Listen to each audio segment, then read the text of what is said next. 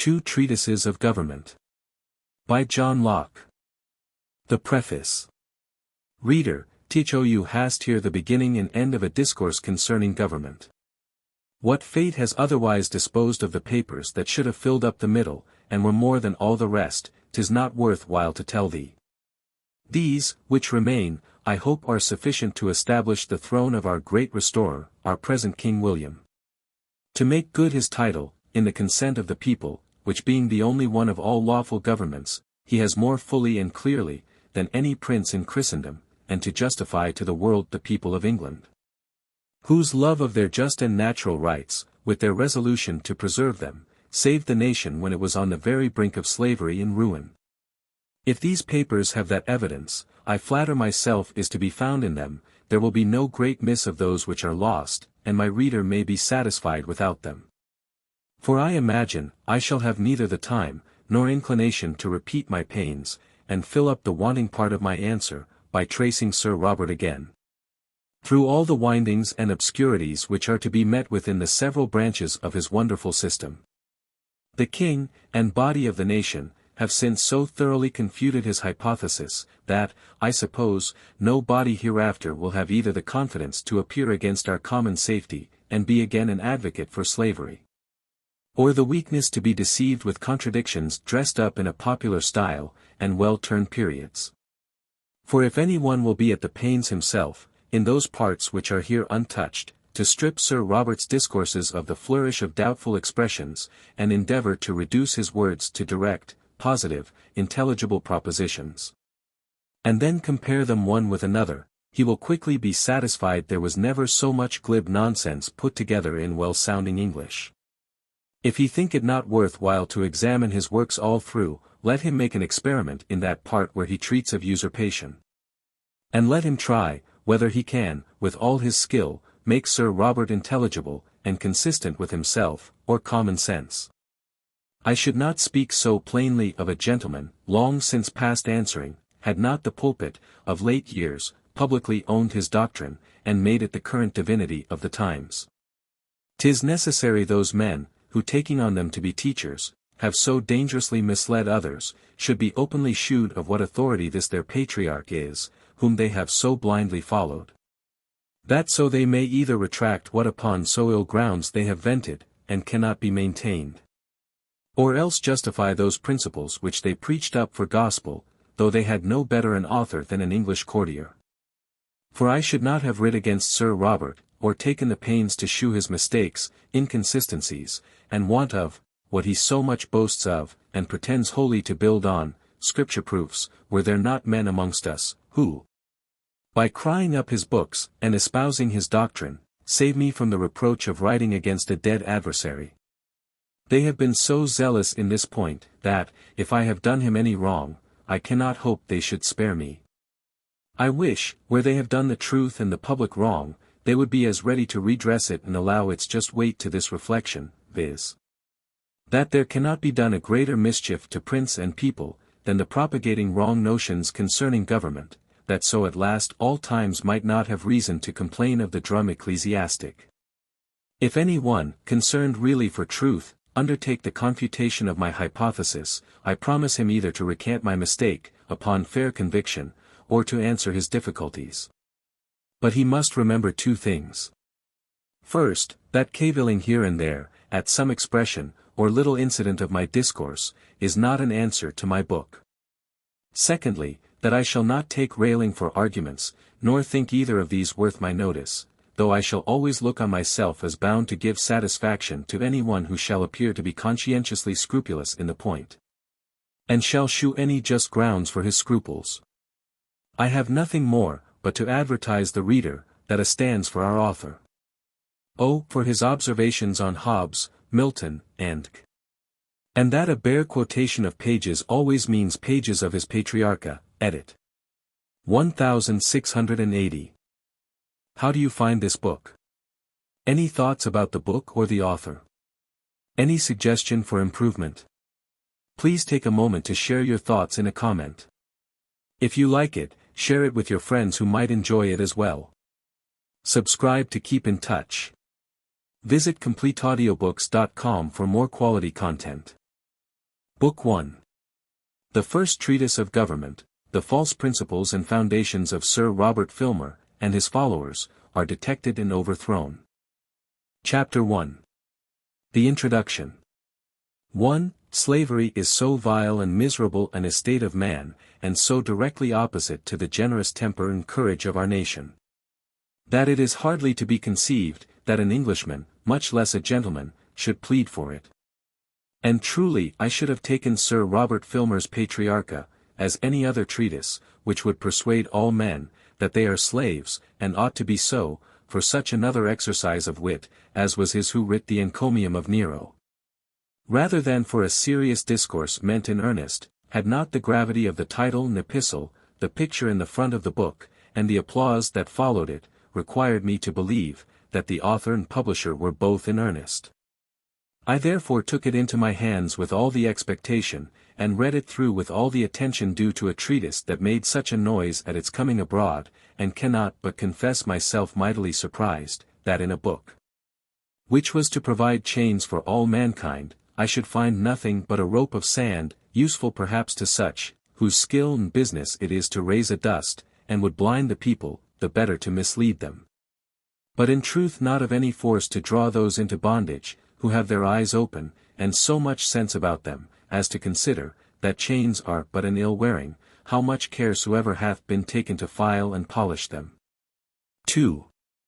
If any one think I take too much liberty in speaking so freely of a man, who is the great champion of absolute power, and the idol of those who worship it, I beseech him to make this small allowance for once, to one, who, even after the reading of Sir Robert's book, cannot but think himself, as the laws allow him, a freeman, and I know no fault it is to do so. Unless any one better skilled in the fate of it, than I, should have it revealed to him, that this treatise, which has lain dormant so long, was, when it appeared in the world, to carry, by strength of its arguments, all liberty out of it. And that from thenceforth our author's short model was to be the pattern in the mount, and the perfect standard of politics for the future. His system lies in a little compass, it is no more but this: that all government is absolute monarchy. And the ground he builds on, is this: that no man is born free.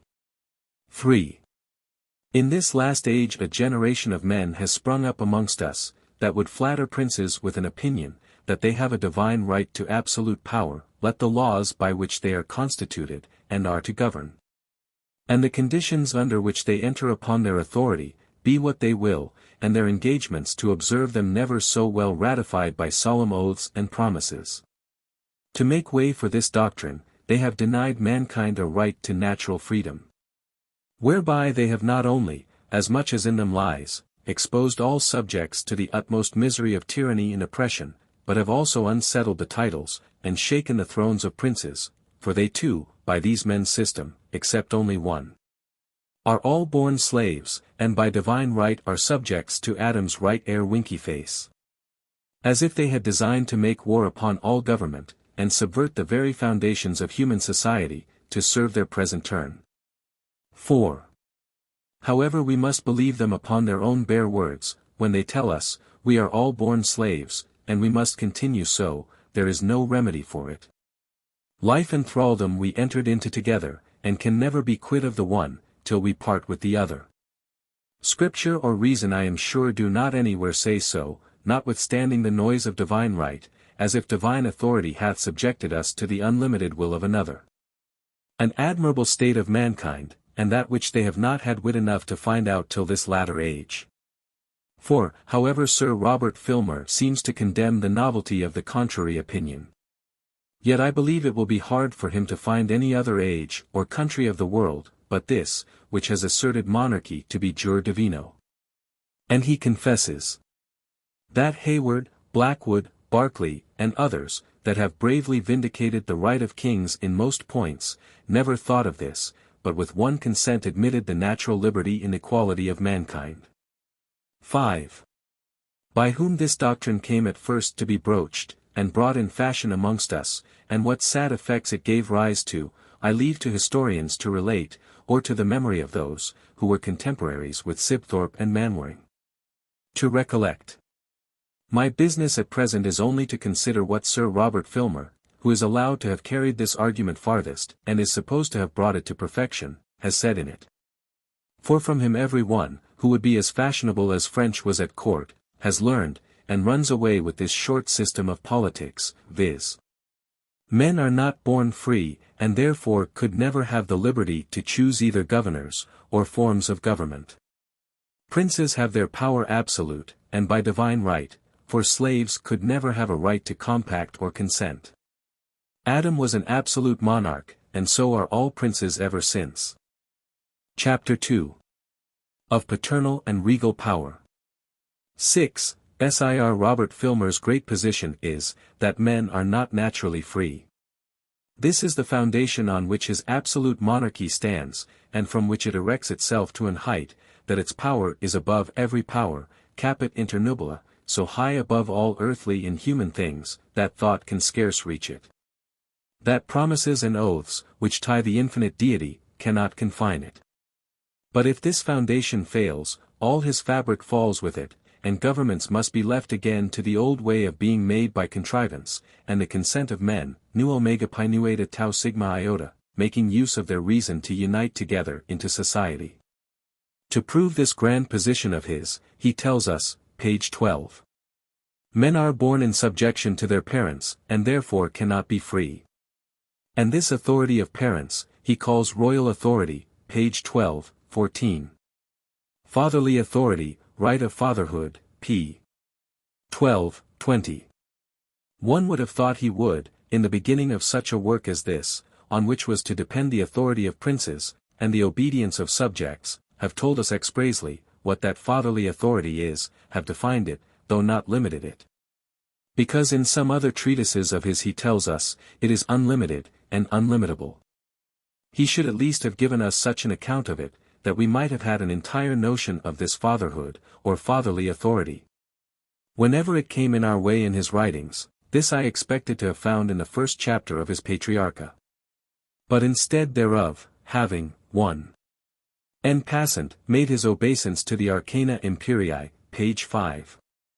2. Made his compliment to the rights and liberties of this, or any other nation, page 6. Which he is going presently to null and destroy, and, 3. Made his leg to those learned men, who did not see so far into the matter as himself, page 7. He comes to fall on Bellarmine, page 8. And, by a victory over him, establishes his fatherly authority beyond any question. Bellarmine being routed by his own confession, page 11. The day is clear got, and there is no more need of any forces, for having done that, I observe not that he states the question, or rallies up any arguments to make good his opinion, but rather tells us the story, as he thinks fit. Of this strange kind of domineering phantom, called the fatherhood, which whoever could catch, presently got empire, and unlimited absolute power. He assures us how this fatherhood began in Adam, continued its course, and kept the world in order all the time of the patriarchs till the flood, got out of the ark with Noah and his sons. Made and supported all the kings of the earth till the captivity of the Israelites in Egypt, and then the poor fatherhood was under hatches, till God, by giving the Israelites kings, re-established the ancient and prime right of the lineal succession in paternal government. This is his business from page 12 to 19. And then obviating an objection, and clearing a difficulty or two with 1/2 reason, page 23. To confirm the natural right of regal power, he ends the first chapter. I hope it is no injury to call in half quotation and half reason, for God says, honor thy father and mother, but our author contents himself with half, leaves out thy mother quite, as little serviceable to his purpose. But of that more in another place. 7. I do not think our author so little skilled in the way of writing discourses of this nature, nor so careless of the point in hand, that he by oversight commits the fault, that he himself, in his Anarchy of a Mixed Monarchy, page 239, objects to Mr. Hunton in these words, where first I charge the author, that he hath not given us any definition, or description of monarchy in general, for by the rules of method he should have first defined. And by the like rule of method Sir Robert should have told us, what his fatherhood or fatherly authority is, before he had told us, in whom it was to be found, and talked so much of it. But perhaps Sir Robert found, that this fatherly authority, this power of fathers, and of kings, for he makes them both the same, page 24. Would make a very odd and frightful figure, and very disagreeing with what either children imagine of their parents, or subjects of their kings, if he should have given us the whole draught together in that gigantic form. He had painted it in his own fancy. And therefore, like a wary physician, when he would have his patient swallow some harsh or corrosive liquor, he mingles it with a large quantity of that which may dilute it, that the scattered parts may go down with less feeling, and cause less aversion. 8. Let us then endeavor to find what account he gives us of this fatherly authority, as it lies scattered in the several parts of his writings. And first, as it was vested in Adam, he says, not only Adam, but the succeeding patriarchs, had, by right of fatherhood, royal authority over their children, page 12. This lordship which Adam by command had over the whole world, and by right descending from him the patriarchs did enjoy, was as large and ample as the absolute dominion of any monarch, which hath been since the creation, page 13. Dominion of life and death, making war, and concluding peace, page 13. Adam and the patriarchs had absolute power of life and death, page 35. Kings, in the right of parents, succeed to the exercise of supreme jurisdiction, page 19. As kingly power is by the law of God, so it hath no inferior law to limit it, Adam was lord of all, page 40. The father of a family governs by no other law, than by his own will, page 78. The superiority of princes is above laws, page 79. The unlimited jurisdiction of kings is so amply described by Samuel, page 80. Kings are above the laws, page 93. And to this purpose see a great deal more which our author delivers in Bodin's words. It is certain, that all laws, privileges, and grants of princes, have no force, but during their life. If they be not ratified by the express consent, or by sufferance of the prince following, especially privileges, observations, page 279. The reason why laws have been also made by kings, was this. When kings were either busied with wars, or distracted with public cares, so that every private man could not have access to their persons, to learn their wills and pleasure, then were laws of necessity invented. That so every particular subject might find his prince's pleasure deciphered unto him in the tables of his laws, p. 92, in a monarchy, the king must by necessity be above the laws, page 100. A perfect kingdom is that, wherein the king rules all things according to his own will, page 100.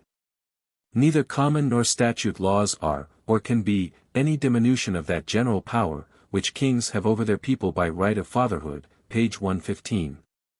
Adam was the father, king, and lord over his family. A son, a subject, and a servant or slave, were one and the same thing at first. The father had power to dispose or sell his children or servants.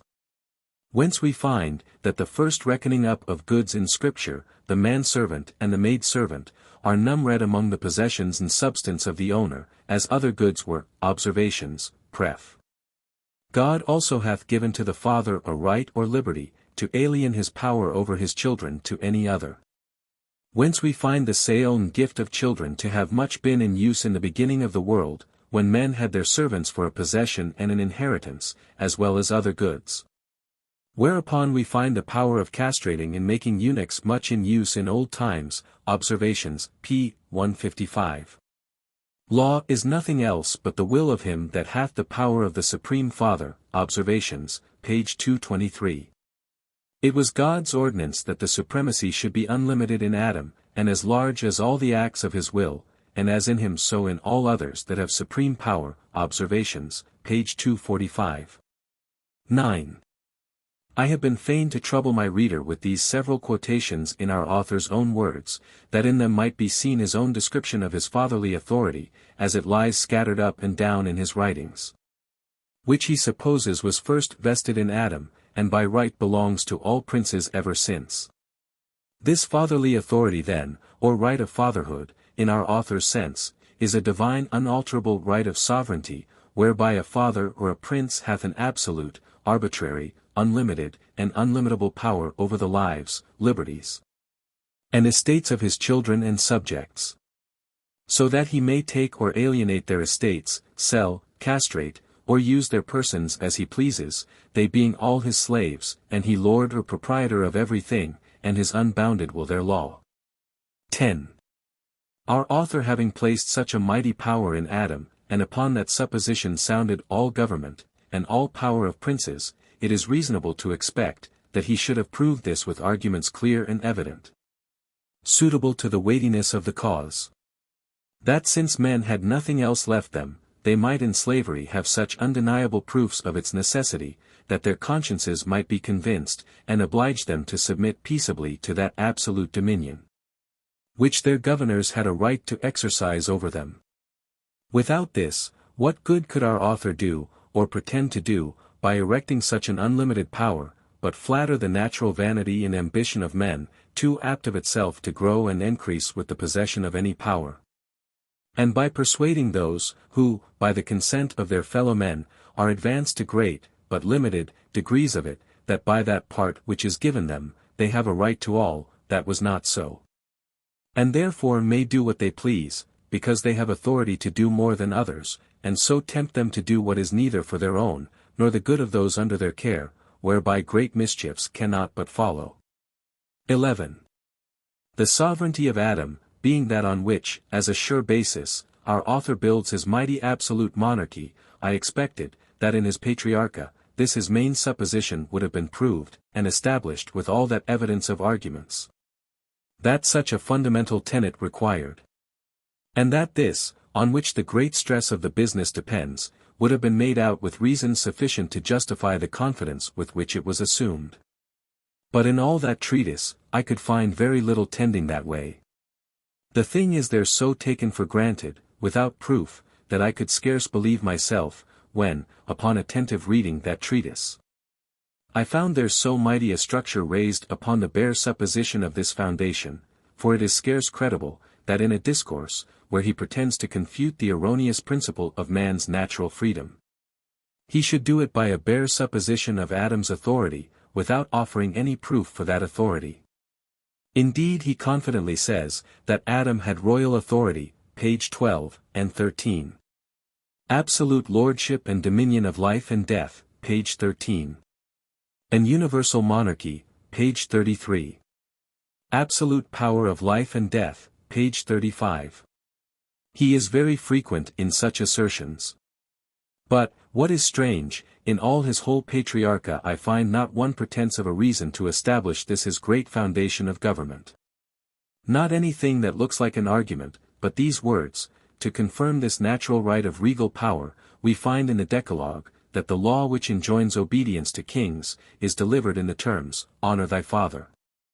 As if all power were originally in the father. And why may I not add as well, that in the Decalogue, the law that enjoins obedience to queens, is delivered in the terms of honor thy mother, as if all power were originally in the mother. The argument, as Sir Robert puts it, will hold as well for one as the other, but of this, more in its due place. 12. All that I take notice of here, is, that this is all our author says in this first, or any of the following chapters, to prove the absolute power of Adam, which is his great principle, and yet, as if he had there settled it upon sure demonstration. He begins his second chapter with these words, by conferring these proofs and reasons, drawn from the authority of the Scripture. Where those proofs and reasons for Adam's sovereignty are, bating that of honor thy father, above mentioned, I confess, I cannot find, unless what he says, page 11. In these words we have an evident confession, viz. of Bellarmine, that creation made man prince of his posterity, must be taken for proofs and reasons drawn from Scripture, or for any sort of proof at all, though from thence by a new way of inference, in the words immediately following. He concludes, the royal authority of Adam sufficiently settled in him. 13. If he has in that chapter, or anywhere in the whole treatise, given any other proofs of Adam's royal authority, other than by often repeating it, which, among some men, goes for argument, I desire any body for him to shew me the place and page. That I may be convinced of my mistake, and acknowledge my oversight. If no such arguments are to be found, I beseech those men, who have so much cried up this book, to consider, whether they do not give the world cause to suspect, that it is not the force of reason and argument, that makes them for absolute monarchy, but some other by interest, and therefore are resolved to applaud any author, that writes in favor of this doctrine, whether he support it with reason or no. But I hope they do not expect, that rational and indifferent men should be brought over to their opinion, because this their great doctor of it, in a discourse made on purpose, to set up the absolute monarchical power of Adam, in opposition to the natural freedom of mankind, has said so little to prove it, from whence it is rather naturally to be concluded, that there is little to be said. 14. But that I might omit no care to inform myself in our author's full sense, I consulted his observations on Aristotle, Hobbes, and to see whether in disputing with others he made use of any arguments for this his darling tenet of Adam's sovereignty, since in his treatise of the natural power of kings, he hath been so sparing of them. In his observations on Mr.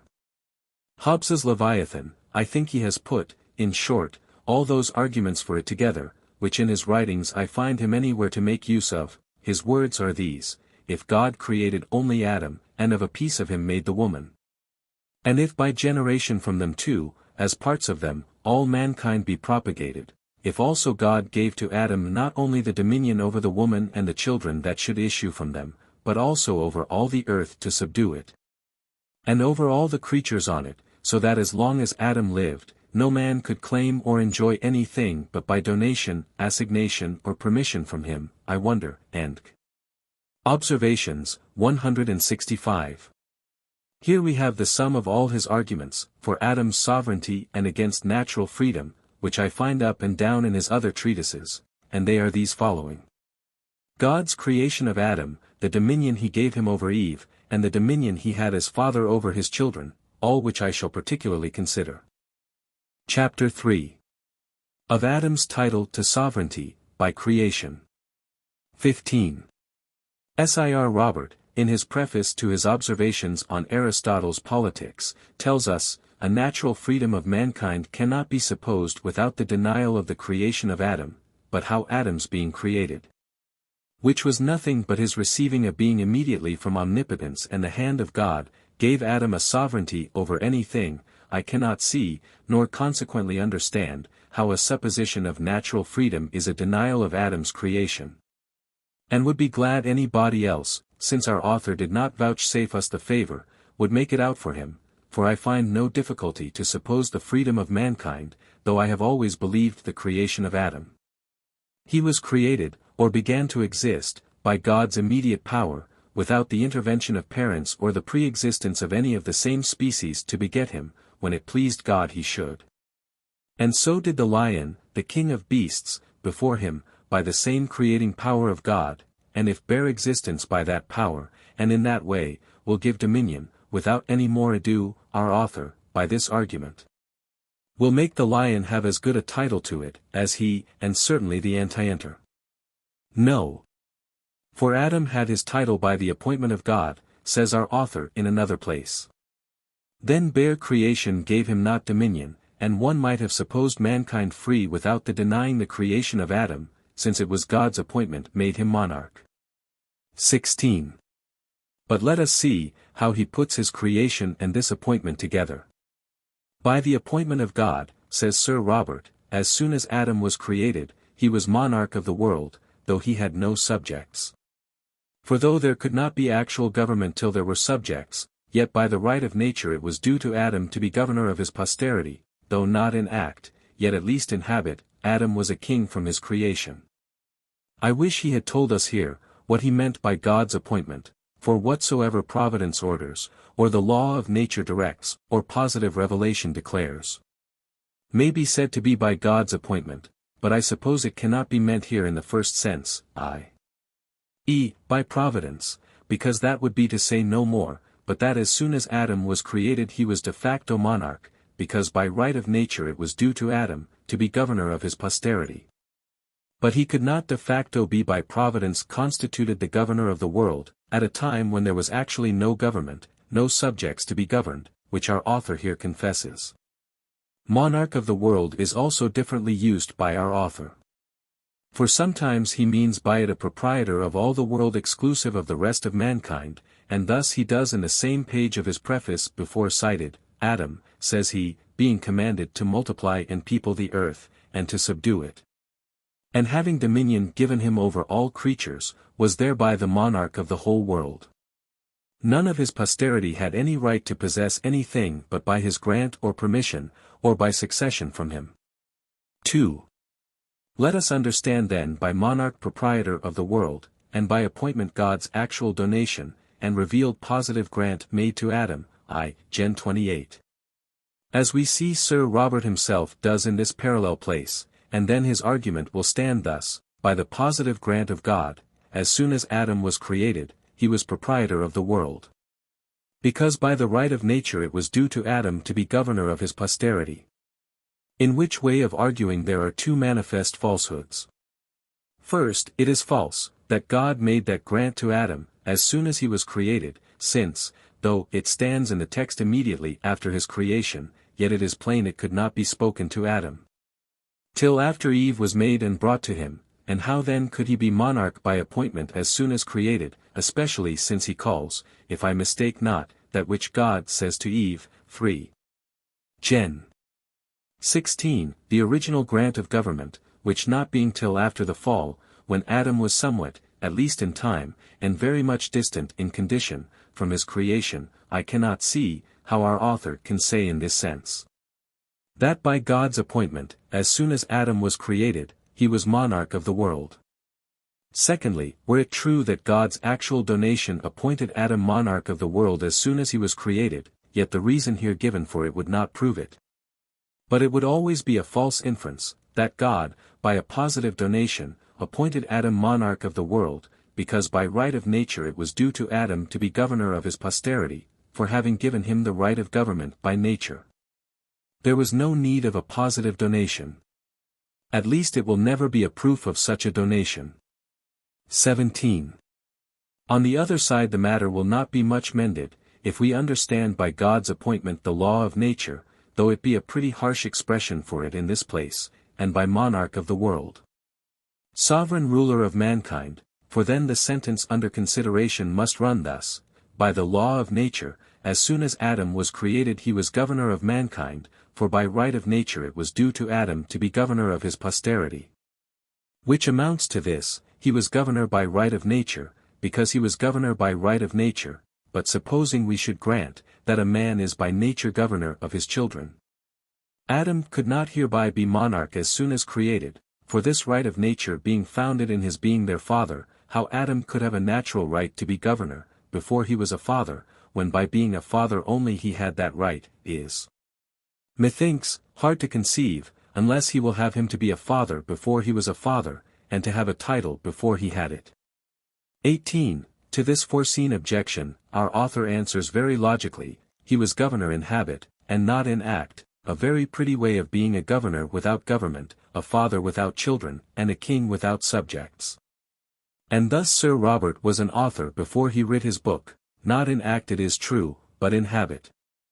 For when he had once published it, it was due to him by the right of nature, to be an author, as much as it was to Adam to be governor of his children, when he had begot them, and if to be such a monarch of the world, an absolute monarch in habit, but not in act, will serve the turn. I should not much envy it to any of Sir Robert's friends, that he thought fit graciously to bestow it upon, though even this of act and habit, if it signified anything but our author's skill in distinctions, be not to his purpose in this place.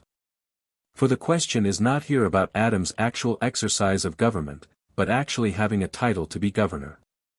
Government, says our author, was due to Adam by the right of nature. What is this right of nature? A right fathers have over their children by begetting them, generation jus acquiritur parentibus in liberos, says our author out of Grotius, Observations, 2:23. The right then follows the begetting as arising from it. So that, according to this way of reasoning or distinguishing of our author, Adam, as soon as he was created, had a title only in habit, and not in act, which in plain English is, he had actually no title at all. 19. To speak less learnedly, and more intelligibly, one may say of Adam, he was in a possibility of being governor, since it was possible he might beget children, and thereby acquire that right of nature, be it what it will, to govern them. That accrues from thence, but what connection has this with Adam's creation, to make him say, that as soon as he was created, he was monarch of the world?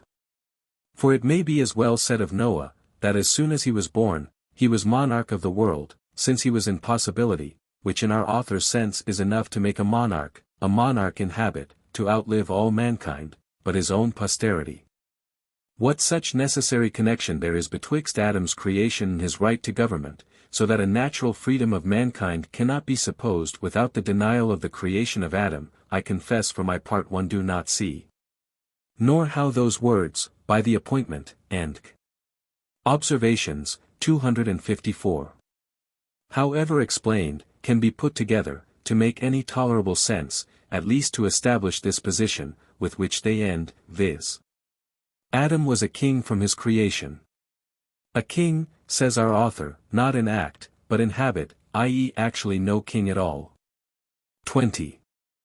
I fear I have tired my reader's patience, by dwelling longer on this passage, than the weightiness of any argument in it seems to require, but I have unavoidably been engaged in it by our author's way of writing, who, huddling several suppositions together, and that in doubtful and general terms, makes such a medley and confusion, that it is impossible to shew his mistakes, without examining the several senses wherein his words may be taken, and without seeing how, in any of these various meanings, they will consist together, and have any truth in them. For in this present passage before us, how can any one argue against this position of his, that Adam was a king from his creation, unless one examine whether the words, from his creation, be to be taken, as they may, for the time of the commencement of his government, as the foregoing words import, as soon as he was created he was monarch?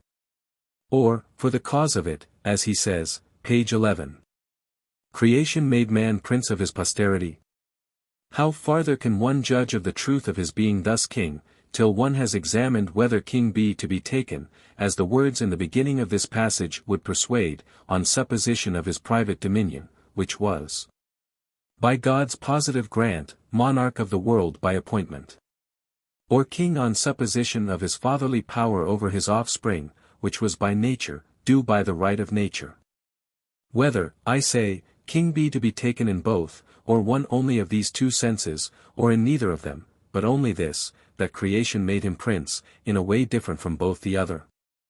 For though this assertion, that Adam was king from his creation, be true in no sense, yet it stands here as an evident conclusion drawn from the preceding words, though in truth it be but a bare assertion joined to other assertions of the same kind, which confidently put together in words of undetermined and dubious meaning, look like a sort of arguing, when there is indeed neither proof nor connection, a way very familiar with our author, of which having given the reader a taste here, I shall, as much as the argument will permit me, avoid touching on hereafter. And should not have done it here, were it not to let the world see, how incoherences in matter, and suppositions without proofs put handsomely together in good words and a plausible style, are apt to pass for strong reason and good sense, till they come to be looked into with attention. Chapter 4. Of Adam's title to sovereignty, by donation. 21. Having at last got through the foregoing passage, where we have been so long detained, not by the force of arguments in opposition, but the intricacy of the words, and the doubtfulness of the meaning, let us go on to his next argument, for Adam's sovereignty. Our author tells us in the words of Mr. Selden, that Adam by donation from God, Gen I, 28. was made the general lord of all things, not without such a private dominion to himself as without his grant did exclude his children. This determination of Mr.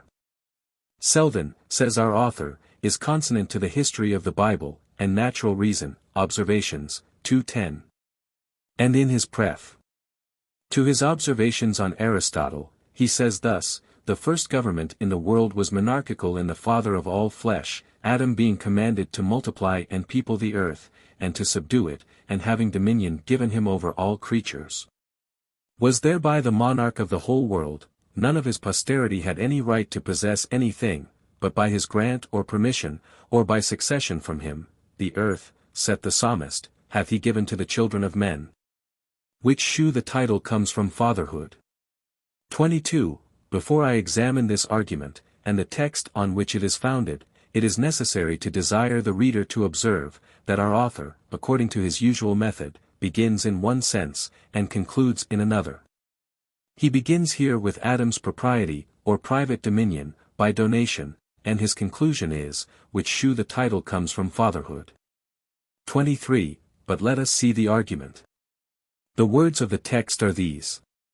And God blessed them, and God said unto them, Be fruitful and multiply, and replenish the earth and subdue it, and have dominion over the fish of the sea, and over the fowl of the air, and over every living thing that moveth upon the earth. Gen. 28. From whence our author concludes, that Adam, having here dominion given him over all creatures, was thereby the monarch of the whole world, whereby must be meant, that either this grant of God gave Adam property, or as our author calls it, private dominion over the earth, and all inferior or irrational creatures, and so consequently that he was thereby monarch. Or to delay, that it gave him rule and dominion over all earthly creatures whatsoever, and thereby over his children, and so he was monarch, for, as Mr.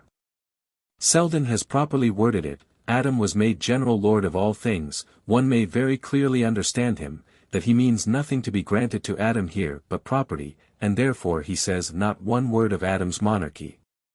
But our author says, Adam was hereby monarch of the world, which, properly speaking, signifies sovereign ruler of all the men in the world, and so Adam, by this grant, must be constituted such a ruler. If our author means otherwise, he might with much clearness have said, that Adam was hereby proprietor of the whole world. But he begs your pardon in that point, clear distinct, speaking not serving everywhere to his purpose, you must not expect it in him, as in Mr. Selden, or other such writers. 24.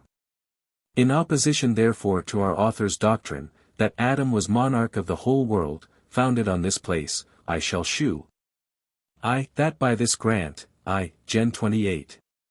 God gave no immediate power to Adam over men, over his children, over those of his own species, and so he was not made ruler, or monarch, by this charter. 2.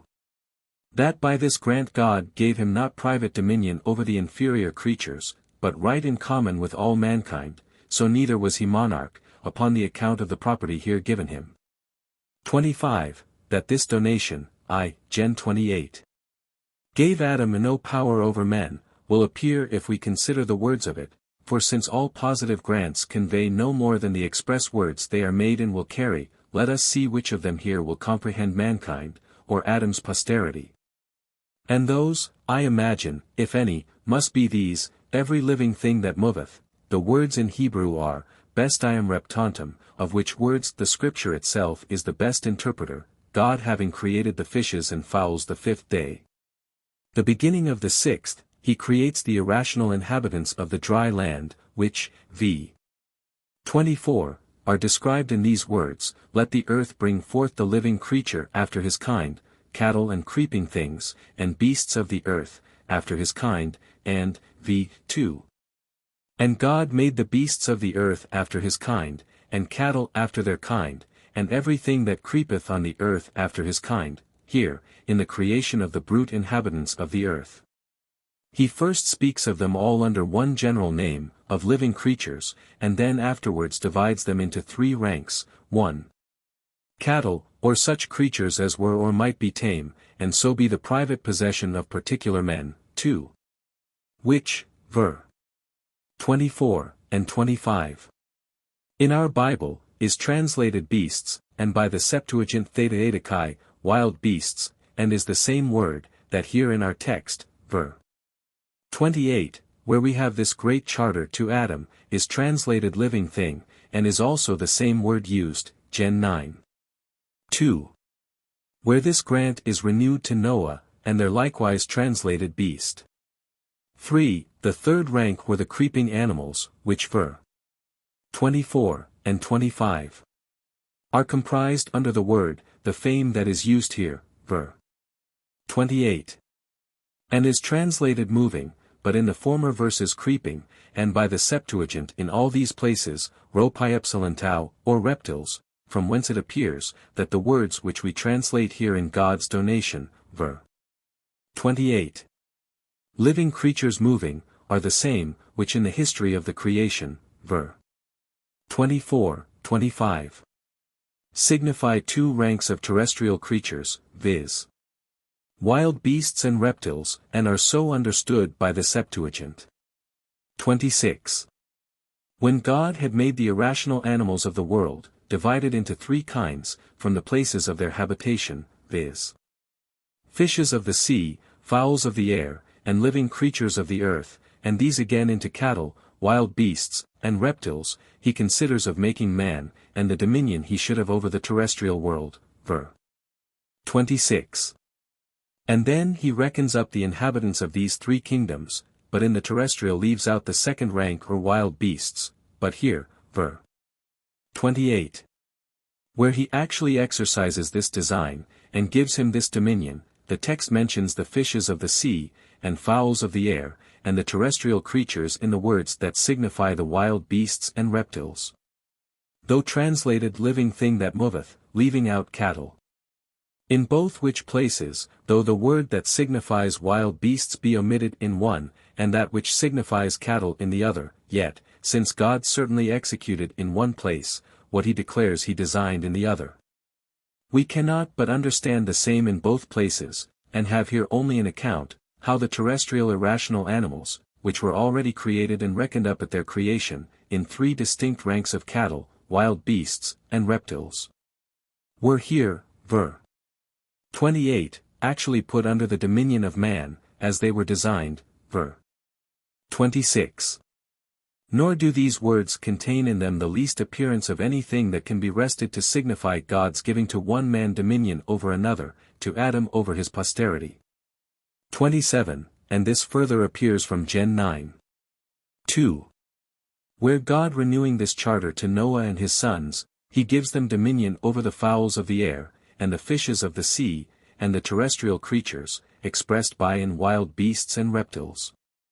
The same words that in the text before us, Gen 28, are translated every moving thing, that moveth on the earth, which by no means can comprehend man, the grant being made to Noah and his sons, all the men then living. And not to one part of men over another, which is yet more evident from the very next words, ver. 3, where God gives every moving thing, the very words used, Chi 28. To them for food. By all which it is plain that God's donation to Adam, Chi 28. And his designation, ver. 26. And his grant again to Noah and his sons, refer to and contain in them neither more nor less than the works of the creation the 5th day, and the beginning of the 6th, as they are set down from the 20th to 26th ver. Inclusively of the 1st, ch. And so comprehend all the species of irrational animals of the terraqueous globe, though all the words, whereby they are expressed in the history of their creation, are nowhere used in any of the following grants, but some of them omitted in one, and some in another. From whence I think it is past all doubt, that man cannot be comprehended in this grant, nor any dominion over those of his own species be conveyed to Adam. All the terrestrial irrational creatures are enumerated at their creation, ver. 25. Under the names beasts of the earth, cattle and creeping things, but man, being not then created, was not contained under any of those names. And therefore, whether we understand the Hebrew words right or no, they cannot be supposed to comprehend man, in the very same history, and the very next verses following, especially since that Hebrew word which, if any in this donation to Adam, ch. 28, must comprehend man, is so plainly used in contradistinction to him, as Gen 6. 20, 7. 14, 21, 23. Gen 8. 17, 19. And if God made all mankind slaves to Adam and his heirs by giving Adam dominion over every living thing that moveth on the earth, ch. 28. As our author would have it, methinks Sir Robert should have carried his monarchical power one step higher, and satisfied the world, that princes might eat their subjects too, since God gave as full power to Noah and his heirs, ch. 9. 2. To eat every living thing that moveth, as he did to Adam to have dominion over them, the Hebrew words in both places being the same. 28. David, who might be supposed to understand the donation of God in this text, and the right of kings too, as well as our author in his comment on this place, as the learned and judicious Ainsworth calls it, in the 8th Psalm, finds here no such charter of monarchical power. His words are, Thou hast made him, i.e., man, the Son of Man, a little lower than the angels, thou madest him to have dominion over the works of thy hands. Thou hast put all things under his feet, all sheep and oxen, and the beasts of the field, and the fowls of the air, and fish of the sea, and whatsoever passeth through the paths of the sea. In which words, if any one can find out, that there is meant any monarchical power of one man over another, but only the dominion of the whole species of mankind over the inferior species of creatures, he may, for aught I know, deserve to be one of Sir Robert's monarchs in habit, for the rareness of the discovery. And by this time, I hope it is evident, that he that gave dominion over every living thing that moveth on the earth, gave Adam no monarchical power over those of his own species, which will yet appear more fully in the next thing I am to shew. 29. Whatever God gave by the words of this grant, Gen 28. It was not to Adam in particular, exclusive of all other men, whatever dominion he had thereby, it was not a private dominion, but a dominion in common with the rest of mankind. That this donation was not made in particular to Adam, appears evidently from the words of the text, it being made to more than one, for it was spoken in the plural number, God blessed them, and said unto them, Have dominion. God says unto Adam and Eve, Have dominion, thereby, says our author, Adam was monarch of the world, but the grant being to them, i.e., spoke to Eve also, as many interpreters think with reason, that these words were not spoken till Adam had his wife, must not she thereby be lady, as well as he lord of the world? If it be said, that Eve was subjected to Adam, it seems she was not so subjected to him, as to hinder her dominion over the creatures, or property in them, for shall we say that God ever made a joint grant to two? And one only was to have the benefit of it? 30. But perhaps it will be said, Eve was not made till afterward. Grant it so, what advantage will our author get by it? The text will be only the more directly against him, and shew that God, in this donation, gave the world to mankind in common, and not to Adam in particular. The word them in the text must include the species of man, for it is certain them can by no means signify Adam alone. In the 26th verse, where God declares his intention to give this dominion, it is plain he meant, that he would make a species of creatures, that should have dominion over the other species of this terrestrial globe. The words are, And God said, Let us make man in our image, after our likeness, and let them have dominion over the fish, and they then were to have dominion. Who?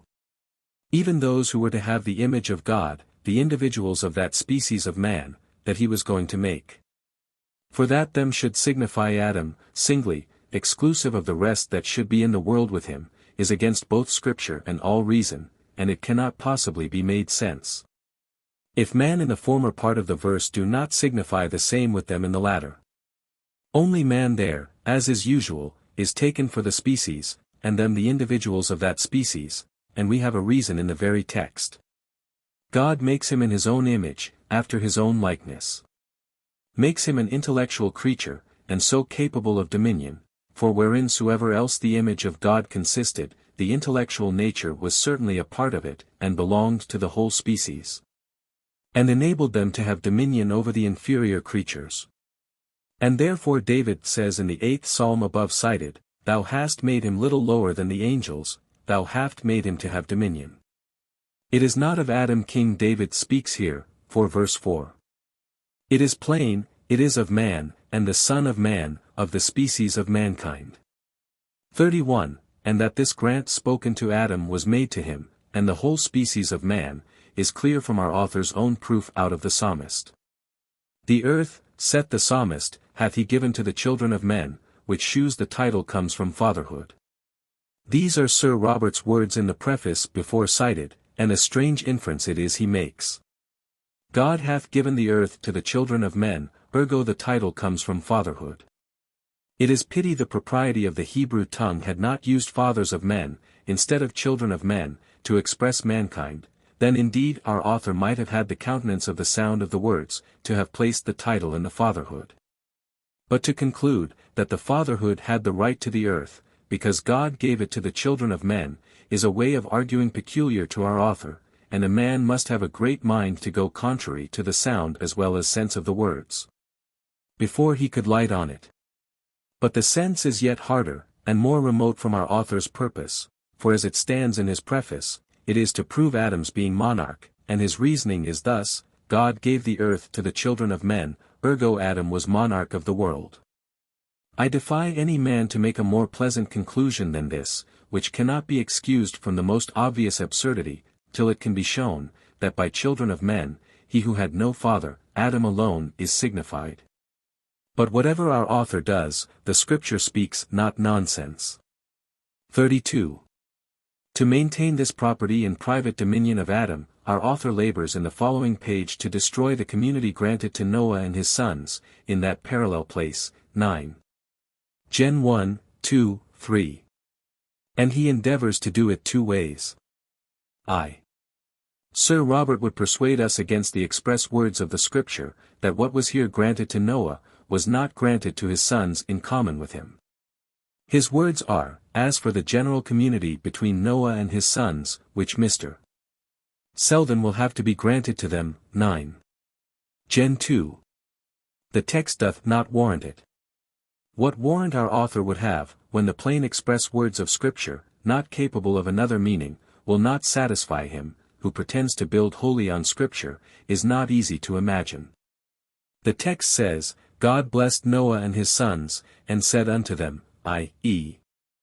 as our author would have it, unto him, for, saith he, although the sons are there mentioned with Noah in the blessing, yet it may best be understood, with a subordination or benediction in succession, Observations, 2:11. That indeed is best, for our author to be understood, which best serves to his purpose. But that truly may best be understood by anybody else, which best agrees with the plain construction of the words, and arises from the obvious meaning of the place. And then with subordination and in succession, will not be best understood, in a grant of God, where he himself put them not, nor mentions any such limitation. But yet, our author has reasons, why it may best be understood so. The blessing, says he in the following words, might truly be fulfilled, if the sons, either under or after their father, enjoyed a private dominion, Observations, 2:11. Which is to say, that a grant, whose express words give a joint title in present, for the text says, into your hands they are delivered, may best be understood with a subordination or in succession. Because it is possible, that in subordination, or in succession, it may be enjoyed. Which is all one as to say, that a grant of any thing in present possession may best be understood of reversion. Because it is possible one may live to enjoy it in reversion. If the grant be indeed to a father and to his sons after him, who is so kind as to let his children enjoy it presently in common with him, one may truly say, as to the event one will be as good as the other. But it can never be true, that what the express words grant in possession, and in common, may best be understood, to be in reversion.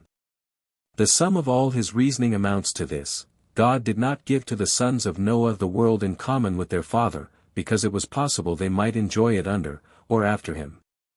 A very good sort of argument against an express text of Scripture, but God must not be believed, though he speaks it himself, when he says he does anything, which will not consist with Sir Robert's hypothesis. 33. For it is plain, however he would exclude them, that part of this benediction, as he would have it in succession, must needs be meant to the sons, and not to Noah himself at all. Be fruitful, and multiply, and replenish the earth, says God. In this blessing, this part of the benediction, as appears by the sequel, concerned not Noah himself at all, for we read not of any children he had after the flood, and in the following chapter, where his posterity is reckoned up, there is no mention of any. And so this benediction in succession was not to take place till 350 years after, and to save our author's imaginary monarchy, the peopling of the world must be deferred 350 years. For this part of the benediction cannot be understood with subordination, unless our author will say, that they must ask leave of their father Noah to lie with their wives. But in this one point our author is constant to himself in all his discourses. He takes great care there should be monarchs in the world, but very little that there should be people. And indeed his way of government is not the way to people the world, for how much absolute monarchy helps to fulfill this great and primary blessing of God Almighty, be fruitful and multiply, and replenish the earth. Which contains in it the improvement too of arts and sciences, and the conveniences of life, may be seen in those large and rich countries which are happy under the Turkish government, where are not now to be found 1/3, nay in many, if not most parts of them 1/30, perhaps I might say not 1/100 of the people, that were formerly, as will easily appear to any one, who will compare the accounts we have of it at this time, with antient history. But this by the by. 34. The other parts of this benediction, or grant, are so expressed, that they must needs be understood to belong equally to them all. As much to Noah's sons as to Noah himself, and not to his sons with a subordination, or in succession. The fear of you, and the dread of you, says God, shall be upon every beast, and will anybody but our author say, that the creatures feared and stood in awe of Noah only, and not of his sons without his leave, or till after his death? And the following words, into your hands they are delivered, are they to be understood as our author says, if your father please, or they shall be delivered into your hands hereafter? If this be to argue from Scripture, I know not what may not be proved by it. And I can scarce see how much this differs from that fiction and fancy, or how much a surer foundation it will prove, than the opinions of philosophers and poets, which our author so much condemns in his preface. 35. But our author goes on to prove, that it may best be understood with a subordination, or a benediction in succession. For, says he, it is not probable that the private dominion which God gave to Adam, and by his donation, assignation, or cession to his children, was abrogated. And a community of all things instituted between Noah and his sons Noah was left the sole heir of the world. Why should it be thought that God would disinherit him of his birthright and make him of all men in the world the only tenant in common with his children? Observations, 2:11. 36. The prejudices of our own ill-grounded opinions, however by us called probable, cannot authorize us to understand Scripture contrary to the direct and plain meaning of the words. I grant it is not probable, that Adam's private dominion was here abrogated, because it is more than improbable, for it will never be proved, that ever Adam had any such private dominion. And since parallel places of Scripture are most probable to make us know how they may be best understood, there needs but the comparing this blessing here to Noah and his sons after the flood, with that to Adam after the creation, Gen 28. To assure any one that God gave Adam no such private dominion. It is probable, I confess, that Noah should have the same title, the same property and dominion after the flood, that Adam had before it, but since private dominion cannot consist with the blessing and grant God gave to him and his sons in common, it is a sufficient reason to conclude, that Adam had none, especially since in the donation made to him, there are no words that express it, or do in the least favor it. And then let my reader judge whether it may best be understood, when in the one place there is not one word for it, not to say what has been above proved, that the text itself proves the contrary. And in the other, the words and sense are directly against it. 37. But our author says, Noah was the sole heir of the world, why should it be thought that God would disinherit him of his birthright? Heir, indeed, in England, signifies the eldest son, who is by the law of England to have all his father's land, but where God ever appointed any such heir of the world, our author would have done well to have shewed us. And how God disinherited him of his birthright, or what harm was done him if God gave his sons a right to make use of a part of the earth for the support of themselves and families, when the whole was not only more than Noah himself, but infinitely more than they all could make use of, and the possessions of one could not at all prejudice, or, as to any use, straighten that of the other. 38. Our author, probably foreseeing he might not be very successful in persuading people out of their senses, and, say what he could, men would be apt to believe the plain words of Scripture, and think, as they saw, that the grant was spoken to Noah and his sons jointly. He endeavors to insinuate, as if this grant to Noah conveyed no property, no dominion, because, subduing the earth and dominion over the creatures are therein omitted, nor the earth once named. And therefore, says he, there is a considerable difference between these two texts. The first blessing gave Adam a dominion over the earth and all creatures. The latter allows Noah liberty to use the living creatures for food. Here is no alteration or diminishing of his title to a property of all things, but an enlargement only of his commons, observations, 2:11. So that in our author's sense, all that was said here to Noah and his sons, gave them no dominion, no property, but only enlarged the commons, their commons, I should say, since God says, to you are they given, though our author says his. For as for Noah's sons, they, it seems, by Sir Robert's appointment, during their father's lifetime, were to keep fasting days. 39. Any one but our author would be mightily suspected to be blinded with prejudice, that in all this blessing to Noah and his sons, could see nothing but only an enlargement of commons, for as to dominion, which our author thinks omitted. The fear of you, and the dread of you, says God, shall be upon every beast, which I suppose expresses the dominion, or superiority was designed man over the living creatures, as fully as may be. For in that fear and dread seems chiefly to consist what was given to Adam over the inferior animals. Who, as absolute a monarch as he was, could not make bold with a lark or rabbit to satisfy his hunger, and had the herbs but in common with the beasts, as is plain from Gen 2, 9, and 30. In the next place it is manifest, that in this blessing to Noah and his sons, property is not only given in clear words, but in a larger extent than it was to Adam. Into your hands they are given, says God to Noah and his sons. Which words, if they give not property, nay, property in possession, it will be hard to find words that can. Since there is not a way to express a man's being possessed of anything more natural, nor more certain, than to say, it is delivered into his hands. And ver. 3. To shew, that they had then given them the utmost property man is capable of, which is to have a right to destroy anything by using it, every moving thing that liveth, saith God, shall be meat for you. Which was not allowed to Adam in his charter. This our author calls, a liberty of using them for food, and only an enlargement of commons, but no alteration of property, observations, 2:11.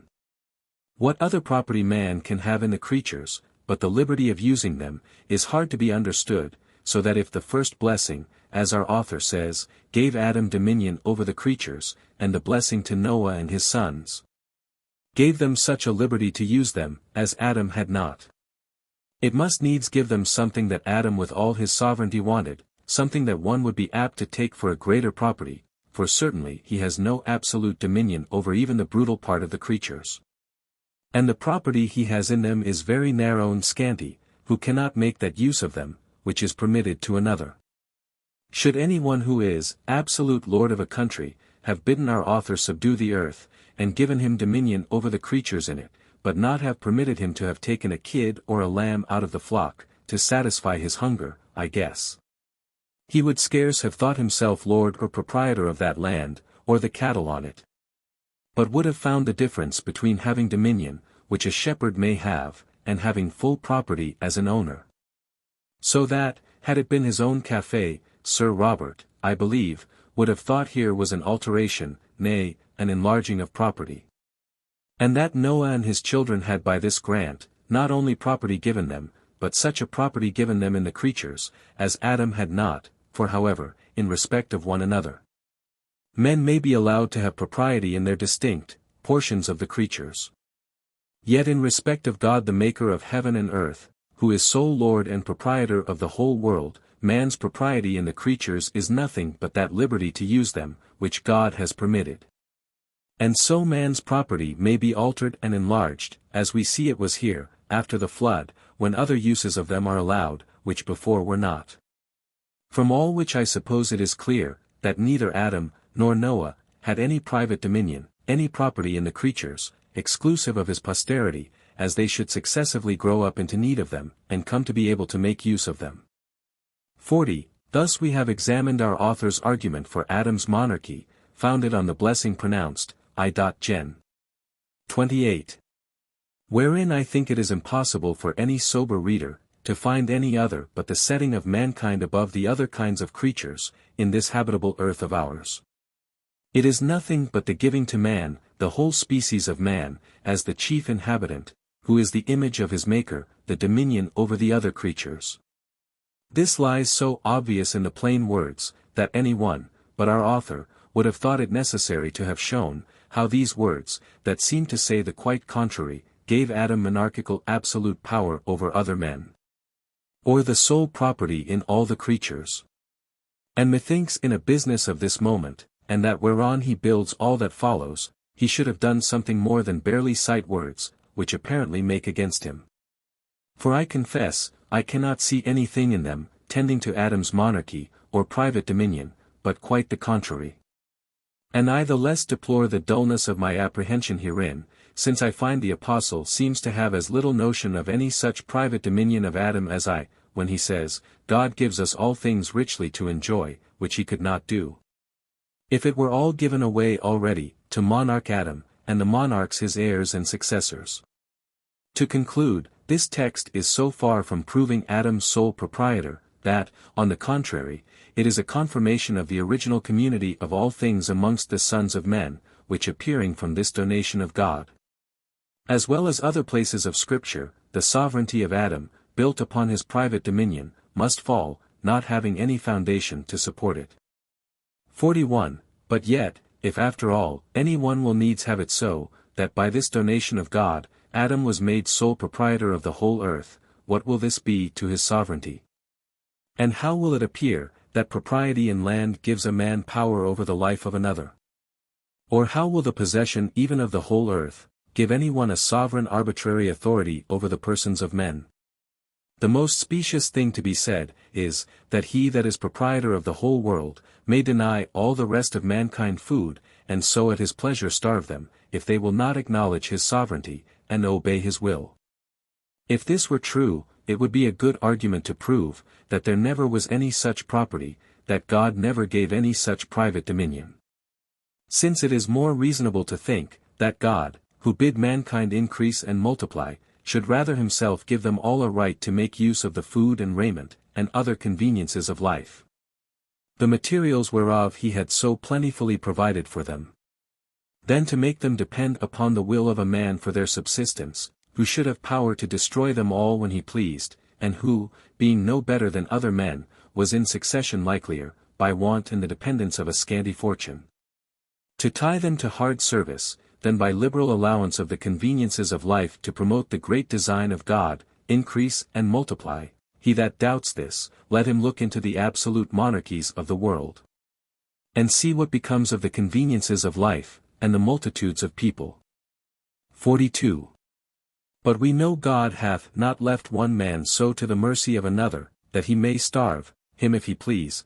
God the Lord and Father of all has given no one of his children such a property in his peculiar portion of the things of this world, but that he has given his needy brother a right to the surplusage of his goods, so that it cannot justly be denied him, when his pressing wants call for it, and therefore no man could ever have a just power over the life of another by right of property in land or possessions. Since it would always be a sin, in any man of estate, to let his brother perish for want of affording him relief out of his plenty. As justice gives every man a title to the product of his honest industry, and the fair acquisitions of his ancestors descended to him, so charity gives every man a title to so much out of another's plenty, as will keep him from extreme want, where he has no means to subsist otherwise, and a man can no more justly make use of another's necessity, to force him to become his vassal. By withholding that relief, God requires him to afford to the wants of his brother, than he that has more strength can seize upon a weaker, master him to his obedience, and with a dagger at his throat offer him death or slavery.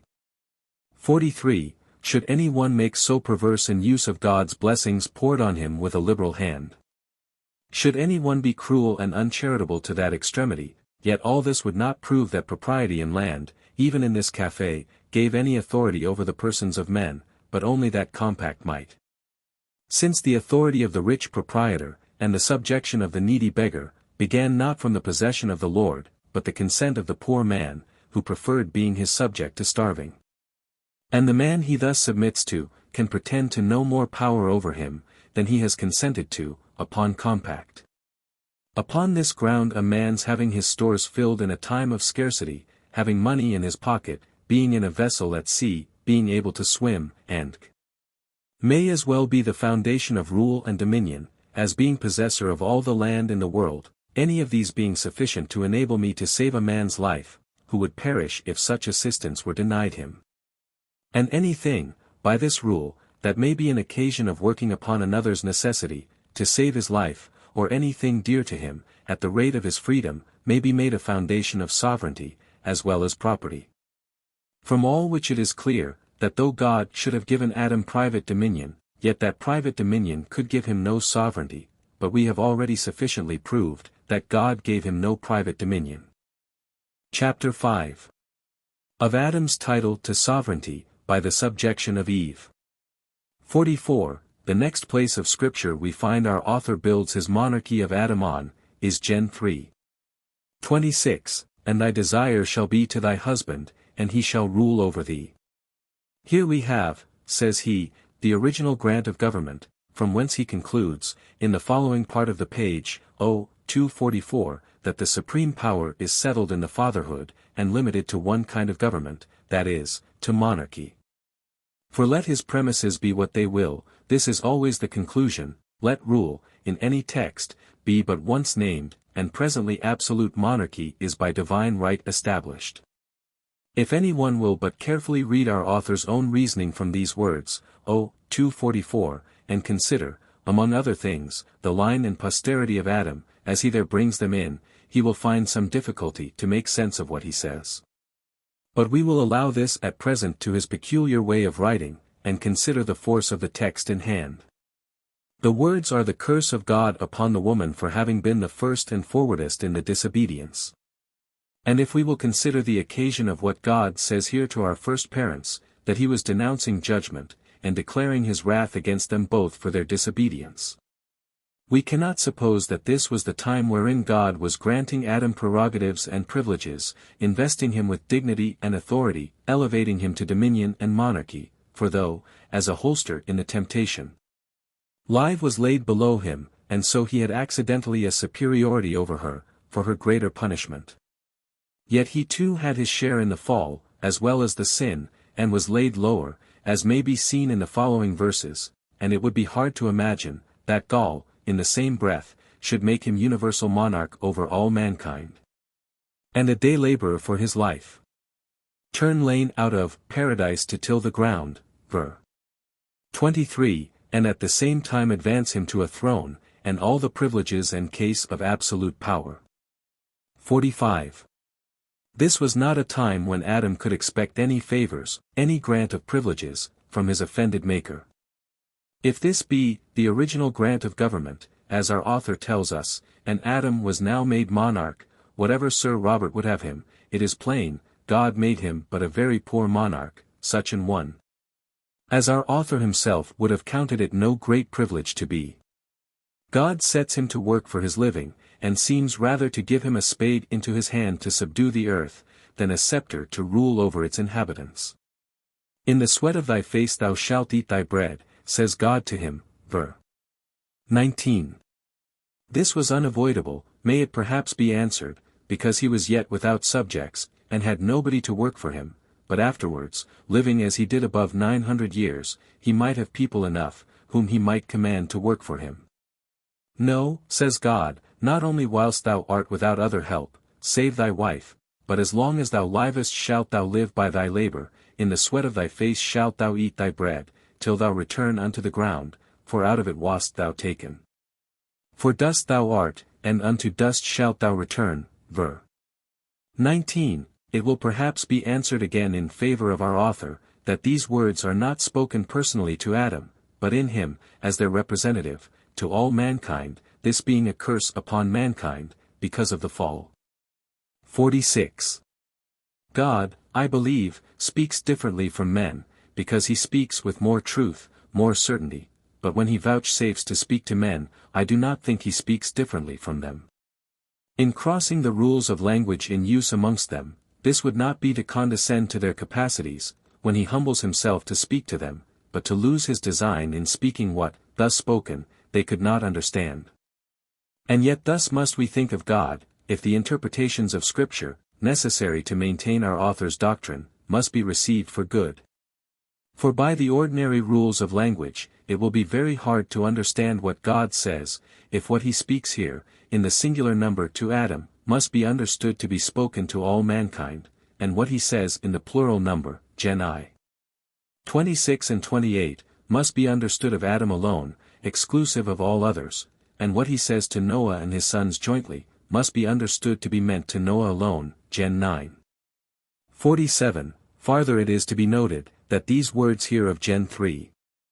16, which our author calls, the original grant of government, were not spoken to Adam, neither indeed was there any grant in them made to Adam, but a punishment laid upon Eve, and if we will take them as they were directed in particular to her, or in her, as their representative, to all other women, they will at most concern the female sex only, and import no more.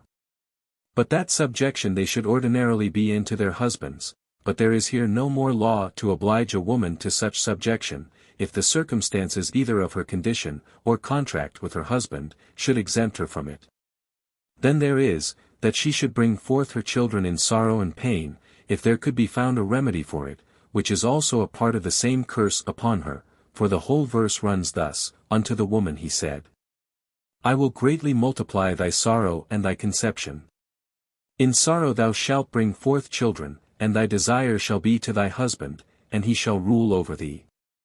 It would, I think, have been a hard matter for any body, but our author, to have found out a grant of monarchical government to Adam, in these words, which were neither spoken to, nor of him, neither will any, 247, 1, I suppose, by these words. Think the weaker sex, as by law, so subjected to the curse contained in them, that it is their duty not to endeavor to avoid it. And will any one say, that Eve, or any other woman, sinned, if she were brought to bed without those multiplied pains God threatens her herewith? Or that either of our queens, Mary or Elizabeth, had they married any of their subjects, had been by this text put into a political subjection to him? Or that he should thereby have had monarchical rule over her? God, in this text, gives not, that I see, any authority to Adam over Eve, or to men over their wives, but only foretells what should be the woman's lot. How by his providence he would order it so, that she should be subject to her husband, as we see that generally the laws of mankind and customs of nations have ordered it so, and there is, I grant, a foundation in nature for it. 48. Thus when God says of Jacob and Esau, that the elder should serve the younger, gen 25. 23, nobody supposes that God hereby made Jacob Esau's sovereign, but foretold what should de facto come to pass. But if these words here spoken to Eve must needs be understood as a law to bind her and all other women to subjection, it can be no other subjection than what every wife owes her husband. And then if this be the original grant of government and the foundation of monarchical power, there will be as many monarchs as there are husbands. If therefore these words give any power to Adam, it can be only a conjugal power, not political. The power that every husband hath to order the things of private concernment in his family, as proprietor of the goods and land there, and to have his will take place before that of his wife in all things of their common concernment.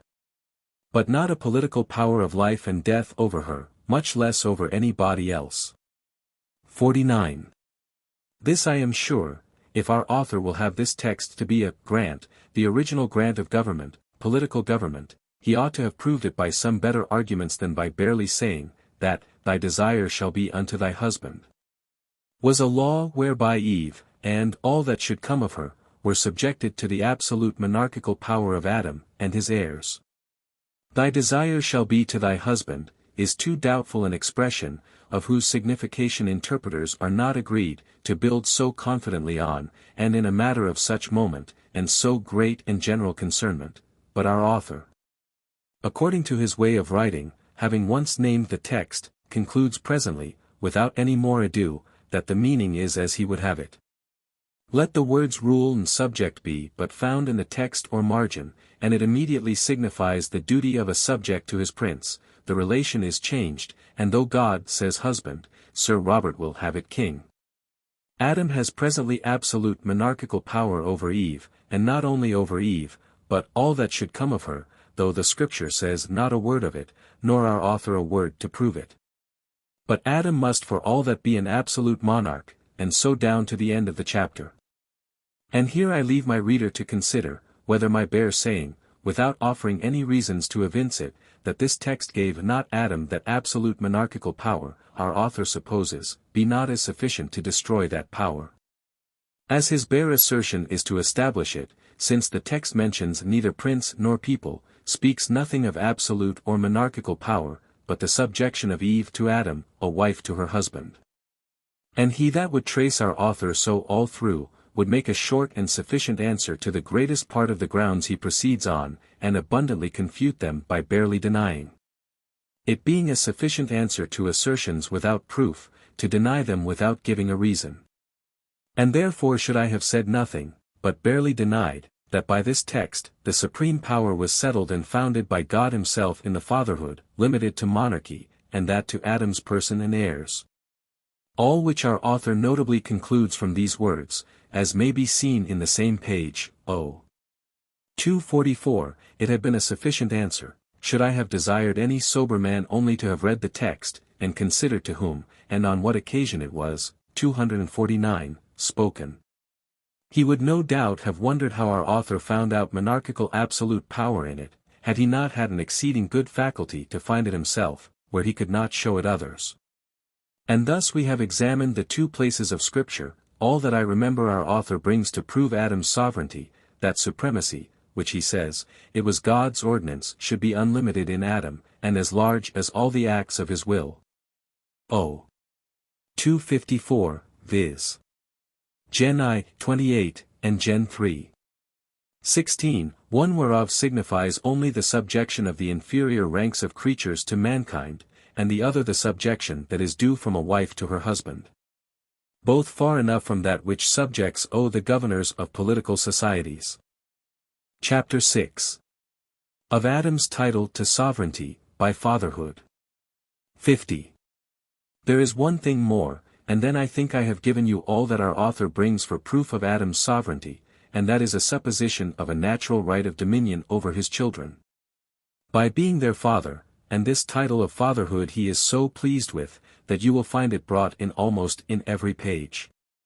Particularly he says, not only Adam, but the succeeding patriarchs had by right of fatherhood, royal authority over their children, page 12.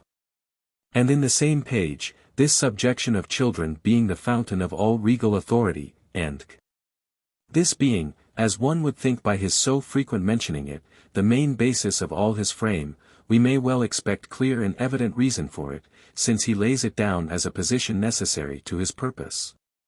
That every man that is born is so far from being free, that by his very birth he becomes a subject of him that begets him, o. 156, so that Adam being the only man created, 250, and all ever since being begotten, nobody has been born free. If we ask how Adam comes by this power over his children, he tells us here it is by begetting them, and so again, o. 223. This natural dominion of Adam, says he, may be proved out of Grotius himself, who teacheth, that generation jus acquiritur parentibus in liberos. And indeed the act of begetting being that which makes a man a father, his right of a father over his children can naturally arise from nothing else. 51. Grotius tells us not here how far this, jus in liberos, this power of parents over their children extends. But our author, always very clear in the point, assures us it is supreme power, and like that of absolute monarchs over their slaves, absolute power of life and death. He that should demand of him, how, or for what reason it is, that begetting a child gives the father such an absolute power over him, will find him answer nothing. We are to take his word for this, as well as several other things. And by that the laws of nature and the constitutions of government must stand or fall. Had he been an absolute monarch, this way of talking might have suited well enough, pro ration voluntas, might have been a force in his mouth. But in the way of proof or argument is very unbecoming, and will little advantage his plea for absolute monarchy. Sir Robert has too much lessened a subject's authority to leave himself the hopes of establishing anything by his bare saying it. One slave's opinion without proof, is not of weight enough to dispose of the liberty and fortunes of all mankind. If all men are not, as I think they are, naturally equal, I am sure all slaves are. And then I may without presumption oppose my single opinion to his, and be confident that my saying, that begetting of children makes them not slaves to their fathers, as certainly sets all mankind free. As his affirming the contrary makes them all slaves. But that this position, which is the foundation of all their doctrine, who would have monarchy to be jure divino, may have all fair play, let us hear what reasons others give for it, since our author offers none. 52. The argument, I have heard others make use of, to prove that fathers by begetting them, come by an absolute power over their children, is this. That fathers have a power over the lives of their children, because they give them life and being, which is the only proof it is capable of, since there can be no reason why naturally one man should have any claim or pretense of right over that in another, which was never his, which he bestowed not, but was received from the bounty of another. 1. I answer, that every one who gives another anything, has not always thereby a right to take it away again. But, 2. They who say the father gives life to children, are so dazzled with the thoughts of monarchy, that they do not, as they ought, remember God, who is the author and giver of life. It is in him alone we live, move, and have our being. How can he be thought to give life to another, that knows not wherein his own life consists? Philosophers are at a loss about it after their most diligent inquiries. And anatomists, after their whole lives and studies spent in dissections, and diligent examining the bodies of men, confess their ignorance in the structure and use of many parts of man's body. And in that operation wherein life consists in the whole. And doth the rude ploughman, or the more ignorant voluptuary, frame or fashion such an admirable engine as this is, and then put life and sense into it? Can any man say, he formed the parts that are necessary to the life of his child? Or can he suppose himself to give the life, and yet not know what subject is fit to receive it, nor what actions or organs are necessary for its reception or preservation? 53. To give life to that which has yet no being, is to frame and make a living creature, fashion the parts, and mold and suit them to their uses, and having proportioned and fitted them together, to put into them a living soul. He that could do this, might indeed have some pretence to destroy his own workmanship. But is there any one so bold, that dares thus far arrogate to himself the incomprehensible works of the Almighty? Who alone did at first, and continues still to, 252, make a living soul, he alone can breathe in the breath of life. If any one thinks himself an artist at this, let him number up the parts of his child's body which he hath made, tell me their uses and operations, and when the living and rational soul began to inhabit this curious structure, when sense began. And how this engine, which he has framed, thinks and reasons. If he made it, let him, when it is out of order, mend it, at least tell wherein the defects lie. Shall he that made the eye not see, says the psalmist, Psalm 94. 9. See these men's vanities. The structure of that one part is sufficient to convince us of an all-wise contriver, and he has so visible a claim to us as his workmanship, that one of the ordinary appellations of God in Scripture is, God our Maker, and, the Lord our Maker. And therefore though our author, for the magnifying his fatherhood, be pleased to say, O, 159. That even the power which God himself exerciseth over mankind is by right of fatherhood, yet this fatherhood is such an one as utterly excludes all pretence of title in earthly parents. For he is king, because he is indeed maker of us all, which no parents can pretend to be of their children. 54. But had men skill and power to make their children, it is not so slight a piece of workmanship, that it can be imagined they could make them without designing it. What father of 1,000, when he begets a child, thinks farther than the satisfying his present appetite? God in his infinite wisdom has put strong desires of copulation into the constitution of men, thereby to continue the race of mankind, which he doth most commonly without the intention, and often against the consent and will of the begetter. And indeed those who desire and design children, are but the occasions of their being, and, when they design and wish to beget them, do little more towards their making, than Deucalion and his wife in the fable did towards the making of mankind. By throwing pebbles over their heads. 55. But grant that the parents made their children, gave them life and being, and that hence there followed an absolute power. This would give the father but a joint dominion with the mother over them, for nobody can deny but that the woman hath an equal share, if not the greater. As nourishing the child a long time in her own body out of her own substance, there it is fashioned. And from her it receives the materials and principles of its constitution, and it is so hard to imagine the rational soul should presently inhabit the yet unformed embryo, as soon as the father has done his part in the act of generation. That if it must be supposed to derive anything from the parents, it must certainly owe most to the mother. But be that as it will, the mother cannot be denied an equal share in begetting of the child, and so the absolute authority of the father will not arise from hence. Our author indeed is of another mind. For he says, we know that God at the creation gave the sovereignty to the man over the woman, as being the nobler and principal agent in generation, O. 172. I remember not this in my Bible.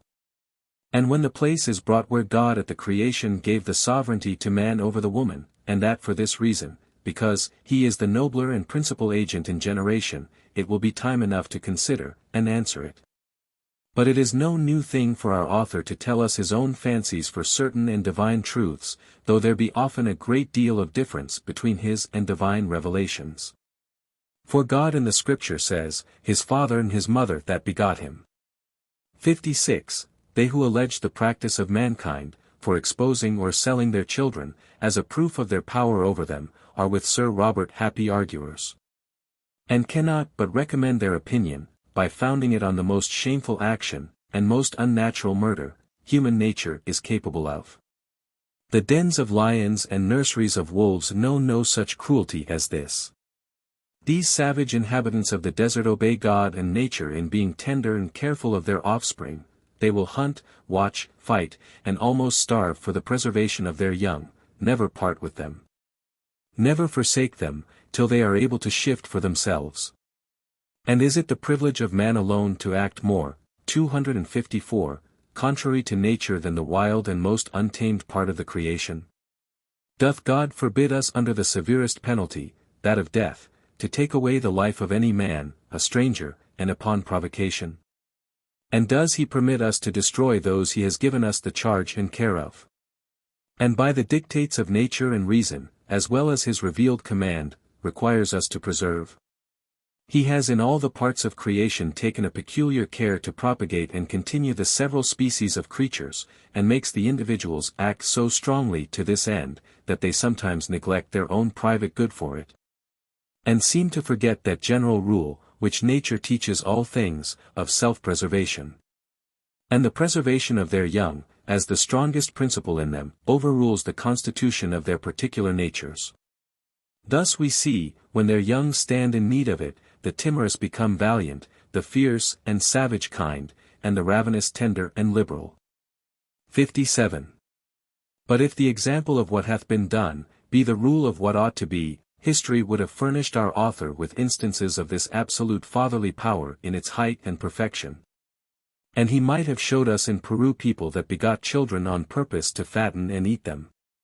This story is so remarkable, that I cannot but set it down in the author's words. In some provinces, says he, they were so liquorish after man's flesh, that they would not have the patience to stay till the breath was out of the body, but would suck the blood as it ran from the wounds of the dying man.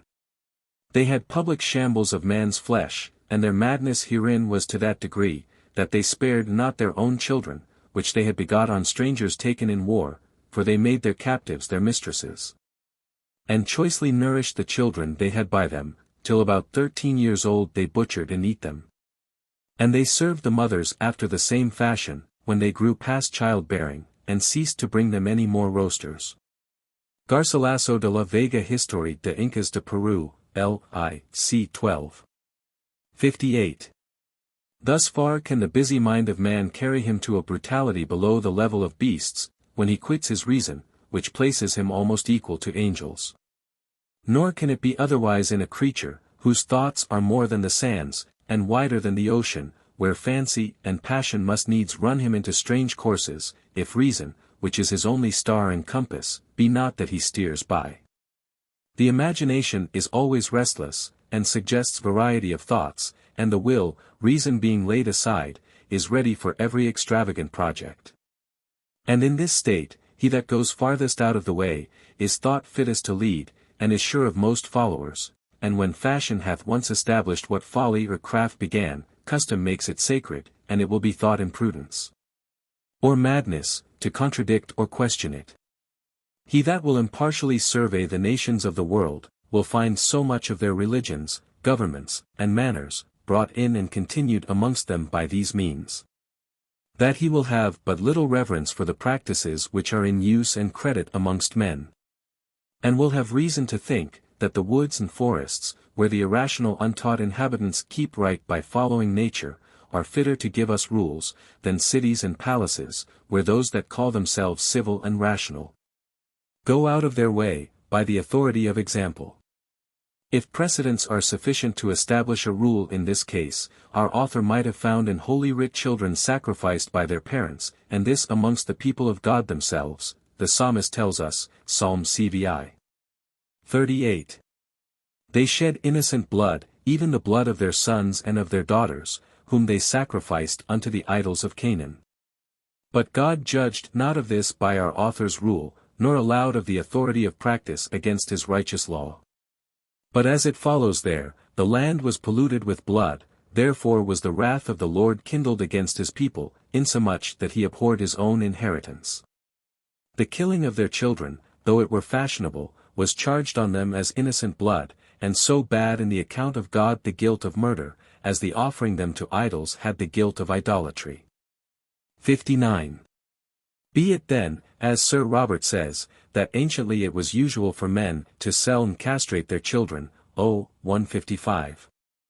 Let it be, that they expose them, add to it, if you please, for this is still greater power, that they begot them for their tables, to fat and eat them. If this proves a right to do so, we may, by the same argument, justify adultery, incest, and sodomy, for there are examples of these too, both ancient and modern. Sins, which I suppose have their principal aggravation from this, that they cross the main intention of nature, which willeth the increase of mankind, and the continuation of the species in the highest perfection, and the distinction of families, with the security of the marriage bed, as necessary thereunto. 60. In confirmation of this natural authority of the Father, our author brings a lame proof from the positive command of God in Scripture. His words are, to confirm the natural right of regal power, we find in the Decalogue, that the law which enjoins obedience to kings, is delivered in the terms, honor thy father, p. 23, whereas many confess, that government only in the abstract, is the ordinance of God, they are not able to prove any such ordinance in the Scripture, but only in the fatherly power. And therefore we find the commandment, that enjoins obedience to superiors, given in the terms, honor thy father. So that not only the power and right of government, but the form of the power governing, and the person having the power, are all the ordinances of God. The first father had not only simply power, but power monarchical, as he was father immediately from God, O. 254. To the same purpose, the same law is cited by our author in several other places, and just after the same fashion. That is, and mother, as apocryphal words, are always left out. A great argument of our author's ingenuity, and the goodness of his cause, which required in its defender zeal to a degree of warmth able to warp the sacred rule of the Word of God, to make it comply with his present occasion. A way of proceeding not unusual to those who embrace not truths because reason and revelation offer them, but espouse tenets and parties for ends different from truth, and then resolve at any rate to defend them. And so do with the words and sense of authors, they would fit to their purpose, just as Procrustes did with his guests, lop or stretch them, as may best fit them to the size of their notions, and they always prove like those so served, deformed, lame, and useless. 61. For had our author set down this command without garbling, as God gave it, and joined mother to father, every reader would have seen, that it had made directly against him. And that it was so far from establishing the monarchical power of the father, that it set up the mother equal with him, and enjoined nothing but was due in common to both father and mother, for that is the constant tenor of the Scripture. Honor thy father and thy mother, Exodus. XX, he that smitteth his father or mother, shall surely be put to death. 21. 15, he that curseth his father or mother, shall surely be put to death. Ver. 17, repeated Leviticus XX. 9, and by our Saviour, Matt. 15. 4. Ye shall fear every man his mother and his father, Leviticus 19. 3. If any man have a rebellious son, which will not obey the voice of his father or the voice of his mother, then shall his father and his mother lay hold on him, and say, This our son is stubborn and rebellious, he will not obey our voice. Deuteronomy 21. 18, 19, 20, 21. Cursed be he that setteth light by his father or his mother. 27. 16. My son, hear the instructions of thy father, and forsake not the law of thy mother, are the words of Solomon, a king who was not ignorant of what belonged to him as a father or a king. And yet he joins father and mother together, in all the instructions he gives children quite through his book of Proverbs. Woe unto him, that saith unto his father, What begettest thou, or to the woman, What hast thou brought forth? Isa, XLV. 10. In thee have they set light by father and mother. Ezek 22. 7. And it shall come to pass, that when any shall yet prophesy, then his father and his mother that begot him, shall say unto him, Thou shalt not live, and his father and his mother that begot him, shall thrust him through when he prophesieth. Zech. 13, 3. Here not the father only, but the father and mother jointly, had power in this case of life and death. Thus ran the law of the Old Testament, and in the New they are likewise joined, in the obedience of their children. F6. 1. The rule is, Children, obey your parents, and I do not remember that I anywhere read, Children, obey your father, and no more. The Scripture joins mother too in that homage, which is due from children. And had there been any text, where the honor or obedience of children had been directed to the father alone, it is not likely that our author, who pretends to build all upon Scripture, would have omitted it. Nay, the Scripture makes the authority of father and mother, in respect of those they have begot, so equal, that in some places it neglects even the priority of order which is thought due to the father. And the mother is put first, as Lev. 19, 3. From which so constantly joining father and mother together, as is found quite through Scripture, we may conclude that the honor they have a title to from their children, is one common right belonging so equally to them both, that neither can claim it wholly, neither can be excluded. 62. One would wonder then how our author infers from the fifth commandment, that all power was originally in the father.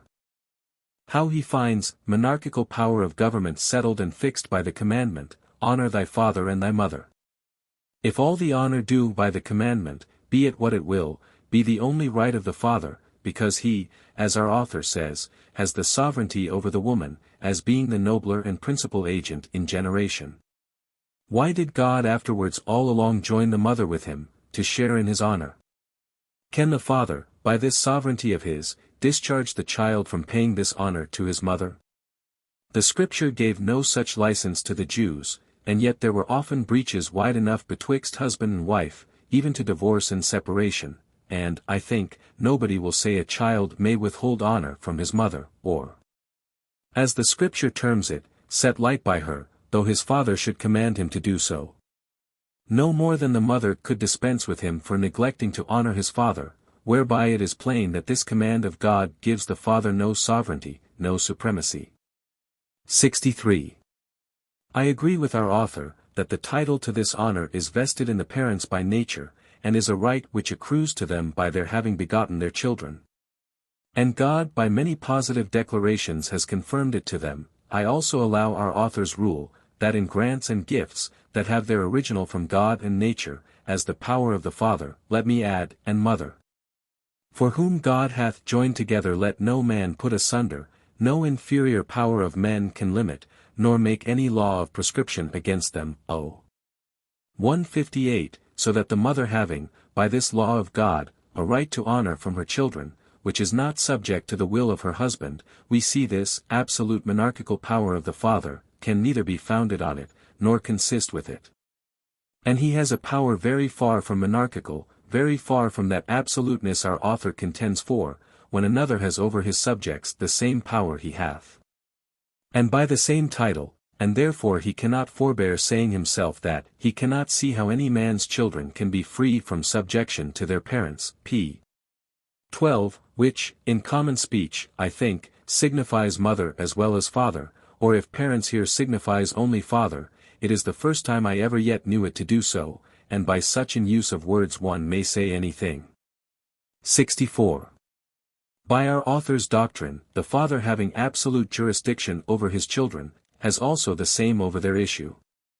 And the consequence is good, were it true, that the father had such a power, and yet I ask our author, whether the grandfather, by his sovereignty, could discharge the grandchild from paying to his father the honor due to him by the fifth commandment.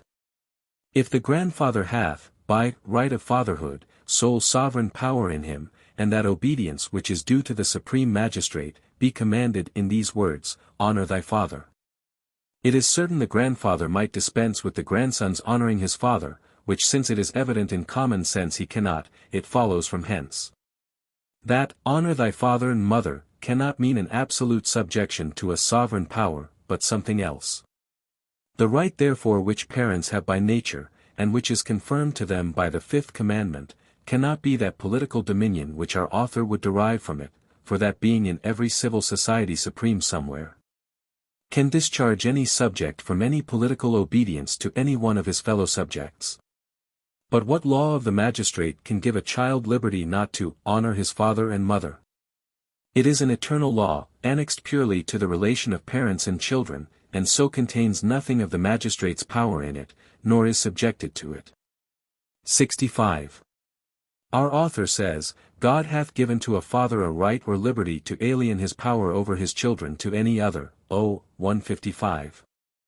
I doubt whether he can alien wholly the right of honor that is due from them, but be that as it will, this I am sure, he cannot alien and retain the same power. If therefore the magistrate's sovereignty be, as our author would have it, nothing but the authority of a supreme father, p. 23, it is unavoidable, that if the magistrate hath all this paternal right, as he must have if fatherhood be the fountain of all authority, then the subjects, though fathers, can have no power over their children, no right to honor from them, for it cannot be all in another's hands, and a part remain with the parents. So that, according to our author's own doctrine, honor thy father and mother, cannot possibly be understood of political subjection and obedience, since the laws both in the Old and New Testament that commanded children to honor and obey their parents, were given to such, whose fathers were under civil government, and fellow subjects with them in political societies. And to have bid them honor and obey their parents, in our author's sense, had been to bid them be subjects to those who had no title to it, the right to obedience from subjects being all vested in another. And instead of teaching obedience, this had been to foment sedition, by setting up powers that were not.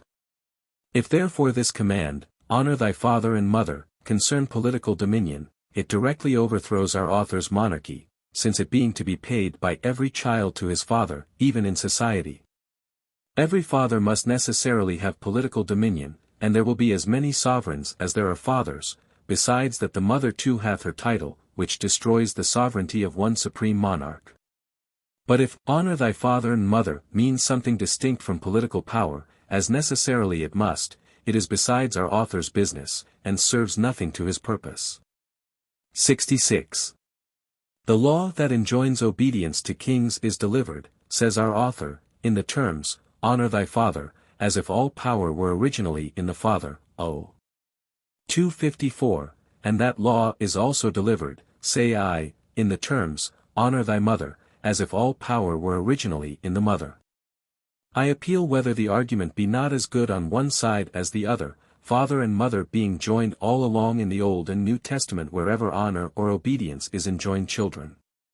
Again our author tells us, 254, that this command, honor thy father, gives the right to govern, and makes the form of government monarchical. To which I answer, that if by, honor thy father, be meant obedience to the political power of the magistrate, it concerns not any duty we owe to our natural fathers, who are subjects.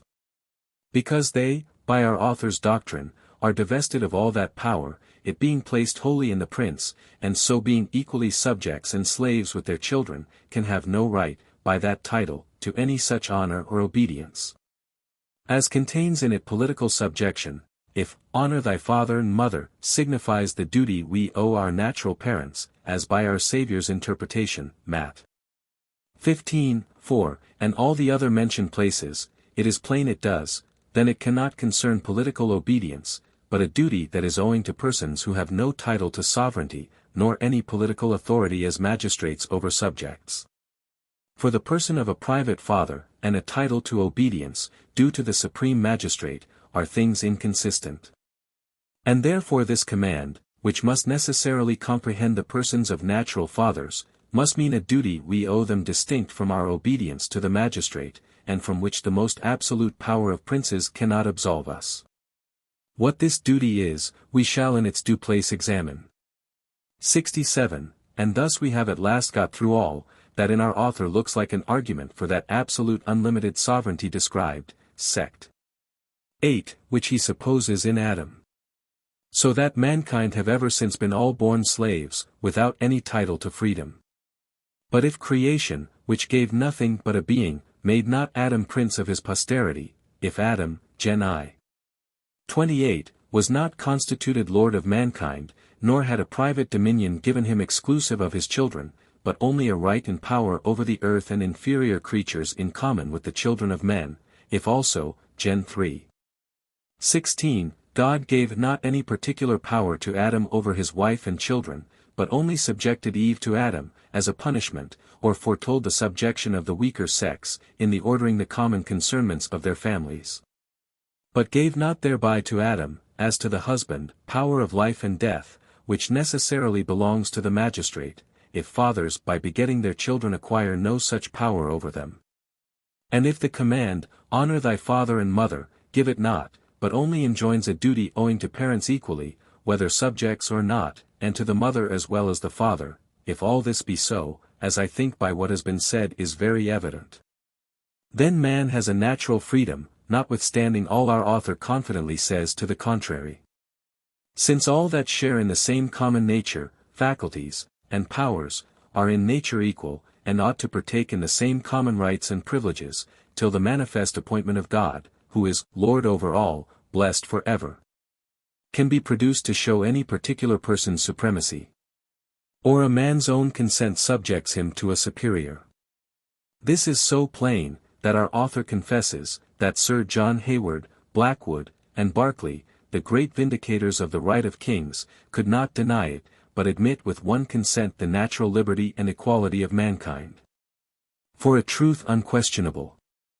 And our author hath been so far from producing anything that may make good his great position, that Adam was absolute monarch, and so, men are not naturally free, that even his own proofs make against him. So that to use his own way of arguing, the first erroneous principle failing, the whole fabric of this vast engine of absolute power and tyranny drops down of itself. And there needs no more to be said in answer to all that he builds upon so false and frail a foundation. 68, but to save others the pains, were there any need, he is not sparing himself to show, by his own contradictions, the weakness of his own doctrine. Adam's absolute and sole dominion is that which he is everywhere full of, and all along builds on, and yet he tells us, page 12, that as Adam was lord of his children, so his children under him had a command and power over their own children. The unlimited and undivided sovereignty of Adam's fatherhood, by our author's computation, stood but a little while, only during the first generation, but as soon as he had grandchildren, Sir Robert could give but a very ill account of it. Adam, as father of his children, saith he, hath an absolute, unlimited royal power over them, and by virtue thereof, over those that they begot, and so to all generations, and yet his children, viz. Cain and Seth, have a paternal power over their children at the same time, so that they are at the same time absolute lords, and yet vassals and slaves. Adam has all the authority, as grandfather of the people, and they have a part of it, as fathers of a part of them. He is absolute over them and their posterity, by having begotten them, and yet they are absolute over their children by the same title. No, says our author, Adam's children under him had power over their own children, 264, but still with subordination to the first parent. A good distinction that sounds well, and it is pity it signifies nothing, nor can be reconciled with our author's words. I readily grant, that supposing Adam's absolute power over his posterity, any of his children might have from him a delegated, and so a subordinate power over a part, or all the rest, but that cannot be the power our author speaks of here.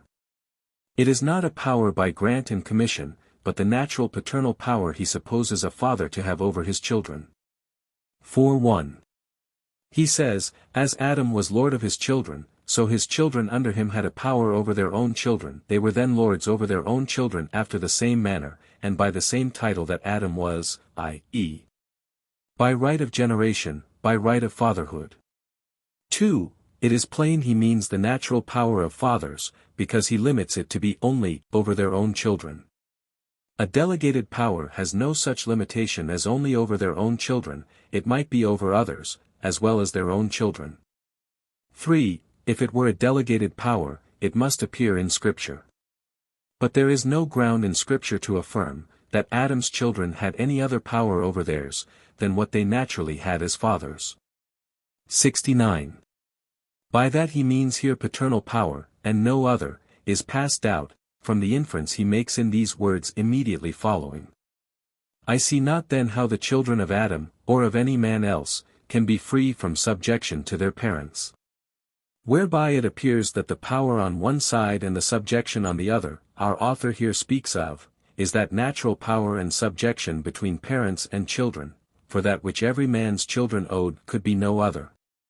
And that our author always affirms to be absolute and unlimited. This natural power of parents over their children Adam had over his posterity, says our author. And this power of parents over their children, his children had over theirs in his lifetime, says our author also. So that Adam, by a natural right of father, had an absolute unlimited power over all his posterity, and, 265, at the same time his children had by the same right absolute unlimited power over theirs.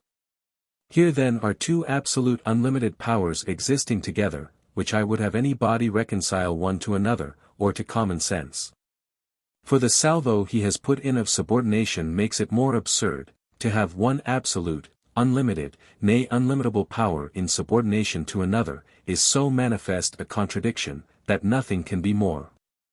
Adam is absolute prince with the unlimited authority of fatherhood over all his posterity are then absolutely his subjects.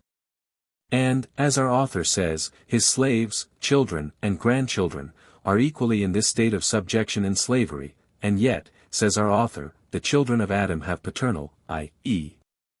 absolute unlimited power over their own children, which in plain English is they are slaves and absolute princes at the same time, and in the same government. And one part of the subjects have an absolute unlimited power over the other by the natural right of parentage. 70. If any one will suppose, in favor of our author, that he here meant, that parents, who are in subjection themselves to the absolute authority of their father, have yet some power over their children. I confess he is something nearer the truth, but he will not at all hereby help our author, for he know we're speaking of the paternal power, but as an absolute unlimited authority, cannot be supposed to understand anything else here. Unless he himself had limited it, and showed how far it reached.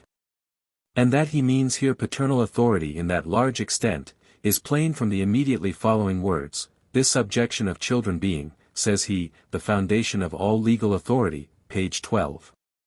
The subjection then that in the former line, he says, every man is in to his parents, and consequently what Adam's grandchildren were in to their parents, was that which was the fountain of all regal authority, i.e., according to our author, absolute unlimitable authority. And thus Adam's children had regal authority, over their children, whilst they themselves were subjects to their father, and fellow subjects with their children. But let him mean as he pleases, it is plain he allows Adam's children to have paternal power, page 12, as also all other fathers to have paternal power over their children, o. 156. From whence one of these two things will necessarily follow, that either Adam's children, even in his lifetime, had, and so all other fathers have, as he phrases it, p. 12, by right of fatherhood, royal authority over their children, or else that Adam, by right of fatherhood, had not royal authority. For it cannot be but that paternal power does, or does not, give royal authority to them that have it. If it does not, then Adam could not be sovereign by this title, nor anybody else. And then there is an end of all our author's politics at once. If it does give royal authority, then every one that has paternal power has royal authority. And then, by our author's patriarchal government, there will be as many kings as there are fathers. 71. And thus what a monarchy he hath set up, let him and his disciples consider.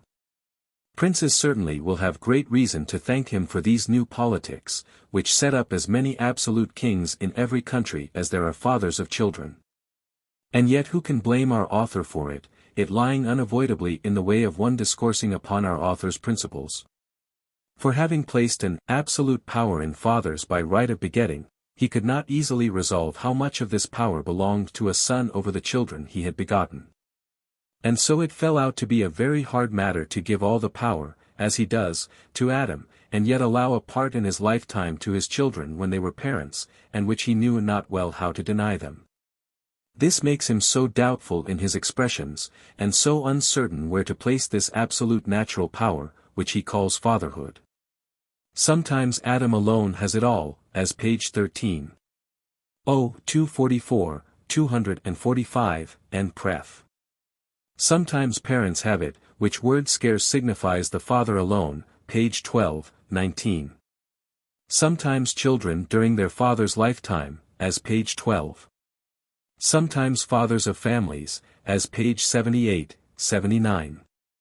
Sometimes fathers indefinitely, o. 155. Sometimes the heir to Adam, o. 253.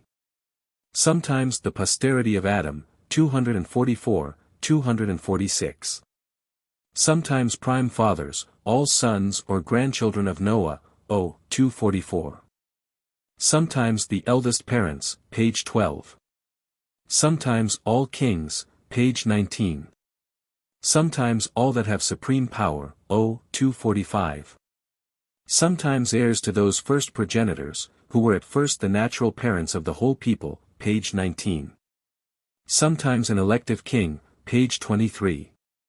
Sometimes those, whether a few or a multitude, that govern the commonwealth, page 23. Sometimes he that can catch it, an usurper, page 23. O. 155. 72. Thus this knew nothing, that is to carry with it all power, authority, and government. This fatherhood, which is to design the person, and establish the throne of monarchs, whom the people are to obey, may, according to Sir Robert, come into any hands, anyhow, and so by his politics give to democracy royal authority, and make an usurper a lawful prince. And if it will do all these fine feats, much good do our author and all his followers with their omnipotent fatherhood, which can serve for nothing but to unsettle and destroy all the lawful governments in the world, and to establish in their room disorder, tyranny, and usurpation. Chapter 7. Of Fatherhood and Propriety, considered together as fountains of sovereignty. 73. In the foregoing chapters we have seen what Adam's monarchy was, in our author's opinion, and upon what titles he founded it. The foundations, 268, which he lays the chief stress on, as those from which he thinks he may best derive monarchical power to future princes, are two, viz. Fatherhood and Property, and therefore the way he proposes to remove the absurdities and inconveniencies of the doctrine of natural freedom, is, to maintain the natural and private dominion of Adam, O. 2:22. Conformable hereunto he tells us, the grounds and principles of government necessarily depend upon the original of property, O. 108. The subjection of children to their parents is the fountain of all regal authority, page 12. And all power on earth is either derived or usurped from the fatherly power, there being no other original to be found of any power whatsoever, O. 158. I will not stand here to examine how it can be said without a contradiction, that the first grounds and principles of government necessarily depend upon the original of property. And yet, that there is no other original of any power whatsoever but that of the father, it being hard to understand how there can be no other original but fatherhood. And yet that the grounds and principles of government depend upon the original of property. Property and fatherhood being as far different as lord of the manor and father of children.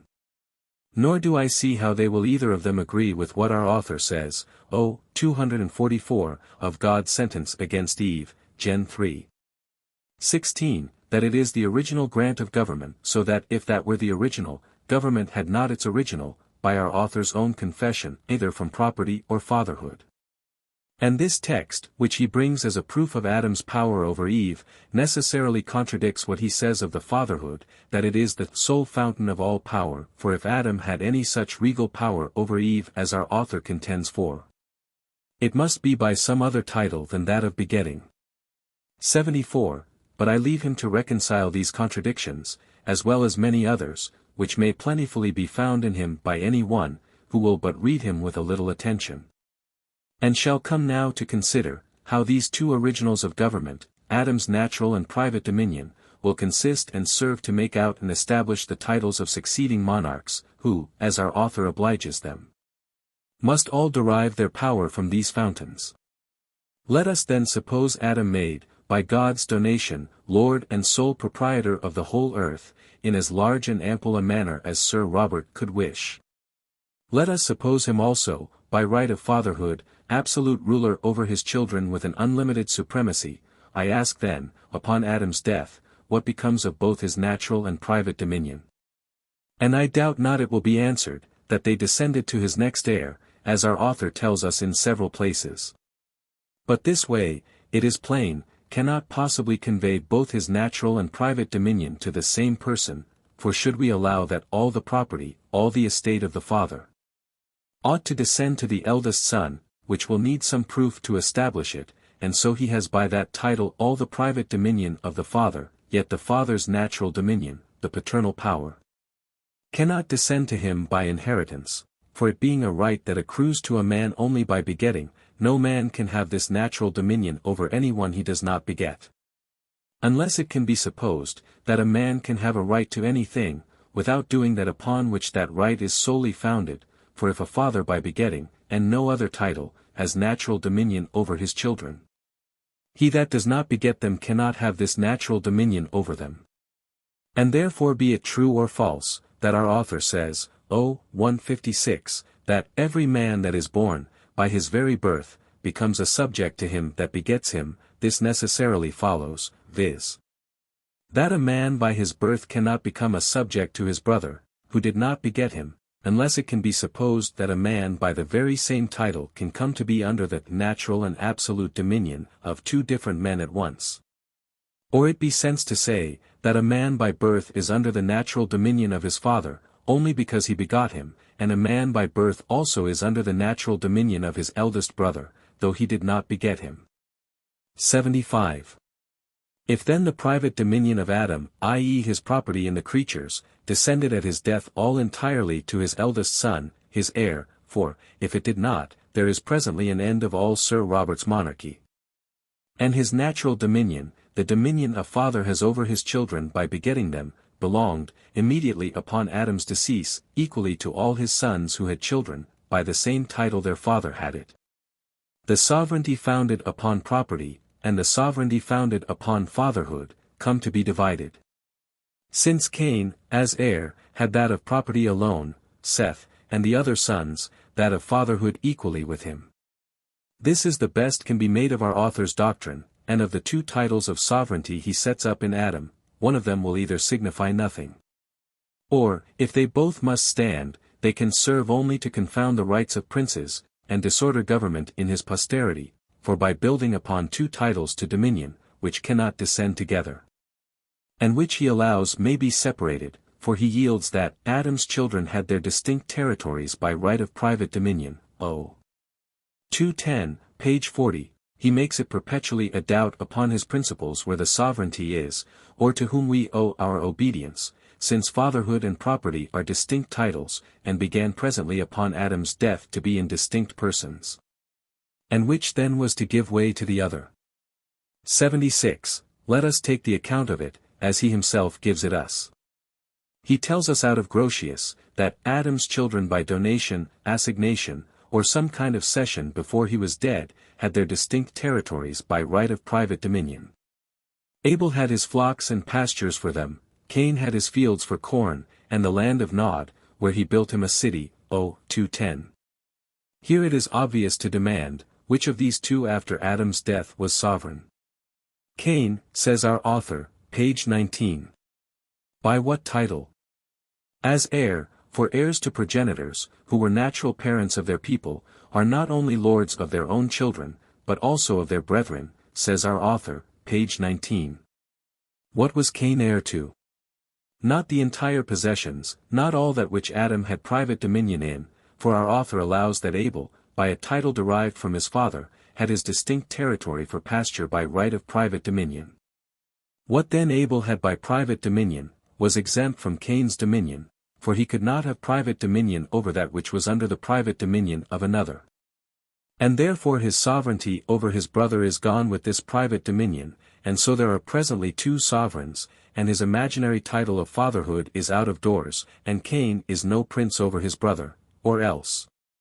If Cain retain his sovereignty over Abel, notwithstanding his private dominion, it will follow, that the first grounds and principles of government have nothing to do with property, whatever our author says to the contrary. It is true, Abel did not outlive his father Adam, but that makes nothing to the argument, which will hold good against Sir Robert in Abel's issue, or in Seth, or any of the posterity of Adam, not descended from Cain. 77. The same inconvenience he runs into about the three sons of Noah, who, as he says, page 13, had the whole world divided amongst them by their father. I ask then, in which of the three we shall find the establishment of regal power after Noah's death? If in all three, as our author there seems to say, then it will follow, that regal power is founded in property of land, and follows private dominion, and not in paternal power, or natural dominion. And so there is an end of paternal power as the fountain of regal authority, and the so much magnified fatherhood quite vanishes. If the regal power descended to Shem as eldest, and heir to his father, then Noah's division of the world by lot to his sons, or his 10 years sailing about the Mediterranean to appoint each son his part, which our author tells of, p. 15, was labor lost, his division of the world to them, was to ill, or to no purpose, for his grant to Cham and Japhet was little worth, if Shem, notwithstanding this grant, as soon as Noah was dead, was to be lord over them. Or, if this grant of private dominion to them, over their assigned territories, were good, here were set up two distinct sorts of power, not subordinate one to the other. With all those inconveniencies which he musters up against the power of the people, o. 158, which I shall set down in his own words, only changing property for people, all power on earth is either derived or usurped from the fatherly power, there being no other original to be found of any power whatsoever. For if there should be granted two sorts of power, without any subordination of one to the other, they would be in perpetual strife which should be supreme, for two supremes cannot agree, if the fatherly power be supreme. Then the power grounded on private dominion must be subordinate, and depend on it. And if the power grounded on property be supreme, then the fatherly power must submit to it, and cannot be exercised without the license of the proprietors, which must quite destroy the frame and course of nature. This is his own arguing against two distinct independent powers, which I have set down in his own words, only putting power rising from property, for power of the people. And when he has answered what he himself has urged here against two distinct powers, we shall be better able to see how, with any tolerable sense, he can derive all regal authority from the natural and private dominion of Adam. From fatherhood and property together, which are distinct titles, that do not always meet in the same persons. And it is plain, by his own confession, presently separated as soon both as Adam's and Noah's death made way for succession, though our author frequently in his writings jumbles them together, and omits not to make use of either, where he thinks it will sound best to his purpose. But the absurdities of this will more fully appear in the next chapter, where we shall examine the ways of conveyance of the sovereignty of Adam to princes that were to reign after him. Chapter 8. Of the conveyance of Adam's sovereign monarchical power. 78. Sir Robert, having not been very happy in any proof he brings for the sovereignty of Adam, is not much more fortunate in conveying it to future princes, who, if his politics be true, must all derive their titles from that first monarch. The ways he has assigned, as they lie scattered up and down in his writings, I will set down in his own words. In his preface he tells us, that, Adam being monarch of the whole world, none of his posterity had any right to possess anything, but by his grant or permission, or by succession from him. Here he makes two ways of conveyance of anything Adam stood possessed of, and those are grants, or succession. Again he says, all kings either are, or are to be reputed, the next heirs to those first progenitors, who were at first the natural parts of the whole people, page 19. There cannot be any multitude of men whatsoever, but that in it, considered by itself, there is one man amongst them, that in nature hath a right to be the king of all the rest, as being the next heir to Adam, O. 253. Here in these places inheritance is the only way he allows of conveying monarchical power to princes. In other places he tells us, O. 155. All power on earth is either derived or usurped from the fatherly power, O. 158. All kings that now are, or ever were, are, or were either fathers of their people, or heirs of such fathers, or usurpers of the right of such fathers, O. 253. And here he makes inheritance or usurpation the only way whereby kings come by this original power, but yet he tells us, this fatherly empire, as it was of itself hereditary, so it was alienable by patent, and seizable by an usurper, O. 190. So then here inheritance, grant, or usurpation, will convey it. And last of all, which is most admirable, he tells us, page 100, it skills not which way kings come by their power, whether by election, donation, succession, or by any other means. For it is still the manner of the government by supreme power, that makes them properly kings, and not the means of obtaining their crowns. Which I think is a full answer to all his whole hypothesis and discourse about Adam's royal authority, as the fountain from which all princes were to derive theirs, and he might have spared the trouble of speaking so much as he does, up and down, of heirs and inheritance, if to make any one properly a king, needs no more but governing by supreme power, and it matters not by what means he came by it. 79. By this notable way our author may make Oliver as properly king, as any one else he could think of, and had he had the happiness to live under Masaniello's government, he could not by this his own rule have forborne to have done homage to him.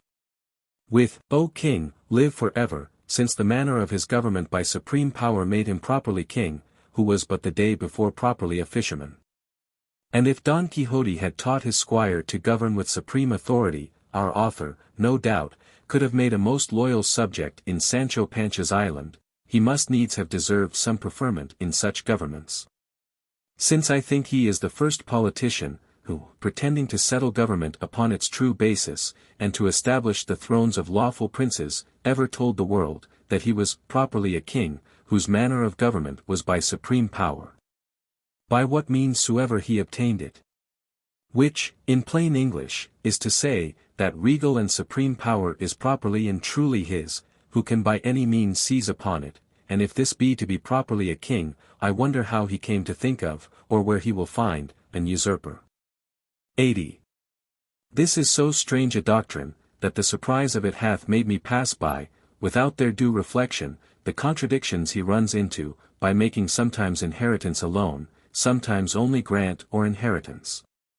Sometimes only inheritance or usurpation, sometimes all these three, and at last election, or any other means, added to them, the ways whereby Adam's royal authority, that is, his right to supreme rule, could be conveyed down to future kings and governors, so as to give them a title to the obedience and subjection of the people. But these contradictions lie so open, that the very reading of our author's own words will discover them to any ordinary understanding. And though what I have quoted out of him, with abundance more of the same strain and coherence, which might be found in him, might well excuse me from any farther trouble in this argument, yet having proposed to myself to examine the main parts of his doctrine, I shall a little more particularly consider how inheritance, grant, usurpation, or election, can any way make out government in the world upon his principles, or derive to any one a right of empire, from this regal authority of Adam, had it been ever so well proved, that he had been absolute monarch, and lord of the whole world. Chapter 9. Of Monarchy, by inheritance from Adam. 81. Though it be ever so plain, that there ought to be government in the world, nay, should all men be of our author's mind, that divine appointment had ordained it to be monarchical.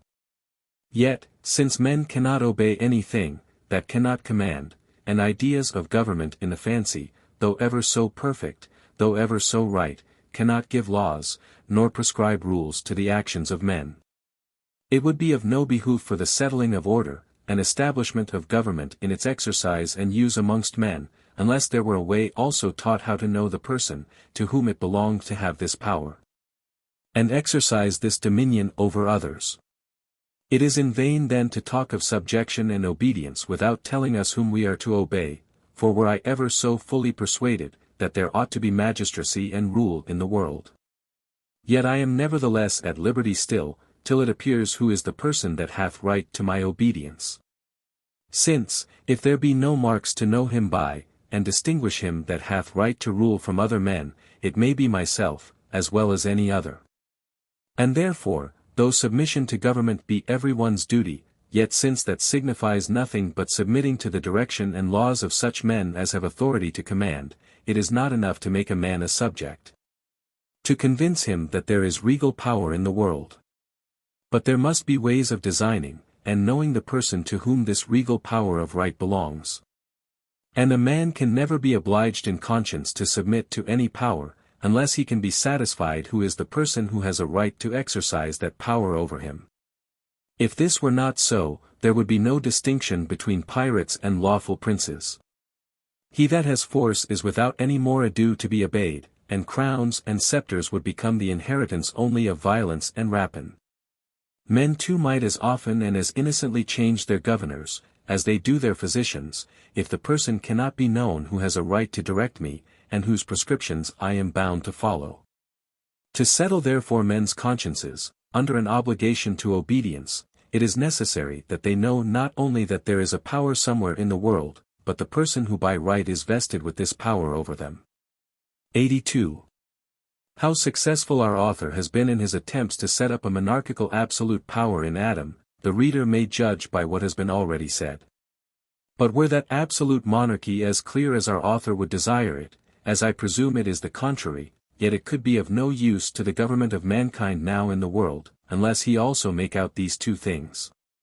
First, that this power of Adam was not to end with him, but was upon his decease conveyed entire to some other person, and so on to posterity. Secondly, that the princes and rulers now on earth are possessed of this power of Adam, by a right way of conveyance derived to them. 83. If the first of these fail, the power of Adam, were it ever so great, ever so certain, will signify nothing to the present government in societies in the world. But we must seek out some other original of power for the government of politics than this of Adam, or else there will be none at all in the world. If the latter fail, it will destroy the authority of the present governors, and absolve the people from subjection to them, since they, having no better claim than others to that power, which is alone the fountain of all authority, can have no title to rule over them. 84. Our author, having fancied an absolute sovereignty in Adam, mentions several ways of its conveyance to princes, that were to be his successors. But that which he chiefly insists on is that of inheritance, which occurs so often in his several discourses, and I having in the foregoing chapter quoted several of his passages, I shall not need here again to repeat them. This sovereignty he erects, as has been said, upon a double foundation, viz. that of property, and that of fatherhood. One was the right he was supposed to have in all creatures, a right to possess the earth with the beasts, and other inferior ranks of things in it, for his private use, exclusive of all other men. The other was the right he was supposed to have to rule and govern men, all the rest of mankind. 85.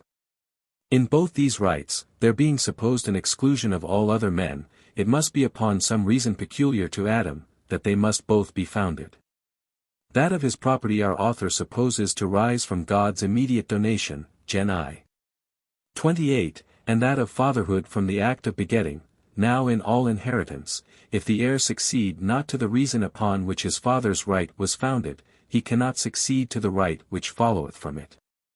For example, Adam had a right of property in the creatures upon the donation and grant of God Almighty, who was Lord and proprietor of them all. Let this be so as our author tells us, yet upon his death his heir can have no title to them.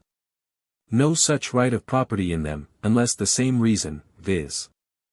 God's donation, vested a right in the heir too, for if Adam could have no property in, nor use of the creatures, without this positive donation, from God, and this donation were only personally to Adam, his heir could have no right by it. But upon his death it must revert to God, the Lord and owner again, for positive grants give no title farther than the express words convey it, and by which only it is held. And thus, if as our author himself contends, that donation, Gen I. 28, were made only to Adam personally, his heir could not succeed to his property in the creatures, and if it were a donation to any but Adam, let it be shown, that it was to his heir in our author's sense, i.e. to one of his children, exclusive of all the rest. 86. But not to follow our author too far out of the way, the plain of the case is this. God having made man, and planted in him, as in all other animals, a strong desire of self-preservation, and furnished the world with things fit for food and raiment, and other necessaries of life, subservient to his design, that man should live and abide for some time upon the face of the earth. And not that so curious and wonderful a piece of workmanship, by his own negligence, or want of necessaries, should perish again, presently after a few moments' continuance. God, I say, having made man the world thus, spoke to him, that is, directed him by his senses and reason, as he did the inferior animals by their sense and instinct, which were serviceable for his subsistence, and given him as the means of his preservation. And therefore I doubt not, but before these words were pronounced, Gen 28, 29.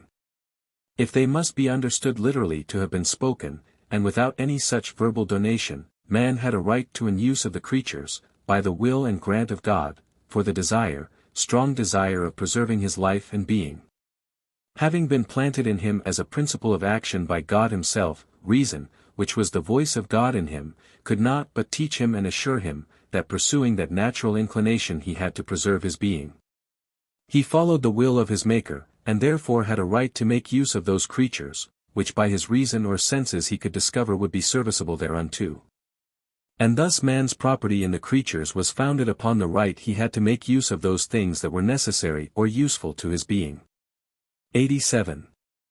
This being the reason and foundation of Adam's property, gave the same title, on the same ground, to all his children, not only after his death, but in his lifetime, so that here was no privilege of his heir above his other children, which could exclude them from an equal right to the use of the inferior creatures, for the comfortable preservation of their beings, which is all the property man hath in them. And so Adam's sovereignty built on property, or, as our author calls it, private dominion, comes to nothing. Every man had a right to the creatures, by the same title Adam had, viz. By the right every one had to take care of, and provide for their subsistence, and thus men had a right in common, Adam's children in common with him. But if any one had begun, and made himself a property in any particular thing, which how he, or any one else could do, shall be shown in another place, that thing, that possession, if he disposed not otherwise of it by his positive grant. descended naturally to his children, and they had a right to succeed to it, and possess it. 88. It might reasonably be asked here, how come children, by this right of possessing before any other, the properties of their parents upon their decease? For it being personally the parents, when they die, without actually transferring their right to another, why does it not return again to the common stock of mankind? It will perhaps be answered, that common consent hath disposed of it to their children. Common practice, we see indeed, does so dispose of it, but we cannot say, that it is the common consent of mankind. For that hath never been asked, nor actually given. And if common tacit consent hath established it, it would make but a positive, and not a natural right of children to inherit the goods of their parents, but where the practice is universal, it is reasonable to think the cause is natural. The ground then I think to be this, the first and strongest desire God planted in men, and wrought into the very principles of their nature, being that of self-preservation, that is the foundation of a right to the creatures. For the particular support and use of each individual person himself.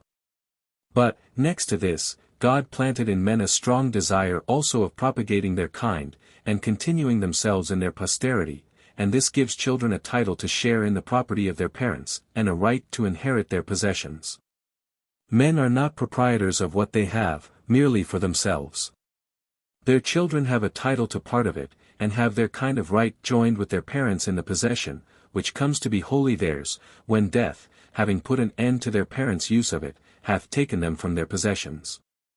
And this we call inheritance, men being by a like obligation bound to preserve what they have begotten, as to preserve themselves, their issue come to have a right in the goods they are possessed of. That children have such a right, is plain from the laws of God, and that men are convinced that children have such a right, is evident from the law of the land, both which laws require parents to provide for their children. 89. For children being by the course of nature born weak, and unable to provide for themselves, they have, by the appointment of God himself, who hath thus ordered the course of nature, a right to be nourished and maintained by their parents. Nay, a right not only to a bare subsistence, but to the conveniencies and comforts of life, as far as the conditions of their parents can afford it. Hence it comes, that when their parents leave the world, and so the care due to their children ceases, the effects of it are to extend as far as possibly they can, and the provisions they have made in their lifetime are understood to be intended.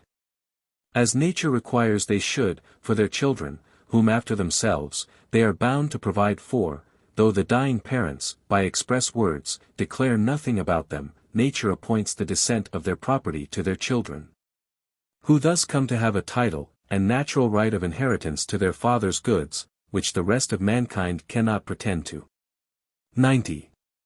Were it not for this right of being nourished and maintained by their parents, which God and nature has given to children, and obliged parents to as a duty, it would be reasonable that the father should inherit the estate of his son, and be preferred in the inheritance before his grandchild, for to the grandfather there is due a long score of care and expenses laid out upon the breeding and education of his son, which one would think in justice ought to be paid. But that having been done in obedience to the same law, whereby he received nourishment and education from his own parents, this score of education, received from a man's father, is paid by taking care and providing for his own children. Is paid, I say, as much as is required of payment by alteration of property, unless present necessity of the parents require a return of goods for their necessary support and subsistence. For we are not now speaking of that reverence, acknowledgement, respect and honor, that is always due from children to their parents, but of possessions and commodities of life valuable by money. But though it be incumbent on parents to bring up and provide for their children, yet this debt to their children does not quite cancel the score to their parents, but only is made by nature preferable to it, for the debt a man owes his father takes place, and gives the father a right to inherit the son's goods, where, for want of issue, the right of issue doth not exclude that title. And therefore a man having a right to be maintained by his children, where he needs it, and to enjoy also the comforts of life from them, when the necessary provision due to them and their children will afford it. If his son die without issue, the father has a right in nature to possess his goods and inherit his estate, whatever the municipal laws of some countries may absurdly direct otherwise, and so again his children and their issue from him. Or, for want of such, his father and his issue. But where no such are to be found, i.e. no kindred, there we see the possessions of a private man revert to the community, and so in politic societies come into the hands of the public magistrate. But in the state of nature become again perfectly common, nobody having a right to inherit them, nor can any one have a property in them, otherwise than in any other things common by nature, of which I shall speak in its due place. 91. I have been the larger, in showing upon what ground children have a right to succeed to the possession of their father's properties, not only because by it will appear, that if Adam had a property, a titular, insignificant, useless property. For it could be no better, for he was bound to nourish and maintain his children and posterity out of it, in the whole earth and its product. Yet all his children coming to have, by the law of nature, and right of inheritance, a joint title, and a right of property in it after his death, it could convey no right of sovereignty to any one of his posterity over the rest. Since every one having a right of inheritance to his portion, they might enjoy their inheritance, or any part of it in common, or share it, or some parts of it, by division, as it best liked them. But no one could pretend to the whole inheritance, or any sovereignty supposed to accompany it, since a right of inheritance gave every one of the rest, as well as any one, a title to share in the goods of his father. Not only upon this account, I say, have I been so particular in examining the reason of children's inheriting the property of their fathers, but also because it will give us farther light in the inheritance of rule and power, which in countries where their particular municipal laws give the whole possession of land entirely to the firstborn, and descent of power has gone so to men by this custom, that some have been apt to be deceived into an opinion that there was a natural or divine right of primogeniture to both estate and power, and that the inheritance of both rule over men, and property in things, sprang from the same original, and were to descend by the same rules. 92.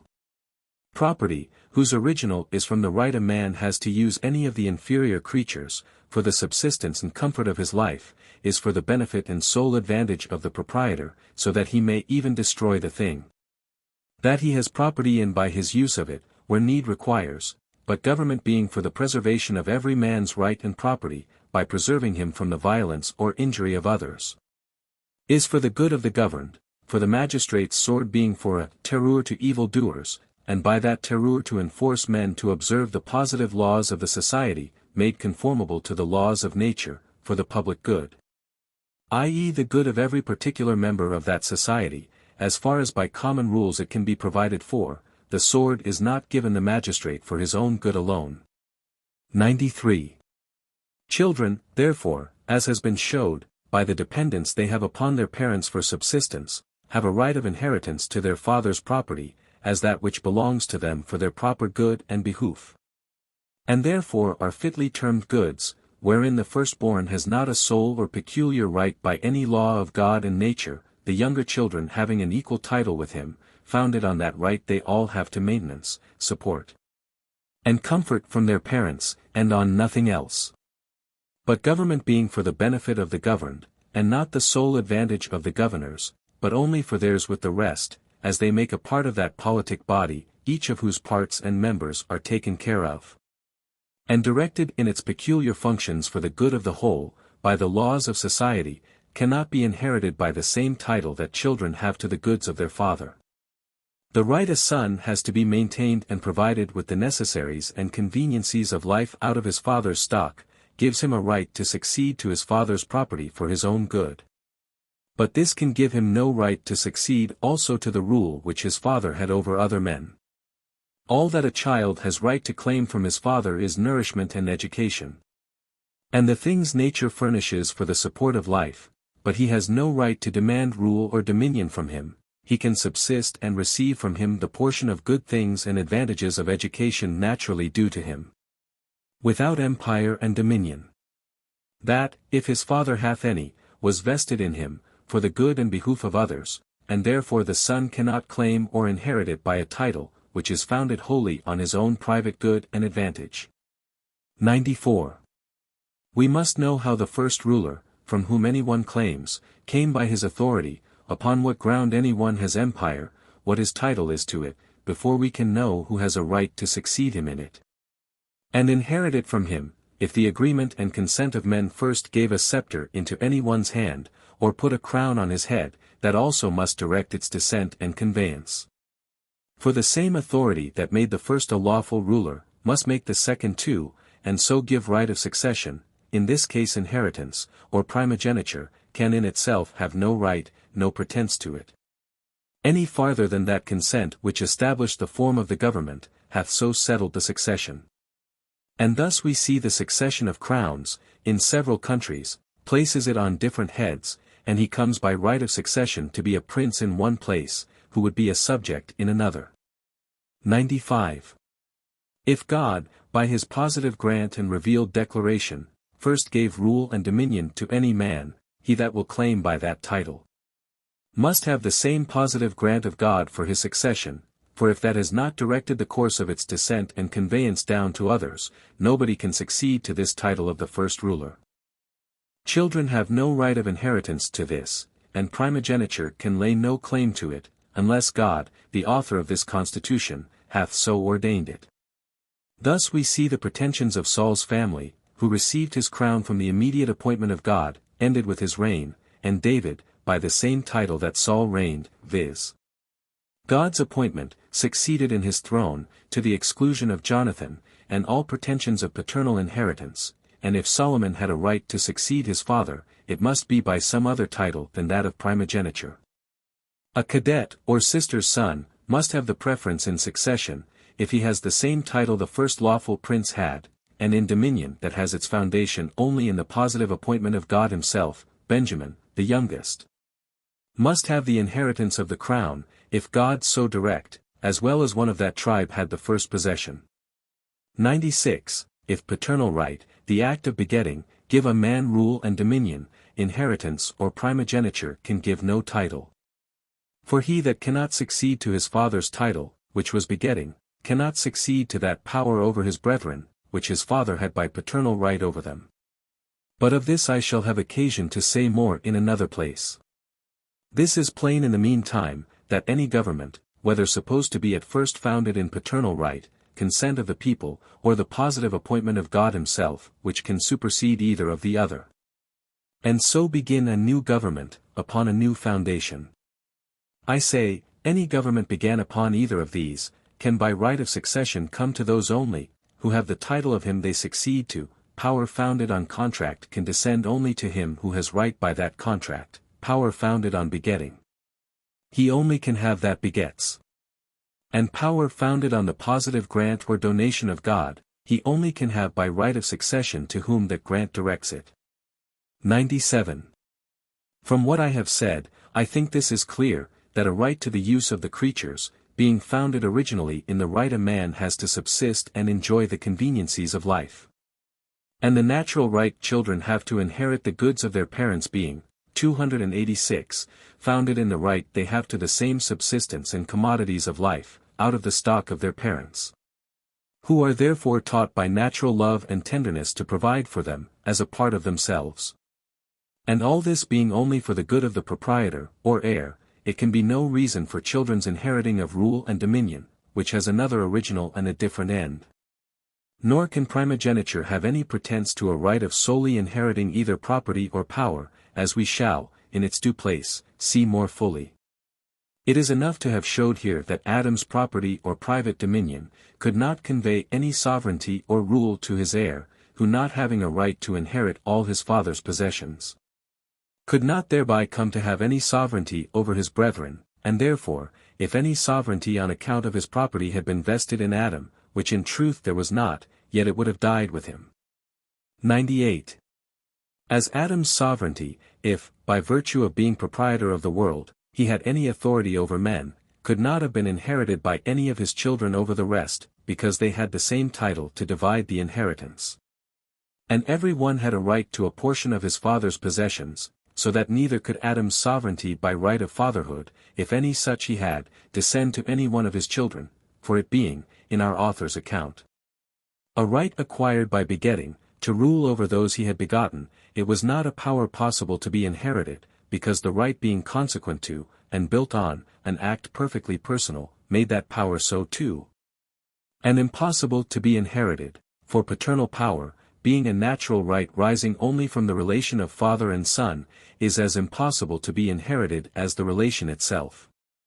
And a man may pretend as well to inherit the conjugal power the husband, whose heir he is, had over his wife, as he can to inherit the paternal power of a father over his children, for the power of the husband being founded on contract. And the power of the father on begetting, he may as well inherit the power obtained by the conjugal contract, which was only personal, as he may the power obtained by begetting, which could reach no farther than the person of the begetter. Unless begetting can be a title to power in him that does not beget. 99. Which makes it a reasonable question to ask, whether Adam, dying before Eve, his heir, suppose Cain or Seth, should have by right of inheriting Adam's fatherhood. Sovereign power over Eve his mother, for Adam's fatherhood being nothing but a right he had to govern his children, because he begot them, he that inherits Adam's fatherhood, inherits nothing, even in our author's sense. But the right Adam had to govern his children, because he begot them, so that the monarchy of the heir would not have taken in Eve. Or if it did, it being nothing but the fatherhood of Adam descended by inheritance, the heir must have right to govern Eve, because Adam begot her, for fatherhood is nothing else. 100. Perhaps it will be said with our author, that a man can alien his power over his child, and what may be transferred by compact, may be possessed by inheritance. I answer, a father cannot alien the power he has over his child, he may perhaps to some degrees forfeit it, but cannot transfer it, and if any other man acquire it, it is not by the father's grant, but by some act of his own. For example, a father, unnaturally careless of his child, sells or gives him to another man, and he again exposes him. A third man finding him, breeds him up, cherishes, and provides for him as his own. I think in this case nobody will doubt, but that the greatest part of filial duty and subjection was here owing, and to be paid to this foster father. And if anything could be demanded from the child by either of the other, it could be only due to his natural father, who perhaps might have forfeited his right to much of that duty comprehended in the command, honor your parents, but could transfer none of it to another. He that purchased and neglected the child, got by his purchase and grant of the father, no title to duty or honor from the child. But only he acquired it, who by his own authority, performing the office and care, 288, of a father to the forlorn and perishing infant, made himself, by paternal care, a title to proportionable degrees of paternal power. This will be more easily admitted, upon consideration of the nature of paternal power, for which I refer my reader to the second book. 101, to return to the argument in hand. This is evident, that paternal power arising only from begetting, for in that our author places it alone, can neither be transferred nor inherited, and he that does not beget, can no more have paternal power, which arises from thence. Then he can have a right to anything, who performs not the condition to which only it is annexed. If one should ask, by what law has a father power over his children? It will be answered, no doubt, by the law of nature, which gives such a power over them, to him that begets them. If one should ask likewise, by what law does our author's heir come by a right to inherit? I think it would be answered by the law of nature too, for I find not that our author brings one word of Scripture to prove the right of such an heir he speaks of. Why then the law of nature gives fathers paternal power over their children, because they did beget them, and the same law of nature gives the paternal power to the heir over his brethren, who did not beget them, whence it follows that either the father has not his paternal power by begetting, or else that the heir has it not at all. For it is hard to understand how the law of nature, which is the law of reason, can give the paternal power to the father over his children, for the only reason of begetting, and to the firstborn over his brethren without this only reason, i.e. for no reason at all, and if the eldest, by the law of nature, can inherit this paternal power, without the only reason that gives a title to it, so may the youngest as well as he, and a stranger as well as either. For where there is no reason for any one, as there is not, but for him that begets, all have an equal title. I am sure our author offers no reason, and when any body does, we shall see whether it will hold or no. 102. In the meantime it is as good sense to say, that by the law of nature a man has right to inherit the property of another, because he is of kin to him, and is known to be of his blood. And therefore, by the same law of nature, an utter stranger to his blood has right to inherit his estate. As to say that, by the law of nature, he that begets them has paternal power over his children, and therefore, by the law of nature, the heir that begets them not has this paternal power over them, or supposing the law of the land gave absolute power over their children, to such only who nursed them, and fed their children themselves, could any body pretend that this law gave any one, who did no such thing, absolute power over those who were not his children? 103. When therefore it can be showed, that conjugal power can belong to him that is not an husband, it will also I believe be proved, that our author's paternal power, acquired by begetting, may be inherited by a son. And that a brother, as heir to his father's power, may have paternal power over his brethren, and by the same rule conjugal power too, but till then, I think we may rest satisfied, that the paternal power of Adam, this sovereign authority of fatherhood, were there any such, could not descend to, nor be inherited by his next heir. Fatherly power, I easily grant our author, if it will do him any good, can never be lost, because it will be as long in the world as there are fathers, but none of them will have Adam's paternal power, or derive theirs from him. But every one will have his own, by the same title Adam had his, viz. by begetting, but not by inheritance or succession, no more than husbands have their conjugal power by inheritance from Adam. And thus we see, as Adam had no such property, no such paternal power, as gave him sovereign jurisdiction over mankind. So likewise his sovereignty built upon either of these titles, if he had any such, could not have descended to his heir, but must have ended with him. Adam therefore, as has been proved, being neither monarch, nor his imaginary monarchy hereditable, the power which is now in the world is not that which was Adam's. Since all that Adam could have upon our author's grounds, either of property or fatherhood, necessarily died with him, and could not be conveyed to posterity by inheritance. In the next place we will consider, whether Adam had any such heir to inherit his power as our author talks of. Chapter 10. Of the heir to the monarchical power of Adam. 104, our author tells us, 253. That it is a truth undeniable, that there cannot be any multitude of men whatsoever, either great or small, though gathered together from the several corners and remotest regions of the world, but that in the same multitude, considered by itself, there is one man amongst them that in nature hath a right to be king of all the rest, as being the next heir to Adam, and all the other subjects to him. Every man by nature is a king or a subject. And again, page 20. If Adam himself were still living, and now ready to die, it is certain that there is one man, and but one man in the world, who is next heir.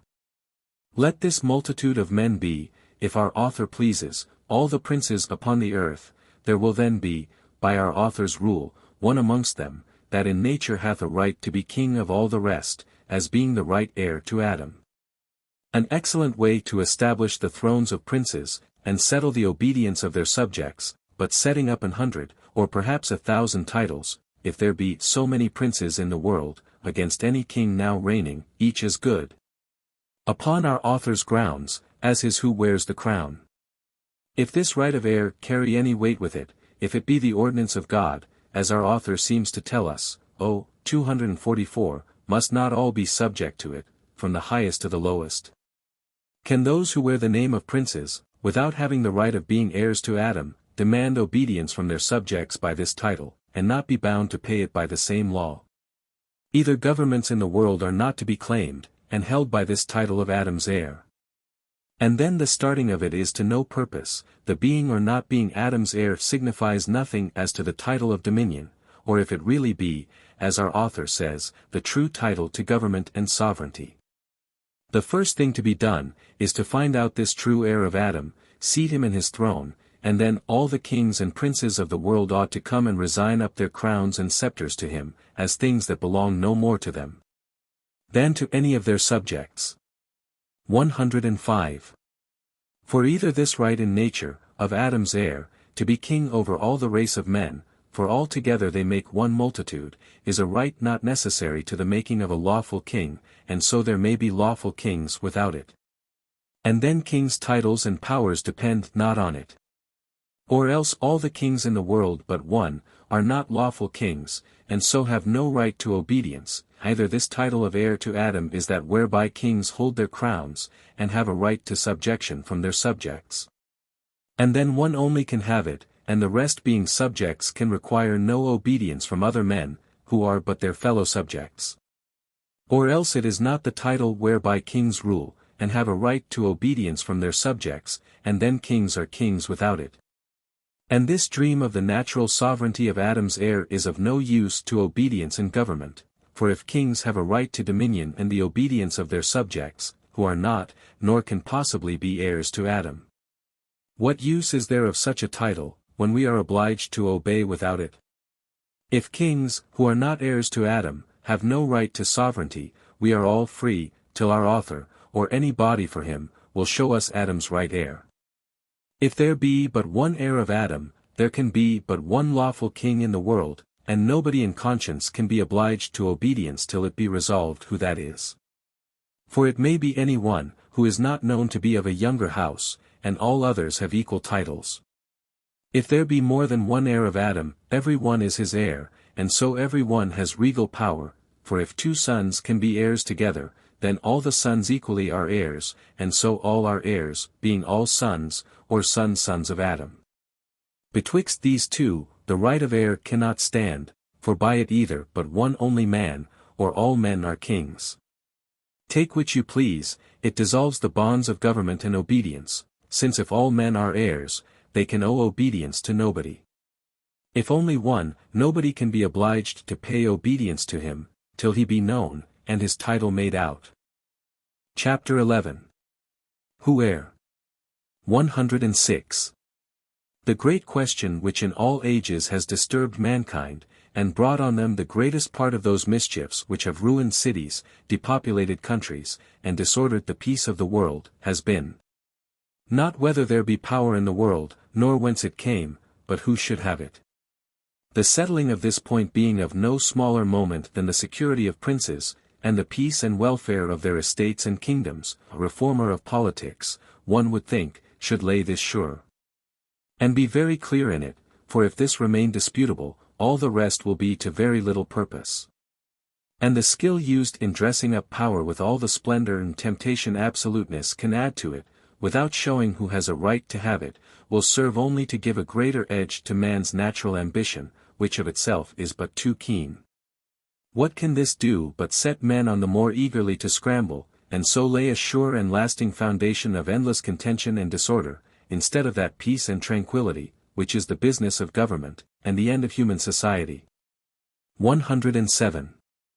This designation of the person our author is more than ordinary obliged to take care of, because he, affirming that the assignment of civil power is by divine institution, hath made the conveyance as well as the power itself sacred, so that no consideration, no act or art of man, can divert it from that person, to whom, by this divine right, it is assigned. No necessity or contrivance can substitute another person in his room. For if the assignment of civil power be by divine institution, and Adam's heir be he to whom it is thus assigned, as in the foregoing chapter our author tells us, it would be as much sacrilege for any one to be king, who was not Adam's heir, as it would have been amongst the Jews, for any one to have been priest who had not been of Aaron's posterity, for not only the priesthood, in general being by divine institution, but the assignment of it, to the sole line and posterity of Aaron, made it impossible to be enjoyed or exercised by any one but those persons who were the offspring of Aaron, whose succession therefore was carefully observed, and by that the persons who had a right to the priesthood certainly known. 108. Let us see then what care our author has taken to make us know who is this heir, who by divine institution has a right to be king over all men. The first account of him we meet with is, p. 12, in these words, this subjection of children being the fountain of all regal authority, by the ordination of God himself. It follows, that civil power, not only in general, is by divine institution, but even the assignment of it, specifically to the eldest parents. Matters of such consequence as this should be in plain words, as little liable, as might be, to doubt or equivocation. And I think, if language be capable of expressing anything distinctly and clearly, that of kindred, and the several degrees of nearness of blood, is one. It were therefore to be wished, that our author had used a little more intelligible expressions here, that we might have better known who it is, to whom the assignment of civil power is made by divine institution. Or at least would have told us what he meant by eldest parents, for I believe if land had been assigned or granted to him, and the eldest parents of his family, he would have thought it had needed an interpreter. And it would scarce have been known to whom next it belonged. 109. In propriety of speech, and certainly propriety of speech is necessary in a discourse of this nature, eldest parent signifies either the eldest men and women that have had children, or those who have longest had issue. And then our author's assertion will be, that those fathers and mothers who have been longest in the world, or longest fruitful, have by divine institution a right to civil power. If there be any absurdity in this, our author must answer for it, and if his meaning be different from my explication, he is to be blamed, that he would not speak it plainly. This I am sure, parents cannot signify heirs male, nor eldest parents an infant child, who yet may sometimes be the true heir, if there can be but one. And we are hereby still as much at a loss, whose civil power belongs to, notwithstanding this assignment by divine institution, as if there had been no such an assignment at all, or our author had said nothing of it. This of eldest parents leaving us more in the dark, who by divine institution has a right to civil power, than those who never heard anything at all of heir or descent, of which our author is so full. And though the chief matter of his writing be to teach obedience to those who have a right to it, which he tells us is conveyed by descent. Yet who those are, to whom this right by descent belongs, he leaves, like the philosopher's stone in politics, out of the reach of any one to discover from his writings. 110. This obscurity cannot be imputed to want of language in so great a master of style as Sir Robert is, when he is resolved with himself what he would say, and therefore, I fear, finding how hard it would be to settle rules of descent by divine institution, and how little it would be to his purpose, or conduce to the clearing and establishing the titles of princes, if such rules of descent were settled. He chose rather to content himself with doubtful and general terms, which might make no ill sound in men's ears who were willing to be pleased with them. Rather than offer any clear rules of descent of this fatherhood of Adam, by which men's consciences might be satisfied to whom it descended, and know the persons who had a right to regal power, and with it to their obedience. 111. How else is it possible, that laying so much stress, as he does, upon descent, and Adam's heir, next heir, true heir, he should never tell us what heir means, nor the way to know who the next or true heir is? This, I do not remember, he does anywhere expressly handle, but where it comes in his way, very warily and doubtfully touches. Though it be so necessary, that without it all discourses of government and obedience upon his principles, would be to no purpose, and fatherly power, ever so well made out, will be of no use to any body. Hence he tells us, 244. That not only the constitution of power in general, but the limitation of it to one kind, i.e. monarchy, and the determination of it to the individual person and line of Adam, are all three ordinances of God. Neither Eve nor her children could either limit Adam's power, or join others with him, and what was given unto Adam was given in his person to his posterity. Here again our author informs us, that the divine ordinance hath limited the descent of Adam's monarchical power. To whom? To Adam's line and posterity, says our author. A notable limitation, a limitation to all mankind, for if our author can find any one amongst mankind that is not of the line and posterity of Adam, he may perhaps tell him who this next heir of Adam is, but for us, I despair how this limitation of Adam's empire to his line and posterity will help us to find out one heir. This limitation indeed of our author, will save those the labor, who would look for him amongst the race of brutes, if any such there were. But will very little contribute to the discovery of one next heir amongst men, though it make a short and easy determination of the question about the descent of Adam's regal power, by telling us, that the line and posterity of Adam is to have it. That is, in plain English, any one may have it, since there is no person living that hath not the title of being of the line and posterity of Adam. And while it keeps there, it keeps within our author's limitation by God's ordinance. Indeed, page 19, he tells us, that such heirs are not only lords of their own children, but of their brethren. Whereby, and by the words following, which we shall consider anon, he seems to insinuate, that the eldest son is heir. But he nowhere, that I know, says it in direct words, but by the instances of Cain and Jacob, that there follow, we may allow this to be so far his opinion concerning heirs, that where there are diverse children, the eldest son has the right to be heir. That primogeniture cannot give any title to paternal power, we have already showed. That a father may have a natural right to some kind of power over his children, is causally granted. But that an elder brother has so over his brethren, remains to be proved. God or nature has not anywhere, that I know, placed such jurisdiction in the firstborn, nor can reason find any such natural superiority amongst brethren. The law of Moses gave a double portion of the goods and possessions to the eldest, but we find not anywhere that naturally or by God's institution, superiority or dominion belonged to him. And the instances there brought by our author are but slender proofs of a right to civil power and dominion in the firstborn, and do rather show the contrary. 1:12, his words are in the foresighted place. And therefore we find God told Cain of his brother Abel, his desire shall be subject unto thee, and thou shalt rule over him. To which I answer. 1. These words of God to Cain are by many interpreters, with great reason, understood in a quite different sense than what our author uses them in. 2. Whatever was meant by them, it could not be, that Cain, as elder, had a natural dominion over Abel. For the words are conditional. If thou dost well, and so personal to Cain, and whatever was signified by them, did depend on his carriage, and not follow his birthright. And therefore could by no means be an establishment of dominion in the firstborn in general, for before this Abel had his distinct territories by right of private dominion, as our author himself confesses, 2:10. Which he could not have had to the prejudice of the heir's title, if by divine institution, Cain as heir were to inherit all his father's dominion.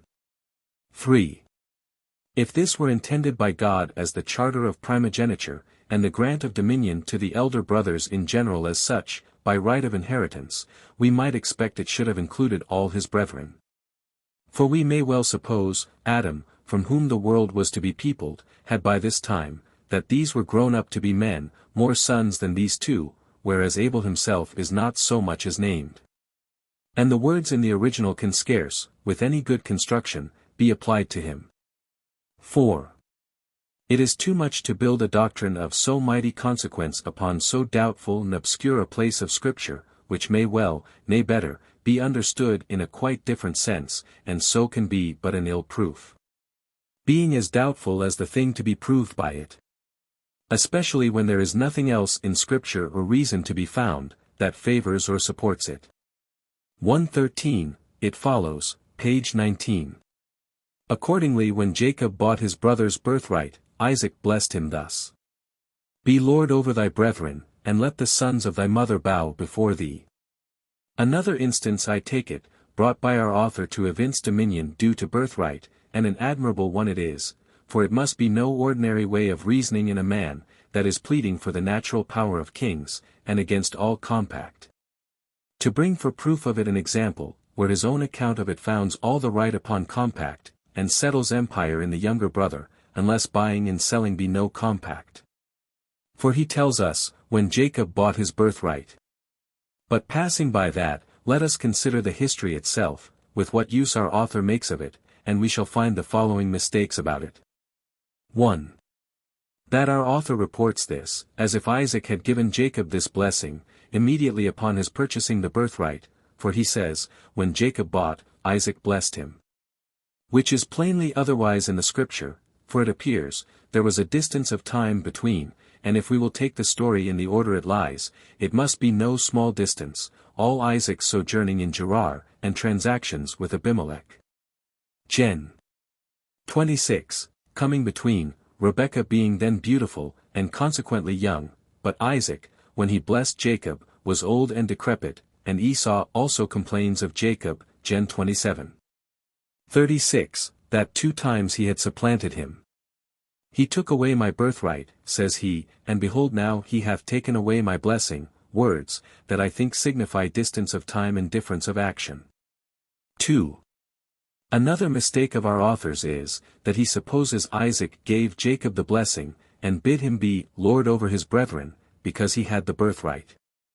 For our author brings this example to prove, that he that has the birthright, has thereby a right to be Lord over his brethren.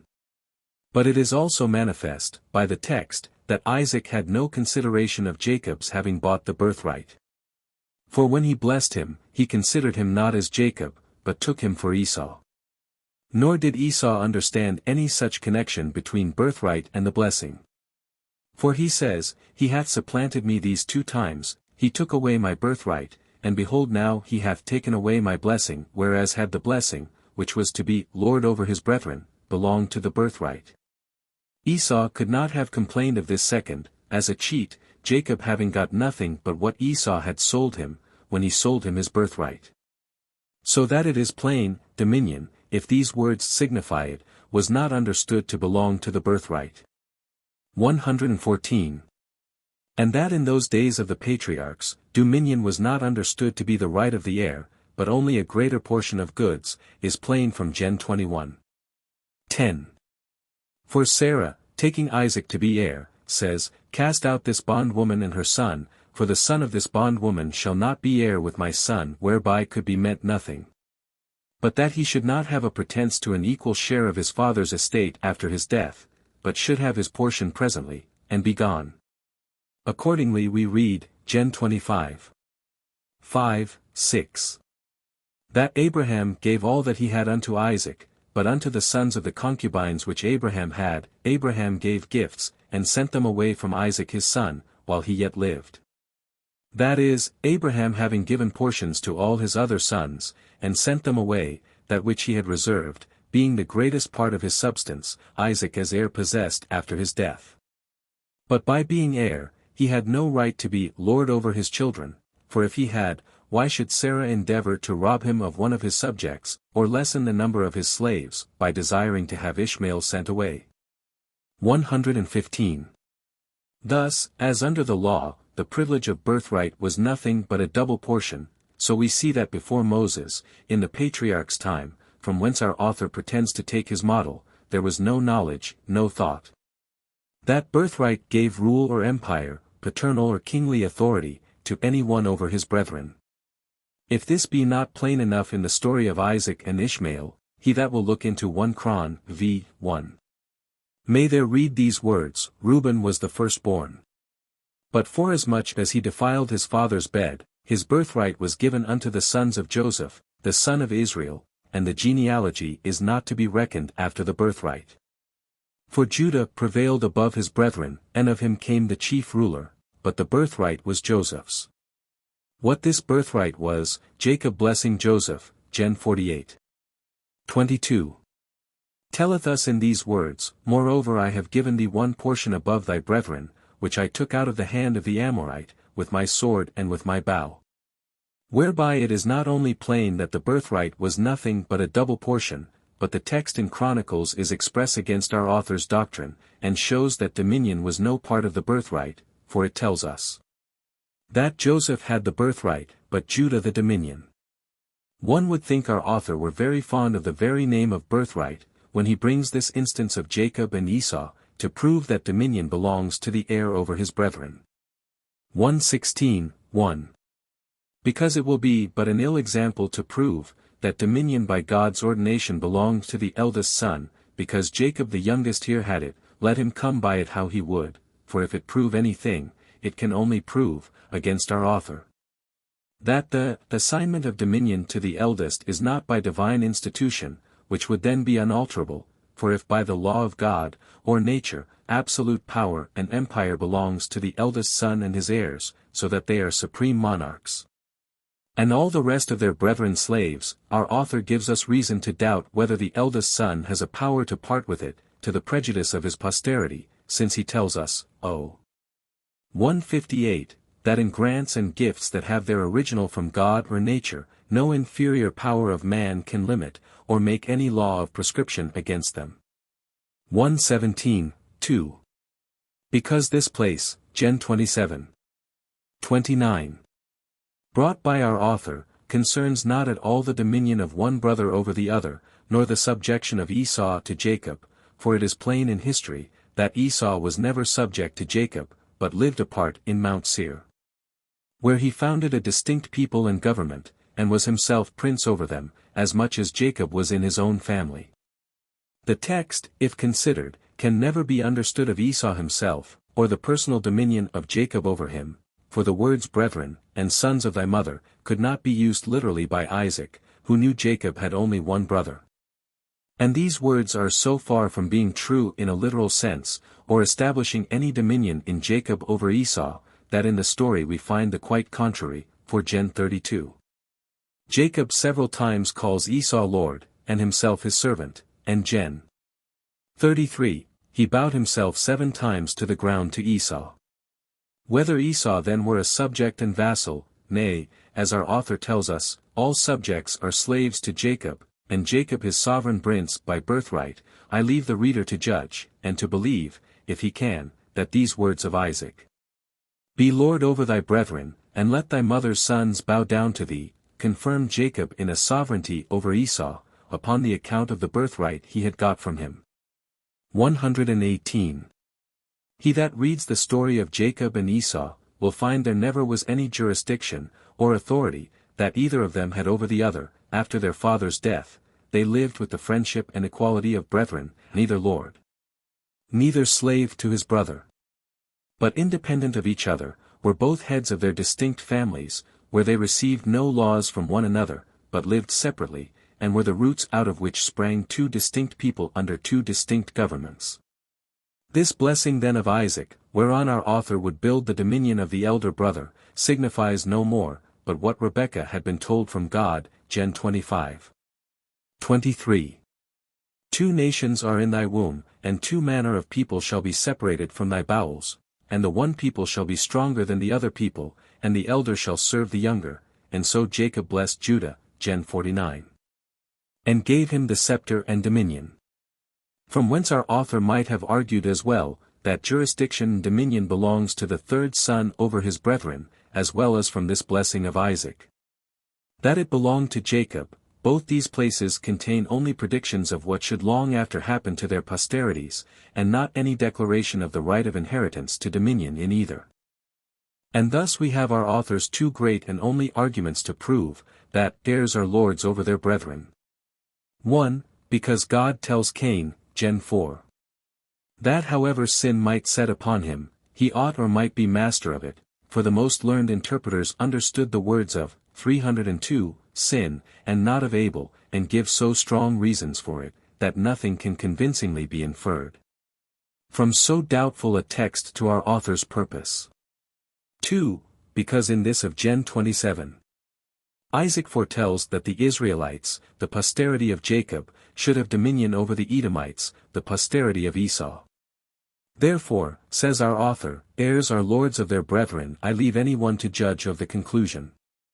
119.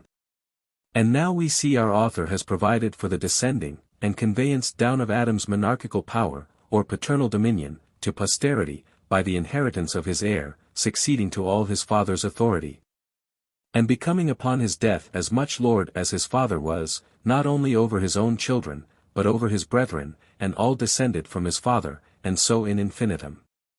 But yet who this heir is, he does not once tell us.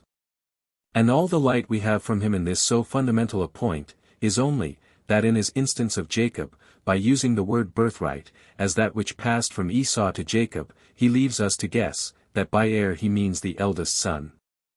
Though I do not remember he anywhere mentions expressly the title of the firstborn, but all along keeps himself under the shelter of the indefinite term heir.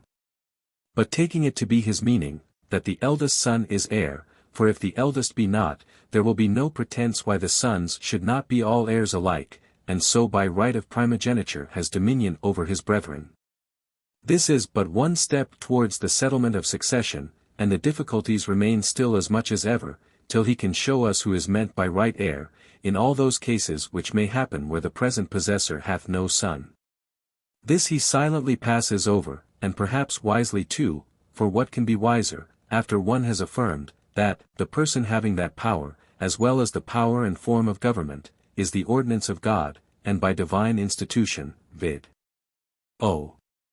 254, page 12, then to be careful, not to start any question concerning the person, the resolution whereof will certainly lead him into a confession, that God and nature hath determined nothing about him. And if our author cannot show who by right of nature, or a clear positive law of God, has the next right to inherit the dominion of this natural monarch he has been at such pains about, when he died without a son, he might have spared his pains in all the rest. It being more necessary for the settling men's consciences and determining their subjection and allegiance, to show them who, by original right, superior and antecedent to the will, or any act of men, hath a title to this paternal jurisdiction. Then it is to show that by nature there was such a jurisdiction. It being to no purpose for me to know there is such a paternal power, which I ought, and am disposed to obey, unless, where there are many pretenders, I also know the person that is rightfully invested and endowed with it. 120. For the main matter in question being concerning the duty of my obedience, and the obligation of conscience I am under to pay it to him that is of right my lord and ruler, I must know the person that this right of paternal power resides in, and so empowers him to claim obedience from me. For let it be true what he says, page 12. That civil power not only in general is by divine institution, but even the assignment of it specially to the eldest parents, and O. 254. That not only the power or right of government, but the form of the power of governing, and the person having that power, are all the ordinance of God, yet unless he show us in all cases who is this person, ordained by God. Who is this eldest parent, all his abstract notions of monarchical power will signify just nothing, when they are to be reduced to practice. And men are conscientiously to pay their obedience, for paternal jurisdiction being not the thing to be obeyed, because it cannot command, but is only that which gives one man a right which another hath not, and if it come by inheritance, another man cannot have, to command and be obeyed. It is ridiculous to say, I pay obedience to the paternal power, when I obey him, to whom paternal power gives no right to my obedience, for he can have no divine right to my obedience, who cannot show his divine right to the power of ruling over me. As well as that by divine right there is such a power in the world. 121. And hence not being able to make out any prince's title to government, as heir to Adam, which therefore is of no use, and had been better let alone, he is fain to resolve all into present possession, and make civil obedience as due to an usurper, as to a lawful king, and thereby the usurper's title as good. His words are, O. 253. And they deserve to be remembered. If an usurper dispossess the true heir, the subject's obedience to the fatherly power must go along, and wait upon God's providence. But I shall leave his title of usurpers to be examined in its due place, and desire my sober reader to consider what thanks princes owe such politics as this, which can suppose paternal power, i.e. a right to government in the hands of a Cade, or a Cromwell, and so all obedience being due to paternal power, the obedience of subjects will be due to them, by the same right and upon as good grounds, as it is to lawful princes. And yet this, as dangerous a doctrine as it is, must necessarily follow from making all political power to be nothing else, but Adam's paternal power by right and divine institution, descending from him without being able to show to whom it descended, or who is heir to it. 122. To settle government in the world, and to lay obligations to obedience on any man's conscience. It is as necessary, supposing with our author that all power be nothing but the being possessed of Adam's fatherhood, to satisfy him who has a right to this power, this fatherhood, when the possessor dies, without sons to succeed immediately to it.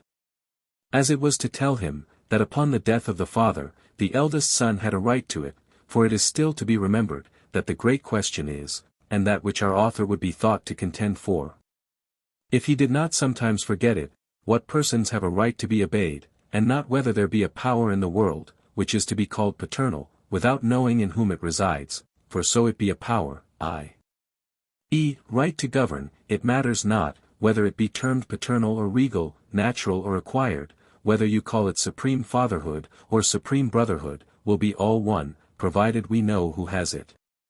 123.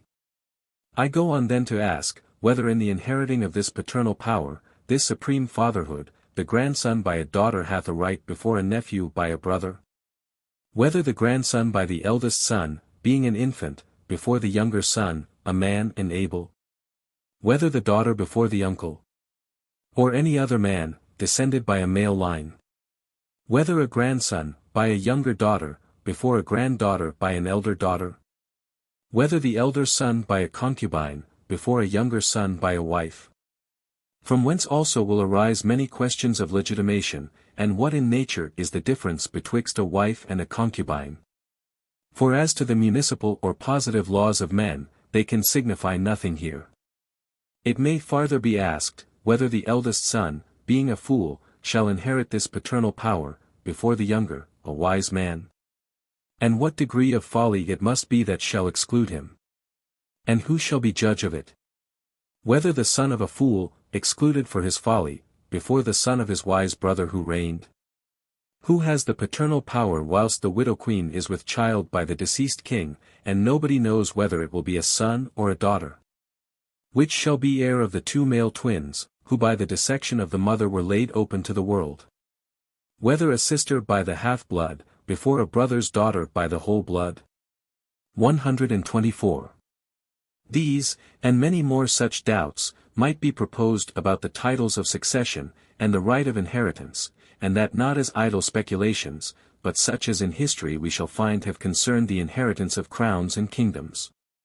And if ours want them, we need not go farther for famous examples of it, than the other kingdom in this very island, which having been fully related by the ingenious and learned author of Patriarcha non Monarcha, I need say no more of. Till our author hath resolved all the doubts that may arise about the next heir, and showed that they are plainly determined by the law of nature, or the revealed law of God, all his suppositions of a monarchical, absolute, supreme, paternal power in Adam, and the descent of that power to his heirs, would not be of the least use to establish the authority, or make out the title, of any one prince now on earth. But would rather unsettle and bring all into question, for let our author tell us as long as he pleases, and let all men believe it too, that Adam had a paternal, and thereby a monarchical power. That this, the only power in the world, descended to his heirs, and that there is no other power in the world but this, let this be all as clear demonstration, as it is manifest error. Yet if it be not past doubt, to whom this paternal power descends, and whose now it is, nobody can be under any obligation of obedience. Unless any one will say, that I am bound to pay obedience to paternal power in a man who has no more paternal power than I myself, which is all one as to say, I obey a man, because he has a right to govern. And if I be asked, how I know he has a right to govern, I should answer, it cannot be known, that he has any at all, for that cannot be the reason of my obedience, which I know not to be so. Much less can that be a reason of my obedience, which nobody at all can know to be so. 125. And therefore all this ado about Adam's fatherhood, the greatness of its power, and the necessity of its supposal, helps nothing to establish the power of those that govern, or to determine the obedience of subjects who are to obey. If they cannot tell whom they are to obey, or it cannot be known who are to govern, and who to obey. In the state the world is now, it is irrecoverably ignorant, who is Adam's heir. This fatherhood, this monarchical power of Adam, descending to his heirs, would be of no more use to the government of mankind, than it would be to the quieting of men's consciences, or securing their healths, if our author had assured them that Adam had a power to forgive sins, or cure diseases, which by divine institution descended to his heir, whilst this heir is impossible to be known. And should not he do as rationally, who upon this assurance of our author, went and confessed his sins, and expected a good absolution? Or took physic with expectation of health, from any one who had taken on himself the name of priest or physician, or thrust himself into those employments, saying, I acquiesce in the absolving power descending from Adam. Or I shall be cured by the medicinal power descending from Adam. As he who says, I submit to and obey the paternal power descending from Adam, when it is confessed all these powers descend only to his single heir, and that heir is unknown? 126. It is true, the civil lawyers have pretended to determine some of these cases concerning the succession of princes.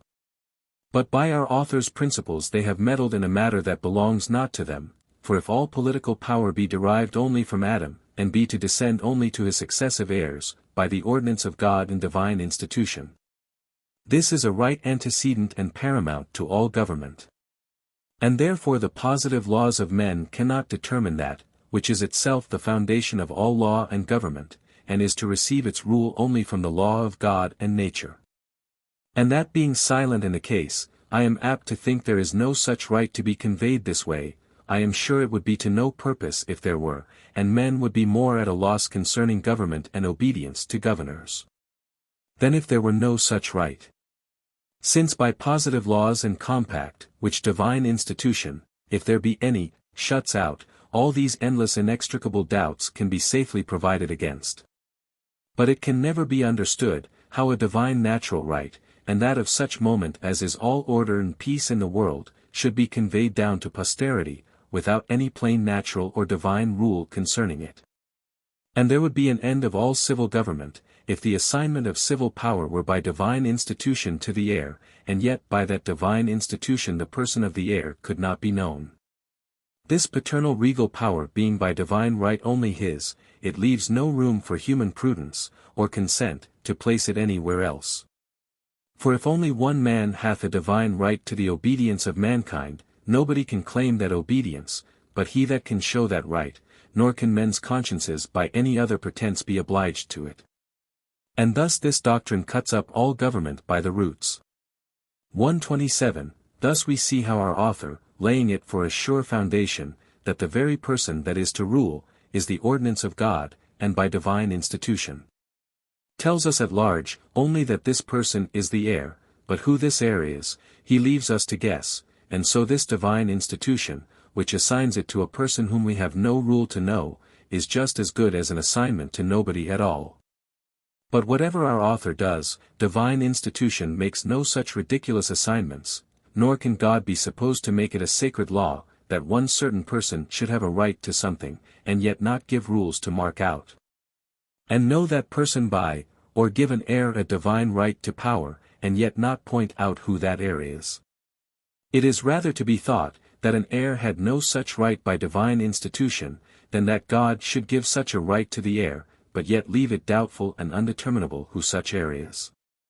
128. If God had given the land of Canaan to Abraham, and in general terms to somebody after him, without naming his seed, whereby it might be known who that somebody was, it would have been as good and useful an assignment, to determine the right to the land of Canaan, as it would be the determining the right of crowns, to give empire to Adam and his successive heirs after him, without telling who his heir is, for the word heir, without a rule to know who it is, signifies no more than somebody, I know not whom. God making it a divine institution, that men should not marry those who were of near kin, thinks it not enough to say, none of you shall approach to any that is near of kin to him, to uncover their nakedness. But moreover, gives rules to know who are those near of kin, forbidden by divine institution, or else that law would have been of no use. It being to no purpose to lay restraint or give privileges to men, in such general terms, as the particular person concerned cannot be known by. But God not having anywhere said, the next heir shall inherit all his father's estate or dominion, we are not to wonder, that he hath nowhere appointed who that heir should be. For never having intended any such thing, never designed any heir in that sense, we cannot expect he should anywhere nominate, or appoint any person to it, as we might, had it been otherwise. And therefore in Scripture, though the word heir occur, yet there is no such thing as heir in our author's sense, one that was by right of nature to inherit all that his father had, exclusive of his brethren. Hence Sarah supposes, that if Ishmael stayed in the house to share in Abraham's estate after his death, this son of a bondwoman might be heir with Isaac. And therefore, says she, cast out this bondwoman and her son, for the son of this bondwoman shall not be heir with my son. But this cannot excuse our author, who telling us there is, in every number of men, one who is right and next heir to Adam, ought to have told us what the laws of descent are, but he having been so sparing to instruct us by rules, how to know who is heir, let us see in the next place, what is history out of Scripture. On which he pretends wholly to build his government, gives us in this necessary and fundamental point. 129, our author, to make good the title of his book, page 13, begins his history of the descent of Adam's regal power, p. 13, in these words, this lordship which Adam by command had over the whole world, and by right descending from him, the patriarchs did enjoy, was a large, and. How does he prove that the patriarchs by descent did enjoy it? For dominion of life and death, says he, we find, Judah the father pronounced sentence of death against Tamar his daughter-in-law for playing the harlot, page 13. How does this prove that Judah had absolute and sovereign authority? He pronounced sentence of death. The pronouncing of sentence of death is not a certain mark of sovereignty, but usually the office of inferior magistrates. The power of making laws of life and death is indeed a mark of sovereignty, but pronouncing the sentence according to those laws, may be done by others, and therefore this will but ill prove that he had sovereign authority, as if one should say, Judge Jeffreys pronounced sentence of death in the late times, therefore Judge Jeffreys had sovereign authority. But it will be said, Judah did it not by commission from another, and therefore did it in his own right. Who knows whether he had any right at all? Heat of passion might carry him to do that which he had no authority to do. Judah had dominion of life and death. How does that appear?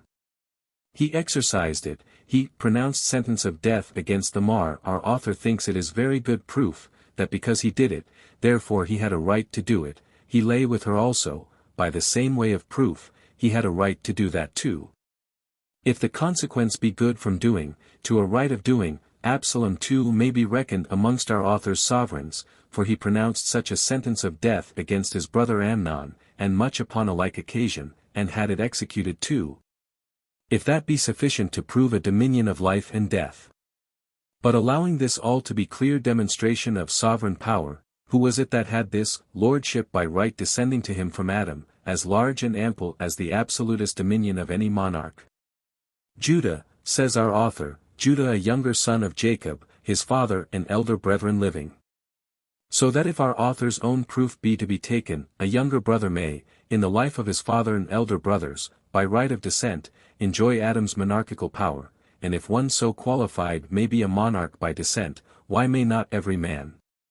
If Judah, his father and elder brother living, were one of Adam's heirs, I know not who can be excluded from this inheritance. All men by inheritance may be monarchs as well as Judah.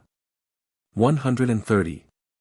Touching war, we see that Abraham commanded an army of 318 soldiers of his own family, and Esau met his brother Jacob with 400 men at arms. For matter of peace, Abraham made a league with Abimelech, and page 13.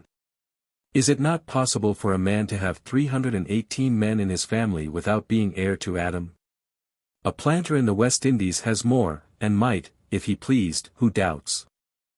Muster them up and lead them out against the Indians, to seek reparation upon any injury received from them, and all this without the absolute dominion of a monarch, descending to him from Adam.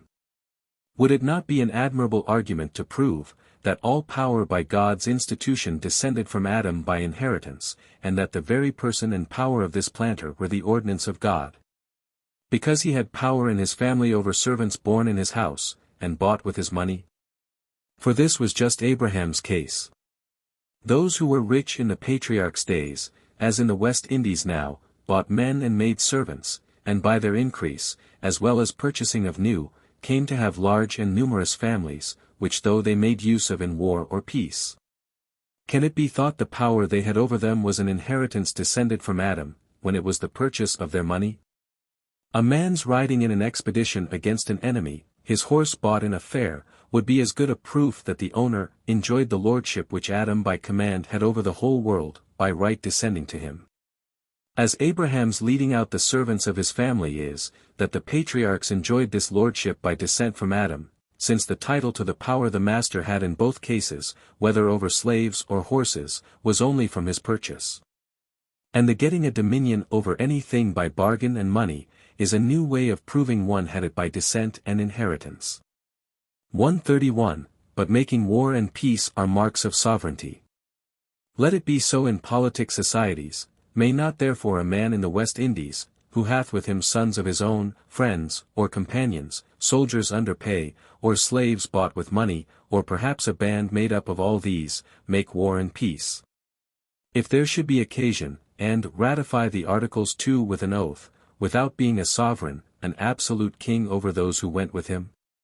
He that says he cannot, must then allow many masters of ships, many private planters, to be absolute monarchs, for as much as this they have done. War and peace cannot be made for politic societies, but by the supreme power of such societies. Because war and peace giving a different motion to the force of such a politic body, none can make war or peace but that which has the direction of the force of the whole body, and that in politic societies is only the supreme power. In voluntary societies for the time, he that has such a power by consent, may make war and peace, and so may a single man for himself, the state of war not consisting in the number of partisans, but the enmity of the parties. Where they have no superior to appeal to. 132. The actual making of war or peace is no proof of any other power, but only of disposing those to exercise or cease acts of enmity for whom he makes it. And this power in many cases any one may have without any politic supremacy, and therefore the making of war or peace will not prove that every one that does so is a politic ruler, much less a king. For then commonwealths must be kings too, for they do as certainly make war and peace as monarchical government. 133. But granting this a mark of sovereignty in Abraham, is it a proof of the descent to him of Adam's sovereignty over the whole world? If it be, it will surely be as good a proof of the descent of Adam's lordship to others too. And then commonwealths, as well as Abraham, will be heirs of Adam, for they make war and peace as well as he. If you say, that the lordship of Adam doth not by right descend to commonwealths, though they make war and peace, the same say I of Abraham, and then there is an end of your argument, if you stand to your argument. And say those that do make war and peace, as commonwealths do without doubt, do inherit Adam's lordship, there is an end of your monarchy, unless you will say, that commonwealths, by descent enjoying Adam's lordship, are monarchies. And that indeed would be a new way of making all the governments in the world monarchical. 134. To give our author the honor of this new invention, for I confess it is not I have first found it out by tracing his principles, and so charged it on him, it is fit my readers know that, as absurd as it may seem, he teaches it himself, p. 23, where he ingenuously says, in all kingdoms and commonwealths in the world, whether the prince be the supreme father of the people, or but the true heir to such a father, or come to the crown by usurpation or election, or whether some few or a multitude govern the commonwealth, yet still the authority that is in any one, or in many, or in all these, is the only right and natural authority of a supreme father, which right of fatherhood, he often tells us, is regal and royal authority, as particularly, p. 12, the page immediately preceding this instance of Abraham. This regal authority, he says, those that govern commonwealths have. And if it be true, that regal and royal authority be in those that govern commonwealths, it is as true that commonwealths are governed by kings. For if regal authority be in him that governs, he that governs must needs be a king, and so all commonwealths are nothing but downright monarchies, and then what need any more ado about the matter? The governments of the world are as they should be, there is nothing but monarchy in it. This, without doubt, was the surest way our author could have found, to turn all other governments, but monarchical, out of the world. 135. But all this scarce proves Abraham to have been a king as heir to Adam. If by inheritance he had been king, Lot, who was of the same family, must needs have been his subject by that title, before the servants in his family. But we see they lived as friends and equals, and when their herdsmen could not agree, there was no pretense of jurisdiction or superiority between them, but they parted by consent, Gen 13. Hence he is called, both by Abraham and by the text, Abraham's brother, the name of friendship and equality, and not of jurisdiction and authority, though he were really but his nephew. And if our author knows that Abraham was Adam's heir, and a king, it was more, it seems, than Abraham himself knew, or his servant whom he sent a wooing for his son, for when he sets out the advantages of the match, Gen 24. 35, thereby to prevail with the young woman and her friends, he says, I am Abraham's servant, and the Lord hath blessed my master greatly, and he is become great, and he hath given him flocks and herds, and silver and gold, and men servants and maid servants, and camels and asses. And Sarah, my master's wife, bare a son to my master when she was old, and unto him hath he given all he hath. Can one think that a discreet servant, that was thus particular to set out his master's greatness, would have omitted the crown Isaac was to have, if he had known of any such? Can it be imagined he should have neglected to have told them on such an occasion as this, that Abraham was a king, a name well known at that time, for he had 9 of them his neighbors, if he or his master had thought any such thing? The likeliest matter of all the rest, to make his errand successful. 136, but this discovery, it seems, was reserved for our author to make 2 or 3 thousand years after, and let him enjoy the credit of it. Only he should have taken care that some of Adam's land should have descended to this his heir, as well as all Adam's lordship, for though this lordship which Abraham, if we may believe our author, as well as the other patriarchs, by right descending to him, did enjoy, was as large and ample as the absolutest dominion of any monarch which hath been since the creation. Yet his estate, his territories, his dominions, were very narrow and scanty, for he had not the possession of a foot of land, till he bought a field and a cave of the sons of Heth to bury Sarah in. 137. The instance of Esau joined with this of Abraham, to prove that the lordship which Adam had over the whole world, by right descending from him, the patriarchs did enjoy, is yet more pleasant than the former. Esau met his brother Jacob with 400 men at arms, he therefore was a king by right of heir to Adam. 400 armed men then, however got together, are enough to prove him that leads them to be a king, and Adam's heir. There have been Tories in Ireland, whatever there are in other countries, who would have thanked our author for so honourable an opinion of them, especially if there had been nobody near with a better title of 500 armed men. To question their royal authority of 400. It is a shame for men to trifle so, to say no worse of it, in so serious an argument.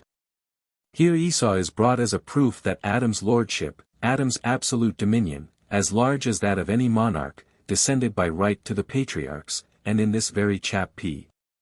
19, Jacob is brought as an instance of one, that by birthright was lord over his brethren. So we have here 2 brothers absolute monarchs by the same title, and at the same time heirs to Adam. The eldest, heir to Adam, because he met his brother with 400 men. And the youngest, heir to Adam by birthright, Esau enjoyed the lordship which Adam had over the whole world by right descending to him, in as large and ample manner as the absolutest dominion of any monarch. And at the same time, Jacob lord over him, by the right heirs have to be lords over their brethren. Rhizome tenatus. I never, I confess, met with any man of parts so dexterous as Sir Robert at this way of arguing, but it was his misfortune to light upon an hypothesis that could not be accommodated to the nature of things, and human affairs. His principles could not be made to agree with that constitution and order which God had settled in the world, and therefore must needs often clash with common sense and experience. 138.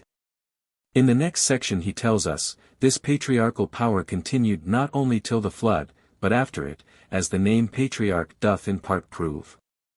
The word patriarch doth more than in part prove, that patriarchal power continued in the world as long as there were patriarchs. For it is necessary that patriarchal power should be whilst there are patriarchs, as it is necessary there should be paternal or conjugal power whilst there are fathers or husbands, but this is but playing with names. That which he would fallaciously insinuate is the thing in question to be proved, viz. that the lordship which Adam had over the world, the supposed absolute universal dominion of Adam by right descending from him, the patriarchs did enjoy. If he affirms such an absolute monarchy continued to the flood, in the world, I would be glad to know what records he has it from. For I confess I cannot find a word of it in my Bible. If by patriarchal power he means anything else, it is nothing to the matter in hand. And how the name patriarch in some part proves, that those who are called by that name, had absolute monarchical power, I confess I do not see, and therefore I think needs no answer till the argument from it be made out a little clearer. 139. The 3 sons of Noah had the world, says our author, divided amongst them by their father, for of them was the whole world overspread, page 14. The world might be overspread by the offspring of Noah's sons, though he never divided the world amongst them, for the earth might be replenished without being divided, so that all our author's argument here proves no such division. However, I allow it to him, and then ask, the world being divided amongst them, which of the 3 was Adam's heir? If Adam's lordship, Adam's monarchy, by right descended only to the eldest, then the other 2 could be but his subjects, his slaves. If by right it descended to all 3 brothers, by the same right it will descend to all mankind. And then it will be impossible what he says, page 19, that heirs are lords of their brethren, should be true. But all brothers, and consequently all men, will be equal and independent, all heirs to Adam's monarchy, and consequently all monarchs too, one as much as another. But it will be said, Noah their father divided the world amongst them. So that our author will allow more to Noah than he will to God Almighty, for 2:11, he thought it hard, that God himself should give the world to Noah and his sons, to the prejudice of Noah's birthright. His words are, Noah was left sole heir to the world, why should it be thought that God would disinherit him of his birthright, and make him, of all men in the world, the only tenant in common with his children? And yet he here thinks it fit that Noah should disinherit Shem of his birthright, and divide the world betwixt him and his brethren, so that his birthright, when our author pleases, must, and when he pleases must not, be sacred and inviolable. 140. If Noah did divide the world between his sons, and his assignment of dominions to them were good, there is an end of divine institution. All our author's discourse of Adam's heir, with whatsoever he builds on it, is quite out of doors.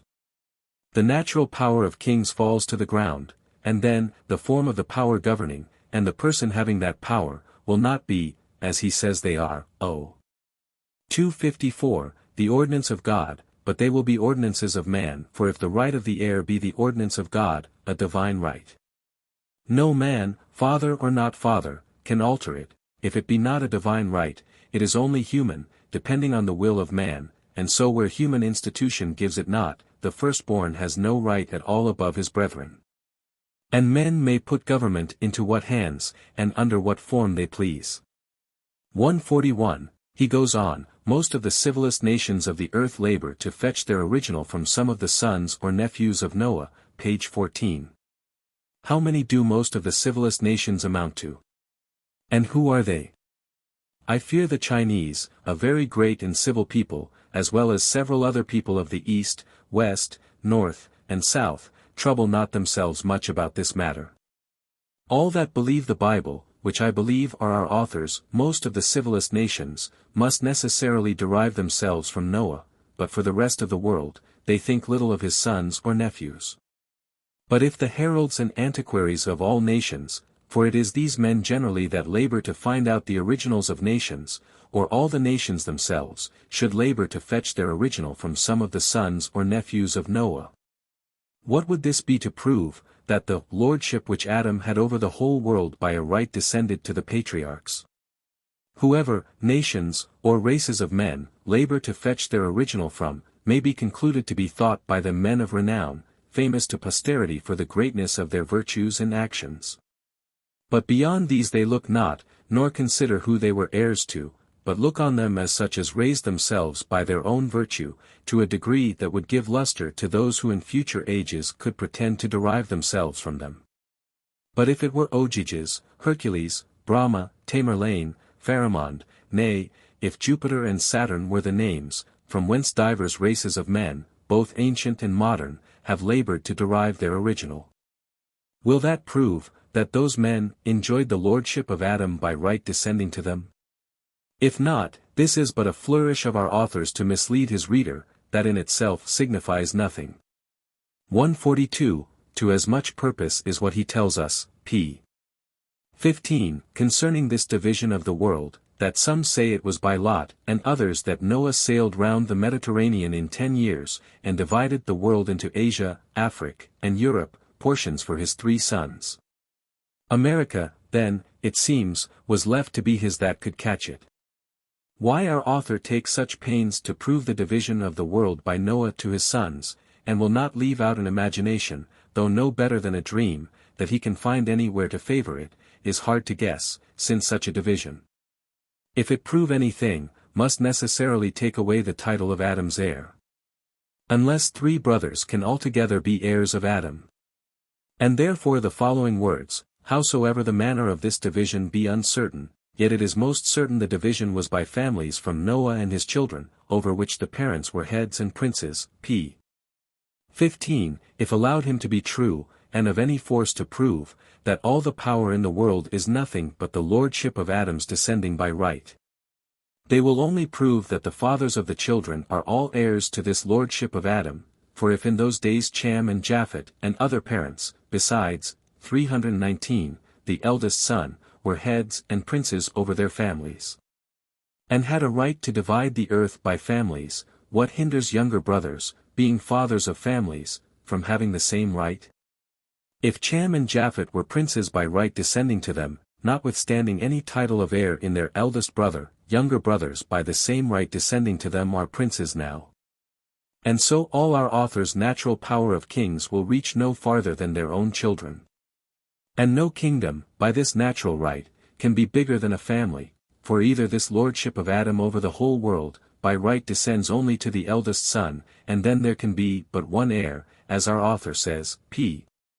19, or else it by right descends to all the sons equally, and then every father of a family will have it, as well as the 3 sons of Noah, take which you will, it destroys the present governments and kingdoms, that are now in the world.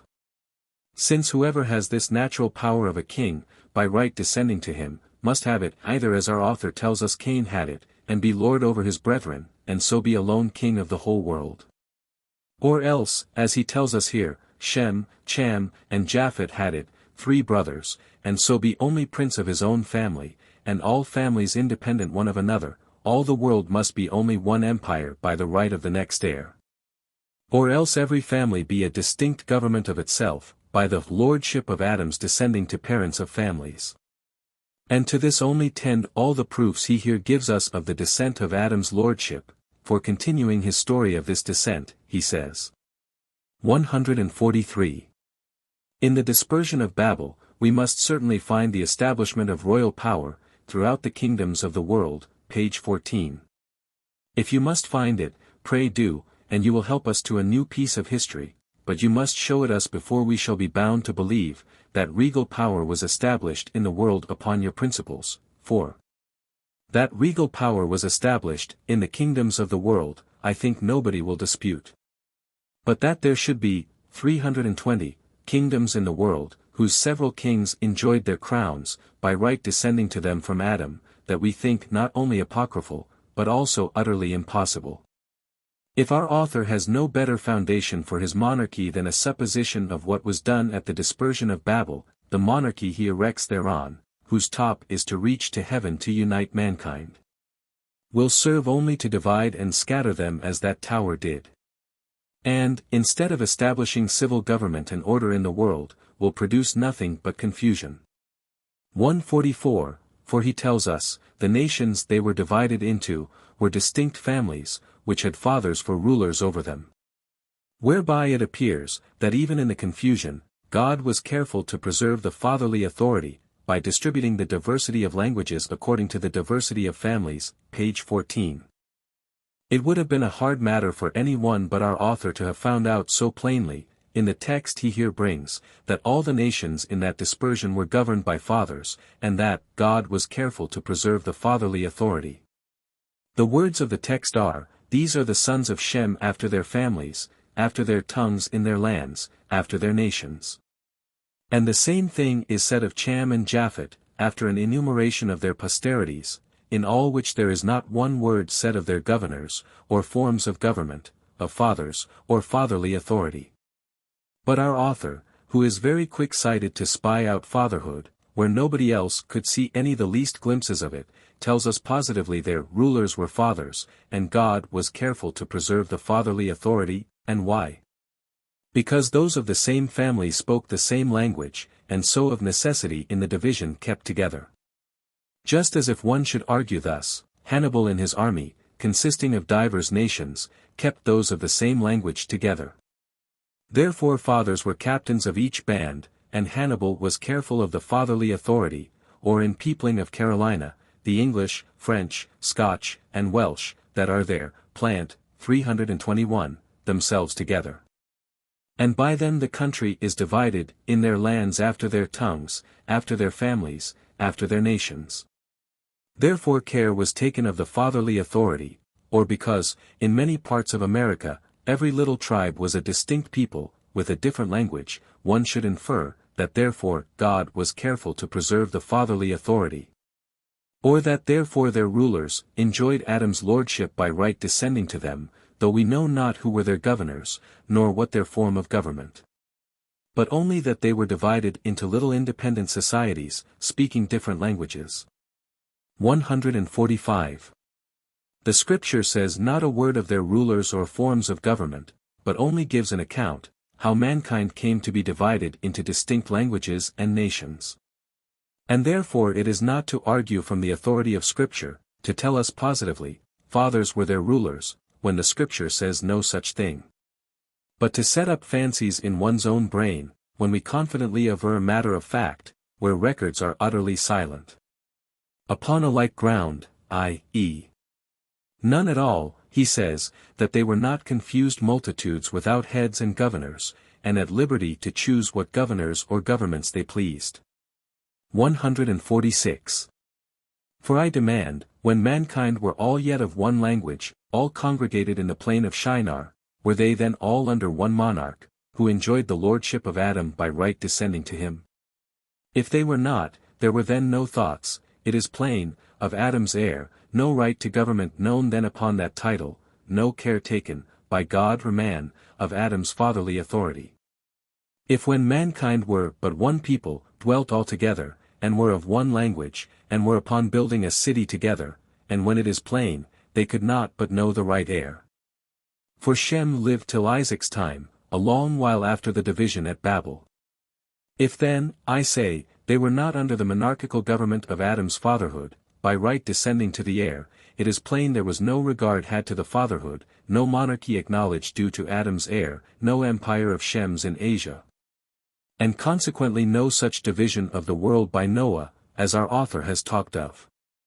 As far as we can conclude anything from Scripture in this matter, it seems from this place, that if they had any government, it was rather a commonwealth than an absolute monarchy, for the Scripture tells us, Gen 11.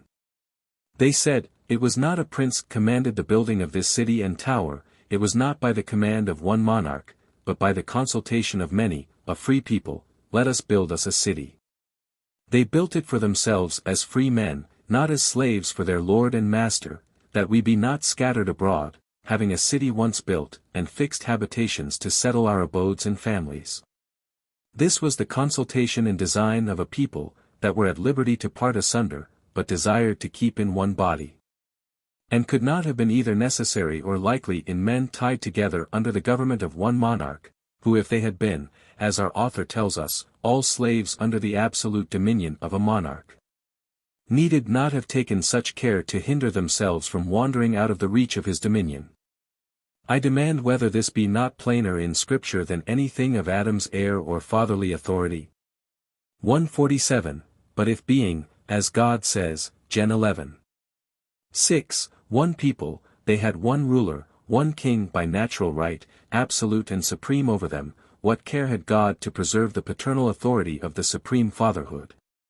If on a sudden he suffers 72, for so many our author talks of, distinct nations to be erected out of it, under distinct governors, and at once to withdraw themselves from the obedience of their sovereign?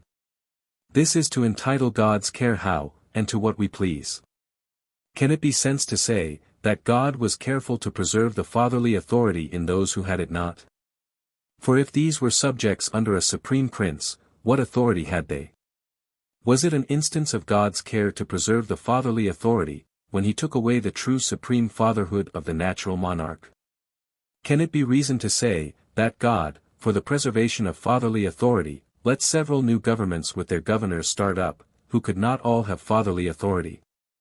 And is it not as much reason to say, that God is careful to destroy fatherly authority, when he suffers one, who is in possession of it, to have his government torn in pieces and shared by several of his subjects? Would it not be an argument just like this for monarchical government, to say, when any monarchy was shattered to pieces, and divided amongst revolted subjects, that God was careful to preserve monarchical power? By rending a settled empire into a multitude of little governments? If anyone will say, that what happens in providence to be preserved, God is careful to preserve as a thing therefore to be esteemed by men as necessary or useful. It is a peculiar propriety of speech, which every one will not think fit to imitate, but this I am sure is impossible to be either proper or true speaking, that Shem, for example, for he was then alive, should have fatherly authority, or sovereignty by right of fatherhood, over that one people at Babel, and that the next moment, Shem yet living, 72 others should have fatherly authority, or sovereignty by right of fatherhood, over the same people. Divided into so many distinct governments, either these 72 fathers actually were rulers, just before the confusion, and then they were not one people, but that God himself says they were. Or else they were a commonwealth, and then where was monarchy? Or else these 72 fathers had fatherly authority, but knew it not. Strange! That fatherly authority should be the only original of government amongst men, and yet all mankind not know it. And stranger yet, that the confusion of tongues should reveal it to them all of a sudden, that in an instant these 72 should know that they had fatherly power, and all others know that they were to obey it in them. And every one know that particular fatherly authority to which he was a subject. He that can think this arguing from Scripture, may from thence make out what model of an utopia will best suit with his fancy or interest. And this fatherhood, thus disposed of, will justify both a prince who claims an universal monarchy, and his subjects, who, being fathers of families, shall quit all subjection to him, and canton his empire into less governments for themselves, for it will always remain a doubt in which of these the fatherly authority resided, till our author resolves us, whether Shem, who was then alive, or these 72 new princes, beginning so many new empires in his dominions, and over his subjects, had right to govern. Since our author tells us, that both one and the other had fatherly, which is supreme authority, and are brought in by him as instances of those who did enjoy the lordships of Adam by right descending to them, which was as large and ample as the absolutist dominion of any monarch. This at least is unavoidable, that, if God was careful to preserve the fatherly authority, in the 72 new erected nations, it necessarily follows, that he was as careful to destroy all pretenses of Adam's heir, since he took care, and therefore did preserve the fatherly authority in so many, at least 71, that could not possibly be Adam's heirs, when the right heir, if God had ever ordained any such inheritance, could not but be known, Shem then living, and they being all one people. 148, Nimrod is his next instance of enjoying this patriarchal power, page 16. But I know not for what reason our author seems a little unkind to him, and says, that he against right enlarged his empire, by seizing violently on the rights of other lords of families.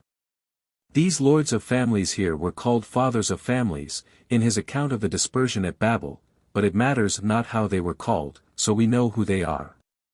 For this fatherly authority must be in them either as heirs to Adam, and so there could not be 72, nor above one at once. Or else as natural parents over their children, and so every father will have paternal authority over his children by the same right, and in as large extent as those 72 had, and so be independent princes over their own offspring.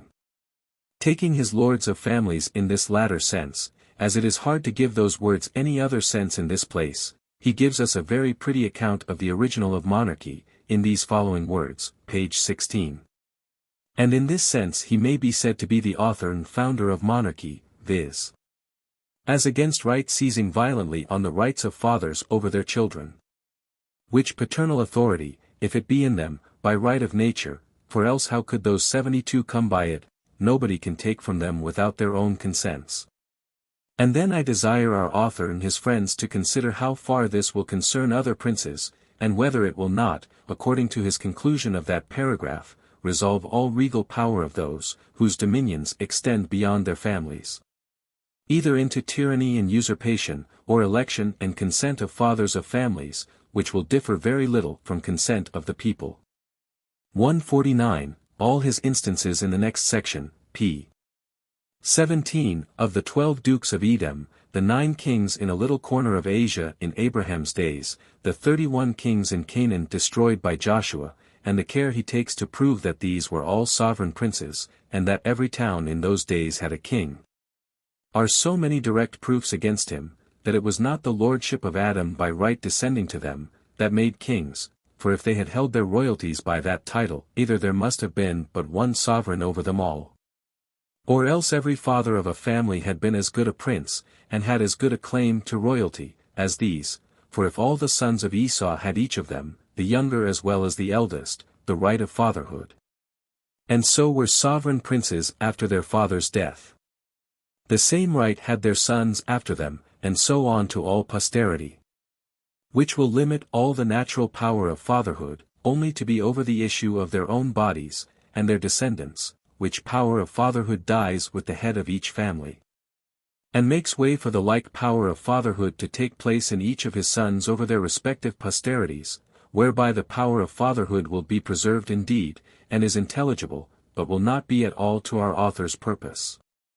None of the instances he brings are proofs of any power they had, as heirs of Adam's paternal authority by the title of his fatherhood descending to them. No, nor of any power they had by virtue of their own, for Adam's fatherhood being over all mankind, it could descend to but one at once, and from him to his right heir only. And so there could by that title be but one king in the world at a time, and by right of fatherhood, not descending from Adam, it must be only as they themselves were fathers, and so could be over none but their own posterity. So that if those 12 dukes of Edom, if Abraham and the 9 kings his neighbors, if Jacob and Esau, and the 31 kings in Canaan, the 72 kings mutilated by Adonibesek, the 32 kings that came to Benhadad, the 70 kings of Greece making war at Troy, were, as our author contends, all of them sovereign princes, it is evident that kings derived their power from some other original than fatherhood, since some of these had power over more than their own posterity. And it is demonstration, they could not be all heirs to Adam, for I challenge any man to make any pretense to power by right of fatherhood either intelligible or possible in any one otherwise than either as Adam's heir, or as progenitor over his own descendants, naturally sprung from him. And if our author could show that any one of these princes, of which he gives us here so large a catalogue, had his authority by either of these titles, I think I might yield him the cause. Though it is manifest they are all impertinent, and directly contrary to what he brings them to prove, viz. that the lordship which Adam had over the world by right descended to the patriarchs. 150, having told us, p. 16, that the patriarchal government continued in Abraham, Isaac, and Jacob, until the Egyptian bondage, p. 17, he tells us, by manifest footsteps we may trace this paternal government unto the Israelites coming into Egypt, where the exercise of the supreme patriarchal government was intermitted, because they were in subjection to a stronger prince. What these footsteps are of paternal government, in our author's sense, i.e. of absolute monarchical power descending from Adam, and exercised by right of fatherhood, we have seen, that is, for 2,290 years no footsteps at all. Since in all that time he cannot produce any one example of any person who claimed or exercised regal authority by right of fatherhood, or show any one who being a king was Adam's heir, all that his proofs amount to is only this: that there were fathers, patriarchs, and kings, in that age of the world. But that the fathers and patriarchs had any absolute arbitrary power, or by what titles those kings had theirs, and of what extent it was, the Scripture is wholly silent. It is manifest by right of fatherhood they neither did, nor could claim any title to dominion or empire. 151. To say, that the exercise of supreme patriarchal government was intermitted, because they were in subjection to a stronger prince, proves nothing but what I before suspected, viz. That patriarchal jurisdiction or government, is a fallacious expression, and does not in our author signify, what he would yet insinuate by it, paternal and regal power, such an absolute sovereignty as he supposes was in Adam. 152. For how can he say that patriarchal jurisdiction was intermitted in Egypt, where there was a king, under whose regal government the Israelites were, if patriarchal were absolute monarchical jurisdiction? And if it were not, but something else, why does he make such ado about a power not in question, and nothing to the purpose? The exercise of patriarchal jurisdiction, if patriarchal be regal, was not intermitted whilst the Israelites were in Egypt. It is true, the exercise of regal power was not then in the hands of any of the promised seeds of Abraham, nor before neither that I know, but what is that to the intermission of regal authority, as descending from Adam? Unless our author will have it, that this chosen line of Abraham had the right of inheritance to Adam's lordship? And then to what purpose are his instances of the 72 rulers, in whom the fatherly authority was preserved in the confusion at Babel? Why does he bring the 12 princes sons of Ishmael, and the dukes of Edom, and join them with Abraham, Isaac, and Jacob, as examples of the exercise of true patriarchal government?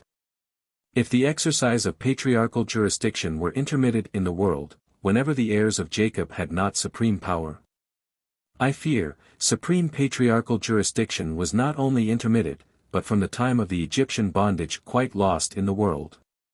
Since it will be hard to find, from that time downwards, any one who exercised it as an inheritance descending to him from the patriarchs Abraham, Isaac, and Jacob. I imagined monarchical government would have served his turn in the hands of Pharaoh, or any body. But one cannot easily discover in all places what his discourse tends to, as particularly in this place it is not obvious to guess what he drives at, when he says, the exercise of supreme patriarchal jurisdiction in Egypt. Or how this serves to make out the descent of Adam's lordship to the patriarchs, or anybody else. 153, for I thought he had been giving us out of Scripture proofs and examples of monarchical government founded on paternal authority, descending from Adam. And not an history of the Jews, amongst whom yet we find no kings, till many years after they were a people. And when kings were their rulers, there is not the least mention or room for a pretense that they were heirs to Adam, or kings by paternal authority, I expected, talking so much as he does of Scripture. That he would have produced thence a series of monarchs, whose titles were clear to Adam's fatherhood, and who, as heirs to him, owned and exercised paternal jurisdiction over their subjects. And that this was the true patriarchal government, whereas he neither proves, that the patriarchs were kings, nor that either kings or patriarchs were heirs to Adam, or so much as pretended to it, and one may as well prove, that the patriarchs were all absolute monarchs, that the power both of patriarchs and kings was only paternal. And that this power descended to them from Adam. I say all these propositions may be as well proved by a confused account of a multitude of little kings in the West Indies, out of Ferdinando Soto, or any of our late histories of the Northern America, or by our author's 70 kings of Greece, out of Homer, as by anything he brings out of Scripture, in that multitude of kings he has reckoned up. 154. And methinks he should have let Homer and his wars of Troy alone, since his great zeal to truth or monarchy carried him to such a pitch of transport against philosophers and poets, that he tells us in his preface, that, there are too many in these days, who please themselves in running after the opinions of philosophers and poets, to find out such an original of government, as might promise them some title to liberty, to the great scandal of Christianity, and bringing in of atheism. And yet these heathens, philosopher Aristotle, and poet Homer, are not rejected by our zealous Christian politician, whenever they offer anything that seems to serve his turn. Whether, to the great scandal of Christianity in bringing in of atheism, let him look. This I cannot but observe, in authors who it is visible write not for truth, how ready zeal for interest and party is to entitle Christianity to their designs, and to charge atheism on those who will not without examining submit to their doctrines, and blindly swallow their nonsense. But to return to his scripture history, our author farther tells us, p. 18, that, after the return of the Israelites out of bondage, God, out of a special care of them, chose Moses and Joshua successively to govern as princes in the place instead of the supreme fathers. If it be true, that they returned out of bondage, it must be in a state of freedom, and must imply, that both before and after this bondage they were free, unless our author will say, that changing of masters is returning out of bondage. Or that a slave returns out of bondage, when he is removed from one galley to another. If then they returned out of bondage, it is plain that in those days, whatever our author in his preface says to the contrary, there was a difference between a son, a subject, and a slave. And that neither the patriarchs before, nor their rulers after this Egyptian bondage numbered their sons or subjects amongst their possessions, and disposed of them with as absolute a dominion, as they did their other goods. 155. This is evident in Jacob, to whom Reuben offered his 2 sons as pledges. And Judah was at last surety for Benjamin's safe return out of Egypt, which all had been vain, superfluous, and but a sort of mockery, if Jacob had had the same power over every one of his family, as he had over his ox or his ass. As an owner over his substance. And the offers that Reuben or Judah made had been such a security for returning of Benjamin, as if a man should take 2 lambs out of his lord's flock, and offer one as security, that he will safely restore the other. 156. When they were out of this bondage, what then? God out of a special care of them, the Israelites. It is well that once in his book he will allow God to have any care of the people, for in other places he speaks of mankind, as if God had no care of any part of them, but only of their monarchs, and that the rest of the people. The societies of men, were made as so many herds of cattle, only for the service, use, and pleasure of their princes. 157, chose Moses and Joshua successively to govern as princes. A shrewd argument our author has found out to prove God's care of the fatherly authority, and Adam's heirs, that here, as an expression of his care of his own people, he chooses those for princes over them, that had not the least pretence to either. The persons chosen were Moses, of the tribe of Levi, and Joshua of the tribe of Ephraim, neither of which had any title of fatherhood. But, says our author, they were in the place instead of the supreme fathers. If God had anywhere as plainly declared his choice of such fathers to be rulers, as he did of Moses and Joshua, we might believe Moses and Joshua were in their place instead, but that being the question in debate, till that be better proved. Moses being chosen by God to be ruler of his people, will no more prove that government belonged to Adam's heir, or to the fatherhood. Then God's choosing Aaron of the tribe of Levi to be priest, will prove that the priesthood belonged to Adam's heir, or the prime fathers. Since God would choose Aaron to be priest, and Moses ruler in Israel, though neither of those offices were settled on Adam's heir, or the fatherhood. 158. Our author goes on, and after them likewise for a time he raised up judges to defend his people in time of peril, page 18. This proves fatherly authority to be the original of government, and that it descended from Adam to his heirs, just as well as what went before, only here our author seems to confess, that these judges, who were all the governors they then had, were only men of valor, whom they made their generals to defend them in time of peril. And cannot God raise up such men, unless fatherhood have a title to government?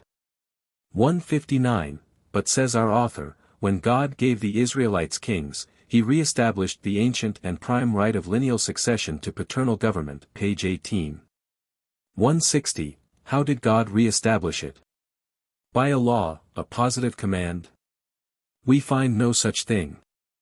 Our author means then, that when God gave them a king, in giving them a king, he re-established the right, and to re-establish de facto the right of lineal succession to paternal government, is to put a man in possession of that government which his fathers did enjoy, and he by lineal succession had a right to, for, first.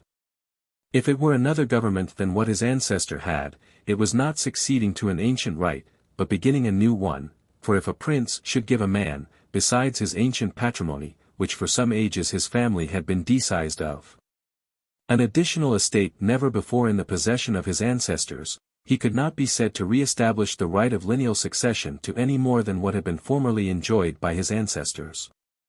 If therefore the power the kings of Israel had were anything more than Isaac or Jacob had, it was not the re-establishing in them the right of succession to a power, but giving them a new power, however you please to call it, paternal or not, and whether Isaac and Jacob had the same power that the kings of Israel had, I desire any one, by what has been above said, to consider. And I do not think you will find, that either Abraham, Isaac, or Jacob, had any regal power at all. 161. Next, there can be no re-establishment of the prime and ancient right of lineal succession, to anything, unless he, that is put in possession of it, has the right to succeed, and to be the true and next heir to him he succeeds to. Can that be a re-establishment, which begins in a new family? Or that the re-establishment of an ancient right of lineal succession, when a crown is given to one, who has no right of succession to it, and who, if the lineal succession had gone on, had been out of all possibility of pretense to it? Saul, the first king God gave the Israelites, was of the tribe of Benjamin. Was the ancient and prime right of lineal succession re-established in him? The next was David, the youngest son of Jesse, of the posterity of Judah, Jacob's third son. Was the ancient and prime right of lineal succession to paternal government re-established in him? Or in Solomon, his younger son and successor in the throne? Or in Jeroboam over the 10 tribes? Or in Athaliah, a woman who reigned 6 years, an utter stranger to the royal blood?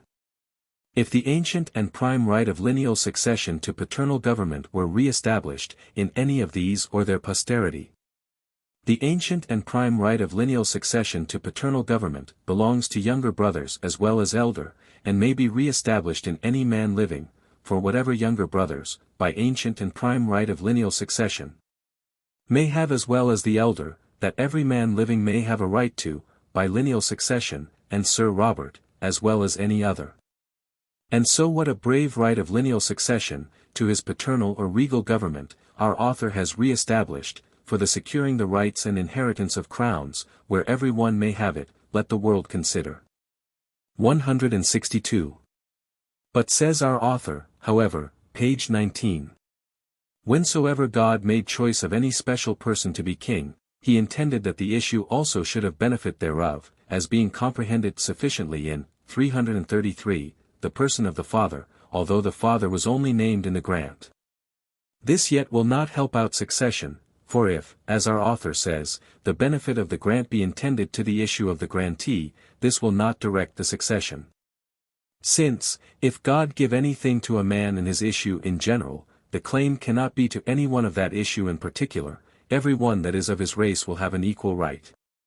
If it be said, our author meant heir, I believe our author was as willing as any body to have used that word, if it would have served his turn, but Solomon who succeeded David in the throne, being no more his heir than Jeroboam, who succeeded him in the government of the 10 tribes, was his issue, our author had reason to avoid saying, that God intended it to the heirs, when that would not hold in a succession, which our author could not accept against.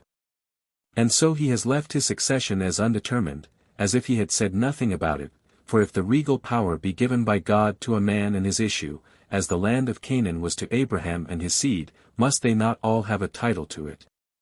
All share in it? And one may as well say that by God's grant to Abraham and his seed, the land of Canaan was to belong only to one of his seed exclusive of all others, as by God's grant of dominion to a man and his issue. This dominion was to belong in peculiar to one of his issue exclusive of all others. 163.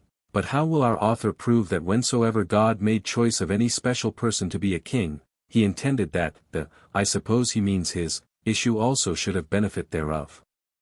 Has he so soon forgot Moses and Joshua, whom in this very section, he says, God out of a special care chose to govern as princes, and the judges that God raised up?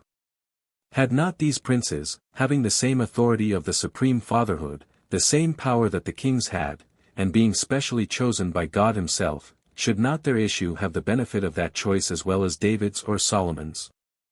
If these had the paternal authority put into their hands immediately by God, why had not their issue the benefit of this grant in a succession, 334, to this power?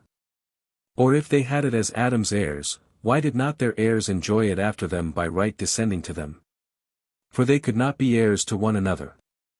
Was the power the same, and from the same original, in Moses, Joshua, and the judges, as it was in David and the kings, and was it inheritable in one, and not in the other?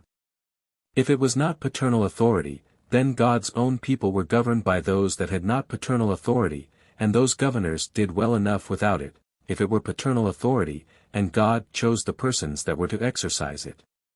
Our author's rule fails, that, whensoever God makes choice of any person to be supreme ruler, for I suppose the name king has no spell in it, it is not the title.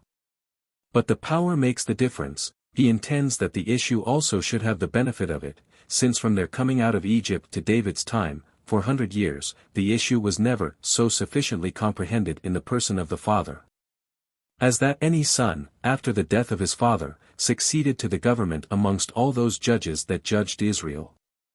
If, to avoid this, it be said, God always chose the person of the successor, and so, transferring the fatherly authority to him, excluded his issue from succeeding to it, that is manifestly not so in the story of Jephthah, where he articled with the people, and they made him judge over them, as is plain, Judge 11. 164. It is in vain then to say, that, whensoever God chooses any special person to have the exercise of paternal authority.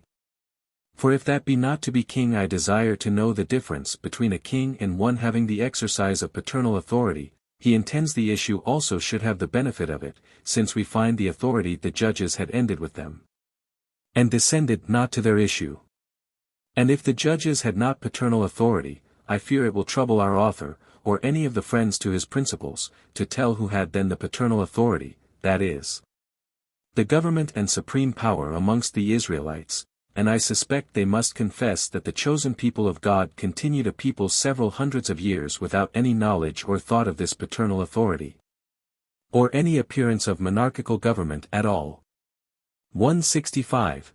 To be satisfied of this, he need but read the story of the Levite, and the war thereupon with the Benjamites, in the 3 last chapters of Judges.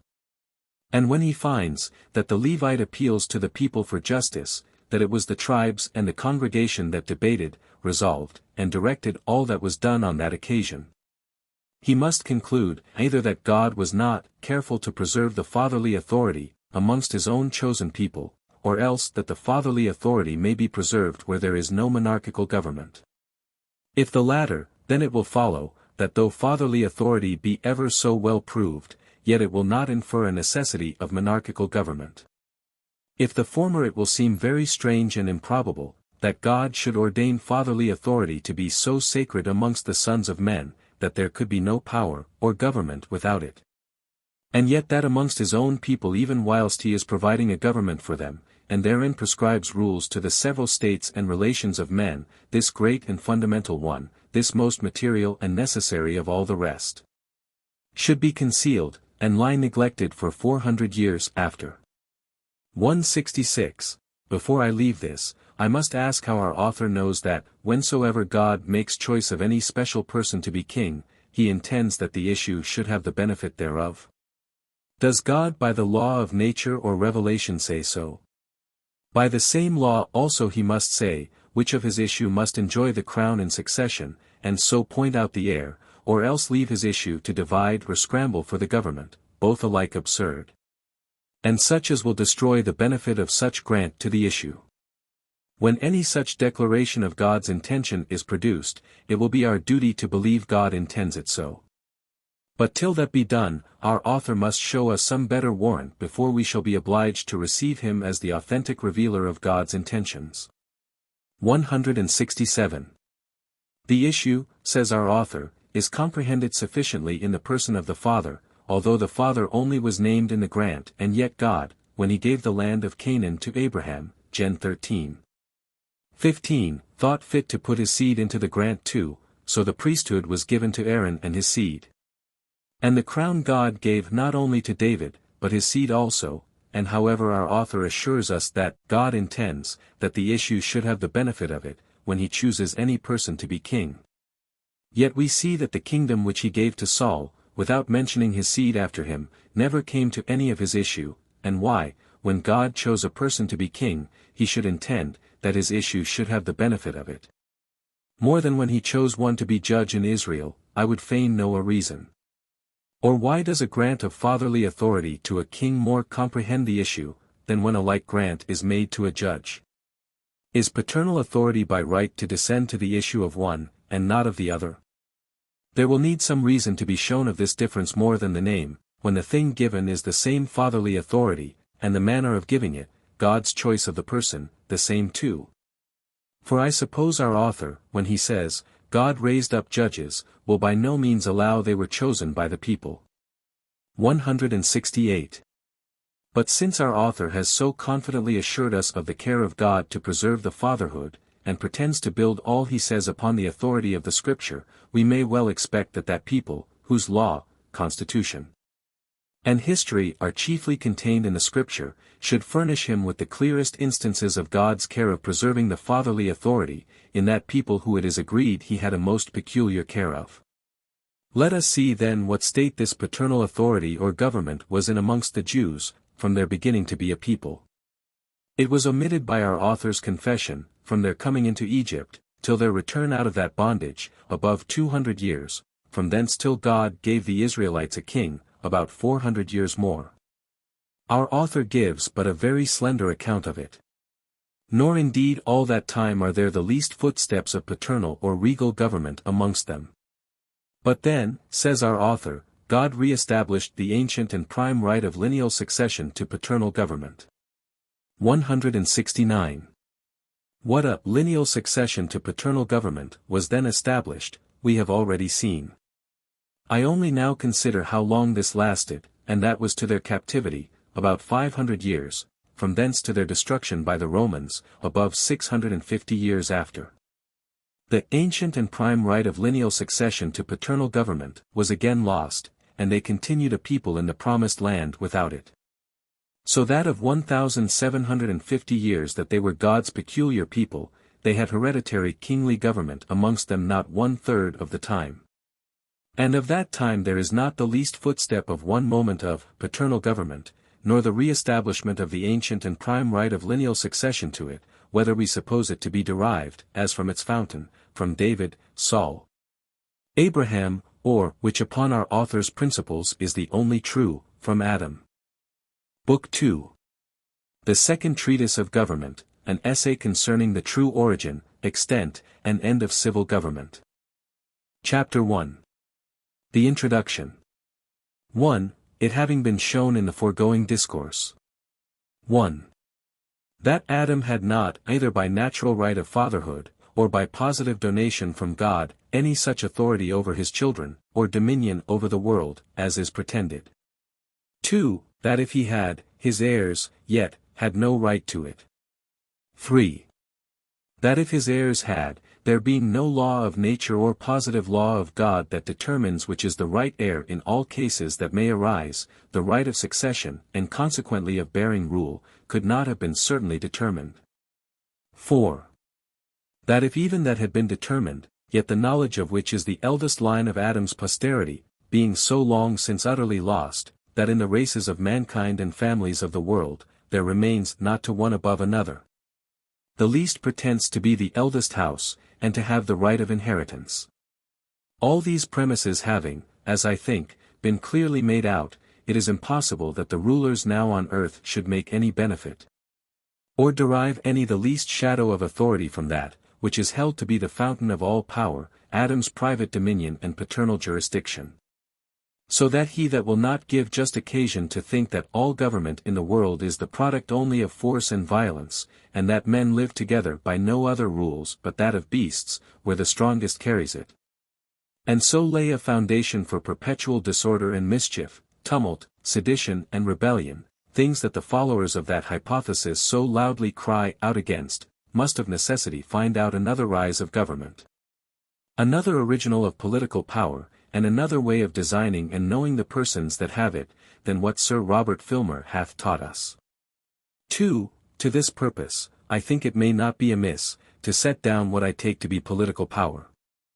That the power of a magistrate over a subject may be distinguished from that of a father over his children, a master over his servant, a husband over his wife, and a lord over his slave.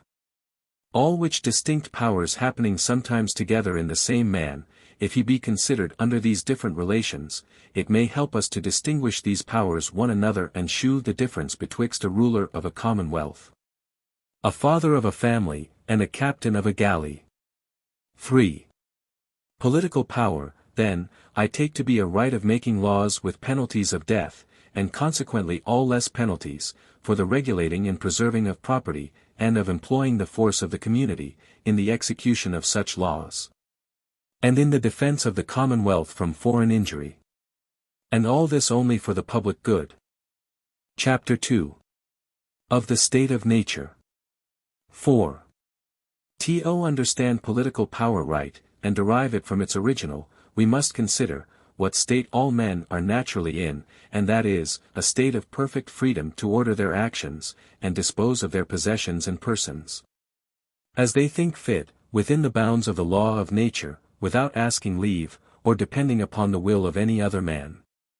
A state also of equality, wherein all the power and jurisdiction is reciprocal, no one having more than another.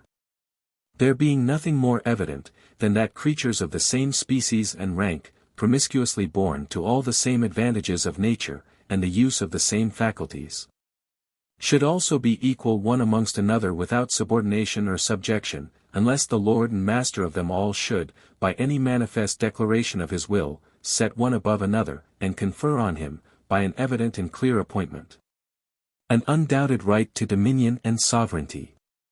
5. This equality of men by nature, the judicious Hooker looks upon as so evident in itself, and beyond all question, that he makes it the foundation of that obligation to mutual love amongst men, on which he builds the duties they owe one another, and from whence he derives the great maxims of justice and charity. His words are, "The like natural inducement hath brought men to know that it is no less their duty, to love others than themselves, for seeing those things which are equal, must needs all have one measure.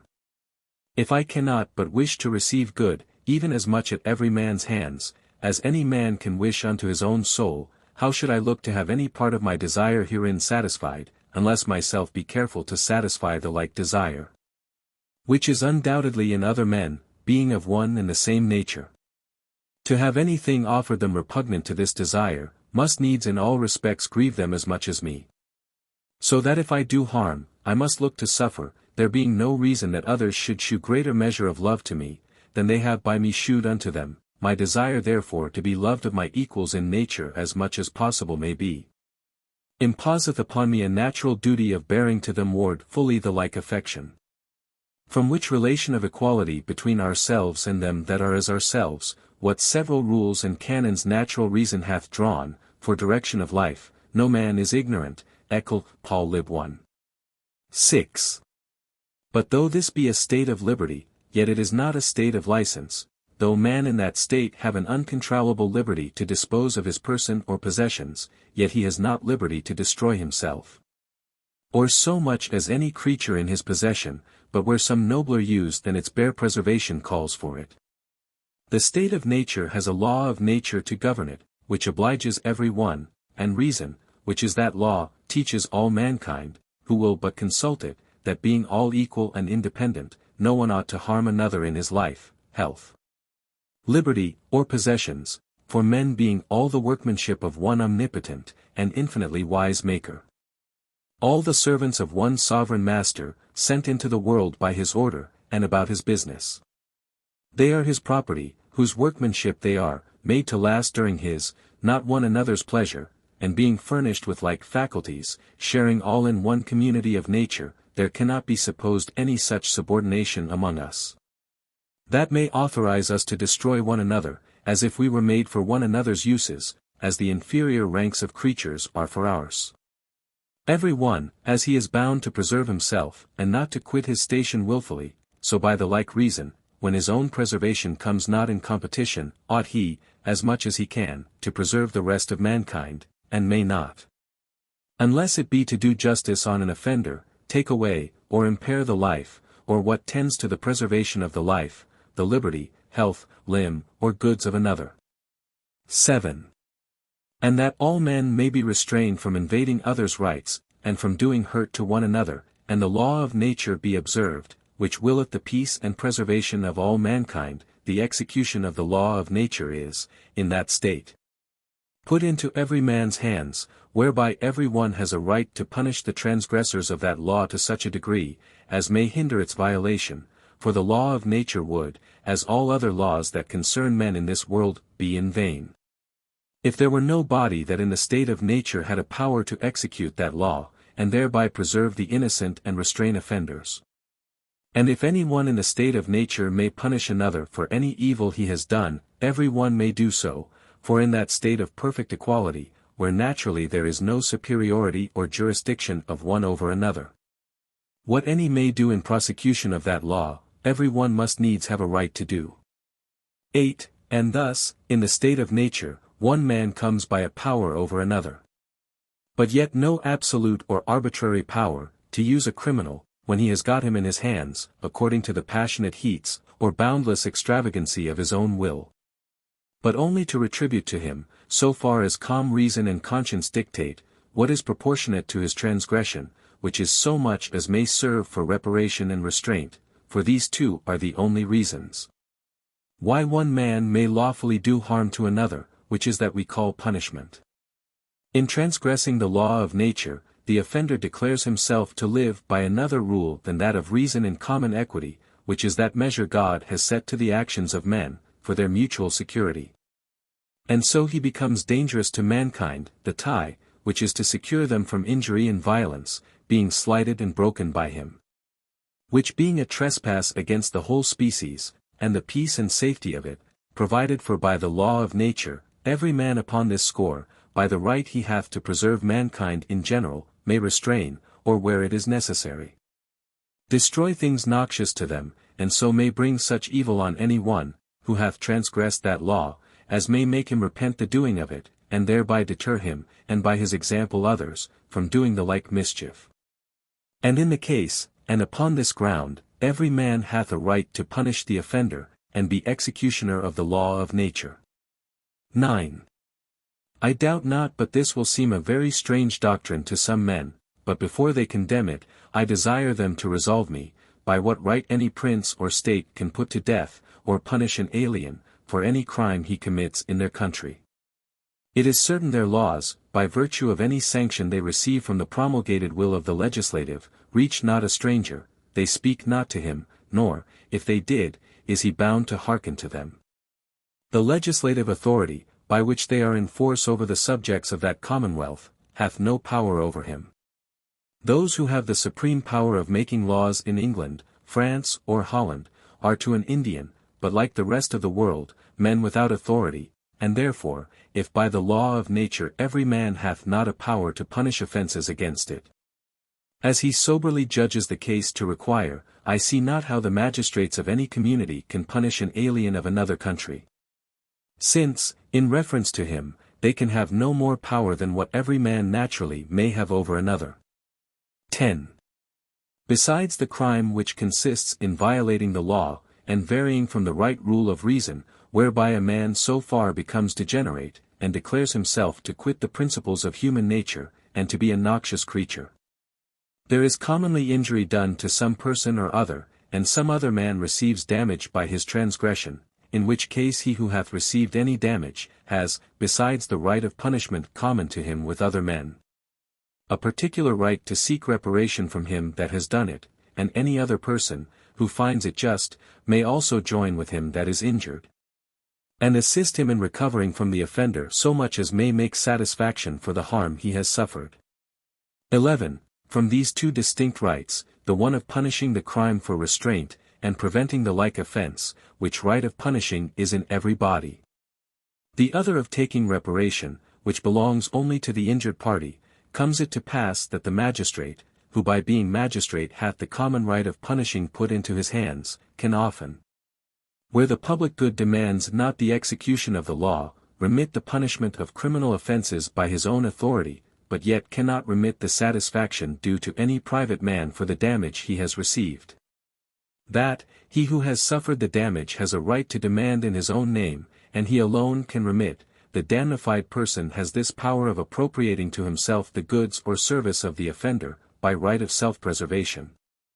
As every man has a power to punish the crime, to prevent its being committed again, by the right he has of preserving all mankind, and doing all reasonable things he can in order to that end, and thus it is, that every man, in the state of nature, has a power to kill a murderer, both to deter others from doing the like injury, which no reparation can compensate, by the example of the punishment that attends it from every body, and also to secure men from the attempts of a criminal, who having renounced reason, the common rule and measure God hath given to mankind, hath, by the unjust violence and slaughter he hath committed upon one, declared war against all mankind, and therefore may be destroyed as a lion or a tiger, one of those wild savage beasts, with whom men can have no society nor security, and upon this is grounded that great law of nature, whoso sheddeth man's blood, by man shall his blood be shed.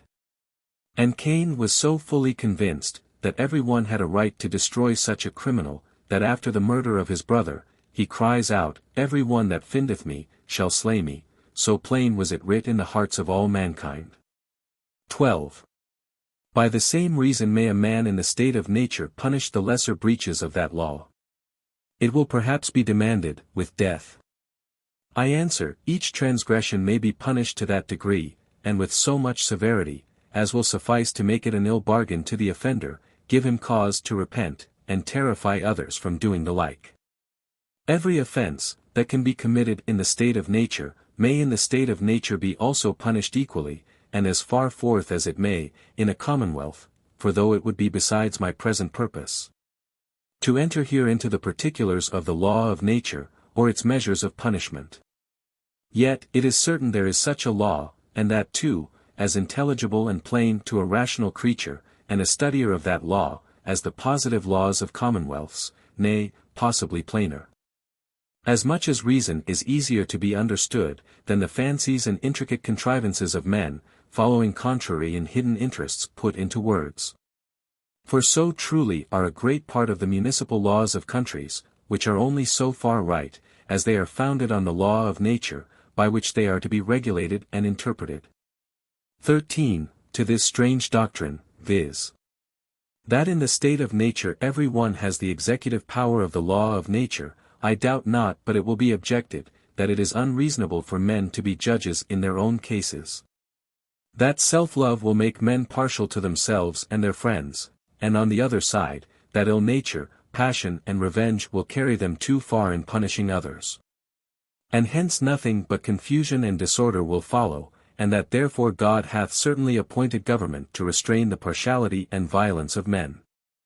I easily grant, that civil government is the proper remedy for the inconveniencies of the state of nature, which must certainly be great, where men may be judges in their own case, since it is easy to be imagined that he who is so unjust as to do his brother an injury, will scarce be so just as to condemn himself for it, but I shall desire those who make this objection, to remember, that absolute monarchs are but men.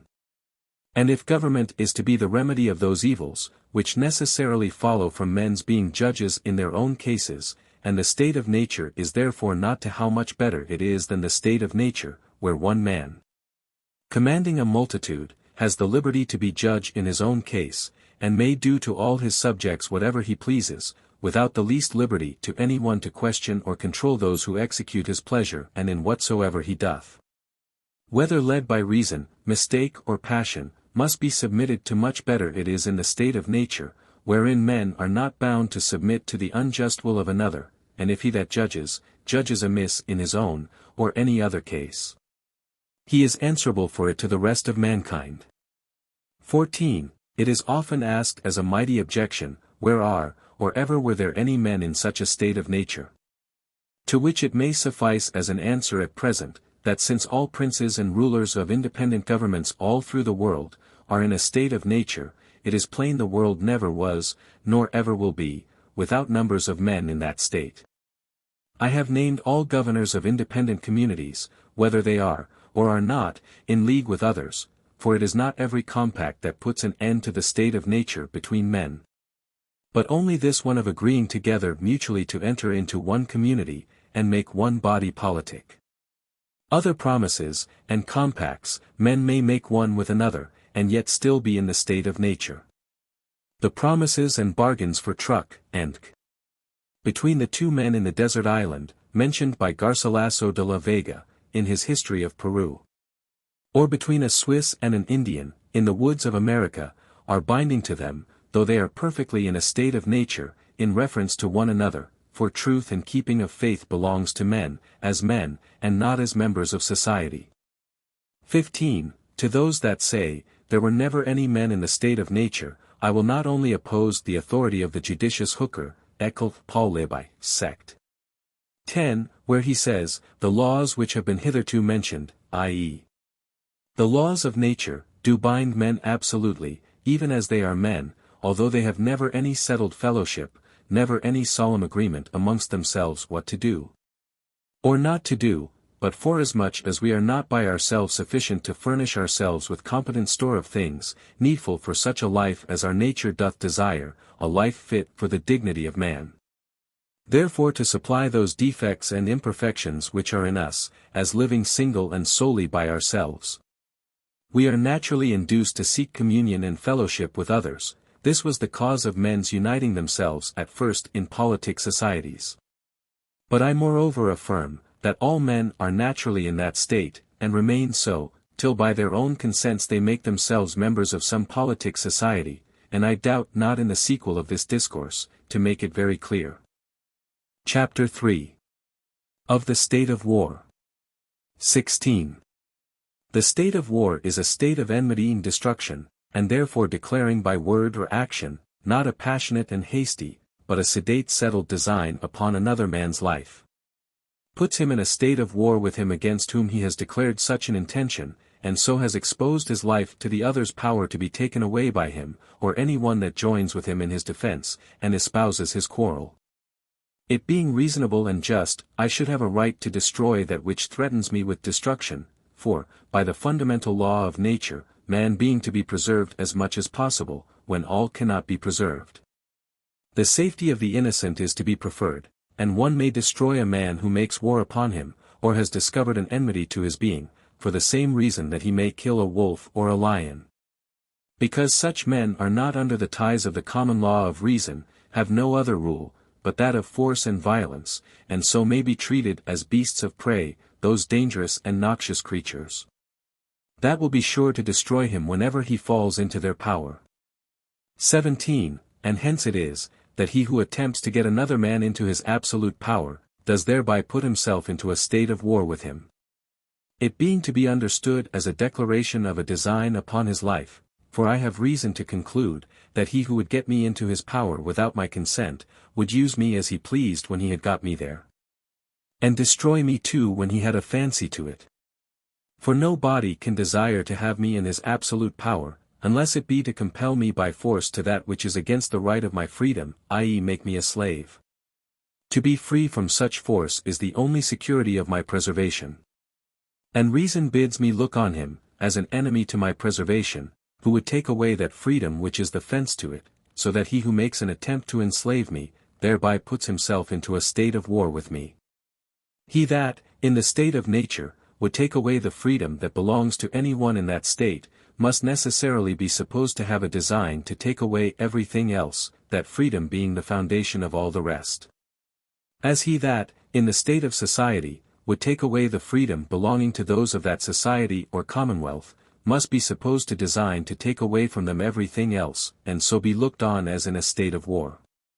18. This makes it lawful for a man to kill a thief, who has not in the least hurt him, nor declared any design upon his life, any farther than, by the use of force, so to get him in his power, as to take away his money, or what he pleases, from him. Because using force, where he has no right, to get me into his power, let his pretence be what it will, I have no reason to suppose, that he, who would take away my liberty, would not, when he had me in his power, take away everything else. And therefore it is lawful for me to treat him as one who has put himself into a state of war with me, i.e. kill him if I can, for to that hazard does he justly expose himself, whoever introduces a state of war, and is aggressor in it. 19. And here we have the plain difference between the state of nature and the state of war, which however some men have confounded, are as far distant, as a state of peace, goodwill, mutual assistance and preservation, and a state of enmity, malice. Violence and mutual destruction, are one from another. Men living together according to reason, without a common superior on earth, with authority to judge between them, is properly the state of nature. But force, or a declared design of force, upon the person of another, where there is no common superior on earth to appeal to for relief, is the state of war, and it is the want of such an appeal gives a man the right of war even against an aggressor, though he be in society and a fellow subject. Thus a thief, whom I cannot harm, but by appeal to the law, for having stolen all that I am worth, I may kill, when he sets on me to rob me but of my horse or coat. Because the law, which was made for my preservation, where it cannot interpose to secure my life from present force, which, if lost, is capable of no reparation, permits me my own defense, and the right of war, a liberty to kill the aggressor. Because the aggressor allows not time to appeal to our common judge, nor the decision of the law, for remedy in a case where the mischief may be irreparable. Want of a common judge with authority, puts all men in a state of nature, force without right, upon a man's person, makes a state of war, both where there is, and is not, a common judge. 20. But when the actual force is over, the state of war ceases between those that are in society, and are equally on both sides subjected to the fair determination of the law. Because then there lies open the remedy of appeal for the past injury, and to prevent future harm, but where no such appeal is, as in the state of nature, for want of positive laws, and judges with authority to appeal to. The state of war once begun, continues, with a right to the innocent party to destroy the other whenever he can, until the aggressor offers peace, and desires reconciliation on such terms as may repair any wrongs he has already done, and secure the innocent for the future. Nay, where an appeal to the law, and constituted judges, lies open, but the remedy is denied by a manifest perverting of justice, and a barefaced wresting of the laws to protect or indemnify the violence or injuries of some men, or party of men. There it is hard to imagine anything but a state of war, for wherever violence is used and injury done, though by hands appointed to administer justice, it is still violence and injury, however colored with the name, pretenses, or forms of law. The end whereof being to protect and redress the innocent, by an unbiased application of it, to all who are under it. Wherever that is not bona fide done, war is made upon the sufferers, who having no appeal on earth to right them, they are left to the only remedy in such cases, an appeal to heaven. 21. To avoid this state of war, wherein there is no appeal but to heaven, and wherein every the least difference is apt to end, where there is no authority to decide between the contenders, is one great reason of men's putting themselves into society, and quitting the state of nature, for where there is an authority, a power on earth, from which relief can be had by appeal, there the continuance of the state of war is excluded, and the controversy is decided by that power. Had there been any such court, any superior jurisdiction on earth, to determine the right between Jephthah and the Ammonites, they had never come to a state of war, but we see he was forced to appeal to heaven. The Lord the judge, says he, be judged this day between the children of Israel and the children of Ammon, Judges 11. 27. And then prosecuting, and relying on his appeal, he leads out his army to battle, and therefore in such controversies, where the question is put, who shall be judge? It cannot be meant, who shall decide the controversy. Every one knows what Jephthah here tells us, that the Lord the judge shall judge. Where there is no judge on earth, the appeal lies to God in heaven. That question then cannot mean, who shall judge, whether another hath put himself in a state of war with me, and whether I may, as Jephthah did, appeal to heaven in it? Of that I myself can only be judge in my own conscience, as I will answer it, at the great day, to the supreme judge of all men. Chapter 4. Of Slavery. 22. the natural liberty of man is to be freed from any superior power on earth, and not to be under the will or legislative authority of man, but to have only the law of nature for his rule. The liberty of man, in society, is to be under no other legislative power, but that established, by consent, in the commonwealth. Nor under the dominion of any will, or restraint of any law, but what that legislative shall enact, according to the trust put in it. Freedom then is not what Sir Robert Filmer tells us, Observations, A. 55. A liberty for every one to do what he lists, to live as he pleases, and not to be tied by any laws, but freedom of men under government is, to have a standing rule to live by, common to every one of that society, and made by the legislative power erected in it. A liberty to follow my own will in all things, where the rule prescribes not, and not to be subject to the inconstant, uncertain, unknown, arbitrary will of another man, as freedom of nature is, to be under no other restraint but the law of nature. 23. This freedom from absolute, arbitrary power, is so necessary to, and closely joined with a man's preservation, that he cannot part with it, but by what forfeits his preservation and life together, for a man, not having the power of his own life, cannot, by compact, or his own consent, enslave himself to any one, nor put himself under the absolute, arbitrary power of another, to take away his life, when he pleases. No body can give more power than he has himself, and he that cannot take away his own life, cannot give another power over it. Indeed, having by his fault forfeited his own life, by some act that deserves death, he, to whom he has forfeited it, may, when he has him in his power, delay to take it, and make use of him to his own service, and he does him no injury by it, for, whenever he finds the hardship of his slavery outweigh the value of his life, it is in his power, by resisting the will of his master, to draw on himself the death he desires. 24. This is the perfect condition of slavery, which is nothing else, but the state of war continued, between a lawful conqueror and a captive, for, if once compact enter between them, and make an agreement for a limited power on the one side, and obedience on the other, the state of war and slavery ceases, as long as the compact endures, for, as has been said, no man can, by agreement, pass over to another that which he hath not in himself, a power over his own life. I confess, we find among the Jews, as well as other nations, that men did sell themselves.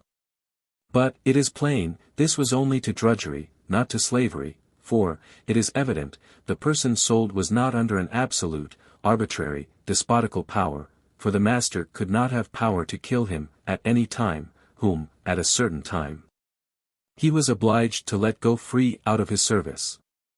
And the master of such a servant was so far from having an arbitrary power over his life, that he could not, at pleasure, so much as maim him, but the loss of an eye, or tooth, set him free. Exodus 21. Chapter 5. Of Property. 25.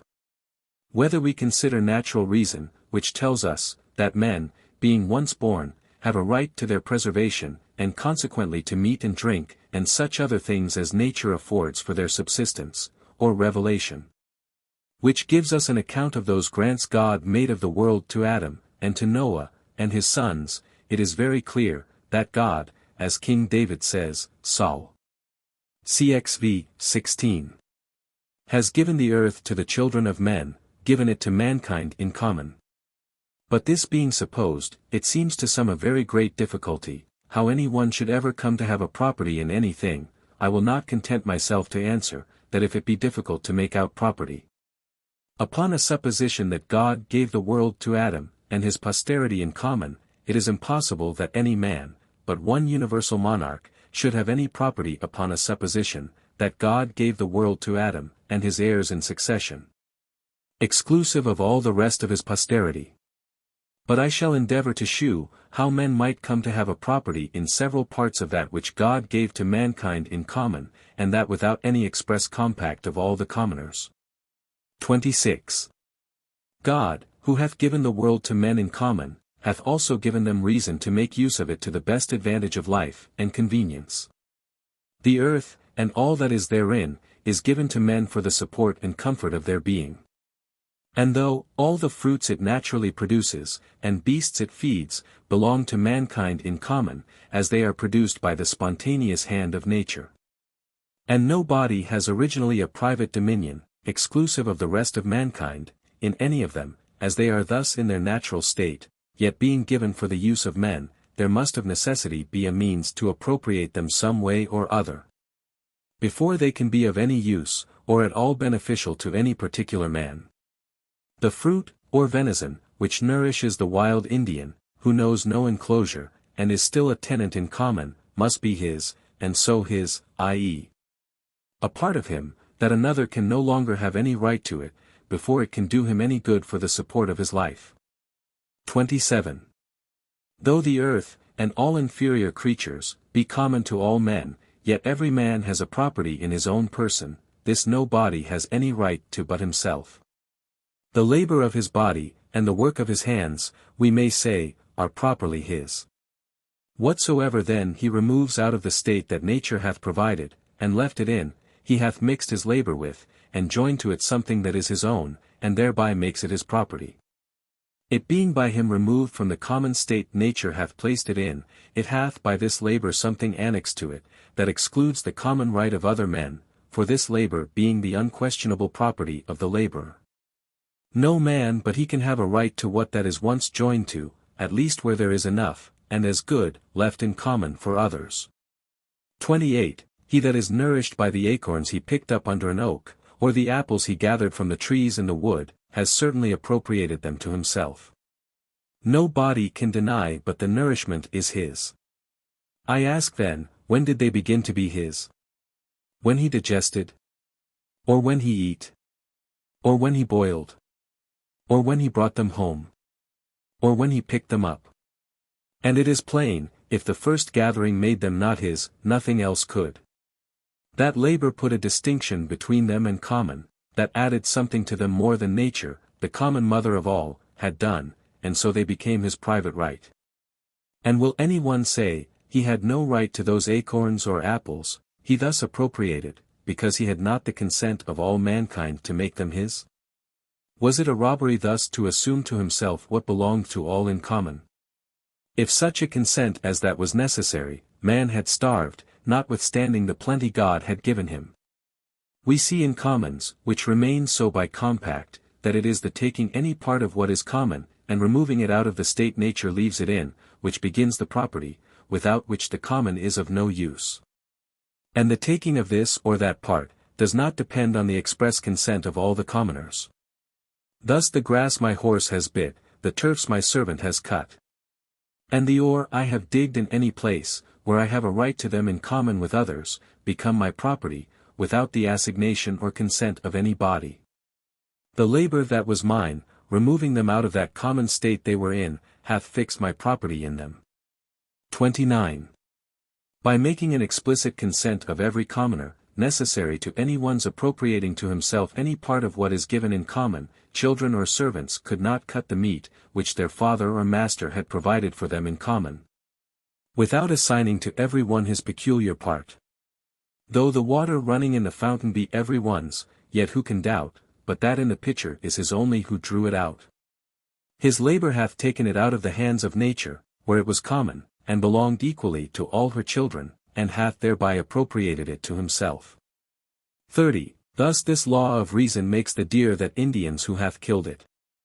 It is allowed to be his goods, who hath bestowed his labor upon it, though before it was the common right of every one. And amongst those who are counted the civilized part of mankind, who have made and multiplied positive laws to determine property, this original law of nature, for the beginning of property, in what was before common, still takes place. And by virtue thereof, what fish any one catches in the ocean, that great and still remaining common of mankind, or what ambergris any one takes up here, is by the labor that removes it out of that common state nature left it in, made his property, who takes the pains about it. And even amongst us, the hare that any one is hunting, is thought his who pursues her during the chase, for being a beast that is still looked upon as common, and no man's private possession. Whoever has employed so much labor about any of that kind, as to find and pursue her, has thereby removed her from the state of nature, wherein she was common, and hath begun a property. 31. It will perhaps be objected to this, that if gathering the acorns, or other fruits of the earth, and makes a right to them, then any one may engross as much as he will. To which I answer, not so. The same law of nature, that does by this means give us property, does also bound that property too. God has given us all things richly, 1 Tim. 6. 12, is the voice of reason confirmed by inspiration. But how far has he given it us? To enjoy as much as any one can make use of to any advantage of life before it spoils, so much he may by his labor fix a property in, whatever is beyond this, is more than his share, and belongs to others. Nothing was made by God for man to spoil or destroy. And thus, considering the plenty of natural provisions there was a long time in the world, and the few spenders. And to how small a part of that provision the industry of one man could extend itself, and engross it to the prejudice of others, especially keeping within the bounds, set by reason, of what might serve for his use.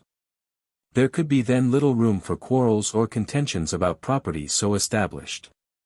32. But the chief matter of property being now not the fruits of the earth, and the beasts that subsist on it, but the earth itself.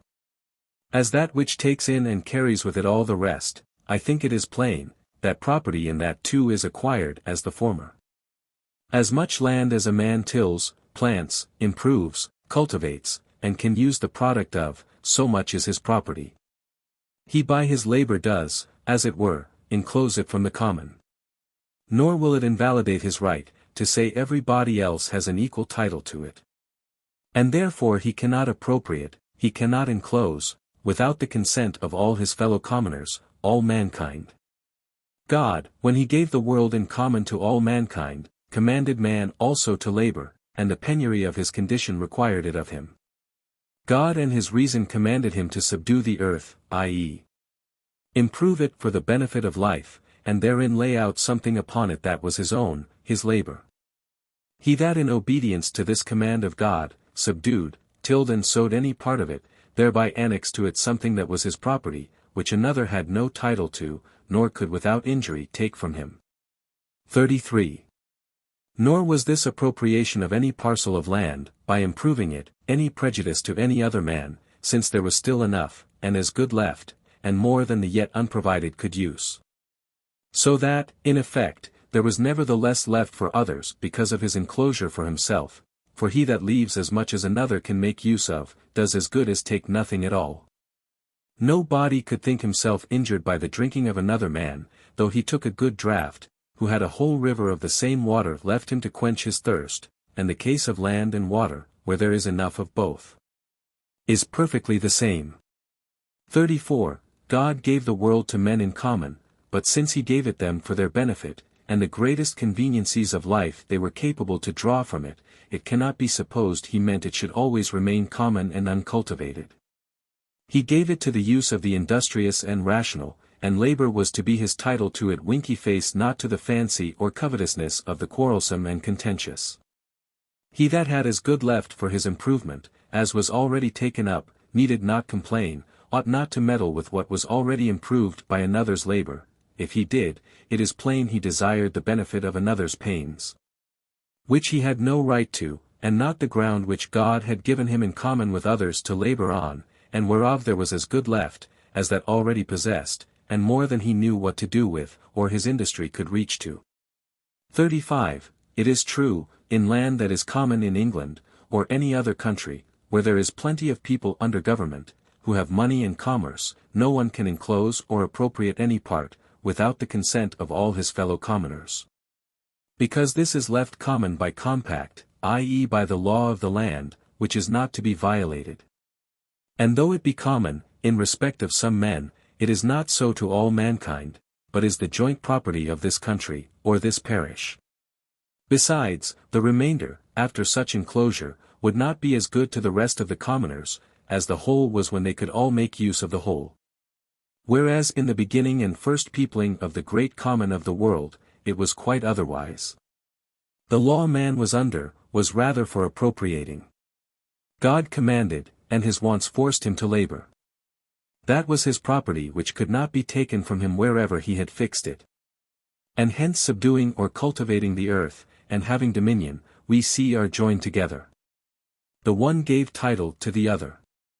So that God, by commanding to subdue, gave authority so far to appropriate, and the condition of human life, which requires labor and materials to work on, necessarily introduces private possessions.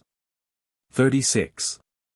The measure of property nature has well set by the extent of men's labor and the conveniencies of life. No man's labor could subdue, or appropriate all, nor could his enjoyment consume more than a small part.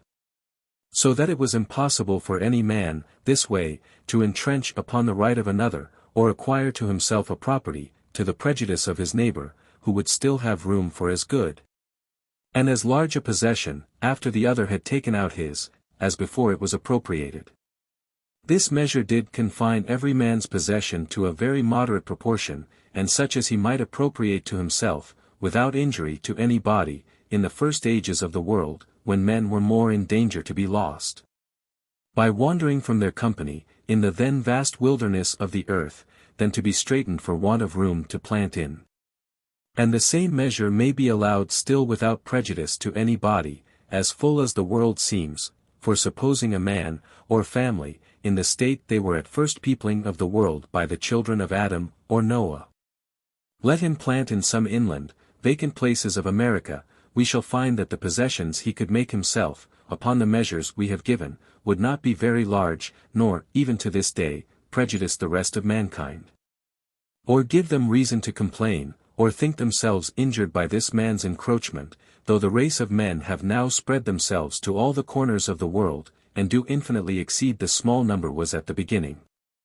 Nay, the extent of ground is of so little value, without labor, that I have heard it affirmed, that in Spain itself a man may be permitted to plough, sow and reap, without being disturbed, upon land he has no other title to, but only his making use of it. But, on the contrary, the inhabitants think themselves beholden to him, who, by his industry on neglected, and consequently waste land, has increased the stock of corn, which they wanted. But be this as it will, which I lay no stress on, this I dare boldly affirm, that the same rule of propriety, viz., that every man should have as much as he could make use of, would hold still in the world, without straitening any body. Since there is land enough in the world to suffice double the inhabitants, had not the invention of money, and the tacit agreement of men to put a value on it, introduced, by consent, larger possessions, and a right to them. Which, how it has done, I shall by and by shew more at large. 37. This is certain, that in the beginning, before the desire of having more than man needed had altered the intrinsic value of things, which depends only on their usefulness to the life of man, or had agreed, that a little piece of yellow metal, which would keep without wasting or decay, should be worth a great piece of flesh, or a whole heap of corn. Though men had a right to appropriate, by their labor, each one of himself, as much of the things of nature, as he could use, yet this could not be much, nor to the prejudice of others, where the same plenty was still left to those who would use the same industry. To which let me add, that he who appropriates land to himself by his labor, does not lessen, but increase the common stock of mankind, for the provisions serving to the support of human life, produced by 1 acre of enclosed and cultivated land, are, to speak much within compass, 10 times more than those which are yielded by an acre of land of an equal richness lying waste in common. And therefore he that encloses land, and has a greater plenty of the conveniencies of life from 10 acres, than he could have from 100 left to nature, may truly be said to give 90 acres to mankind, for his labor now supplies him with provisions out of 10 acres, which were but the product of 100 lying in common. I have here rated the improved land very low, in making its product but as 10 to 1, when it is much nearer 100 to 1, for I ask, whether in the wild woods and uncultivated waste of America, left to nature, without any improvement, tillage or husbandry, 1,000 acres yield the needy and wretched inhabitants as many conveniencies of life, as 10 acres of equally fertile land do in Devonshire, where they are well cultivated? Before the appropriation of land, he who gathered as much of the wild fruit, killed, caught, or tamed, as many of the beasts, as he could He that so employed his pains about any of the spontaneous products of nature, as any way to alter them from the state which nature put them in, by placing any of his labor on them, did thereby acquire a propriety in them, but if they perished in his possession, without their due use. If the fruits rotted, or the venison putrefied, before he could spend it, he offended against the common law of nature, and was liable to be punished. He invaded his neighbor's share, for he had no right, farther than his use called for any of them, and they might serve to afford him conveniencies of life. 38. The same measures governed the possession of land too, whatsoever he tilled and reaped, laid up and made use of, before it spoiled, that was his peculiar right. Whatsoever he enclosed, and could feed, and make use of, the cattle and product was also his. But if either the grass of his enclosure rotted on the ground, or the fruit of his planting perished without gathering, and laying up, this part of the earth, notwithstanding his enclosure, was still to be looked on as waste, and might be the possession of any other. Thus, at the beginning, Cain might take as much ground as he could till, and make it his own land, and yet leave enough to Abel's sheep to feed on. A few acres would serve for both their possessions. But as families increased, and industry enlarged their stocks, their possessions enlarged with the need of them. But yet it was commonly without any fixed property in the ground they made use of, till they incorporated, settled themselves together, and built cities. And then, by consent, they came in time, to set out the bounds of their distinct territories, and agree on limits between them and their neighbors.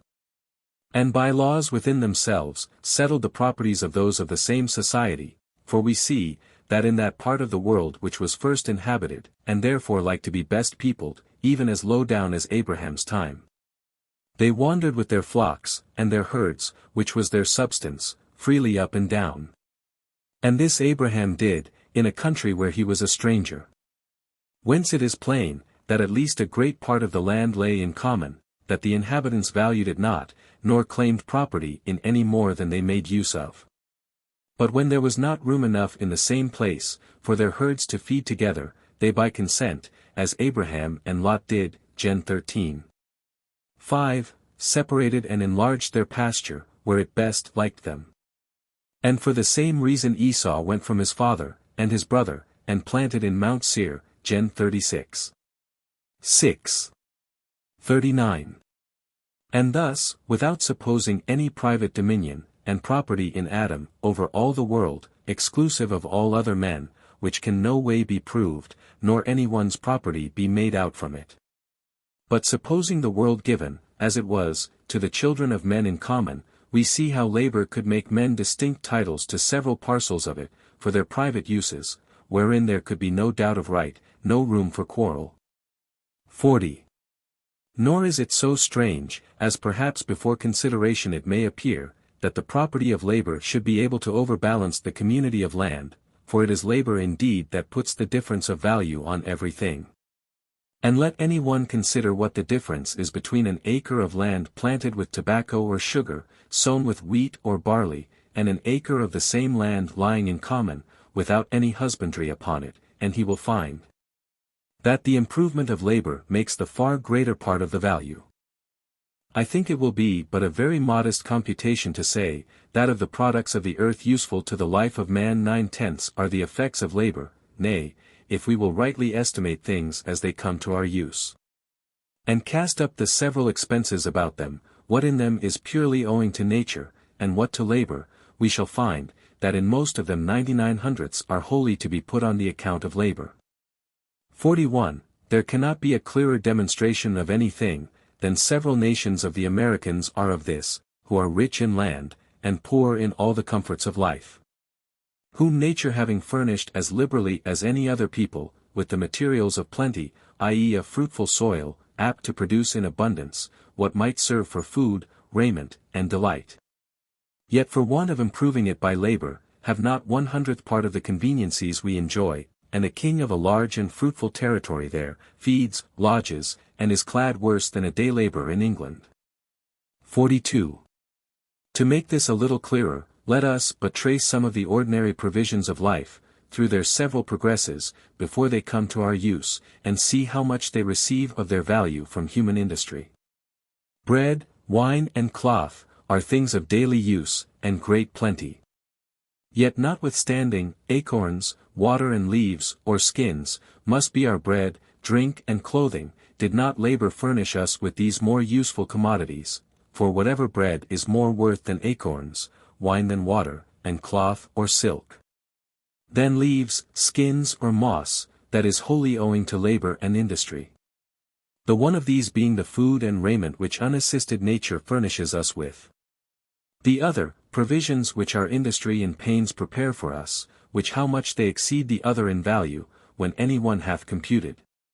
He will then see how much labor makes the far greatest part of the value of things we enjoy in this world, and the ground which produces the materials, is scarce to be reckoned in, as any, or at most, but a very small part of it. So little, that even amongst us, land that is left wholly to nature, that hath no improvement of pasturage, tillage, or planting, is called, as indeed it is, waste, and we shall find the benefit of it amount to little more than nothing. This shews how much numbers of men are to be preferred to largeness of dominions.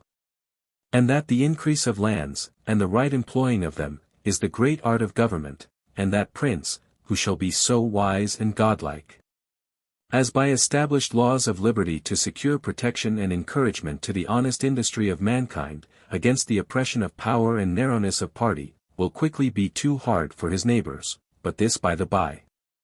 To return to the argument in hand. 43. An acre of land, that bears here 20 bushels of wheat, and another in America, which, with the same husbandry, would do the like, are, without doubt, of the same natural intrinsic value, but yet the benefit mankind receives from the one in a year, is worth 5 and from the other possibly not worth a penny, if all the profit an Indian received from it were to be valued, and sold here, at least, I may truly say, not 1,000th. It is labor then which puts the greatest part of value upon land, without which it would scarcely be worth anything. It is to that we owe the greatest part of all its useful products. For all that the straw, bran, bread, of that acre of wheat, is more worth than the product of an acre of as good land, which lies waste, is all the effect of labor, for it is not barely the ploughman's pains, the reaper's and thresher's toil, and the baker's sweat, is to be counted into the bread we eat. The labor of those who broke the oxen, who digged and wrought the iron and stones, who felled and framed the timber employed about the plough, mill, oven, or any other utensils, which are a vast number, requisite to this corn. From its being feed to be sown to its being made bread, must all be charged on the account of labor, and received as an effect of that. Nature and the earth furnished only the almost worthless materials, as in themselves. It would be a strange catalogue of things, that industry provided and made use of, about every loaf of bread, before it came to our use, if we could trace them. Iron, wood, leather, bark, timber, stone, bricks, coals, lime, cloth, dyeing drugs, pitch, tar, masts, ropes, and all the materials made use of in the ship, that brought any of the commodities made use of by any of the workmen to any part of the work. All which it would be almost impossible, at least too long, to reckon up. 44. From all which it is evident, that though the things of nature are given in common, yet man, by being master of himself, and proprietor of his own person, and the actions or labor of it, had still in himself the great foundation of property. And that, which made up the great part of what he applied to the support or comfort of his being, when invention and arts had improved the conveniencies of life, was perfectly his own, and did not belong in common to others. 45. Thus labor, in the beginning, gave a right of property, wherever any one was pleased to employ it upon what was common, which remained a long while the far greater part, and is yet more than mankind makes use of. Men, at first, for the most part, contented themselves with what unassisted nature offered to their necessities, and though afterwards, in some parts of the world, where the increase of people and stock, with the use of money, had made land scarce, and so of some value, the several communities settled the bounds of their distinct territories, and by laws within themselves regulated the properties of the private men of their society, and so, by compact and agreement, settled the property which labor and industry began. And the leagues that have been made between several states and kingdoms, either expressly or tacitly disowning all claim and right to the land in the other's possession, have, by common consent, given up their pretenses to their natural common right, which originally they had to those countries, and so have, by positive agreement, settled a property amongst themselves, in distinct parts and parcels of the earth. Yet there are still great tracts of ground to be found, which, the inhabitants thereof not having joined with the rest of mankind, in the consent of the use of their common money, lie waste, and are more than the people who dwell on it do, or can make use of, and so still lie in common. Though, this can scarce happen amongst that part of mankind that have consented to the use of money. 46. The greatest part of things really useful to the life of man, and such as the necessity of subsisting made the first commoners of the world look after, as it doth the Americans now, are generally things of short duration. Such as, if they are not consumed by use, will decay and perish of themselves. Gold, silver, and diamonds, are things that fancy or agreement hath put the value on, more than real use, and the necessary support of life. Now of those good things which nature hath provided in common, every one had a right, as hath been said, to as much as he could use, and property in all that he could effect with his labor. All that his industry could extend to alter from the state nature had put it in, was his.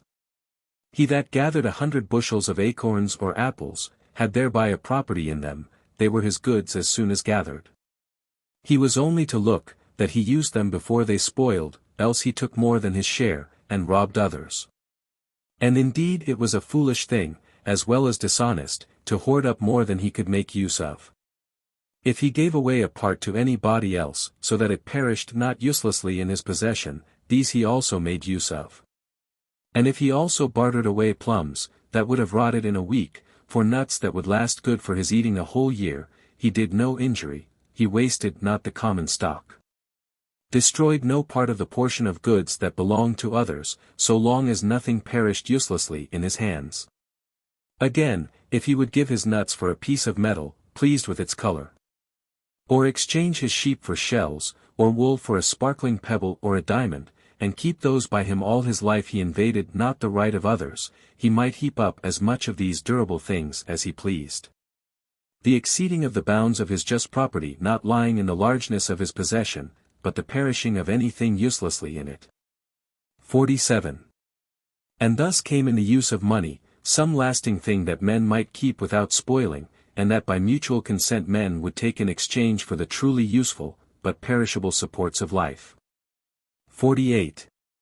And as different degrees of industry were apt to give men possessions in different proportions, so this invention of money gave them the opportunity to continue and enlarge them, for supposing an island, separate from all possible commerce with the rest of the world, wherein there were but 100 families, but there were sheep, horses, and cows, with other useful animals, wholesome fruits, and land enough for corn for 100,000 times as many, but nothing in the island, either because of its commonness, or perishableness, fit to supply the place of money. What reason could any one have there to enlarge his possessions beyond the use of his family, and a plentiful supply to its consumption, either in what their own industry produced, or they could barter for like perishable, useful commodities with others? Where there is not something, both lasting and scarce, and so valuable to be hoarded up, their men will not be apt to enlarge their possessions of land, were it never so rich, never so free for them to take. For I ask, what would a man value 10,000, or 100,000 acres of excellent land, ready cultivated, and well stocked too with cattle, in the middle of the inland parts of America, where he had no hopes of commerce with other parts of the world, to draw money to him by the sale of the product? It would not be worth the enclosing, and we should see him give up again to the wild common of nature, whatever was more than would supply the conveniencies of life to be had there for him and his family. 49. Thus in the beginning all the world was America, and more so than that is now, for no such thing as money was anywhere known. Find out something that hath the use and value of money amongst his neighbors, you shall see the same man will begin presently to enlarge his possessions. 50. But since gold and silver, being little useful to the life of man in proportion to food, raiment, and carriage, has its value only from the consent of men, whereof labor yet makes, in great part, the measure. It is plain that men have agreed to a disproportionate and unequal possession of the earth, they having, by a tacit and voluntary consent, found out a way how a man may fairly possess more land than he himself can use the product of. By receiving in exchange for the overplus gold and silver, which may be hoarded up without injury to any one. These metals not spoiling or decaying in the hands of the possessor. This partage of things in an inequality of private possessions, men have made practicable out of the bounds of society, and without compact, only by putting a value on gold and silver, and tacitly agreeing in the use of money, for in governments the laws regulate the right of property, and the possession of land is determined by positive constitutions. 51. And thus, I think, it is very easy to conceive, without any difficulty, how labor could at first begin a title of property in the common things of nature, and how the spending it upon our uses bounded it. So that there could then be no reason of quarreling about title, nor any doubt about the largeness of possession it gave. Right and conveniency went together. For as a man had a right to all he could employ his labor upon, so he had no temptation to labor for more than he could make use of. This left no room for controversy about the title, nor for encroachment on the right of others. What portion a man carved to himself, was easily seen, and it was useless, as well as dishonest, to carve himself too much, or take more than he needed. Chapter 6. Of Paternal Power. 52. It may perhaps be censured as an impertinent criticism, in a discourse of this nature, to find fault with words and names, that have obtained in the world, and yet possibly it may not be amiss to offer new ones. When the old are apt to lead men into mistakes, as this of paternal power probably has done, which seems so to place the power of parents over their children wholly in the father, as if the mother had no share in it. Whereas, if we consult reason or revelation, we shall find, she hath an equal title. This may give one reason to ask, whether this might not be more properly called parental power. For whatever obligation nature and the right of generation lays on children, it must certainly bind them equal to both the concurrent causes of it. And accordingly we see the positive law of God everywhere joins them together, without distinction, when it commands the obedience of children, honor thy father and thy mother, Exodus XX. 12. Whosoever curseth his father or his mother, Leviticus XX. 9. Ye shall fear every man his mother and his father, Leviticus 19. 3. Children, obey your parents, and F6. 1. Is the style of the Old and New Testament. 53. Had but this one thing been well considered, without looking any deeper into the matter, it might perhaps have kept men from running into those gross mistakes they have made about this power of parents. Which, however it might, without any great harshness, bear the name of absolute dominion, and regal authority, when under the title of paternal power it seemed appropriated to the father, would yet have found it but oddly. And in the very name shown the absurdity, if this supposed absolute power over children had been called parental. And thereby have discovered, that it belongs to the mother too, for it will but very ill serve the turn of those men, who contend so much for the absolute power and authority of the fatherhood, as they call it, that the mother should have any share in it. And it would have but ill supported the monarchy they contend for, when by the very name it appeared, that fundamental authority, from whence they would derive their government of a single person only, was not placed in one, but two persons jointly. But to let this of names pass. 54. Though I have said above, chapter 2, that all men by nature are equal, I cannot be supposed to understand all sorts of equality. Age or virtue may give men a just precedency, excellency of parts and merit may place others above the common level, birth may subject some. An alliance or benefits others, to pay an observance to those to whom nature, gratitude, or other respects, may have made it due, and yet all this consists with the equality, which all men are in respect of jurisdiction or dominion one over another. Which was the equality I there spoke of, as proper to the business in hand, being that equal right, that every man hath, to his natural freedom, without being subjected to the will or authority of any other man. 55. Children, I confess, are not born in this full state of equality, though they are born to it.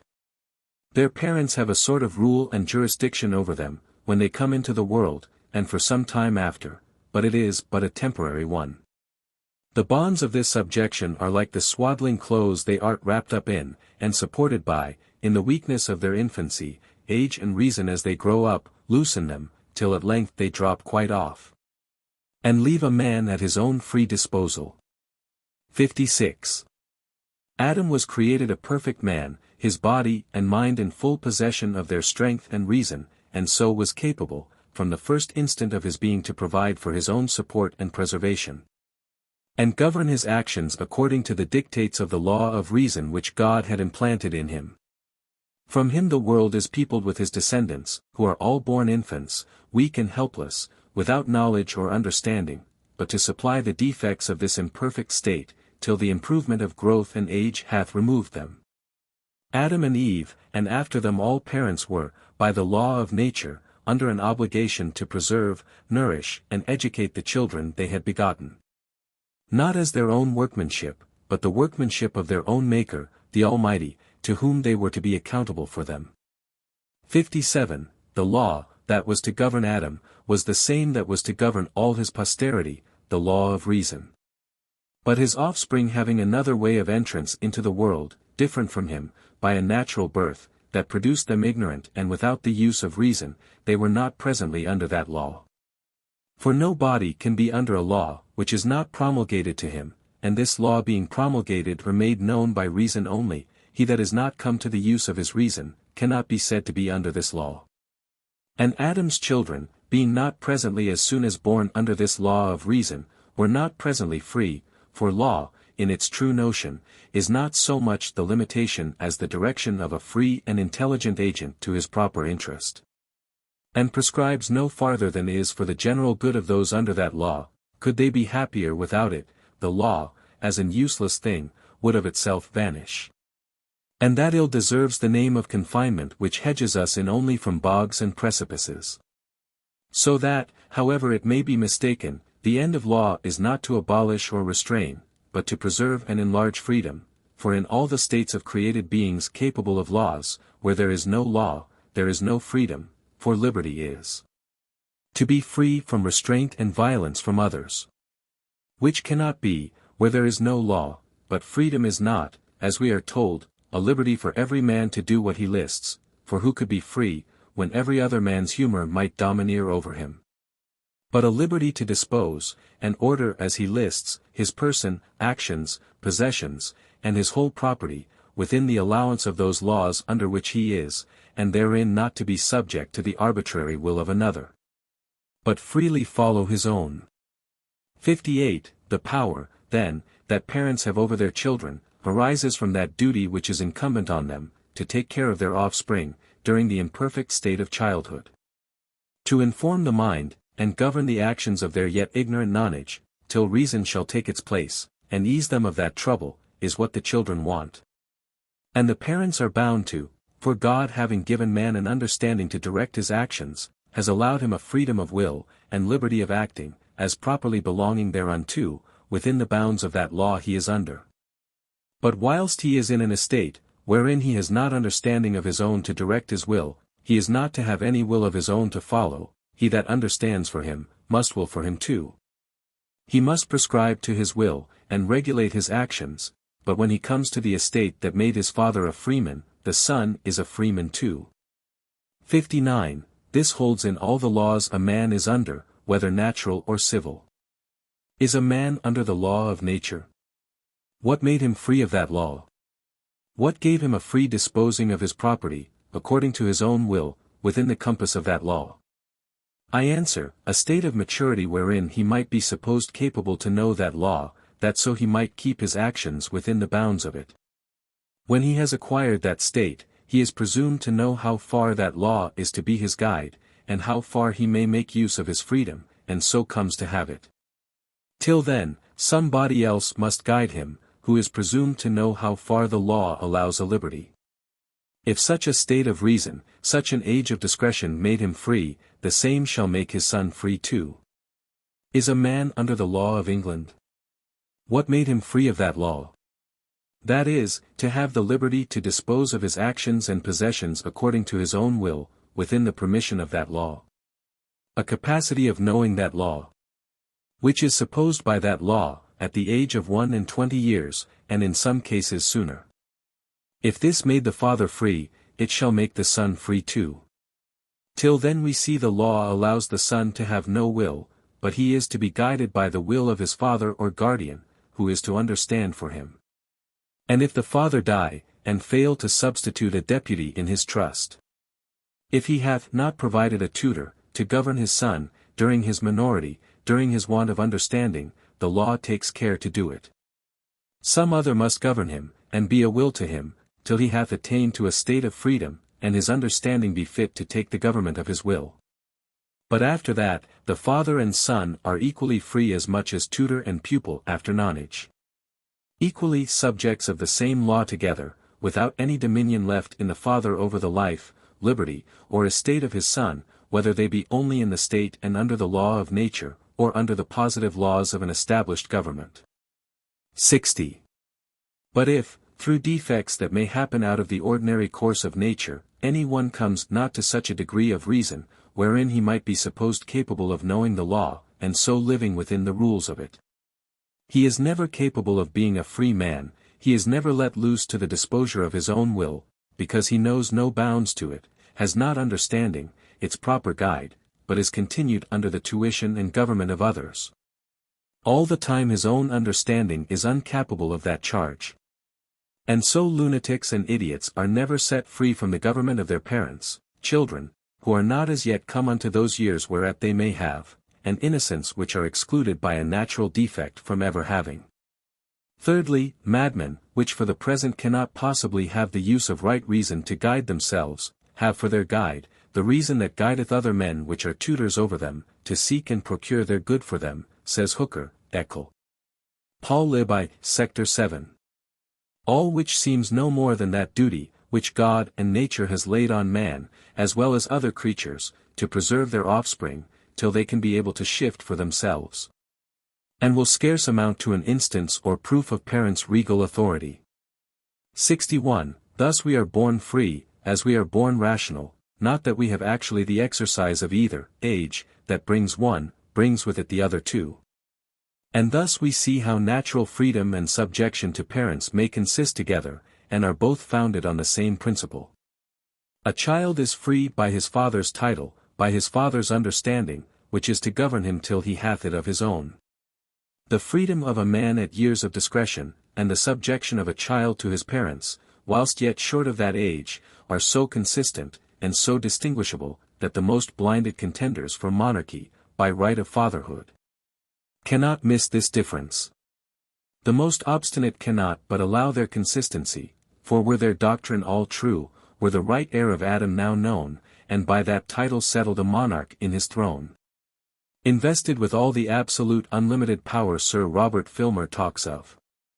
If he should die as soon as his heir were born, must not the child, notwithstanding he were never so free, never so much sovereign, be in subjection to his mother and nurse, to tutors and governors, till age and education brought him reason and ability to govern himself and others? The necessities of his life, the health of his body, and the information of his mind, would require him to be directed by the will of others, and not his own. And yet will any one think, that this restraint and subjection were inconsistent with, or spoiled him of that liberty or sovereignty he had a right to, or gave away his empire to those who had the government of his nonage? This government over him only prepared him the better and sooner for it. If any body should ask me, when my son is of age to be free, I shall answer, just when his monarch is of age to govern. But at what time, says the judicious Hooker, Eccle, Pol. Li, Sect. 6. A man may be said to have attained so far forth the use of reason, as sufficeth to make him capable of those laws whereby he is then bound to guide his actions. This is a great deal more easy for sense to discern, than for any one by skill and learning to determine. 62. Commonwealths themselves take notice of, and allow, that there is a time when men are to begin to act like free men, and therefore till that time require not oaths of fealty, or allegiance, or other public owning of, or submission to the government of their countries. 63. The freedom then of man, and liberty of acting according to his own will, is grounded on his having reason, which is able to instruct him in that law he is to govern himself by, and make him know how far he is left to the freedom of his own will. To turn him loose to an unrestrained liberty, before he has reason to guide him, is not the allowing him the privilege of his nature to be free, but to thrust him out amongst brutes, and abandon him to a state as wretched, and as much beneath that of a man, as theirs. This is that which puts the authority into the parents' hands to govern the minority of their children. God hath made it their business to employ this care on their offspring, and hath placed in them suitable inclinations of tenderness and concern to temper this power, to apply it, as his wisdom designed it, to the children's good, as long as they should need to be under it. 64. But what reason can hence advance this care of the parents due to their offspring into an absolute arbitrary dominion of the father, whose power reaches no farther, than by such a discipline, as he finds most effectual, to give such strength and health to their bodies, such vigor and rectitude to their minds, as may best fit his children to be most useful to themselves and others. And, if it be necessary to his condition, to make them work, when they are able, for their own subsistence. But in this power the mother too has her share with the father. 65. Nay, this power so little belongs to the father by any peculiar right of nature, but only as he is guardian of his children, that when he quits his care of them, he loses his power over them, which goes along with their nourishment and education, to which it is inseparably annexed. And it belongs as much to the foster father of an exposed child, as to the natural father of another. So little power does the bare act of begetting give a man over his issue. If all his care ends there, and this be all the title he hath to the name and authority of a father. And what will become of this paternal power in that part of the world, where one woman hath more than one husband at a time? Or in those parts of America, where, when the husband and wife part, which happens frequently, the children are all left to the mother, follow her, and are wholly under her care and provision? If the father die whilst the children are young, do they not naturally everywhere owe the same obedience to their mother, during their minority, as to their father were he alive? And will any one say, that the mother hath a legislative power over her children? That she can make standing rules, which shall be of perpetual obligation, by which they ought to regulate all the concerns of their property, and bound their liberty all the course of their lives? Or can she enforce the observation of them with capital punishments? For this is the proper power of the magistrate, of which the father hath not so much as the shadow. His command over his children is but temporary, and reaches not their life or property, it is but a help to the weakness and imperfection of their nonage, a discipline necessary to their education, and though a father may dispose of his own possessions as he pleases, when his children are out of danger of perishing for want, yet his power extends not to the lives or goods, which either their own industry, or another's bounty has made theirs, nor to their liberty neither, when they are once arrived to the enfranchisement of the years of discretion. The father's empire then ceases, and he can from thenceforwards no more dispose of the liberty of his son, than that of any other man, and it must be far from an absolute or perpetual jurisdiction, from which a man may withdraw himself, having license from divine authority to leave father and mother, and cleave to his wife. 66. But though there be a time when a child comes to be as free from subjection to the will and command of his father, as the father himself is free from subjection to the will of anybody else, and they are each under no other restraint, but that which is common to them both, whether it be the law of nature, or municipal law of their country. Yet this freedom exempts not a son from that honor which he ought, by the law of God and nature, to pay his parents. God having made the parents instruments in his great design of continuing the race of mankind, and the occasions of life to their children, as he hath laid on them an obligation to nourish, preserve, and bring up their offspring, so he has laid on the children a perpetual obligation of honoring their parents, which containing in it an inward esteem and reverence to be shown by all outward expressions, ties up the child from anything that may ever injure or affront, disturb or endanger, the happiness or life of those from whom he received his, and engages him in all actions of defense, relief, assistance and comfort of those, by whose means he entered into being, and has been made capable of any enjoyments of life. From this obligation no state, no freedom can absolve children. But this is very far from giving parents a power of command over their children, or an authority to make laws and dispose as they please of their lives or liberties. It is one thing to owe honor, respect, gratitude and assistance. Another to require an absolute obedience and submission. The honor due to parents, a monarch in his throne owes his mother, and yet this lessens not his authority, nor subjects him to her government. 67. The subjection of a minor places in the father a temporary government, which terminates with the minority of the child, and the honor due from a child, places in the parents a perpetual right to respect, reverence, support and compliance too, more or less, as the father's care, cost, and kindness in his education, has been more or less. This ends not with minority, but holds in all parts and conditions of a man's life. The want of distinguishing these two powers, viz. that which the father hath in the right of tuition, during minority, and the right of honor all his life, may perhaps have caused a great part of the mistakes about this matter, for to speak properly of them. The first of these is rather the privilege of children, and duty of parents, than any prerogative of paternal power. The nourishment and education of their children is a charge so incumbent on parents for their children's good, that nothing can absolve them from taking care of it, and though the power of commanding and chastising them go along with it, yet God hath woven into the principles of human nature such a tenderness for their offspring, that there is little fear that parents should use their power with too much rigor. The excess is seldom on the severe side, the strong bias of nature drawing the other way. And therefore God Almighty, when he would express his gentle dealing with the Israelites, he tells them, that though he chastened them as a man chastens his son, Deuteronomy 8:5, i.e. with tenderness and affection, and kept them under no severer discipline than what was absolutely best for them, and had been less kindness to have slackened.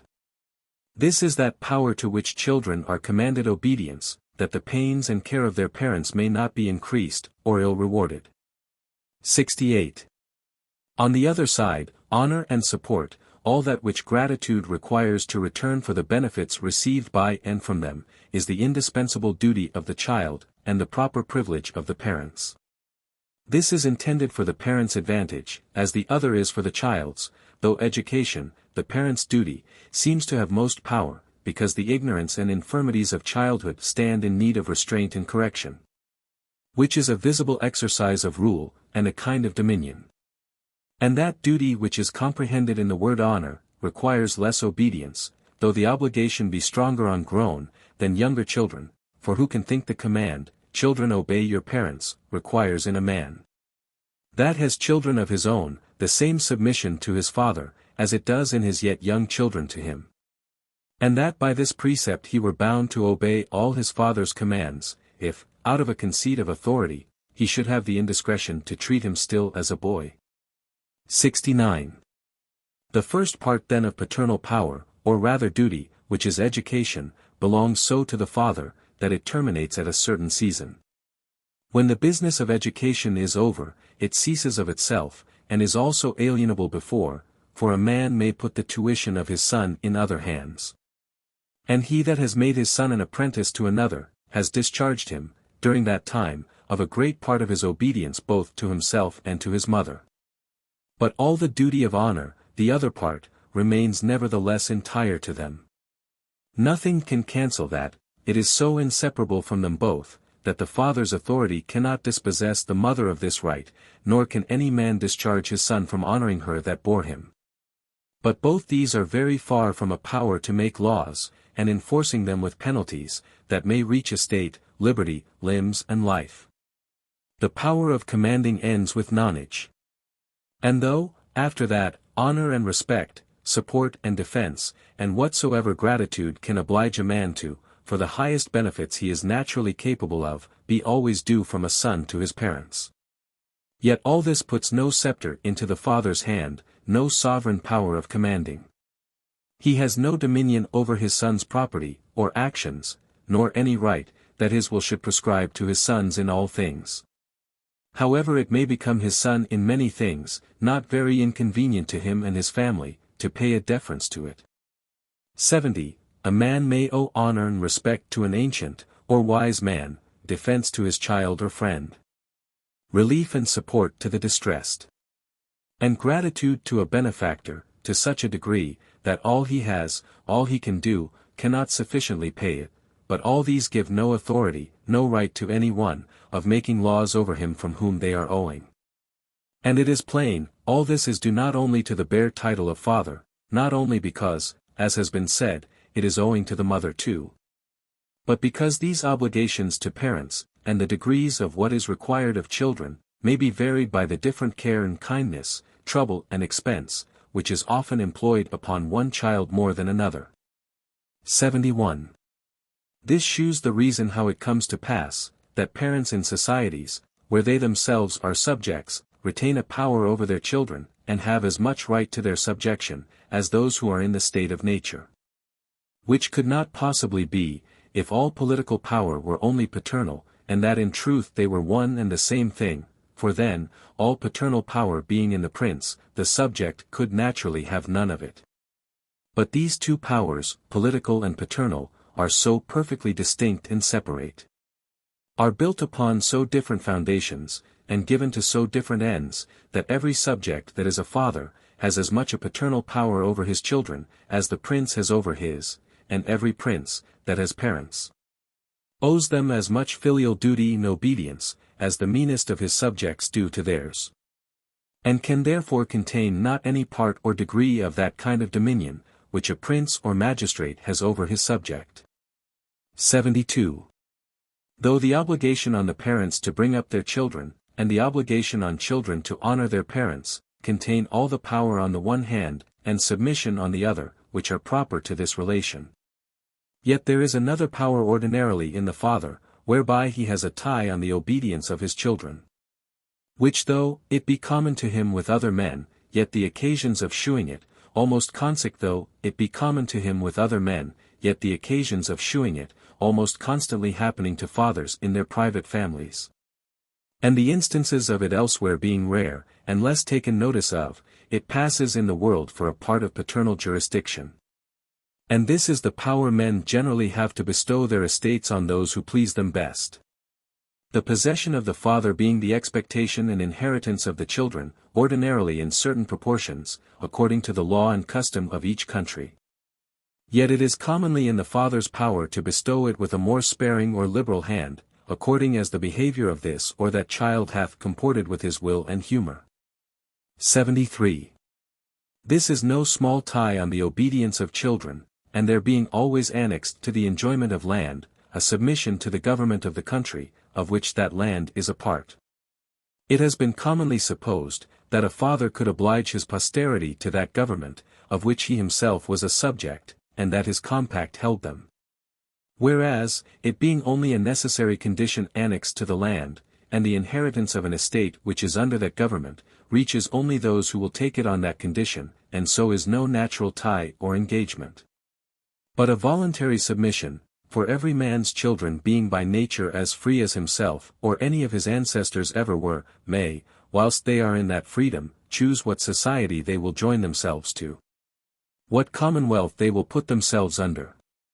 But if they will enjoy the inheritance of their ancestors, they must take it on the same terms their ancestors had it, and submit to all the conditions annexed to such a possession. By this power indeed fathers oblige their children to obedience to themselves, even when they are past minority, and most commonly to subject them to this or that political power, but neither of these by any peculiar right of fatherhood, but by the reward they have in their hands to enforce and recompense such a compliance.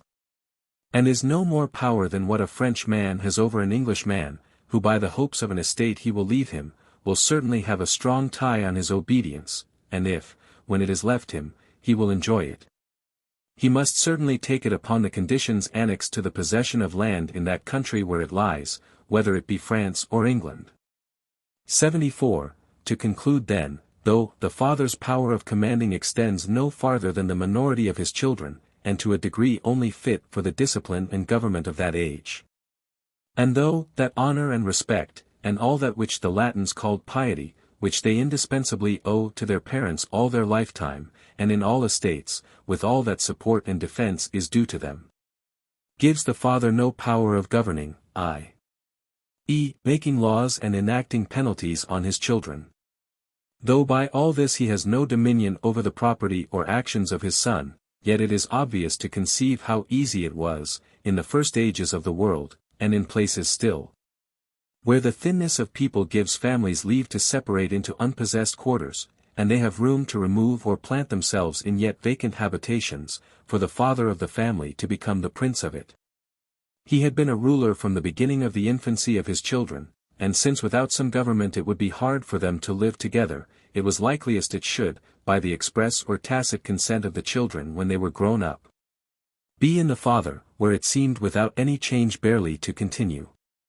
When indeed nothing more was required to it, than the permitting the father to exercise alone, in his family, that executive power of the law of nature, which every free man naturally hath. And by that permission resigning up to him a monarchical power, whilst they remained in it. But that this was not by any paternal right, but only by the consent of his children, is evident from hence, that no body doubts, but if a stranger, whom chance or business had brought to his family, had there killed any of his children, or committed any other fact, he might condemn and put him to death, or otherwise have punished him, as well as any of his children.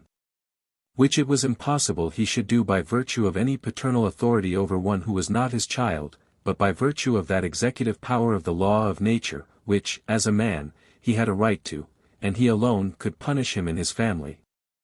Where the respect of his children had laid by the exercise of such a power, to give way to the dignity and authority they were willing should remain in him, above the rest of his family. It is no improbable opinion therefore, which the arch-philosopher was of, that the chief person in every household was always, as it were, a king, so when numbers of households joined themselves in civil societies together, kings were the first kind of governors amongst them, which is also, as it seemeth, the reason why the name of fathers continued still in them, who, of fathers, were made rulers. As also the ancient custom of governors to do as Melchizedek, and being kings, to exercise the office of priests, which fathers did at the first, grew perhaps by the same occasion. Howbeit, this is not the only kind of regiment that has been received in the world. The inconveniences of one kind have caused sundry others to be devised. So that in a word, all public regiment, of what kind soever, seemeth evidently to have risen from the deliberate advice, consultation and composition between men, judging it convenient and behoveful. There being no impossibility in nature considered by itself, but that man might have lived without any public regiment, Hooker's Eccle, Paul Levi, Sect. 10. 75. Thus it was easy, and almost natural for children, by a tacit, and scarce avoidable consent, to make way for the father's authority in government. They had been accustomed in their childhood to follow his direction, and to refer their little differences to him, and when they were men, who fitter to rule them? Their little properties, and less covetousness, seldom afforded greater controversies. And when any should arise, where could they have a fitter umpire than he, by whose care they had every one been sustained and brought up, and who had a tenderness for them all? It is no wonder that they made no distinction betwixt minority and full age, nor looked after 21, or any other age that might make them the free disposers of themselves and fortunes, when they could have no desire to be out of their pupilage. The government they had been under, during it, continued still to be more their protection than restraint. And they could nowhere find a greater security to their peace, liberties, and fortunes, than in the rule of a father. 76. Thus the natural fathers of families, by an insensible change, became the politic monarchs of them too, and as they chanced to live long, and leave able and worthy heirs, for several successions, or otherwise. So they laid the foundations of hereditary, or elective kingdoms, under several constitutions and manners, according as chance, contrivance, or occasions happen to mold them. But if princes have their titles in their father's right, and it be a sufficient proof of the natural right of fathers to political authority, because they commonly were those in whose hands we find, de facto, the exercise of government, I say. If this argument be good, it will as strongly prove, that all princes, nay princes only, ought to be priests, since it is as certain, that in the beginning, the father of the family was priest, as that he was ruler in his own household. Chapter 7. Of Political or Civil Society. 77.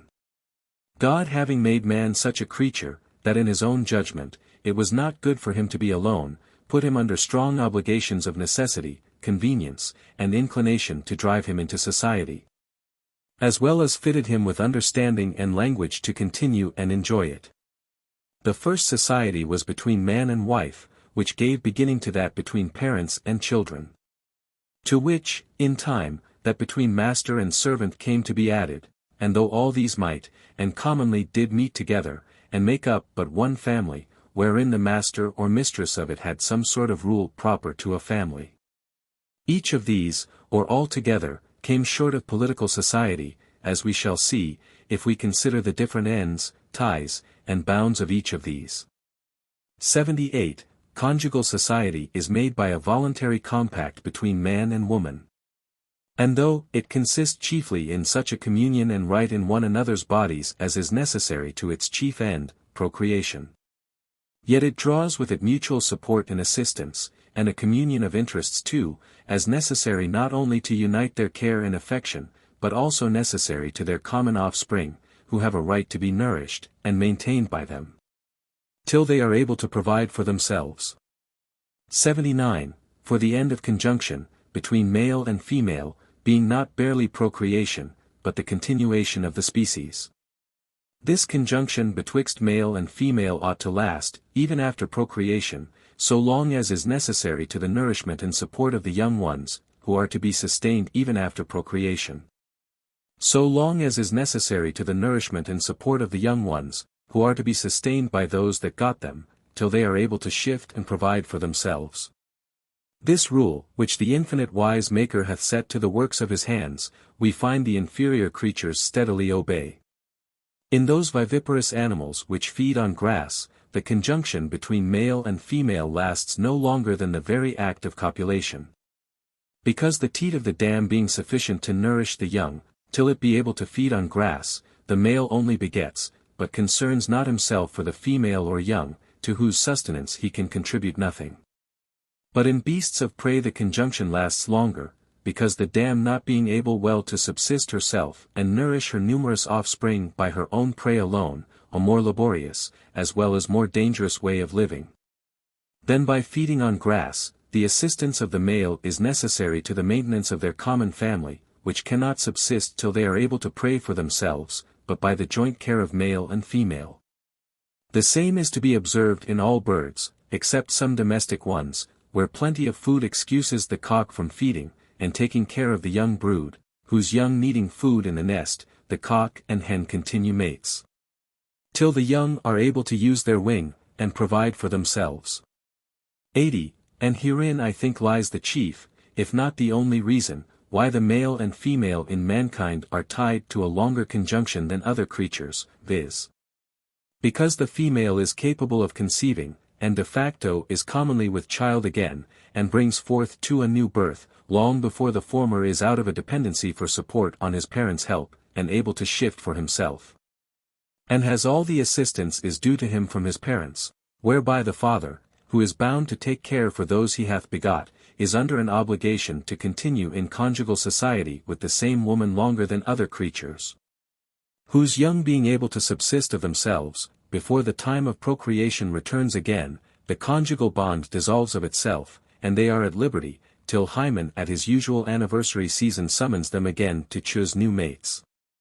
Wherein one cannot but admire the wisdom of the great Creator, who having given to man foresight, and an ability to lay up for the future, as well as to supply the present necessity, hath made it necessary that society of man and wife should be more lasting, than of male and female amongst other creatures. That so their industry might be encouraged, and their interest better united, to make provision and lay up goods for their common issue, which uncertain mixture, or easy and frequent solutions of conjugal society would mightily disturb. 81. But though these are ties upon mankind, which make the conjugal bonds more firm and lasting in man, than the other species of animals. Yet it would give one reason to inquire, why this compact, where procreation and education are secured, and inheritance taken care for, may not be made determinable either by consent, or at a certain time, or upon certain conditions. As well as any other voluntary compacts, there being no necessity in the nature of the thing, nor to the ends of it, that it should always be for life. I mean, to such as are under no restraint of any positive law, which ordains all such contracts to be perpetual. 82. But the husband and wife, though they have but one common concern, yet having different understandings, will unavoidably sometimes have different wills too, it therefore being necessary that the last determination, i.e., the rule, should be placed somewhere, it naturally falls to the man's share, as the abler and the stronger. But this reaching but to the things of their common interest and property, leaves the wife in the full and free possession of what by contract is her peculiar right, and gives the husband no more power over her life than she has over his. The power of the husband being so far from that of an absolute monarch, that the wife has in many cases a liberty to separate from him, where natural right, or their contract allows it. Whether that contract be made by themselves in the state of nature, or by the customs or laws of the country they live in, and the children upon such separation fall to the father or mother's lot, as such contract does determine. 83.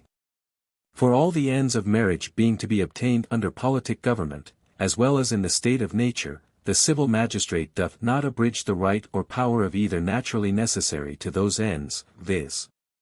procreation and mutual support and assistance whilst they are together, but only decides any controversy that may arise between man and wife about them. If it were otherwise, and that absolute sovereignty and power of life and death naturally belonged to the husband, and were necessary to the society between man and wife, there could be no matrimony in any of those countries where the husband is allowed no such absolute authority.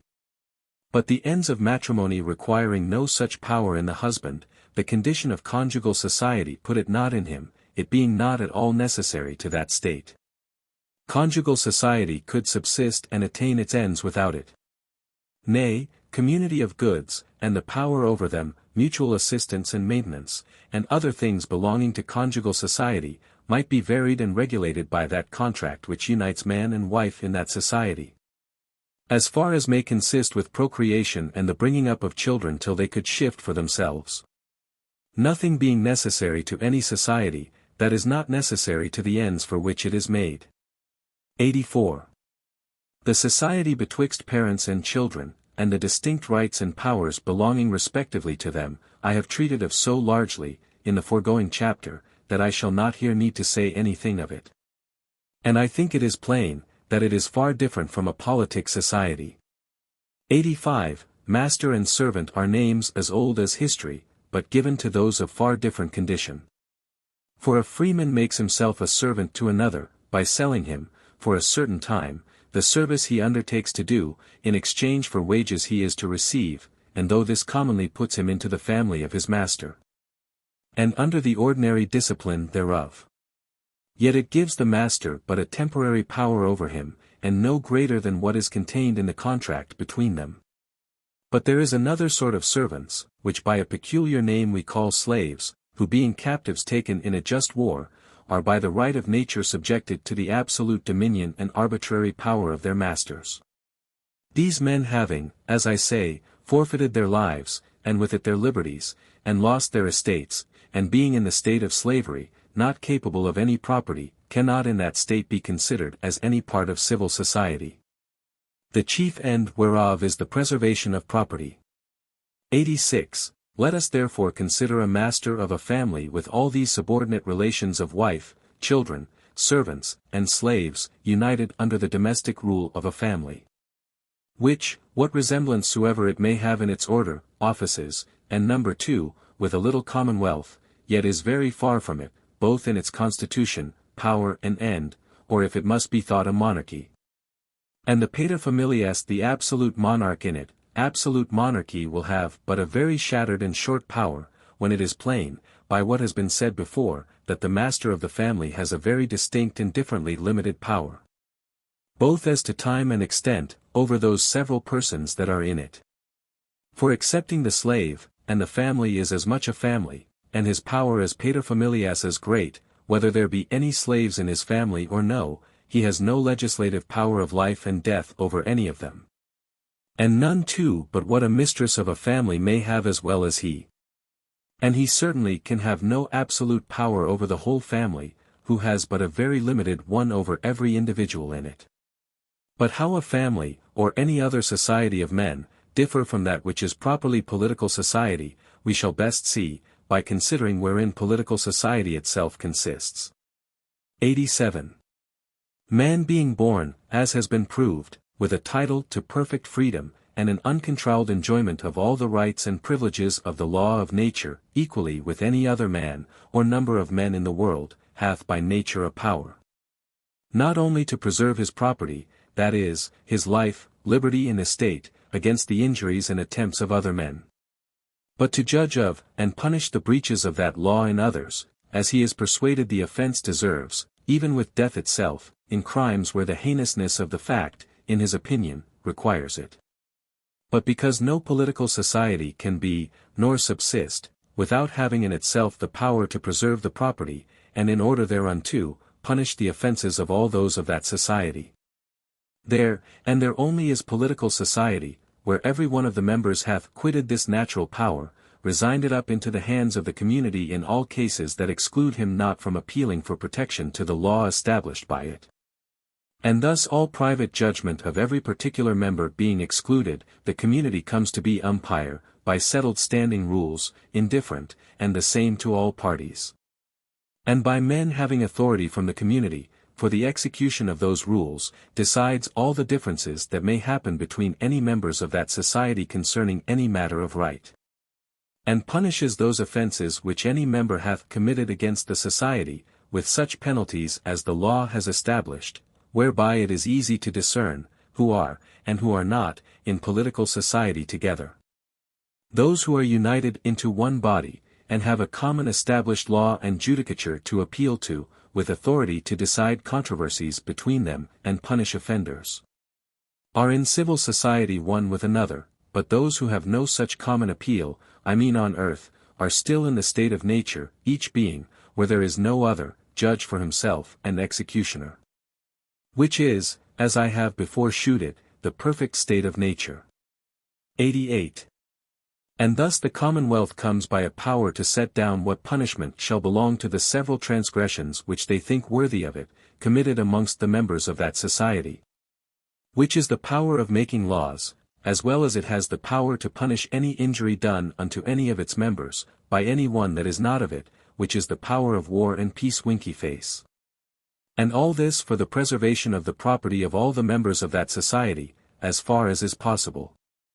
But though every man who has entered into civil society, and is become a member of any commonwealth, has thereby quitted his power to punish offences, against the law of nature, in prosecution of his own private judgment. Yet with the judgment of offences, which he has given up to the legislative in all cases, where he can appeal to the magistrate, he has given a right to the commonwealth to employ his force, for the execution of the judgments of the commonwealth, whenever he shall be called to it. Which indeed are his own judgments, they being made by himself, or his representative. And herein we have the original of the legislative and executive power of civil society, which is to judge by standing laws, how far offences are to be punished, when committed within the commonwealth. And also to determine, by occasional judgments founded on the present circumstances of the fact, how far injuries from without are to be vindicated, and in both these to employ all the force of all the members, when there shall be need. 89.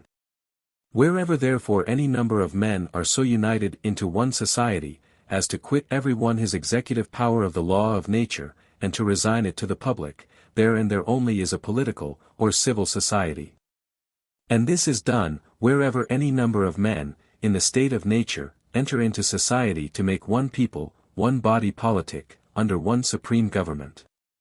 Or else when any one joins himself to, and incorporates with any government already made, for hereby he authorizes the society, or which is all one, the legislative thereof, to make laws for him, as the public good of the society shall require.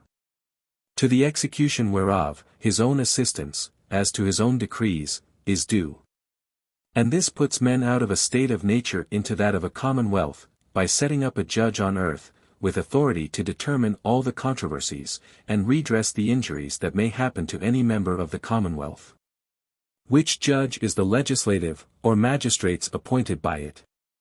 And wherever there are any number of men, however associated, that have no such decisive power to appeal to, there they are still in the state of nature. 90. Hence it is evident, that absolute monarchy, which by some men is counted the only government in the world, is indeed inconsistent with civil society, and so can be no form of civil government at all, for the end of civil society, being to avoid and remedy those inconveniencies of the state of nature, which necessarily follow from every man's being judge in his own case, by setting up a known authority, to which every one of that society may appeal upon any injury received, or controversy that may arise, and which every one of the society ought to obey. Wherever any persons are, who have not such an authority to appeal to, for the decision of any difference between them, there those persons are still in the state of nature.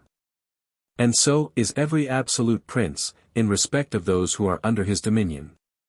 The public power of all society is above every soul contained in the same society.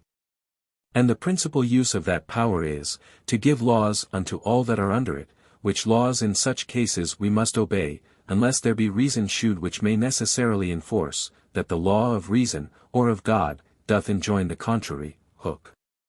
Eccle Paul L.I. Sect. 16. 91. For he being supposed to have all, both legislative and executive power in himself alone, there is no judge to be found, no appeal lies open to any one, who may fairly, and indifferently, and with authority decide.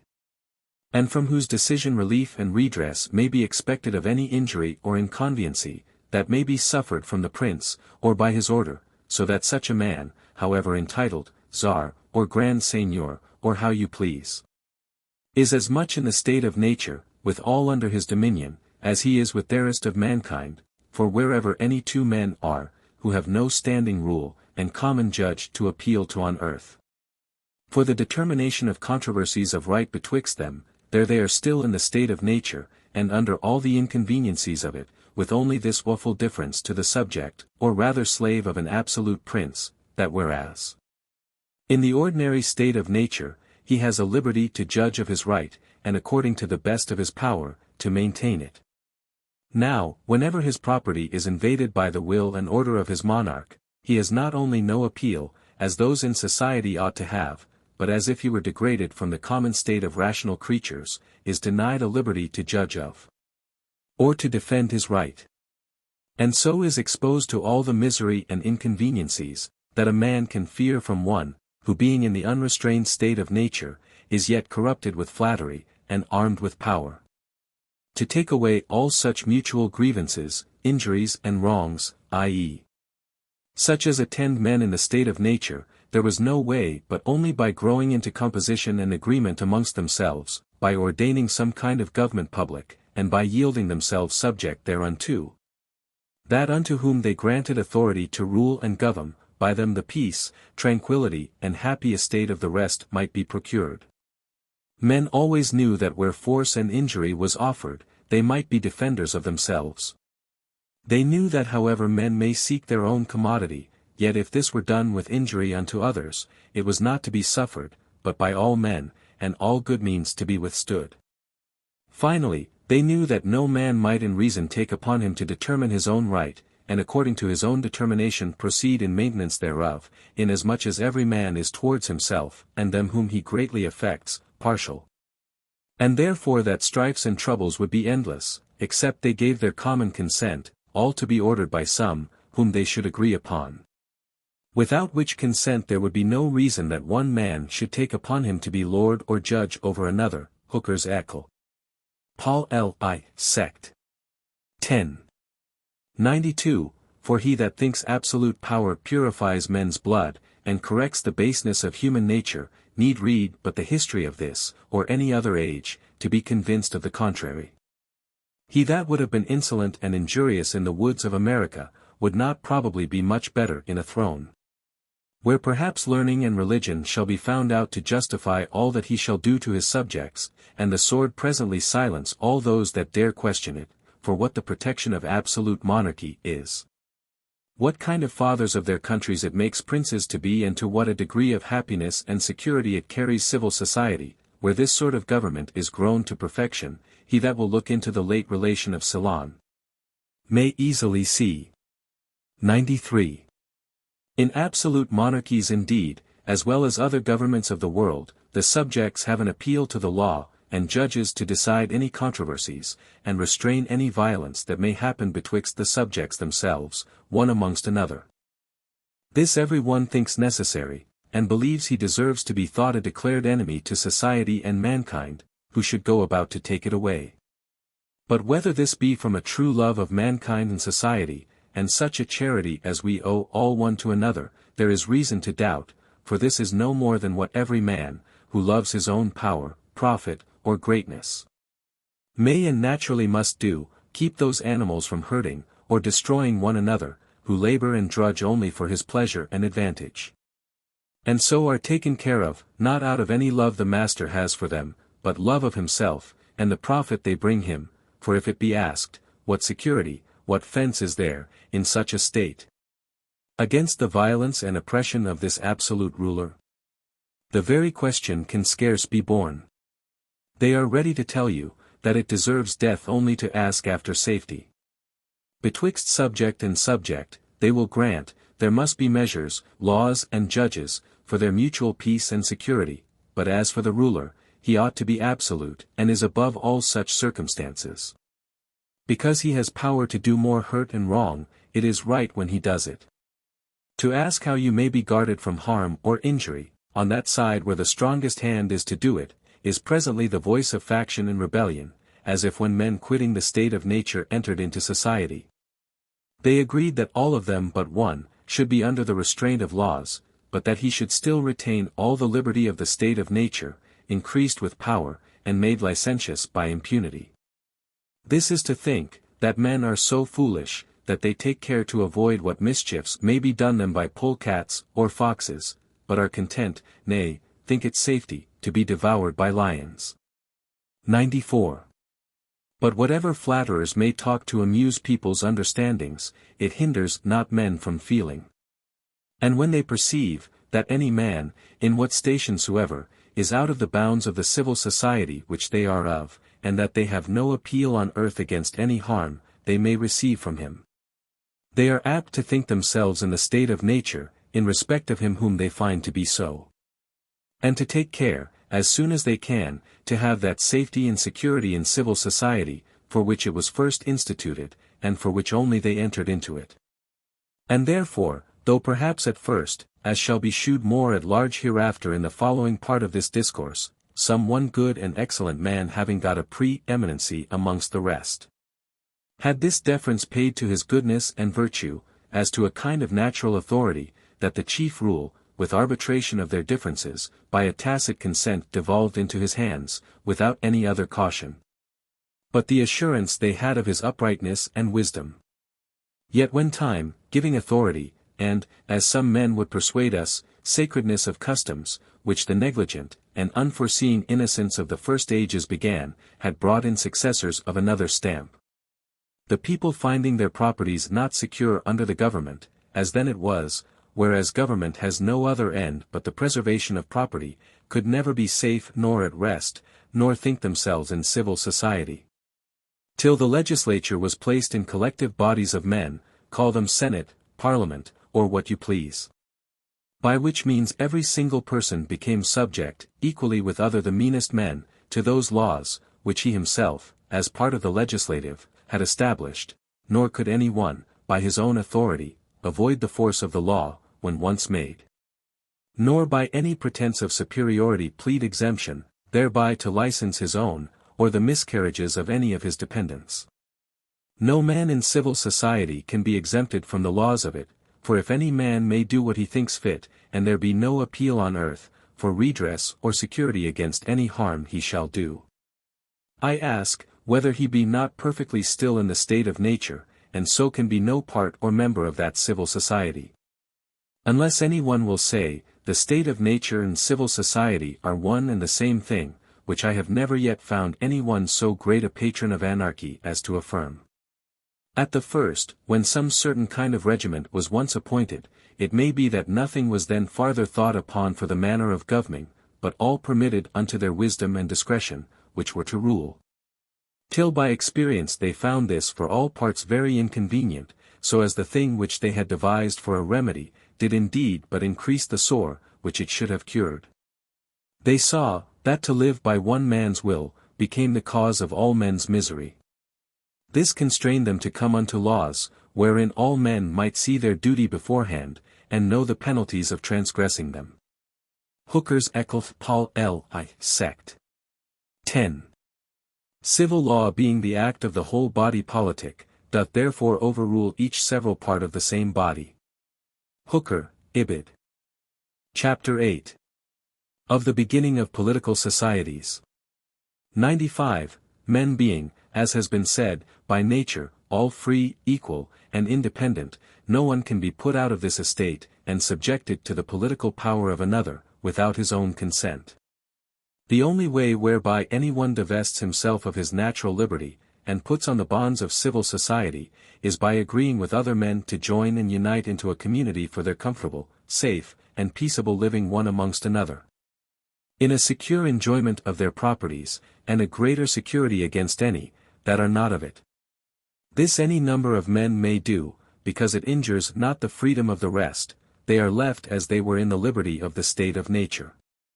When any number of men have so consented to make one community or government, they are thereby presently incorporated, and make one body politic, wherein the majority have a right to act and conclude the rest.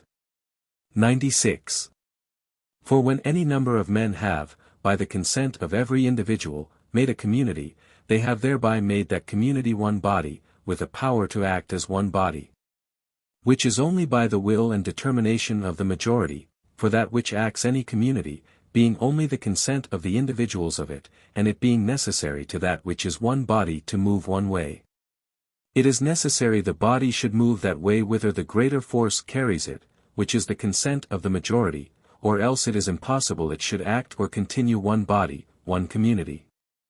Which the consent of every individual that united into it, agreed that it should.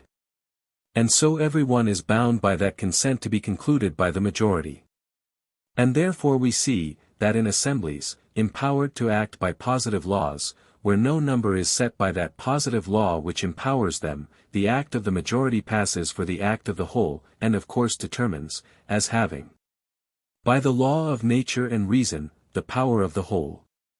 97. And thus every man, by consenting with others to make one body politic under one government, puts himself under an obligation, to every one of that society, to submit to the determination of the majority, and to be concluded by it.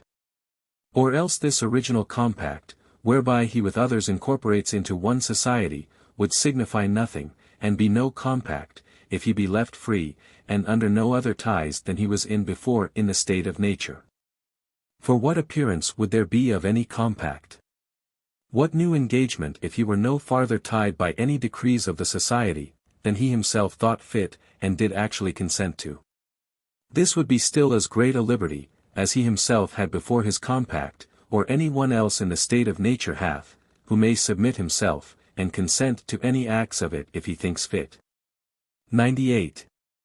For if the consent of the majority shall not, in reason, be received as the act of the whole, and conclude every individual.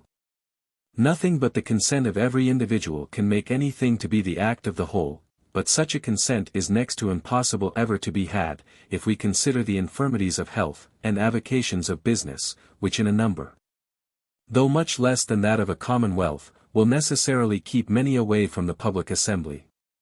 To which if we add the variety of opinions, and contrariety of interests, which unavoidably happen in all collections of men, the coming into society upon such terms would be only like Cato's coming into the theatre, only to go out again. Such a constitution as this would make the mighty Leviathan of a shorter duration, than the feeblest creatures, and not let it outlast the day it was born in, which cannot be supposed, till we can think. That rational creatures should desire and constitute societies only to be dissolved, for where the majority cannot conclude the rest, there they cannot act as one body, and consequently will be immediately dissolved again. 99. Whosoever therefore out of a state of nature unite into a community, must be understood to give up all the power, necessary to the ends for which they unite into society, to the majority of the community. Unless they expressly agreed in any number greater than the majority. And this is done by barely agreeing to unite into one political society, which is all the compact that is, or needs be, between the individuals, that enter into, or make up a commonwealth. And thus that, which begins and actually constitutes any political society, is nothing but the consent of any number of freemen capable of a majority to unite and incorporate into such a society. And this is that, and that only, which did, or could give beginning to any lawful government in the world. 100. To this I find two objections made. First, that there are no instances to be found in story, of a company of men independent, and equal one amongst another, that met together, and in this way began and set up a government. Secondly, it is impossible of right, that men should do so, because all men being born under government, they are to submit to that, and are not at liberty to begin a new one. 101. To the first there is this to answer, that it is not at all to be wondered, that history gives us but a very little account of men, that live together in the state of nature. The inconveniences of that condition, and the love and want of society, no sooner brought any number of them together, but they presently united and incorporated, if they designed to continue together. And if we may not suppose men ever to have been in the state of nature, because we hear not much of them in such a state, we may as well suppose the armies of Salmanassar or Xerxes were never children, because we hear little of them. Till they were men, and embodied in armies. Government is everywhere antecedent to records, and letters seldom come in amongst a people till a long continuation of civil society has, by other more necessary arts, provided for their safety, ease, and plenty, and then they begin to look after the history of their founders, and search into their original, when they have outlived the memory of it, for it is with commonwealths as with particular persons. They are commonly ignorant of their own births and infancies, and if they know anything of their original, they are beholden for it, to the accidental records that others have kept of it. And those that we have, of the beginning of any polities in the world, excepting that of the Jews, where God himself immediately interposed, and which favors not at all paternal dominion, are all either plain instances of such a beginning as I have mentioned, or at least have manifest footsteps of it. 102. He must shew a strange inclination to deny evident matter of fact, when it agrees not with his hypothesis, who will not allow, that the beginning of Rome and Venice were by the uniting together of several men free and independent one of another, amongst whom there was no natural superiority or subjection. And if Josephus Acosta's word may be taken, he tells us, that in many parts of America there was no government at all. There are great and apparent conjectures, says he, that these men, speaking of those of Peru, for a long time had neither kings nor commonwealths, but lived in troops, as they do this day in Florida, the Chiriquanas, those of Brazil, and many other nations, which have no certain kings, but as occasion is offered, in peace or war, they choose their captains as they please. 1. I.C. 25. If it be said, that every man there was born subject to his father, or the head of his family, that the subjection due from a child to a father took not away his freedom of uniting into what political society he thought fit, has been already proved. But be that as it will, these men, it is evident, were actually free. And whatever superiority some politicians now would place in any of them, they themselves claimed it not, but by consent were all equal, till by the same consent they set rulers over themselves. So that their politic societies all began from a voluntary union, and the mutual agreement of men freely acting in the choice of their governors, and forms of government. 103. And I hope those who went away from Sparta with Palantis, mentioned by Justin, 1. 3, c. 4, will be allowed to have been freemen independent one of another, and to have set up a government over themselves, by their own consent. Thus I have given several examples, out of history, of people free and in the state of nature, that being met together incorporated and began a commonwealth. And if the one of such instances be an argument to prove that government were not, nor could not be so begun, I suppose the contenders for paternal empire were better let it alone.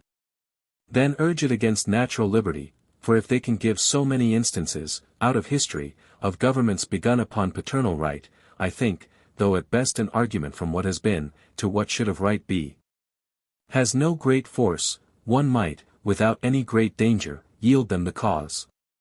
But if I might advise them in the case, they would do well not to search too much into the original of governments, as they have begun de facto, lest they should find, at the foundation of most of them, something very little favorable to the design they promote, and such a power as they contend for.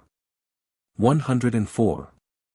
But to conclude, reason being plain on our side, that men are naturally free, and the examples of history shewing, that the governments of the world, that were begun in peace, had their beginning laid on that foundation, and were made by the consent of the people. There can be little room for doubt, either where the right is, or what has been the opinion, or practice of mankind, about the first erecting of governments. 105. I will not deny, that if we look back as far as history will direct us, towards the original of commonwealths, we shall generally find them under the government and administration of one man. And I am also apt to believe, that where a family was numerous enough to subsist by itself, and continued entire together, without mixing with others, as it often happens, where there is much land, and few people, the government commonly began in the father, for the father having, by the law of nature, the same power with every man else to punish, as he thought fit, any offences against that law, might thereby punish his transgressing children, even when they were men, and out of their pupilage. And they were very likely to submit to his punishment, and all join with him against the offender, in their turns, giving him thereby power to execute his sentence against any transgression, and so in effect make him the lawmaker and governor over all that remained in conjunction with his family. He was fittest to be trusted, paternal affection secured their property and interest under his care, and the custom of obeying him, in their childhood, made it easier to submit to him, rather than to any other. If therefore they must have one to rule them, as government is hardly to be avoided amongst men that live together, who so likely to be the man as he that was their common father, unless negligence, cruelty, or any other defect of mind or body made him unfit for it. But when either the father died, and left his next heir, for want of age, wisdom, courage, or any other qualities, less fit for rule, or where several families met, and consented to continue together, there, it is not to be doubted, but they used their natural freedom, to set up him, whom they judged the ablest, and most likely, to rule well over them. Conformable hereunto we find the people of America, who, living out of the reach of the conquering swords, and spreading domination of the two great empires of Peru and Mexico, enjoyed their own natural freedom, though, caeteris paribus, they commonly preferred the heir of their deceased king. Yet if they find him any way weak, or uncapable, they pass him by, and set up the stoutest and bravest man for their ruler. 106. Thus, though looking back as far as records give us any account of peopling the world, and the history of nations, we commonly find the government to be in one hand, yet it destroys not that which I affirm, viz. that the beginning of politic society depends upon the consent of the individuals, to join into, and make one society, who, when they are thus incorporated, might set up what form of government they thought fit. But this having given occasion to men to mistake, and think, that by nature government was monarchical, and belonged to the father, it may not be amiss here to consider, why people in the beginning generally pitched upon this form. Which though perhaps the father's preeminency might, in the first institution of some commonwealths, give a rise to, and place in the beginning, the power in one hand. Yet it is plain that the reason, that continued the form of government in a single person, was not any regard or respect to paternal authority.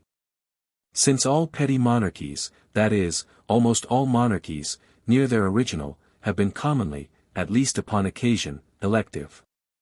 107. First then, in the beginning of things, the father's government of the childhood of those sprung from him, having accustomed them to the rule of one man, and taught them that where it was exercised with care and skill, with affection and love to those under it, it was sufficient to procure and preserve to men all the political happiness they sought for in society. It was no wonder that they should pitch upon, and naturally run into that form of government, which from their infancy they had been all accustomed to, and which, by experience, they had found both easy and safe.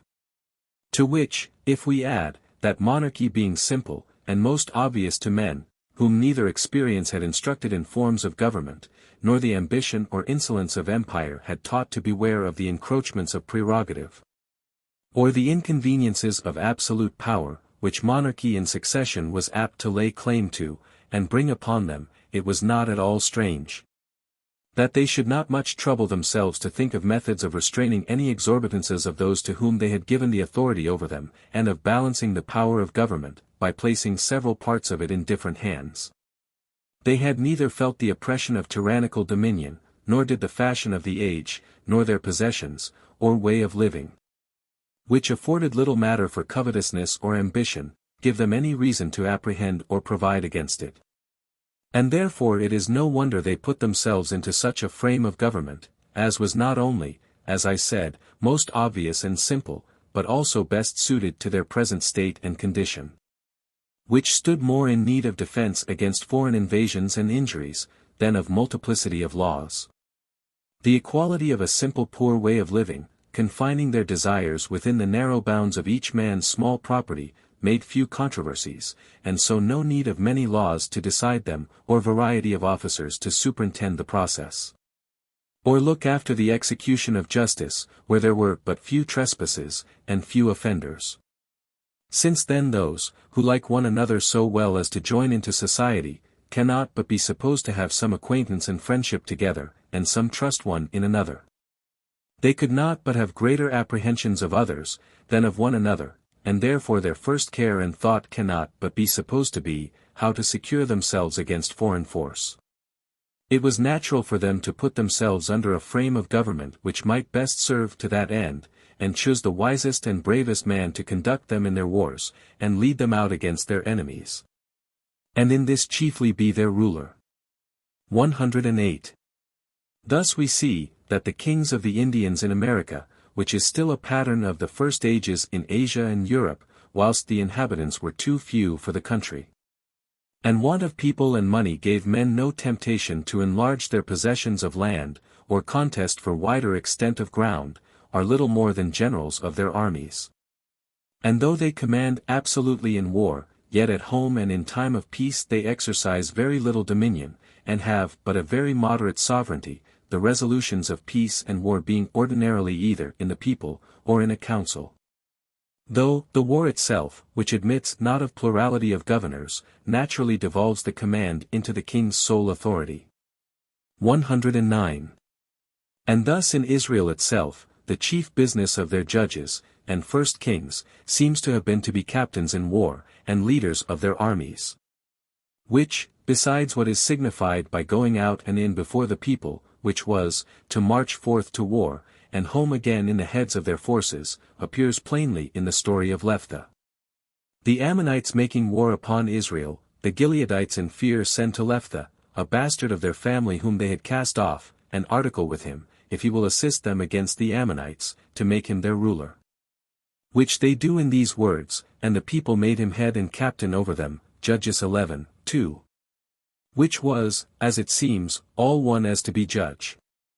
And he judged Israel, Judges 12:7, that is, was their captain general 6 years. So when Lotham upbraids the Shechemites with the obligation they had to Gideon, who had been their judge and ruler, he tells them, he fought for you, and adventured his life far, and delivered you out of the hands of Midian, Judges 9:17. Nothing mentioned of him but what he did as a general, and indeed that is all is found in his history, or in any of the rest of the judges.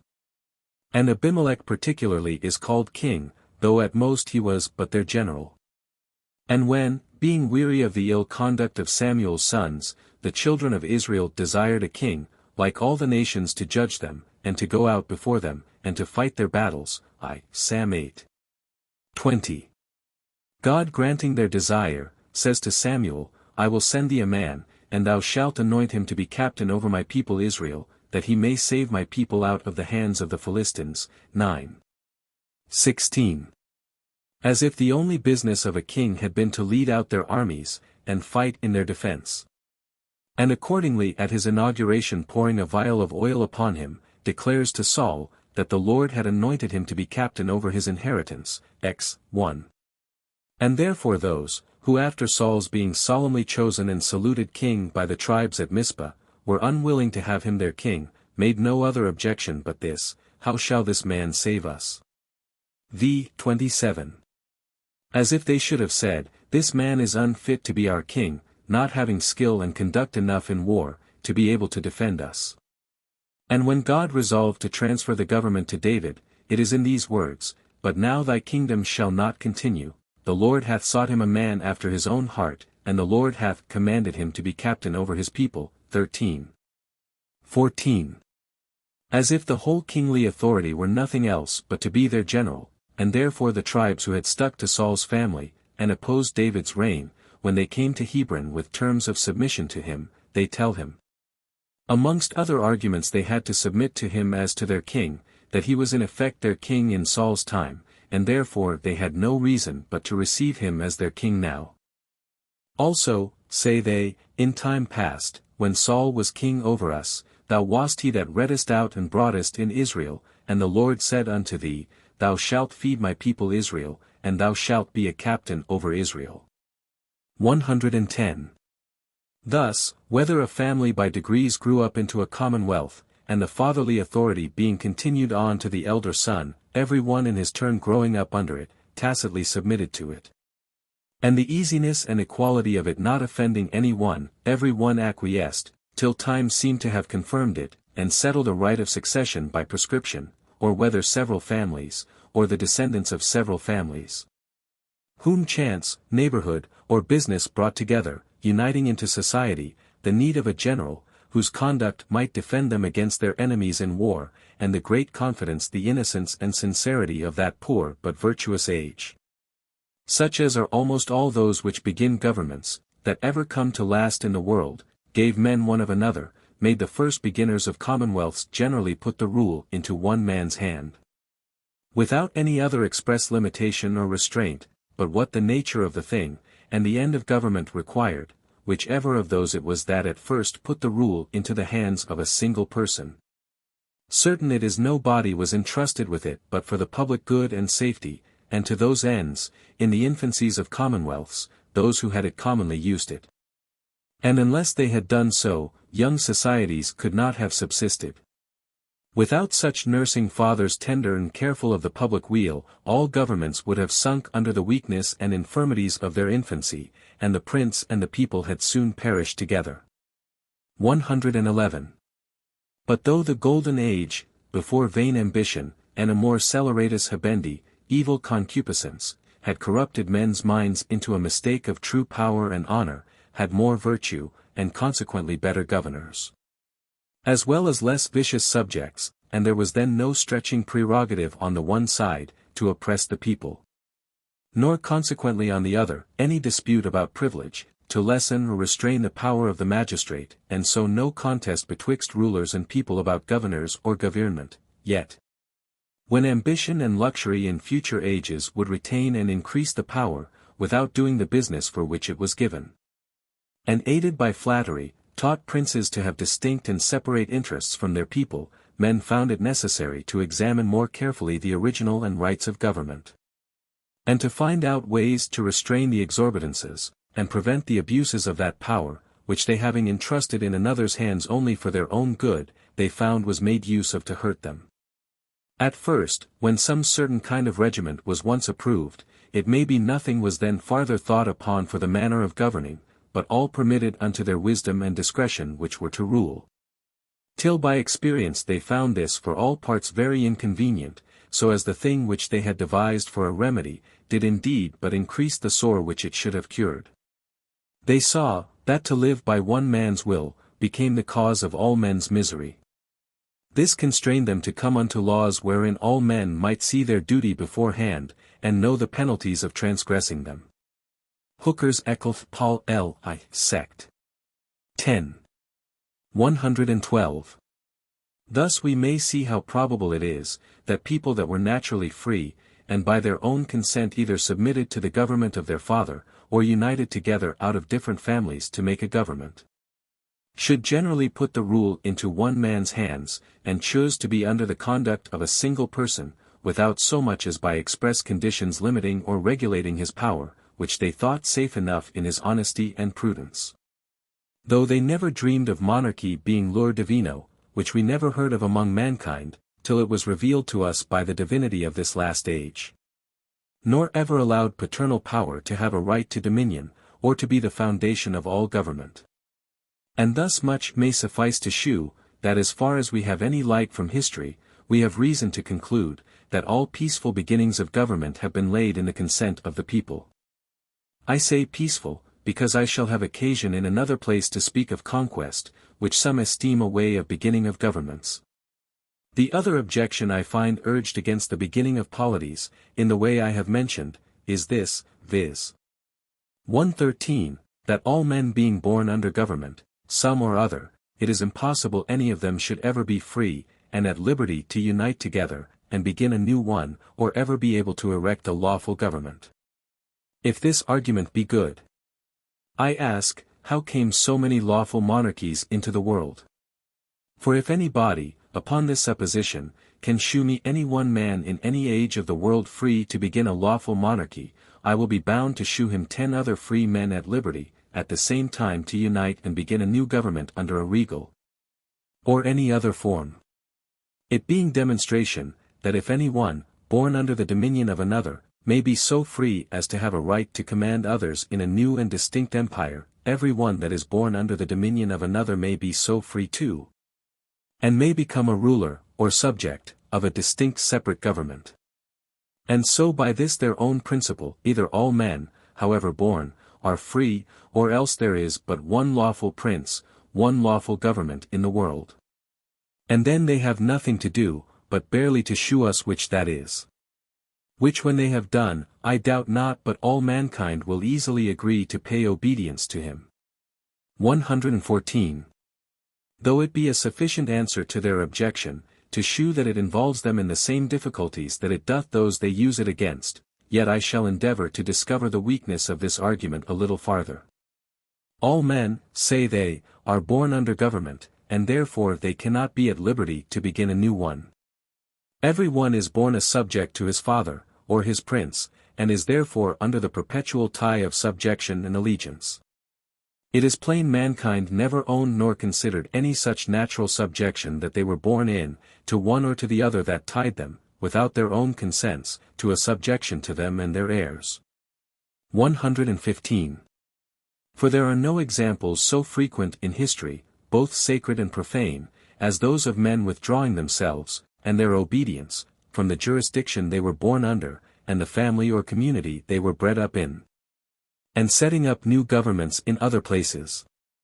From whence sprang all that number of petty commonwealths in the beginning of ages, and which always multiplied, as long as there was room enough, till the stronger, or more fortunate, swallowed the weaker. And those great ones again breaking to pieces, dissolved into lesser dominions.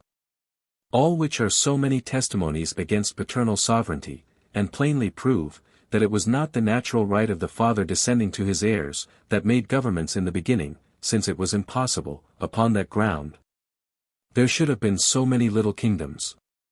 All must have been but only one universal monarchy, if men had not been at liberty to separate themselves from their families, and the government, be it what it will, that was set up in it, and go and make distinct commonwealths and other governments, as they thought fit.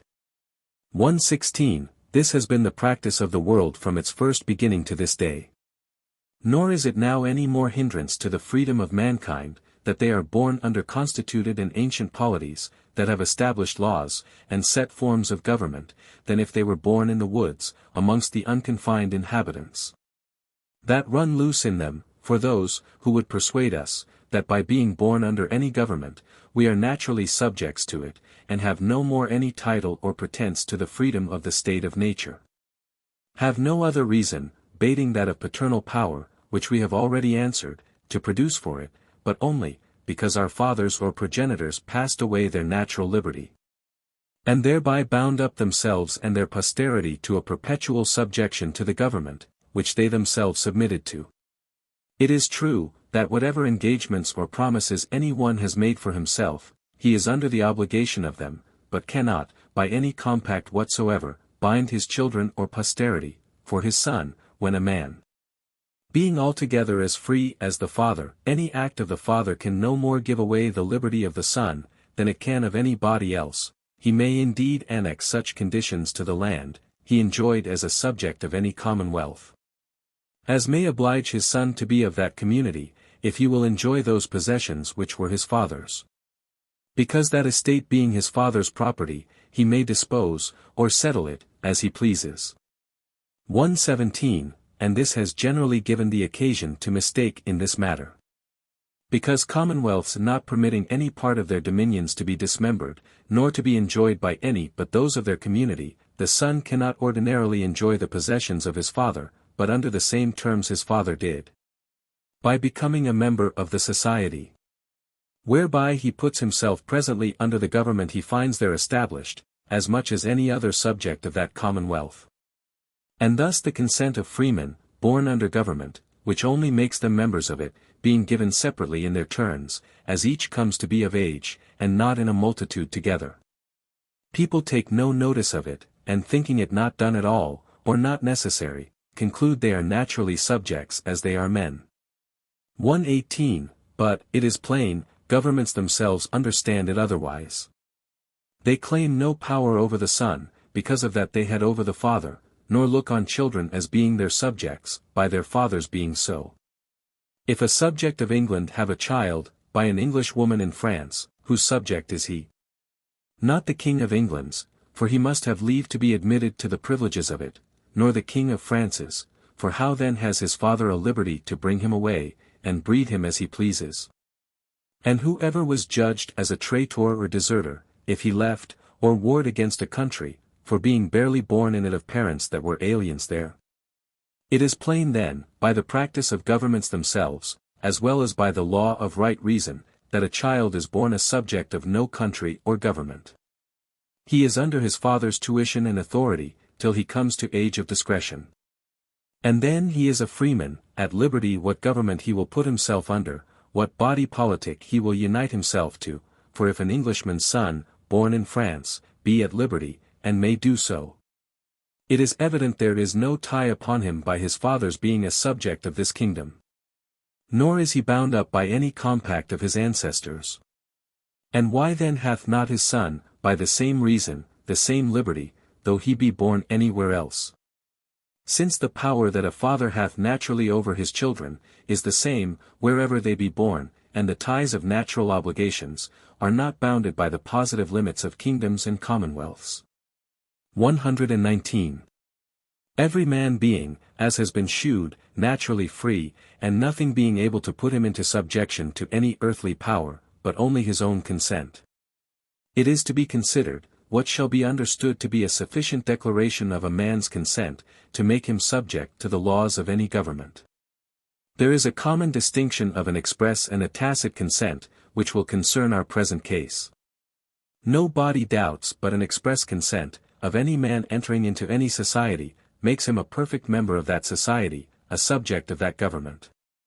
The difficulty is, what ought to be looked upon as a tacit consent, and how far it binds, i.e., how far any one shall be looked on to have consented, and thereby submitted to any government, where he has made no expressions of it at all.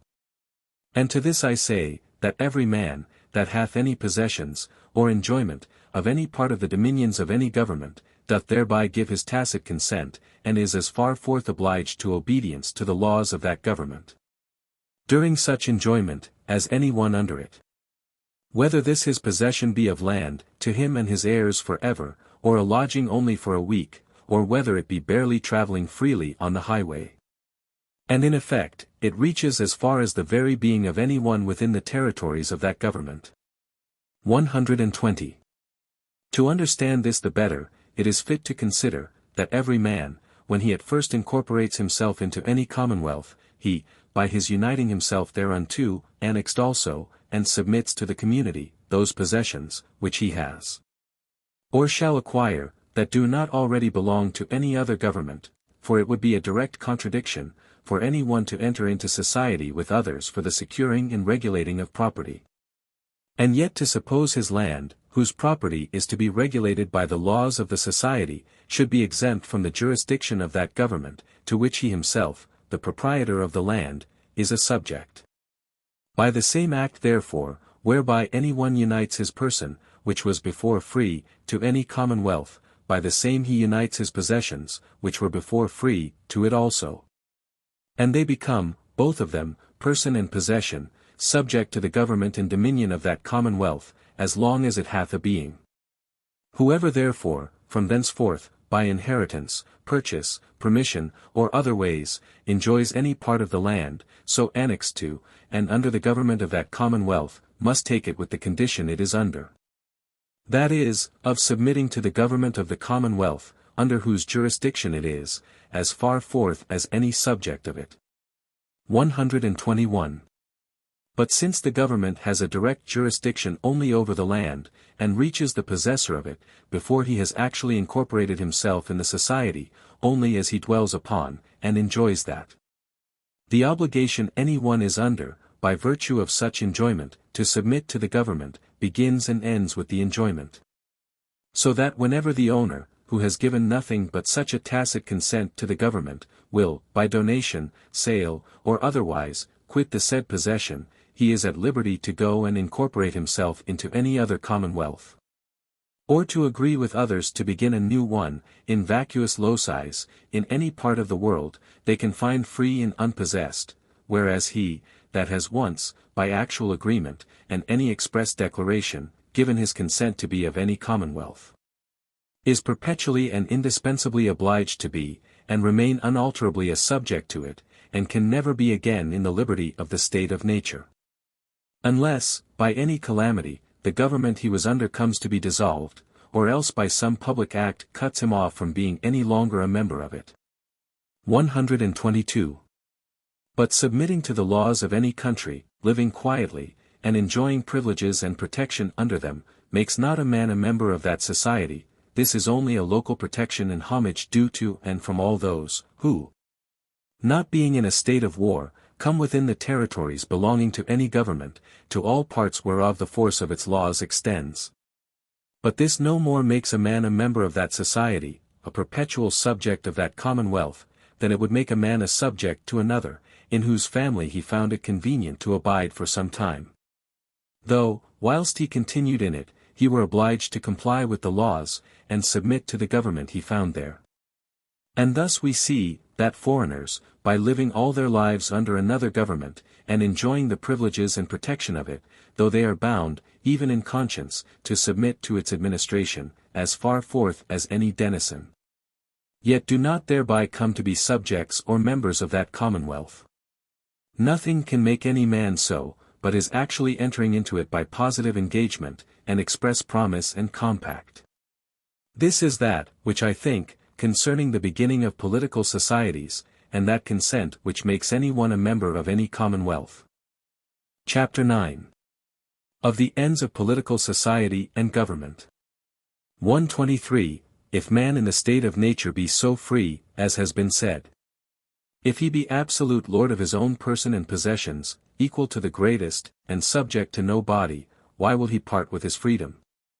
Why will he give up this empire, and subject himself to the dominion and control of any other power?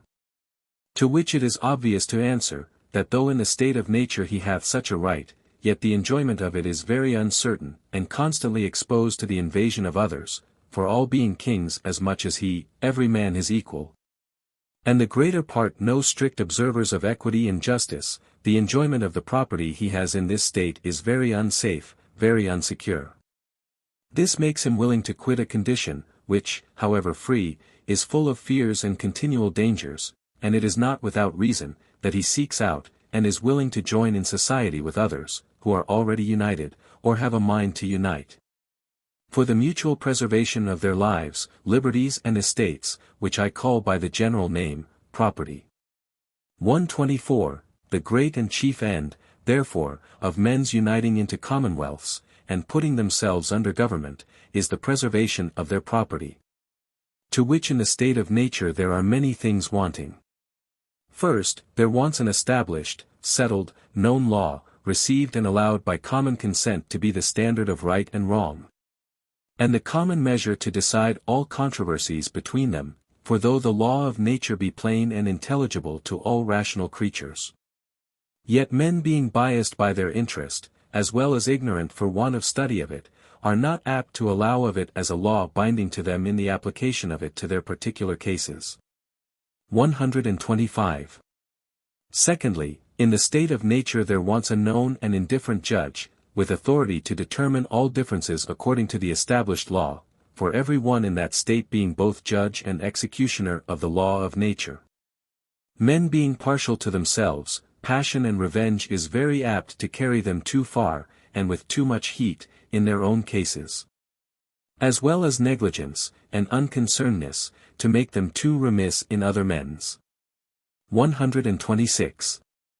Thirdly, in the state of nature there often wants power to back and support the sentence when right, and to give it due execution. They who by any injustice offended, will seldom fail, where they are able, by force to make good their injustice. Such resistance many times makes the punishment dangerous, and frequently destructive, to those who attempt it. 127. Thus mankind, notwithstanding all the privileges of the state of nature, being but in an ill condition, while they remain in it, are quickly driven into society. Hence it comes to pass, that we seldom find any number of men live any time together in this state. The inconveniencies that they are therein exposed to, by the irregular and uncertain exercise of the power every man has of punishing the transgressions of others, make them take sanctuary under the established laws of government, and therein seek the preservation of their property. It is this makes them so willingly give up every one his single power of punishing, to be exercised by such alone, as shall be appointed to it amongst them, and by such rules as the community, or those authorized by them to that purpose, shall agree on. And in this we have the original right and rise of both the legislative and executive power, as well as of the governments and societies themselves. 128. For in the state of nature, to omit the liberty he has of innocent delights, a man has two powers. The first is to do whatsoever he thinks fit for the preservation of himself and others within the permission of the law of nature, by which law, common to them all, he and all the rest of mankind are one community, make up one society, distinct from all other creatures. And were it not for the corruption and viciousness of degenerate men, there would be no need of any other. No necessity that men should separate from this great and natural community, and by positive agreements combine into smaller and divided associations. The other power a man has in the state of nature, is the power to punish the crimes committed against that law. Both these he gives up, when he joins in a private, if I may so call it, or particular politic society, and incorporates into any commonwealth, separate from the rest of mankind. 129. The first power, viz. of doing whatsoever he thought for the preservation of himself, and the rest of mankind, he gives up to be regulated by laws made by the society, so far forth as the preservation of himself, and the rest of that society shall require. Which laws of the society in many things confine the liberty he had by the law of nature. 130. Secondly, the power of punishing he wholly gives up, and engages his natural force, which he might before employ in the execution of the law of nature, by his own single authority, as he thought fit, to assist the executive power of the society, as the law thereof shall require, for being now in a new state, wherein he is to enjoy many conveniencies, from the labor, assistance, and society of others in the same community, as well as protection from its whole strength. He is to part also with as much of his natural liberty, in providing for himself, as the good, prosperity, and safety of the society shall require, which is not only necessary, but just, since the other members of the society do the like. 131. But though men, when they enter into society, give up the equality, liberty, and executive power they had in the state of nature, into the hands of the society, to be so far disposed of by the legislative, as the good of the society shall require. Yet it being only with an intention in every one the better to preserve himself, his liberty and property. For no rational creature can be supposed to change his condition with an intention to be worse. The power of the society, or legislative constituted by them, can never be supposed to extend farther than the common good, but is obliged to secure every one's property, by providing against those three defects above mentioned, that made the state of nature so unsafe and uneasy. And so whoever has the legislative or supreme power of any commonwealth, is bound to govern by established standing laws, promulgated and known to the people, and not by extemporary decrees. By indifferent and upright judges, who are to decide controversies by those laws. And to employ the force of the community at home, only in the execution of such laws, or abroad to prevent or redress foreign injuries, and secure the community from inroads and invasion. And all this to be directed to no other end, but the peace, safety, and public good of the people. Chapter 10. Of the Forms of a Commonwealth. 132. The majority having, as has been shewed, upon men's first uniting into society, the whole power of the community naturally in them, may employ all that power in making laws for the community from time to time, and executing those laws by officers of their own appointing. And then the form of the government is a perfect democracy, or else may put the power of making laws into the hands of a few select men, and their heirs or successors. And then it is an oligarchy, or else into the hands of one man, and then it is a monarchy, if to him and his heirs, it is an hereditary monarchy, if to him only for life, but upon his death the power only of nominating a successor to return to them. An elective monarchy. And so accordingly of these the community may make compounded and mixed forms of government, as they think good. And if the legislative power be at first given by the majority to one or more persons only for their lives, or any limited time, and then the supreme power to revert to them again. When it is so reverted, the community may dispose of it again anew into what hands they please, and so constitute a new form of government, for the form of government depending upon the placing the supreme power, which is the legislative. It being impossible to conceive that an inferior power should prescribe to a superior, or any but the supreme make laws, according as the power of making laws is placed, such is the form of the commonwealth. 133. By commonwealth, I must be understood all along to mean, not a democracy, or any form of government, but any independent community, which the Latines signified by the word civitas, to which the word which best answers in our language is commonwealth, and most properly expresses such a society of men, which community or city in English does not. For there may be subordinate communities in a government. And city amongst us has a quite different notion from commonwealth, and therefore, to avoid ambiguity, I crave leave to use the word commonwealth in that sense, in which I find it used by King James I.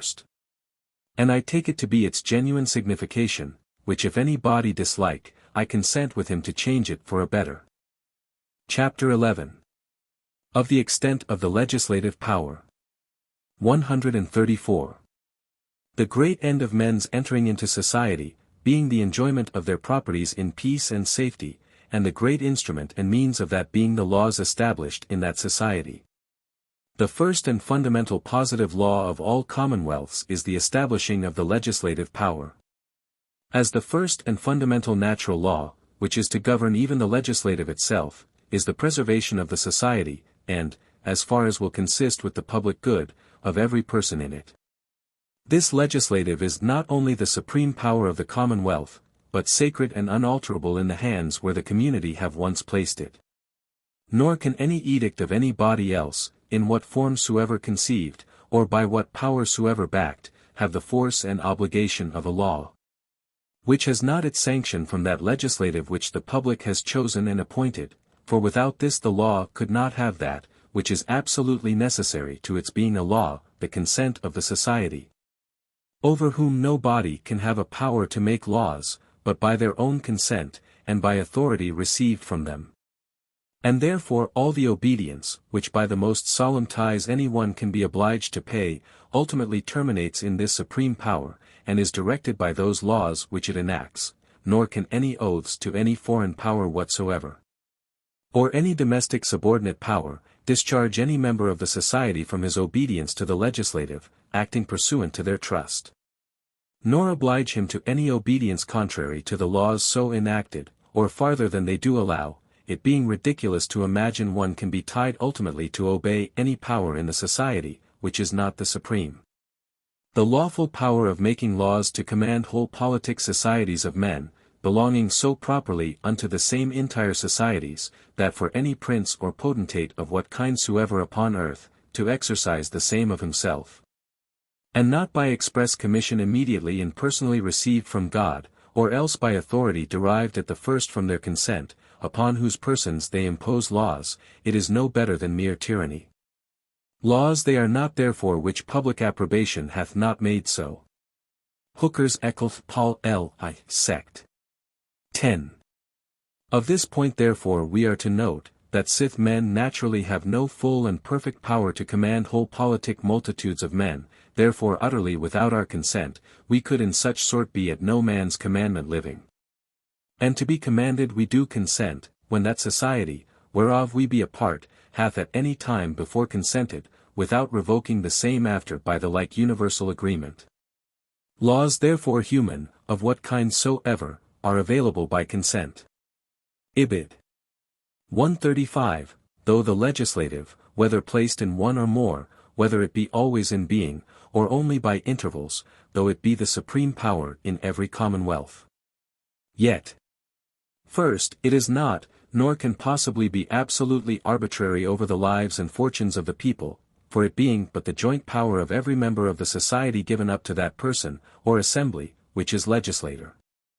It can be no more than those persons had in a state of nature before they entered into society, and gave up to the community, for no body can transfer to another more power than he has in himself.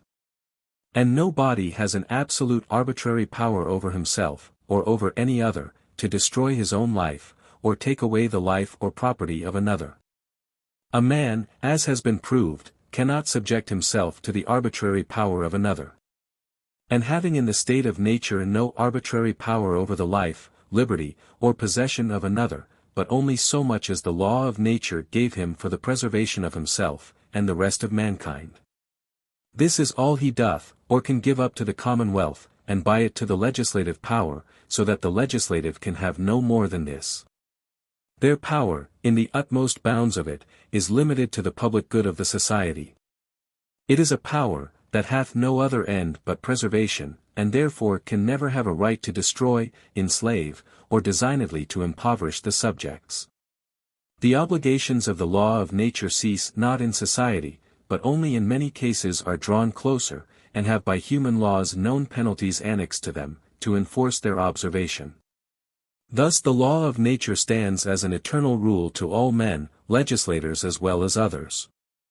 The rules that they make for other men's actions, must, as well as their own and other men's actions, be conformable to the law of nature, i.e., to the will of God, of which that is a declaration, and the fundamental law of nature being the preservation of mankind, no human sanction can be good, or valid against it.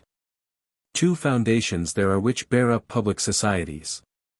The one a natural inclination, whereby all men desire sociable life and fellowship. The other an order, expressly or secretly agreed upon, touching the manner of their union in living together. The latter is that which we call the law of a commonweal, the very soul of a politic body, the parts whereof are by law animated, held together, and set on work in such actions as the common good requireth. Laws politic, ordained for external order and regiment amongst men, are never framed as they should be, unless presuming the will of man to be inwardly obstinate, rebellious, and averse from all obedience to the sacred laws of his nature. In a word, unless presuming man to be, in regard of his depraved mind, little better than a wild beast, they do accordingly provide, notwithstanding, so to frame his outward actions, that they be no hindrance unto the common good, for which societies are instituted. Unless they do this, they are not perfect. Hooker's Ecclef Paul L.I. Sect. 10. 136. Secondly, the legislative or supreme authority, cannot assume to itself a power to rule by extemporary arbitrary decrees, but is bound to dispense justice, and decide the rights of the subject by promulgated standing laws. And none authorized judges, for the law of nature being unwritten, and so nowhere to be found but in the minds of men, they who through passion or interest shall miscite, or misapply it, cannot so easily be convinced of their mistake where there is no established judge, and so it serves not, as it ought, to determine the rights, and fence the properties of those that live under it, especially where every one is judge, interpreter, and executioner of it too, and that in his own case, and he that has right on his side, having ordinarily but his own single strength, hath not force enough to defend himself from injuries, or to punish delinquents. To avoid these inconveniences, which disorder men's properties in the state of nature, men unite into societies, that they may have the united strength of the whole society to secure and defend their properties, and may have standing rules to bound it, by which every one may know what is his. To this end it is that men give up all their natural power to the society which they enter into, and the community put the legislative power into such hands as they think fit, with this trust, that they shall be governed by declared laws. Or else their peace, quiet, and property will still be at the same uncertainty, as it was in the state of nature. Human laws are measures in respect of men whose actions they must direct, howbeit such measures they are as have also their higher rules to be measured by, which rules are two, the law of God, and the law of nature. So that laws human must be made according to the general laws of nature, and without contradiction to any positive law of Scripture, otherwise they are ill-made. Hooker's Ecclef Paul L. 3. Sect. 9. To constrain men to anything inconvenient doth seem unreasonable. Ibid. L. I. Sect. 10. 137. Absolute arbitrary power, or governing without settled standing laws, can neither of them consist with the ends of society and government, which men would not quit the freedom of the state of nature for, and tie themselves up under. Were it not to preserve their lives, liberties and fortunes, and by stated rules of right and property to secure their peace and quiet. It cannot be supposed that they should intend, had they a power so to do, to give to any one, or more, an absolute arbitrary power over their persons and estates, and put a force into the magistrate's hand to execute his unlimited will arbitrarily upon them. This were to put themselves into a worse condition than the state of nature, wherein they had a liberty to defend their right against the injuries of others, and were upon equal terms of force to maintain it, whether invaded by a single man, or many in combination. Whereas by supposing they have given up themselves to the absolute arbitrary power and will of a legislator, they have disarmed themselves, and armed him, to make a prey of them when he pleases.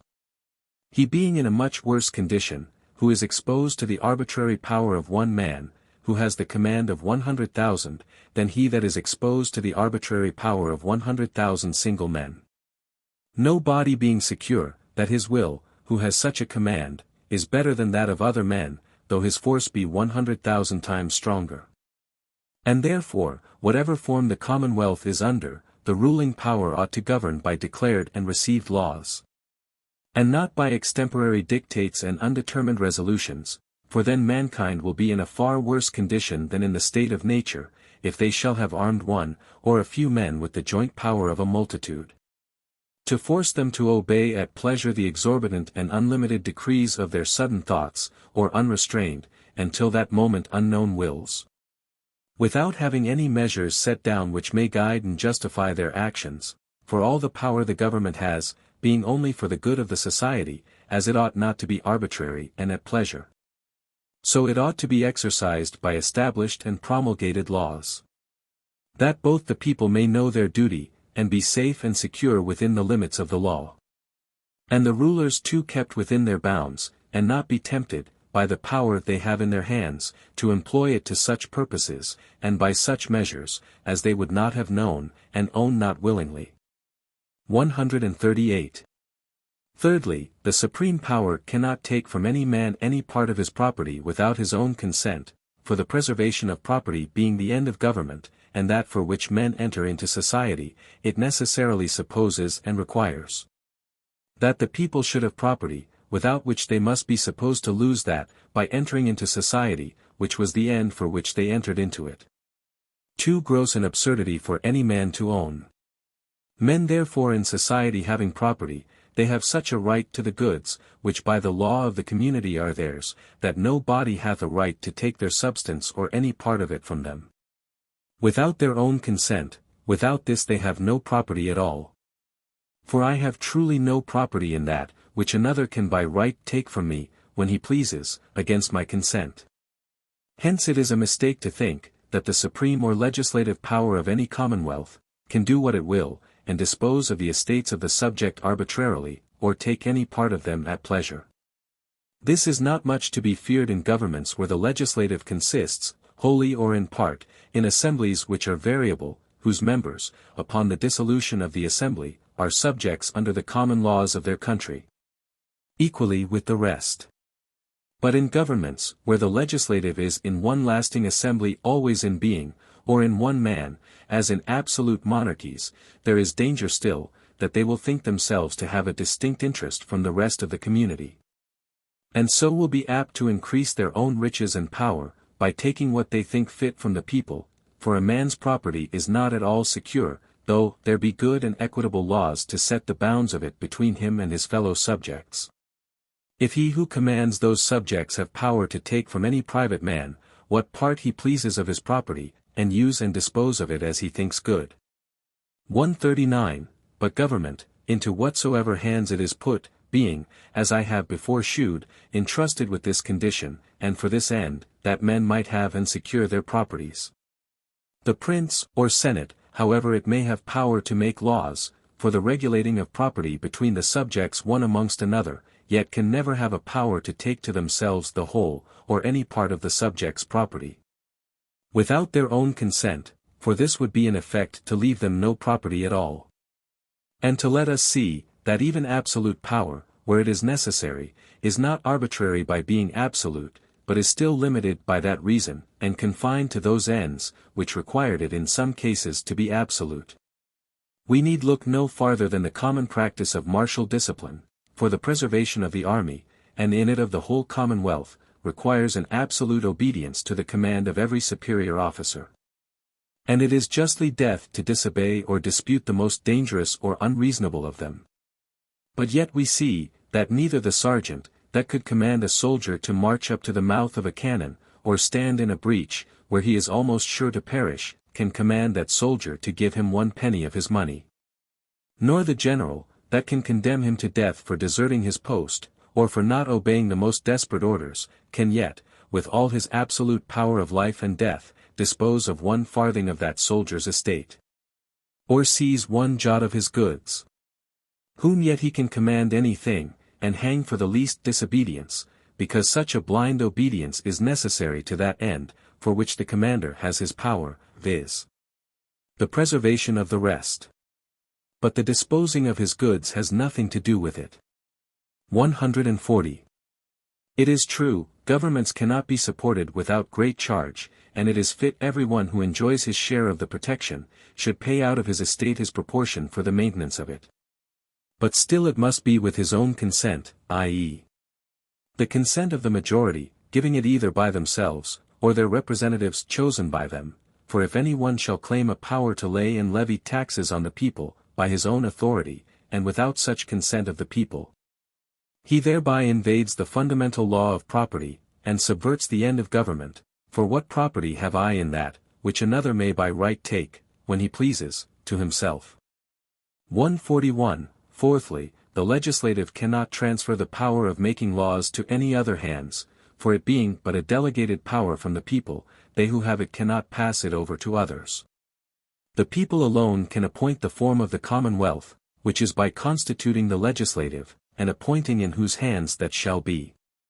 And when the people have said, we will submit to rules, and be governed by laws made by such men, and in such forms, no body else can say other men shall make laws for them.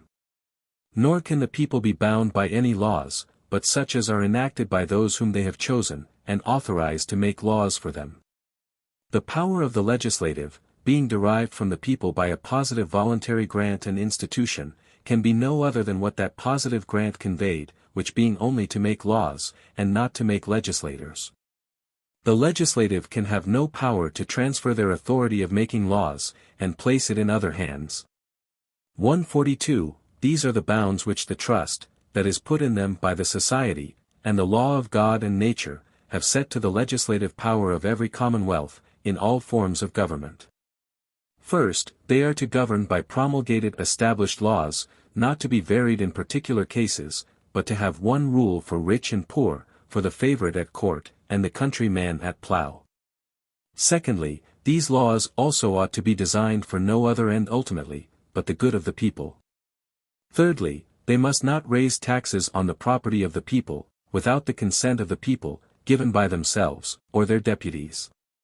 And this properly concerns only such governments where the legislative is always in being, or at least where the people have not reserved any part of the legislative to deputies, to be from time to time chosen by themselves.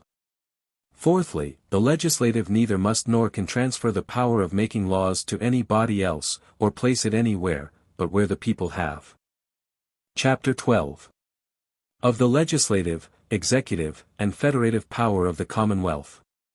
143. The legislative power is that, which has a right to direct how the force of the Commonwealth shall be employed for preserving the community and the members of it. But because those laws which are constantly to be executed, and whose force is always to continue, may be made in a little time, therefore there is no need that the legislative should be always in being, not having always business to do. And because it may be too great a temptation to human frailty, apt to grasp at power, for the same persons, who have the power of making laws, to have also in their hands the power to execute them. Whereby they may exempt themselves from obedience to the laws they make, and suit the law, both in its making, and execution, to their own private advantage, and thereby come to have a distinct interest from the rest of the community. Contrary to the end of society and government, therefore in well-ordered commonwealths, where the good of the whole is so considered, as it ought, the legislative power is put into the hands of divers persons, who duly assembled, have by themselves, or jointly with others, a power to make laws, which when they have done, being separated again, they are themselves subject to the laws they have made. Which is a new and near tie upon them, to take care, that they make them for the public good. 144. But because the laws, that are at once, and in a short time made, have a constant and lasting force, and need a perpetual execution, or an attendance thereunto. Therefore it is necessary there should be a power always in being, which should see to the execution of the laws that are made, and remain in force. And thus the legislative and executive power come often to be separated. 145. There is another power in every commonwealth, which one may call natural. Because it is that which answers to the power every man naturally had before he entered into society, for though in a commonwealth the members of it are distinct persons still in reference to one another, and as such is governed by the laws of the society, yet in reference to the rest of mankind, they make one body, which is, as every member of it before was, still in the state of nature with the rest of mankind. Hence it is, that the controversies that happen between any man of the society with those that are out of it, are managed by the public, and an injury done to a member of their body, engages the whole in the reparation of it. So that under this consideration, the whole community is one body in the state of nature, in respect of all other states or persons out of its community. 146. This therefore contains the power of war and peace, leagues and alliances, and all the transactions, with all persons and communities without the commonwealth, and may be called federative, if any one pleases. So the thing be understood, I am indifferent as to the name. 147. These two powers, executive and federative, though they be really distinct in themselves, yet one comprehending the execution of the municipal laws of the society within itself, upon all that are parts of it. The other the management of the security and interest of the public without, with all those that it may receive benefit or damage from, yet they are always almost united. And though this federative power in the well or ill management of it be of great moment to the commonwealth, yet it is much less capable to be directed by antecedent, standing, positive laws, than the executive. And so must necessarily be left to the prudence and wisdom of those, whose hands it is in, to be managed for the public good, for the laws that concern subjects one amongst another, being to direct their actions, may well enough precede them. But what is to be done in reference to foreigners, depending much upon their actions, and the variation of designs and interests, must be left in great part to the prudence of those, who have this power committed to them. To be managed by the best of their skill, for the advantage of the commonwealth. 148. Though, as I said, the executive and federative power of every community be really distinct in themselves, yet they are hardly to be separated, and placed at the same time in the hands of distinct persons, for both of them requiring the force of the society for their exercise. It is almost impracticable to place the force of the commonwealth in distinct, and not subordinate hands.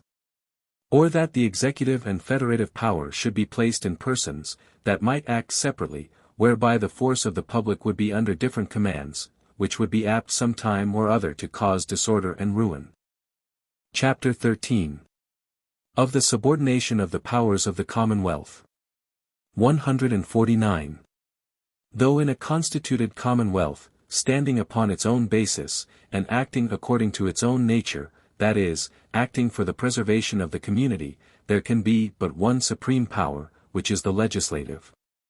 To which all the rest are and must be subordinate, yet the legislative being only a fiduciary power to act for certain ends, there remains still in the people a supreme power to remove or alter the legislative.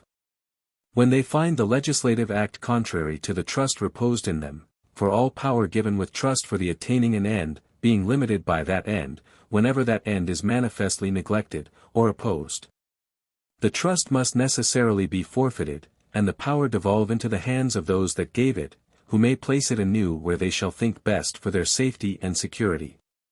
And thus the community perpetually retains a supreme power of saving themselves from the attempts and designs of any body, even of their legislators, whenever they shall be so foolish, or so wicked, as to lay and carry on designs against the liberties and properties of the subject, for no man or society of men, having a power to deliver up their preservation, or consequently the means of it, to the absolute will and arbitrary dominion of another. Whenever any one shall go about to bring them into such a slavish condition, they will always have a right to preserve, what they have not a power to part with, and to rid themselves of those, who invade this fundamental, sacred, and unalterable law of self-preservation, for which they entered into society. And thus the community may be said in this respect to be always the supreme power, but not as considered under any form of government, because this power of the people can never take place till the government be dissolved. 150.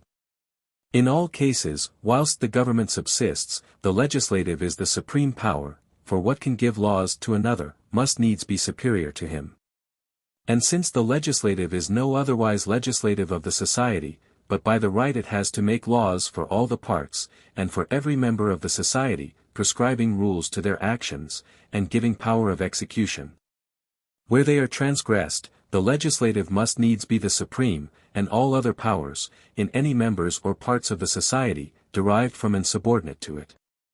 151. In some commonwealths, where the legislative is not always in being, and the executive is vested in a single person, who has also a share in the legislative, there that single person in a very tolerable sense may also be called supreme, not that he has in himself all the supreme power, which is that of lawmaking, but because he has in him the supreme execution, from whom all inferior magistrates derive all their several subordinate powers, or at least the greatest part of them, having also no legislative superior to him. There being no law to be made without his consent, which cannot be expected should ever subject him to the other part of the legislative, he is properly enough in this sense supreme. But yet it is to be observed, that though oaths of allegiance and fealty are taken to him, it is not to him as supreme legislator, but as supreme executor of the law, made by a joint power of him with others. Allegiance being nothing but an obedience according to law, which when he violates, he has no right to obedience, nor can claim it otherwise than as the public person vested with the power of the law, and so is to be considered as the image, phantom, or representative of the commonwealth, acted by the will of the society, declared in its laws. And thus he has no will, no power, but that of the law. But when he quits this representation, this public will, and acts by his own private will, he degrades himself, and is but a single private person without power, and without will, that has any right to obedience. The members owing no obedience but to the public will of the society. 152. The executive power, placed anywhere but in a person that has also a share in the legislative, is visibly subordinate and accountable to it, and may be at pleasure changed and displaced. So that it is not the supreme executive power, that is exempt from subordination, but the supreme executive power vested in one, who having a share in the legislative, has no distinct superior legislative to be subordinate and accountable to. Farther than he himself shall join and consent. So that he is no more subordinate than he himself shall think fit, which one may certainly conclude will be but very little. Of other ministerial and subordinate powers in a commonwealth, we need not speak, they being so multiplied with infinite variety, in the different customs and constitutions of distinct commonwealths, that it is impossible to give a particular account of them all. Only thus much, which is necessary to our present purpose, we may take notice of concerning them, that they have no manner of authority, any of them, beyond what is by positive grant and commission delegated to them. And are all of them accountable to some other power in the commonwealth. 153. It is not necessary, no, nor so much as convenient, that the legislative should be always in being.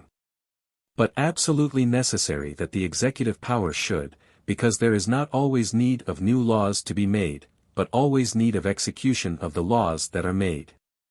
When the legislative hath put the execution of the laws, they make, into other hands, they have a power still to resume it out of those hands, when they find cause, and to punish for any maladministration against the laws. The same holds also in regard of the federative power, that and the executive being both ministerial and subordinate to the legislative, which, as has been shewed, in a constituted commonwealth is the supreme.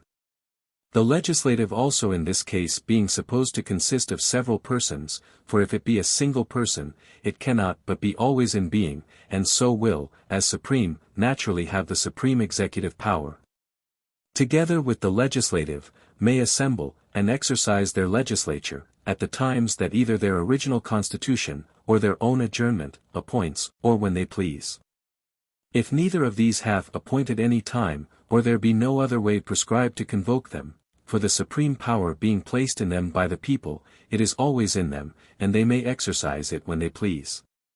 Unless by their original constitution they are limited to certain seasons, or by an act of their supreme power they have adjourned to a certain time.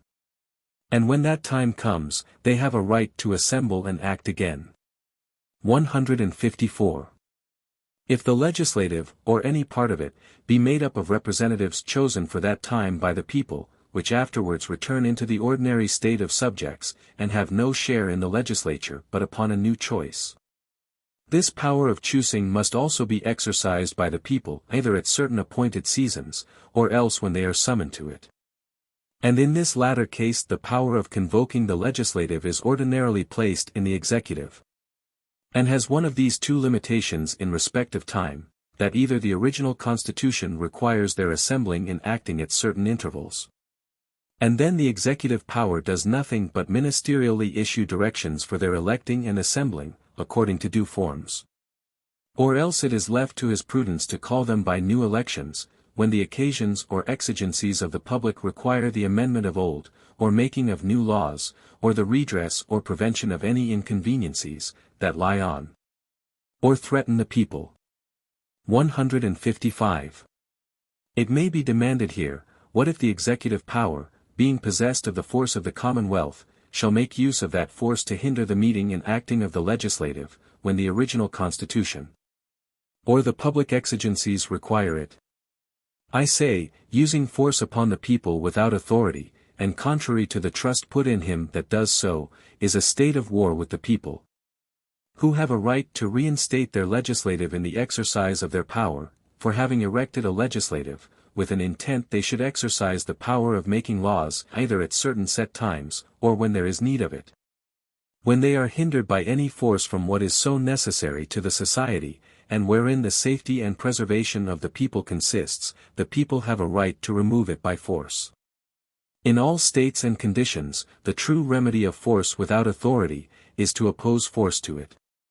The use of force without authority, always puts him that uses it into a state of war, as the aggressor, and renders him liable to be treated accordingly. 156. The power of assembling and dismissing the legislative, placed in the executive, gives not the executive a superiority over it, but is a fiduciary trust placed in him, for the safety of the people. In a case where the uncertainty and variableness of human affairs could not bear a steady fixed rule, for it not being possible, that the first framers of the government should, by any foresight, be so much masters of future events, as to be able to prefix so just periods of return and duration to the assemblies of the legislative, in all times to come, that might exactly answer all the exigencies of the commonwealth. The best remedy could be found for this defect, was to trust this to the prudence of one who was always to be present, and whose business it was to watch over the public good. Constant frequent meetings of the legislative, and long continuations of their assemblies, without necessary occasion, could not but be burdensome to the people, and must necessarily in time produce more dangerous inconveniencies. And yet the quick turn of affairs might be sometimes such as to need their present help, any delay of their convening might endanger the public. And sometimes too their business might be so great, that the limited time of their sitting might be too short for their work, and rob the public of that benefit which could be had only from their mature deliberation. What then could be done in this case to prevent the community from being exposed some time or other to eminent hazard, on one side or the other, by fixed intervals and periods, set to the meeting and acting of the legislative? But to entrust it to the prudence of some, who being present, and acquainted with the state of public affairs, might make use of this prerogative for the public good? And where else could this be so well placed as in his hands, who was entrusted with the execution of the laws for the same end? Thus supposing the regulation of times for the assembling and sitting of the legislative, not settled by the original constitution, it naturally fell into the hands of the executive, not as an arbitrary power depending on his good pleasure, but with this trust always to have it exercised only for the public weal, as the occurrences of times and change of affairs might require. Whether settled periods of their convening, or a liberty left to the prince for convoking the legislative, or perhaps a mixture of both, hath the least inconvenience attending it, it is not my business here to inquire, but only to shew that though the executive power may have the prerogative of convoking and dissolving such conventions of the legislative, yet it is not thereby superior to it. 157. Things of this world are in so constant a flux, that nothing remains long in the same state. Thus people, riches, trade, power, change their stations, flourishing mighty cities come to ruin, and prove in times neglected desolate corners, whilst other unfrequented places grow into populous countries, filled with wealth and inhabitants. But things not always changing equally, and private interest often keeping up customs and privileges, when the reasons of them are ceased, it often comes to pass, that in governments, where part of the legislative consists of representatives chosen by the people, that in tract of time this representation becomes very unequal and disproportionate to the reasons it was at first established upon. To what gross absurdities the following of custom, when reason has left it, may lead, we may be satisfied, when we see the bare name of a town, of which there remains not so much as the ruins, where scarce so much housing as a sheepcote, or more inhabitants than a shepherd is to be found, sends as many representatives to the grand assembly of lawmakers, as a whole county numerous in people, and powerful in riches. This strangers stand amazed at, and every one must confess needs a remedy. Though most think it hard to find one, because the constitution of the legislative being the original and supreme act of the society, antecedent to all positive laws in it, and depending wholly on the people, no inferior power can alter it. And therefore the people, when the legislative is once constituted, having, in such a government as we have been speaking of, no power to act as long as the government stands, this inconvenience is thought incapable of a remedy. 158. Salus populi suprema lex, is certainly so just and fundamental a rule, that he, who sincerely follows it, cannot dangerously err. If therefore the executive, who has the power of convoking the legislative, observing rather the true proportion, than fashion of representation, regulates, not by old custom, but true reason, the number of members. In all places that have a right to be distinctly represented, which no part of the people however incorporated can pretend to, but in proportion to the assistance which it affords to the public, it cannot be judged to have set up a new legislative, but to have restored the old and true one, and to have rectified the disorders which succession of time had insensibly, as well as inevitably introduced, for it being the interest as well as intention of the people, to have a fair and equal representative. Whoever brings it nearest to that, is an undoubted friend to, and establisher of the government, and cannot miss the consent and approbation of the community. Prerogative being nothing but a power, in the hands of the prince, to provide for the public good, in such cases, which depending upon unforeseen and uncertain occurrences, certain and unalterable laws could not safely direct. Whatsoever shall be done manifestly for the good of the people, and the establishing the government upon its true foundations, is, and always will be, just prerogative, the power of erecting new corporations, and therewith new representatives. Carries with it a supposition, that in time the measures of representation might vary, and those places have a just right to be represented which before had none. And by the same reason, those cease to have a right, and be too inconsiderable for such a privilege, which before had it. 'Tis not a change from the present state, which perhaps corruption or decay has introduced, that makes an inroad upon the government, but the tendency of it to injure or oppress the people, and to set up one part or party, with a distinction from, and an unequal subjection of the rest. Whatsoever cannot but be acknowledged to be of advantage to the society, and people in general, upon just and lasting measures, will always, when done, justify itself. And whenever the people shall choose their representatives upon just and undeniably equal measures, suitable to the original frame of the government, it cannot be doubted to be the will and act of the society, whoever permitted or caused them so to do. Chapter 14. Of Prerogative. 159. Where the legislative and executive power are in distinct hands, as they are in all moderated monarchies, and well-framed governments, there the good of the society requires that several things should be left to the discretion of him that has the executive power, for the legislators not being able to foresee, and provide by laws, for all that may be useful to the community. The executor of the laws having the power in his hands, has by the common law of nature a right to make use of it for the good of the society, in many cases, where the municipal law has given no direction, till the legislative can conveniently be assembled to provide for it. Many things there are, which the law can by no means provide for, and those must necessarily be left to the discretion of him that has the executive power in his hands, to be ordered by him as the public good and advantage shall require. Nay, it is fit that the laws themselves should in some cases give way to the executive power, or rather to this fundamental law of nature and government, viz.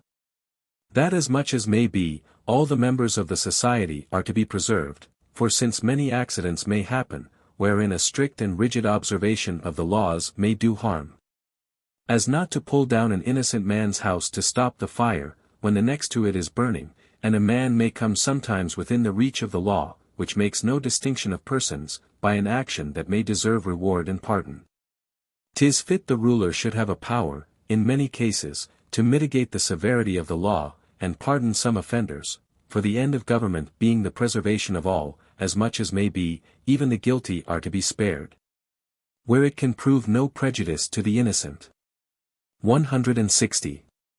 This power to act according to discretion, for the public good, without the prescription of the law, and sometimes even against it, is that which is called prerogative, for since in some governments the law-making power is not always in being, and is usually too numerous, and so too slow, for the dispatch requisite to execution, and because also it is impossible to foresee, and so by laws to provide for, all accidents and necessities that may concern the public, or to make such laws as will do no harm, if they are executed with an inflexible rigor, on all occasions, and upon all persons that may come in their way.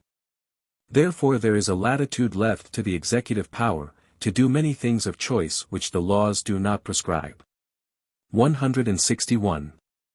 This power, whilst employed for the benefit of the community, and suitably to the trust and ends of the government, is undoubted prerogative, and never is questioned, for the people are very seldom or never scrupulous or nice in the point. They are far from examining prerogative, whilst it is in any tolerable degree employed for the use it was meant, that is, for the good of the people.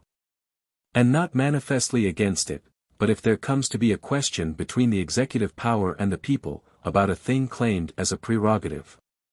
The tendency of the exercise of such prerogative to the good or hurt of the people, will easily decide that question. 162. It is easy to conceive, that in the infancy of governments, when commonwealths differed little from families in number of people, they differed from them too but little in number of laws, and the governors, being as the fathers of them, watching over them for their good, the government was almost all prerogative. A few established laws served the turn, and the discretion and care of the ruler supplied the rest. But when mistake or flattery prevailed with weak princes to make use of this power for private ends of their own, and not for the public good, the people were fain by express laws to get prerogative determined in those points wherein they found disadvantage from it, and thus declared limitations of prerogative were by the people found necessary in cases which they and their ancestors had left in the utmost latitude, to the wisdom of those princes who made no other but a right use of it, that is, for the good of their people. 163. And therefore they have a very wrong notion of government, who say, that the people have encroached upon the prerogative, when they have got any part of it to be defined by positive laws, for in so doing they have not pulled from the prince any thing that of right belonged to him, but only declared that power which they indefinitely left in his or his ancestors' hands, to be exercised for their good, was not a thing which they intended him when he used it otherwise, for the end of government being the good of the community. Whatsoever alterations are made in it, tending to that end, cannot be an encroachment upon any body, since no body in government can have a right tending to any other end, and those only are encroachments which prejudice or hinder the public good. Those who say otherwise, speak as if the prince had a distinct and separate interest from the good of the community, and was not made for it. The root and source from which spring almost all those evils and disorders which happen in kingly governments. And indeed, if that be so, the people under his government are not a society of rational creatures, entered into a community for their mutual good, they are not such as have set rulers over themselves, to guard, and promote that good, but are to be looked on as an herd of inferior creatures under the dominion of a master, who keeps them and works them for his own pleasure or profit. If men were so void of reason, and brutish, as to enter into society upon such terms, prerogative might indeed be, what some men would have it, an arbitrary power to do things hurtful to the people. 164. But since a rational creature cannot be supposed, when free, to put himself into subjection to another, for his own harm, though, where he finds a good and wise ruler, he may not perhaps think it either necessary or useful to set precise bounds to his power in all things, prerogative can be nothing but the people's permitting their rulers to do several things of their own free choice, where the law was silent, and sometimes too against the direct letter of the law, for the public good, and their acquiescing in it when so done, for as a good prince, who is mindful of the trust put into his hands, and careful of the good of his people, cannot have too much prerogative, that is, power to do good. So a weak and ill prince, who would claim that power which his predecessors exercised without the direction of the law, as a prerogative belonging to him by right of his office, which he may exercise at his pleasure, to make or promote an interest distinct from that of the public, gives the people an occasion to claim their right, and limit that power, which, whilst it was exercised for their good, they were content should be tacitly allowed. 165. And therefore he that will look into the history of England, will find, that prerogative was always largest in the hands of our wisest and best princes. Because the people, observing the whole tendency of their actions to be the public good, contested not what was done without law to that end, or, if any human frailty or mistake, for princes are but men, made as others, appeared in some small declinations from that end. Yet, 'twas visible, the main of their conduct tended to nothing but the care of the public. The people therefore, finding reason to be satisfied with these princes, whenever they acted without, or contrary to the letter of the law, acquiesced in what they did, and, without the least complaint. Let them enlarge their prerogative as they pleased, judging rightly, that they did nothing herein to the prejudice of their laws, since they acted conformable to the foundation and end of all laws, the public good. 166. Such godlike princes indeed had some title to arbitrary power by that argument, that would prove absolute monarchy the best government, as that which God himself governs the universe by. Because such kings partake of his wisdom and goodness. Upon this is founded that saying, that the reigns of good princes have been always most dangerous to the liberties of their people, for when their successors, managing the government with different thoughts, would draw the actions of those good rulers into precedent, and make them the standard of their prerogative, as if what had been done only for the good of the people was a right in them to do, for the harm of the people, if they so pleased.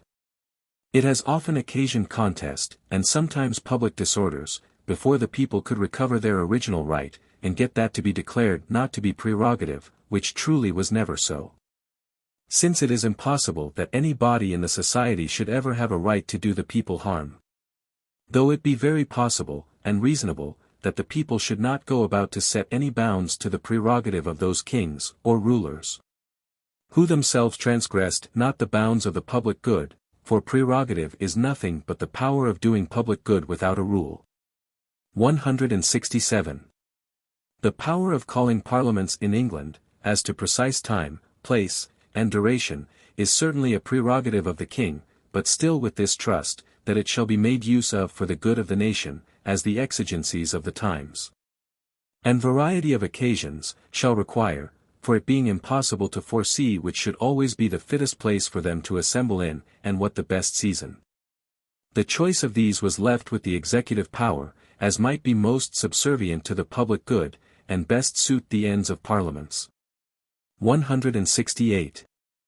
The old question will be asked in this matter of prerogative, but who shall be judge when this power is made a right use of? One answer, between an executive power in being, with such a prerogative, and a legislative that depends upon his will for their convening, there can be no judge on earth.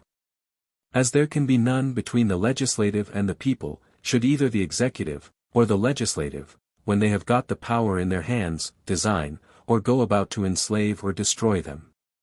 The people have no other remedy in this, as in all other cases where they have no judge on earth, but to appeal to heaven, for the rulers, in such attempts, exercising a power the people never put into their hands, who can never be supposed to consent that any body should rule over them for their harm, do that which they have not a right to do. And where the body of the people, or any single man, is deprived of their right, or is under the exercise of a power without right, and have no appeal on earth, then they have a liberty to appeal to heaven, whenever they judge the cause of sufficient moment. And therefore, though the people cannot be judge, so as to have, by the constitution of that society, any superior power, to determine and give effective sentence in the case, yet they have, by a law antecedent and paramount to all positive laws of men, reserved that ultimate determination to themselves which belongs to all mankind, where there lies no appeal on earth, viz. to judge, whether they have just cause to make their appeal to heaven. And this judgment they cannot part with, it being out of a man's power so to submit himself to another, as to give him a liberty to destroy him. God and nature never allowing a man so to abandon himself, as to neglect his own preservation, and since he cannot take away his own life, neither can he give another power to take it. Nor let any one think, this lays a perpetual foundation for disorder, for this operates not, till the inconveniency is so great, that the majority feel it, and are weary of it, and find a necessity to have it amended. But this the executive power, or wise princes, never need come in the danger of, and it is the thing, of all others, they have most need to avoid, as of all others the most perilous. Chapter 15. Of paternal, political, and despotical power, considered together. 169. Though I have had occasion to speak of these separately before, yet the great mistakes of late about government, having, as I suppose, arisen from confounding these distinct powers one with another, it may not, perhaps, Be amiss to consider them here together. 170. First, then, paternal or parental power is nothing but that which parents have over their children, to govern them for the children's good, till they come to the use of reason, or a state of knowledge, wherein they may be supposed capable to understand that rule, whether it be the law of nature, or the municipal law of their country, they are to govern themselves by, capable, I say, to know it, as well as several others, who live as freemen under that law. The affection and tenderness which God hath planted in the breast of parents towards their children, makes it evident, that this is not intended to be a severe arbitrary government, but only for the help, instruction, and preservation of their offspring. But happen it as it will, there is, as I have proved, no reason why it should be thought to extend to life and death, at any time, over their children, more than over anybody else. Neither can there be any pretence why this parental power should keep the child, when grown to a man, in subjection to the will of his parents, any farther than having received life and education from his parents, obliges him to respect, honor, gratitude, assistance and support, all his life, to both father and mother. And thus, 'tis true, the paternal is a natural government, but not at all extending itself to the ends and jurisdictions of that which is political. The power of the father doth not reach at all to the property of the child, which is only in his own disposing. 171. Secondly, political power is that power, which every man having in the state of nature, has given up into the hands of the society, and therein to the governors, whom the society hath set over itself, with this express or tacit trust, that it shall be employed for their good, and the preservation of their property. Now this power, which every man has in the state of nature, and which he parts with to the society in all such cases where the society can secure him, is to use such means, for the preserving of his own property, as he thinks good, and nature allows him, and to punish the breach of the law of nature in others, so as, according to the best of his reason, may most conduce to the preservation of himself, and the rest of mankind. So that the end and measure of this power, when in every man's hands in the state of nature, being the preservation of all of his society, that is, all mankind in general, it can have no other end or measure, when in the hands of the magistrate, but to preserve the members of that society in their lives, liberties, and possessions. And so cannot be an absolute, arbitrary power over their lives and fortunes, which are as much as possible to be preserved, but a power to make laws, and annex such penalties to them, as may tend to the preservation of the whole, by cutting off those parts, and those only, which are so corrupt, that they threaten the sound and healthy, without which no severity is lawful. And this power has its original only from compact and agreement, and the mutual consent of those who make up the community. 172. Thirdly, despotical power is an absolute, arbitrary power one man has over another, to take away his life, whenever he pleases. This is a power, which neither nature gives, for it has made no such distinction between one man and another. Nor compact can convey, for man not having such an arbitrary power over his own life, cannot give another man such a power over it. But it is the effect only of forfeiture, which the aggressor makes of his own life, when he puts himself into the state of war with another, for having quitted reason, which God hath given to be the rule betwixt man and man, and the common bond whereby humankind is united into one fellowship and society. And having renounced the way of peace which that teaches, and made use of the force of war, to compass his unjust ends upon another, where he has no right, and so revolting from his own kind to that of beasts, by making force, which is theirs, to be his rule of right, he renders himself liable to be destroyed by the injured person, and the rest of mankind, that will join with him in the execution of justice, as any other wild beast, or noxious brute, with whom mankind can have neither society nor security. And thus captives, taken in a just and lawful war, and such only, are subject to a despotical power, which, as it arises not from compact, so neither is it capable of any. But is the state of war continued, for what compact can be made with a man that is not master of his own life? What condition can he perform? And if he be once allowed to be master of his own life, the despotical, arbitrary power of his master ceases. He that is master of himself, and his own life, has a right too to the means of preserving it. So that as soon as compact enters, slavery ceases, and he so far quits his absolute power, and puts an end to the state of war, who enters into conditions with his captive. Another copy corrected by Mr. Locke, has it thus, noxious brute that is destructive to their being. 173, Nature gives the first of these, viz. Paternal power to parents for the benefit of their children during their minority, to supply their want of ability, and understanding how to manage their property. By property I must be understood here, as in other places, to mean that property which men have in their persons as well as goods. Voluntary agreement gives the second, viz. Political power to governors for the benefit of their subjects, to secure them in the possession and use of their properties. And forfeiture gives the third, despotical power to lords for their own benefit, over those who are stripped of all property. 174. He that shall consider the distinct rise and extent, and the different ends of these several powers, will plainly see, that paternal power comes as far short of that of the magistrate, as despotical exceeds it.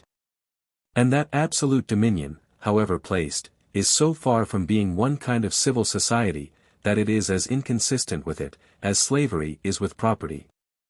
Paternal power is only where minority makes the child incapable to manage his property. Political, where men have property in their own disposal, and despotical, over such as have no property at all.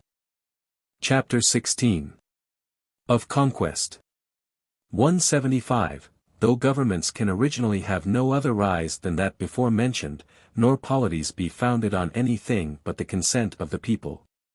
Yet such have been the disorders ambition has filled the world with, that in the noise of war, which makes so great a part of the history of mankind, this consent is little taken notice of, and therefore many have mistaken the force of arms for the consent of the people, and reckoned conquest as one of the originals of government.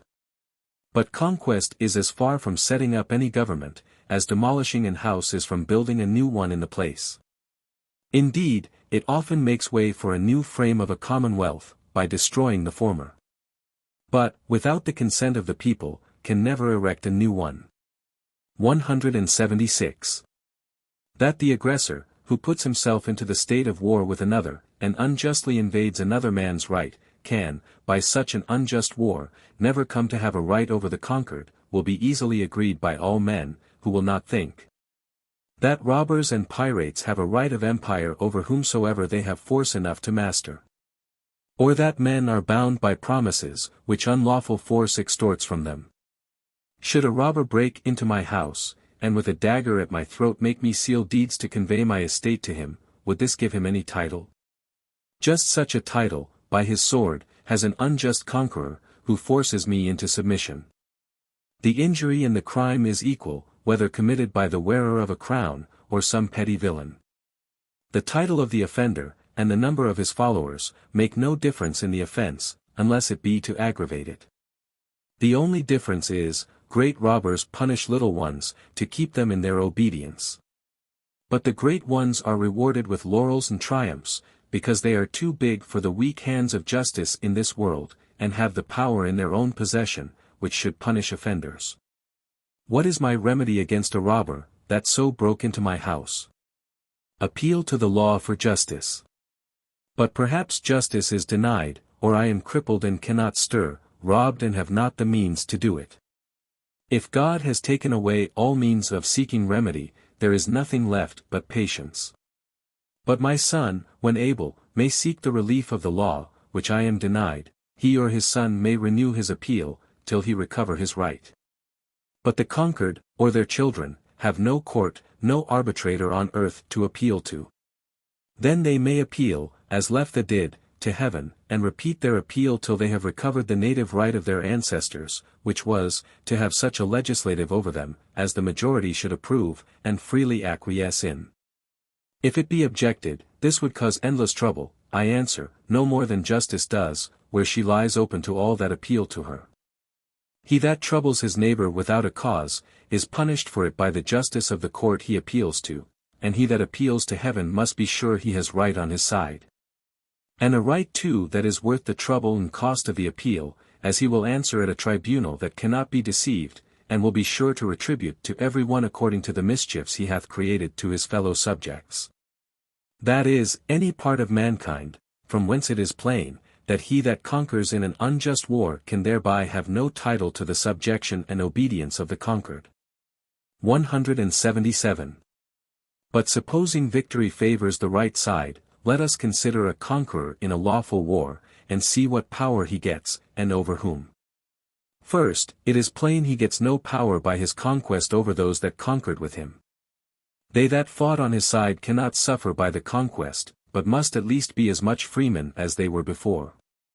And most commonly they serve upon terms, and on condition to share with their leader, and enjoy a part of the spoil, and other advantages that attend the conquering sword, or at least have a part of the subdued country bestowed upon them. And the conquering people are not, I hope, to be slaves by conquest, and wear their laurels only to shew they are sacrifices to their leader's triumph. They that found absolute monarchy upon the title of the sword, make their heroes, who are the founders of such monarchies, errant drawcansers, and forget they had any officers and soldiers that fought on their side in the battles they won, or assisted them in the subduing, or shared in possessing, the countries they mastered. We are told by some, that the English monarchy is founded in the Norman conquest, and that our princes have thereby a title to absolute dominion, which if it were true, as by the history it appears otherwise, and that William had a right to make war on this island. Yet his dominion by conquest could reach no farther than to the Saxons and Britons, that were then inhabitants of this country. The Normans that came with him, and helped to conquer, and all descended from them, are freemen, and no subjects by conquest, let that give what dominion it will. And if one, or any body else, shall claim freedom, as derived from them, it will be very hard to prove the contrary, and it is plain, the law, that has made no distinction between the one and the other, intends not there should be any difference in their freedom or privileges. 178. But supposing, which seldom happens, that the conquerors and conquered never incorporate into one people, under the same laws and freedom. Let us see next what power a lawful conqueror has over the subdued, and that I say is purely despotical.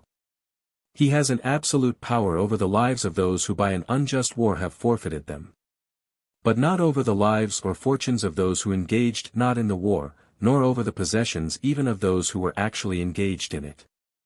179.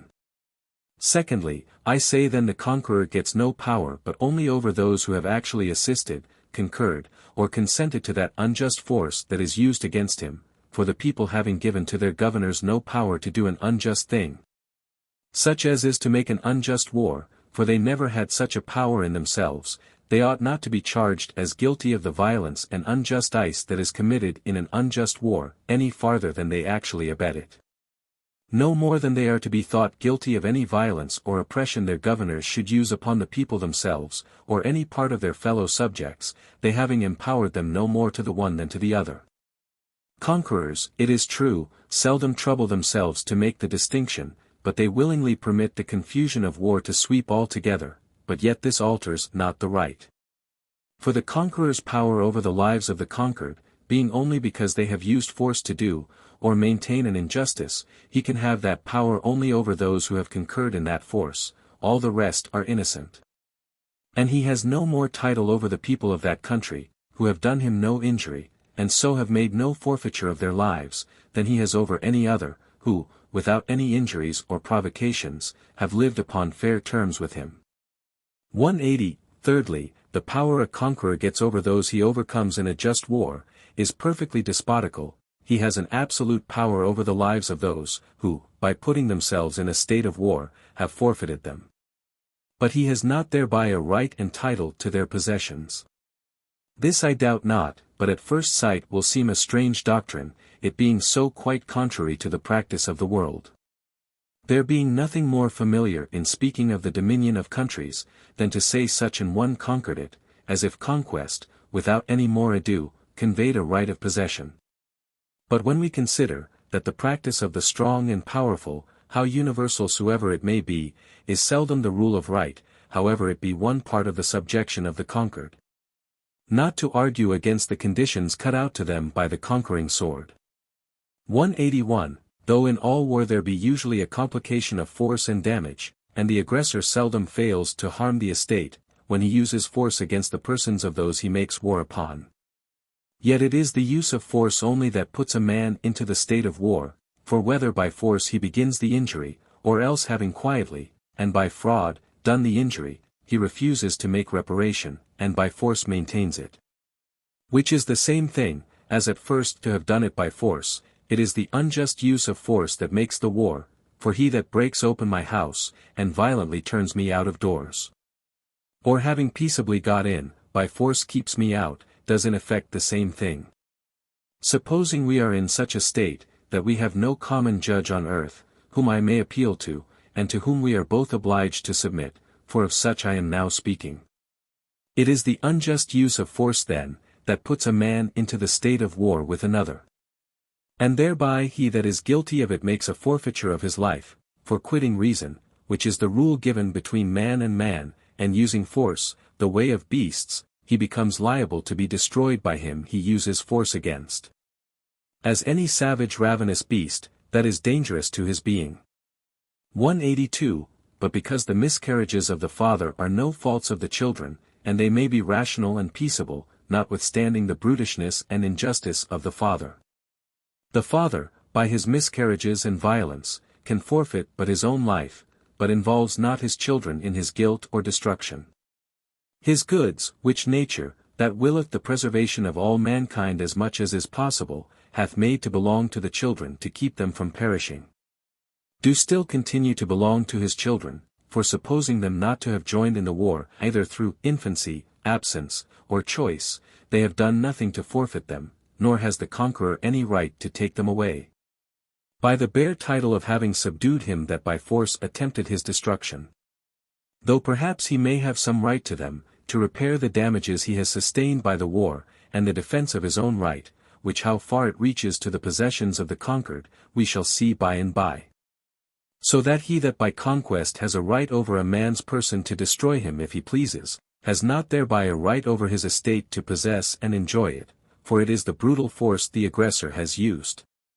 That gives his adversary a right to take away his life, and destroy him if he pleases, as a noxious creature. But it is damage sustained that alone gives him title to another man's goods, for though I may kill a thief that sets on me in the highway, yet I may not, which seems less, take away his money, and let him go, this would be robbery on my side. His force, and the state of war he put himself in, made him forfeit his life, but gave me no title to his goods. The right then of conquest extends only to the lives of those who joined in the war, not to their estates, but only in order to make reparation for the damages received, and the charges of the war. And that too with reservation of the right of the innocent wife and children. 183. Let the conqueror have as much justice on his side, as could be supposed, he has no right to seize more than the vanquished could forfeit, his life is at the victor's mercy. And his service and goods he may appropriate, to make himself reparation, but he cannot take the goods of his wife and children. They too had a title to the goods he enjoyed, and their shares in the estate he possessed, for example, I in the state of nature, and all commonwealths are in the state of nature one with another, have injured another man. And refusing to give satisfaction, it comes to a state of war, wherein my defending by force what I had gotten unjustly, makes me the aggressor. I am conquered, my life, it is true, as forfeit, is at mercy, but not my wife's and children's. They made not the war, nor assisted in it. I could not forfeit their lives, they were not mine to forfeit. My wife had a share in my estate. That neither could I forfeit. And my children also, being born of me, had a right to be maintained out of my labor or substance. Here then is the case. The conqueror has a title to reparation for damages received, and the children have a title to their father's estate for their subsistence, for as to the wife's share, whether her own labor, or compact, gave her a title to it, it is plain, her husband could not forfeit what was hers. What must be done in the case? I answer. The fundamental law of nature being, that all, as much as may be, should be preserved, it follows, that if there be not enough fully to satisfy both, viz., for the conqueror's losses, and children's maintenance, he that hath, and to spare, must remit something of his full satisfaction, and give way to the pressing and preferable title of those who are in danger to perish without it. 184. But supposing the charge and damages of the war are to be made up to the conqueror, to the utmost farthing, and that the children of the vanquished, spoiled of all their father's goods, are to be left to starve and perish. Yet the satisfying of what shall, on this score, be due to the conqueror, will scarce give him a title to any country he shall conquer, for the damages of war can scarce amount to the value of any considerable tract of land. In any part of the world, where all the land is possessed, and none lies waste. And if I have not taken away the conqueror's land, which, being vanquished, it is impossible I should, scarce any other spoil I have done him can amount to the value of mine, supposing it equally cultivated, and of an extent any way coming near what I had overrun of his. The destruction of a year's product or two, for it seldom reaches 4 or 5, is the utmost spoil that usually can be done, for as to money, and such riches and treasure taken away, these are none of nature's goods.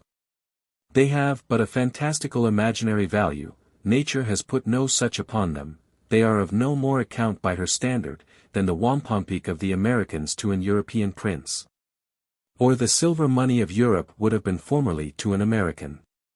And 5 years' product is not worth the perpetual inheritance of land, where all is possessed, and none remains waste, to be taken up by him that is decised, which will be easily granted, if one do but take away the imaginary value of money. The disproportion being more than between 5 and 500. Though, at the same time, half a year's product is more worth than the inheritance, where there being more land than the inhabitants possess and make use of. Any one has liberty to make use of the waste, but their conquerors take little care to possess themselves of the lands of the vanquished, no damage therefore. That men in the state of nature, as all princes and governments are in reference to one another, suffer from one another, can give a conqueror power to dispossess the posterity of the vanquished and turn them out of that inheritance, which ought to be the possession of them and their descendants to all generations. The conqueror indeed will be apt to think himself master, and it is the very condition of the subdued not to be able to dispute their right. But if that be all, it gives no other title than what bare force gives to the stronger over the weaker, and, by this reason, he that is strongest will have a right to whatever he pleases to seize on. 185. Over those then that joined with him in the war, and over those of the subdued country that opposed him not, and the posterity even of those that did, the conqueror, even in a just war, hath, by his conquest, no right of dominion, they are free from any subjection to him, and if their former government be dissolved, they are at liberty to begin and erect another to themselves. 186. The conqueror, it is true, usually, by the force he has over them, compels them, with a sword at their breasts, to stoop to his conditions, and submit to such a government as he pleases to afford them. But the inquiry is, what right he has to do so. If it be said, they submit by their own consent, then this allows their own consent to be necessary to give the conqueror a title to rule over them. It remains only to be considered, whether promises extorted by force, without right, can be thought consent, and how far they bind. To which I shall say, they bind not at all. Because whatsoever another gets from me by force, I still retain the right of, and he is obliged presently to restore. He that forces my horse from me, ought presently to restore him, and I have still a right to retake him. By the same reason, he that forced a promise from me, ought presently to restore it, i.e. quit me of the obligation of it, or I may resume it myself, i.e. choose whether I will perform it, for the law of nature laying an obligation on me only by the rules she prescribes, cannot oblige me by the violation of her rules, such as the extorting anything from me by force. Nor does it at all alter the case to say, I gave my promise, no more than it excuses the force, and passes the right, when I put my hand in my pocket, and deliver my purse myself to a thief, who demands it with a pistol at my breast. 187. From all which it follows, that the government of a conqueror, imposed by force on the subdued, against whom he had no right of war, or who joined not in the war against him, where he had right, has no obligation upon them. 188. But let us suppose, that all the men of that community, being all members of the same body politic, may be taken to have joined in that unjust war wherein they are subdued, and so their lives are at the mercy of the conqueror. 189. I say, this concerns not their children who are in their minority, for since a father hath not, in himself, a power over the life or liberty of his child, no act of his can possibly forfeit it. So that the children, whatever may have happened to the fathers, are freemen, and the absolute power of the conqueror reaches no farther than the persons of the men that were subdued by him, and dies with them, and should he govern them as slaves. Subjected to his absolute arbitrary power, he has no such right of dominion over their children. He can have no power over them but by their own consent, whatever he may drive them to say or do, and he has no lawful authority, whilst force, and not choice, compels them to submission. 190. Every man is born with a double right, first, a right of freedom to his person, which no other man has a power over, but the free disposal of it lies in himself.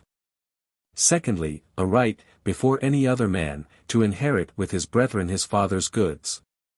191. By the first of these, a man is naturally free from subjection to any government, though he be born in a place under its jurisdiction.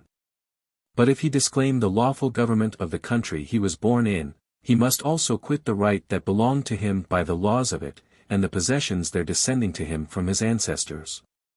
If it were a government made by their consent. 192.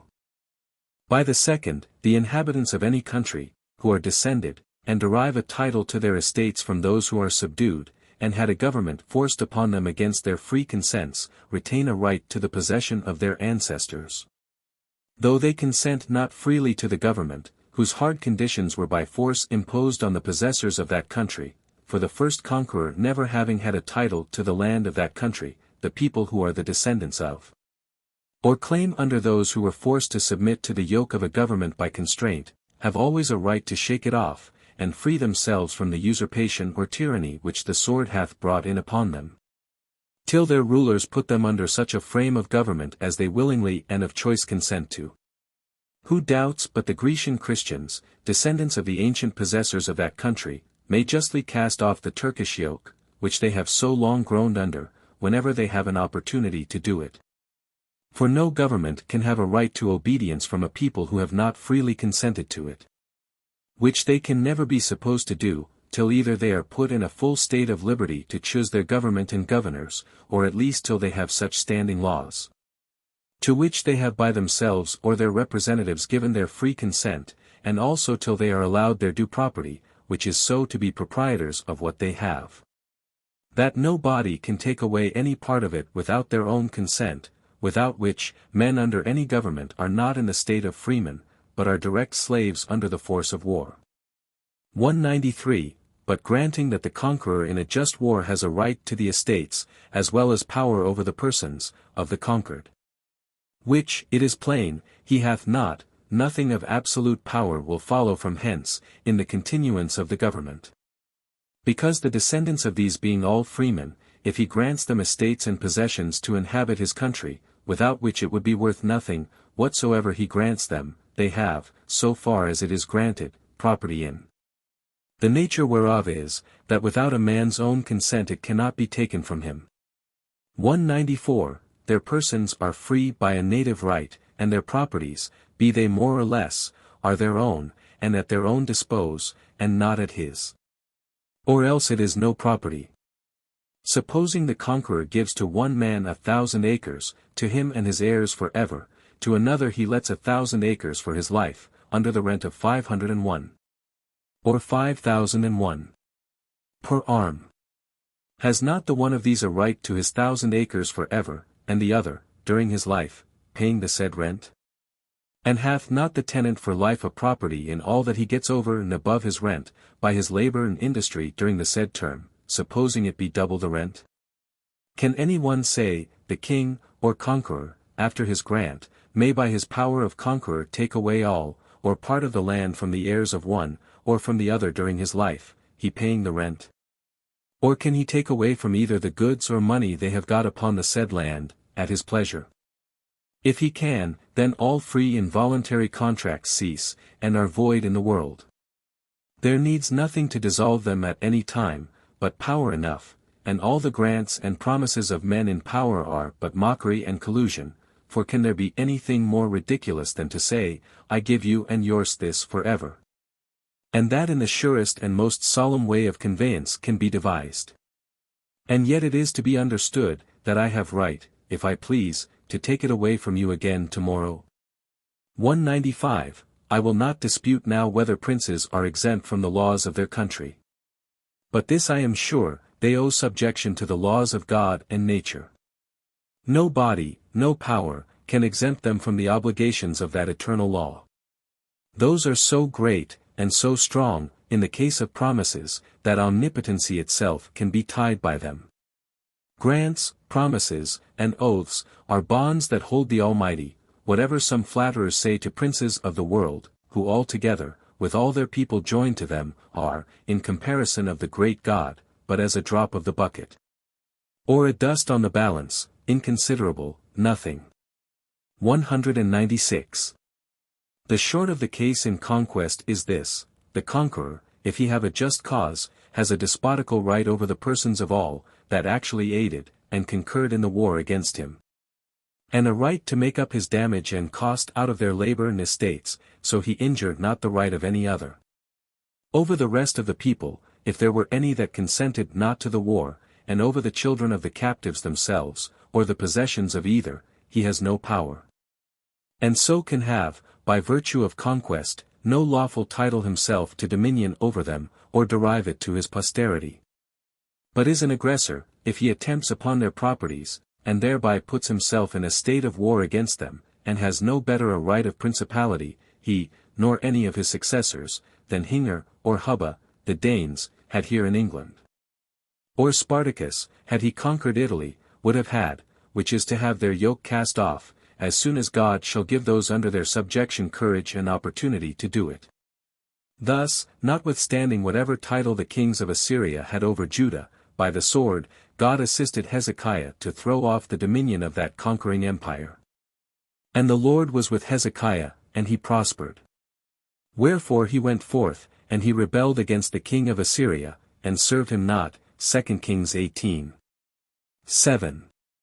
Whence it is plain, that shaking off a power, which force, and not right, hath set over any one, though it hath the name of rebellion, yet is no offence before God, but is that which he allows and countenances, though even promises and covenants, when obtained by force, have intervened, for it is very probable, to any one that reads the story of Ahaz and Hezekiah attentively, that the Assyrians subdued Ahaz, and deposed him, and made Hezekiah king in his father's lifetime.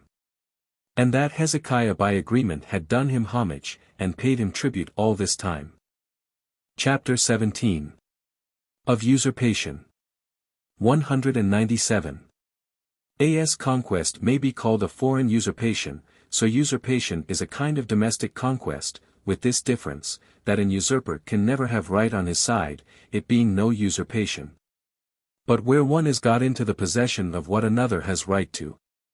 This, so far as it is usurpation, is a change only of persons, but not of the forms and rules of the government, for if the usurper extend his power beyond what of right belonged to the lawful princes, or governors of the commonwealth, it is tyranny added to usurpation. 198. In all lawful governments, the designation of the persons, who are to bear rule, is as natural and necessary a part as the form of the government itself, and is that which had its establishment originally from the people. The anarchy being much alike, to have no form of government at all, or to agree that it shall be monarchical, but to appoint no way to design the person that shall have the power, and be the monarch. Hence all commonwealths, with the form of government established, have rules also of appointing those who are to have any share in the public authority, and settled methods of conveying the right to them. Whoever gets into the exercise of any part of the power, by other ways than what the laws of the community have prescribed, hath no right to be obeyed, though the form of the commonwealth be still preserved. Since he is not the person the laws have appointed, and consequently not the person the people have consented to. Nor can such an usurper, or any deriving from him, ever have a title, till the people are both at liberty to consent, and have actually consented to allow, and confirm in him the power he hath till then usurped. Chapter 18. Of Tyranny. 199. As usurpation is the exercise of power, which another hath a right to, so tyranny is the exercise of power beyond right, which no body can have a right to. And this is making use of the power any one has in his hands, not for the good of those who are under it, but for his own private separate advantage. When the governor, however entitled, makes not the law, but his will, the rule, and his commands and actions are not directed to the preservation of the properties of his people, but the satisfaction of his own ambition, revenge, covetousness, or any other irregular passion. 200. If one can doubt this to be truth, or reason, because it comes from the obscure hand of a subject, I hope the authority of a king will make it pass with him. King James I, in his speech to the Parliament, 1603, tells them thus, I will ever prefer the weal of the public, and of the whole commonwealth, in making of good laws and constitutions, to any particular and private ends of mine. Thinking ever the wealth and weal of the commonwealth to be my greatest weal and worldly felicity. A point wherein a lawful king doth directly differ from a tyrant, for I do acknowledge, that the special and greatest point of difference that is between a rightful king and an usurping tyrant, is this. That whereas the proud and ambitious tyrant doth think his kingdom and people are only ordained for satisfaction of his desires and unreasonable appetites, the righteous and just king doth by the contrary acknowledge himself to be ordained for the procuring of the wealth and property of his people, and again, in his speech to the Parliament, 1609, he hath these words. The king binds himself by a double oath, to the observation of the fundamental laws of his kingdom. Tacitly, as by being a king, and so bound to protect as well the people, as the laws of his kingdom. And expressly, by his oath at his coronation, so as every just king, in a settled kingdom, is bound to observe that pact Ion made to his people, by his laws, in framing his government agreeable thereunto. According to that pact Ion which God made with Noah after the deluge. Hereafter, seed time and harvest, and cold and heat, and summer and winter, and day and night, shall not cease while the earth remaineth. And therefore a king governing in a settled kingdom, leaves to be a king, and degenerates into a tyrant, as soon as he leaves off to rule according to his laws, and a little after, therefore all kings that are not tyrants or perjured, will be glad to bound themselves within the limits of their laws. And they that persuade them the contrary, are vipers, and pests both against them and the commonwealth. Thus that learned king, who well understood the notion of things, makes the difference betwixt a king and a tyrant to consist only in this, that one makes the laws the bounds of his power, and the good of the public, the end of his government. The other makes all give way to his own will and appetite. 201. It is a mistake, to think this fault is proper only to monarchies. Other forms of government are liable to it, as well as that, for wherever the power, that is put in any hands for the government of the people, and the preservation of their properties, is applied to other ends, and made use of to impoverish, harass, or subdue them to the arbitrary and irregular commands of those that have it. There it presently becomes tyranny, whether those that thus use it are one or many. Thus we read of the 30 tyrants at Athens, as well as one at Syracuse, and the intolerable dominion of the Decemviri at Rome was nothing better. 202. Wherever law ends, tyranny begins, if the law be transgressed to another's harm. And whosoever in authority exceeds the power given him by the law, and makes use of the force he has under his command, to compass that upon the subject, which the law allows not, ceases in that to be a magistrate. And, acting without authority, may be opposed, as any other man, who by force invades the right of another. This is acknowledged in subordinate magistrates. He that hath authority to seize my person in the street, may be opposed as a thief and a robber, if he endeavors to break into my house to execute a writ, notwithstanding that I know he has such a warrant, and such a legal authority, as will empower him to arrest me abroad. And why this should not hold in the highest, as well as in the most inferior magistrate, I would gladly be informed. Is it reasonable, that the eldest brother, because he has the greatest part of his father's estate, should thereby have a right to take away any of his younger brother's portions? Or that a rich man, who possessed a whole country, should from thence have a right to seize, when he pleased, the cottage and garden of his poor neighbor? The being rightfully possessed of great power and riches, exceedingly beyond the greatest part of the sons of Adam, is so far from being an excuse, much less a reason, for rapine and oppression, which the endamaging another without authority is. That it is a great aggravation of it, for the exceeding the bounds of authority is no more a right in a great, than in a petty officer. No more justifiable in a king than a constable. But is so much the worse in him, in that he has more trust put in him, has already a much greater share than the rest of his brethren, and is supposed, from the advantages of his education, employment, and counselors, to be more knowing in the measures of right and wrong. 203. May the commands then of a prince be opposed. May he be resisted as often as any one shall find himself aggrieved, and but imagine he has not right done him. This will unhinge and overturn all polities, and, instead of government and order, leave nothing but anarchy and confusion. 204. To this I answer, that force is to be opposed to nothing, but to unjust and unlawful force. Whoever makes any opposition in any other case, draws on himself a just condemnation both from God and man, and so no such danger or confusion will follow, as is often suggested. 4. 205. First, as, in some countries, the person of the prince by the law is sacred, and so, whatever he commands or does, his person is still free from all question or violence, not liable to force or any judicial censure or condemnation. But yet opposition may be made to the illegal acts of any inferior officer, or other commissioned by him.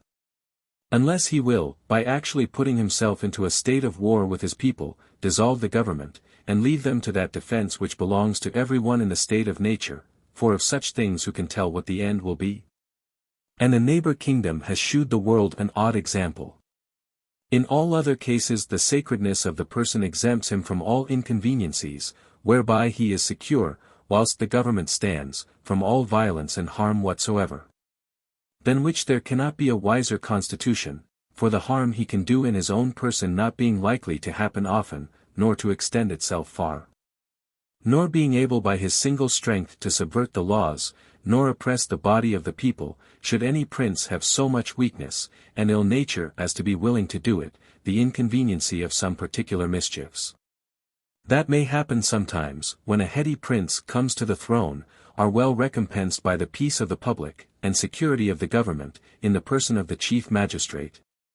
Thus set out of the reach of danger, it being safer for the body, that some few private men should be sometimes in danger to suffer, than that the head of the republic should be easily, and upon slight occasions, exposed.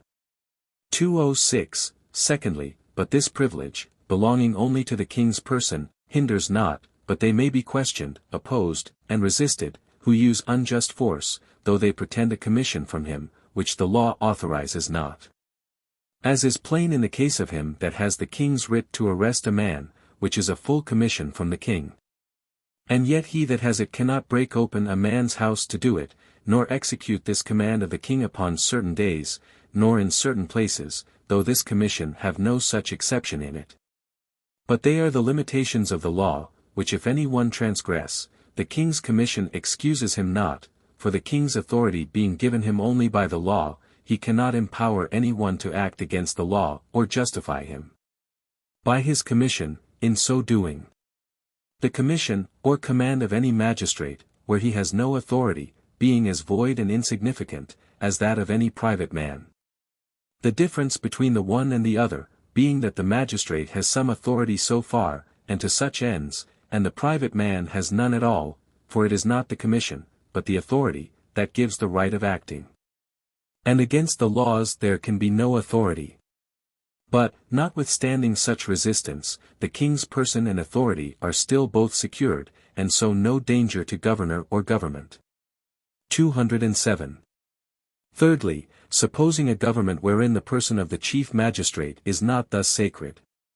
Yet this doctrine of the lawfulness of resisting all unlawful exercises of his power, will not upon every slight occasion endanger him, or embroil the government, for where the injured party may be relieved, and his damages repaired by appeal to the law, there can be no pretense for force, which is only to be used where a man is intercepted from appealing to the law, for nothing is to be accounted hostile force, but where it leaves not the remedy of such an appeal.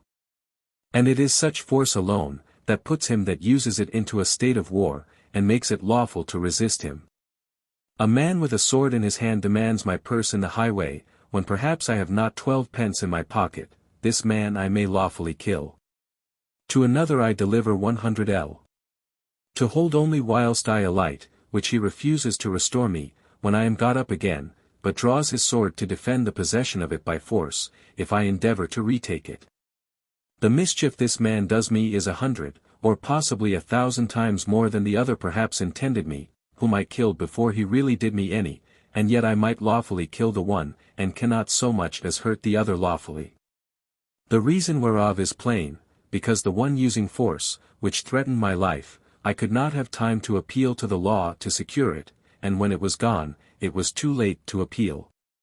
The law could not restore life to my dead carcass, the loss was irreparable, which to prevent, the law of nature gave me a right to destroy him, who had put himself into a state of war with me, and threatened my destruction. But in the other case, my life not being in danger, I may have the benefit of appealing to the law, and have reparation for my lull. That way. 208. Fourthly, but if the unlawful acts done by the magistrate be maintained, by the power he has got, and the remedy which is due by law, be by the same power obstructed.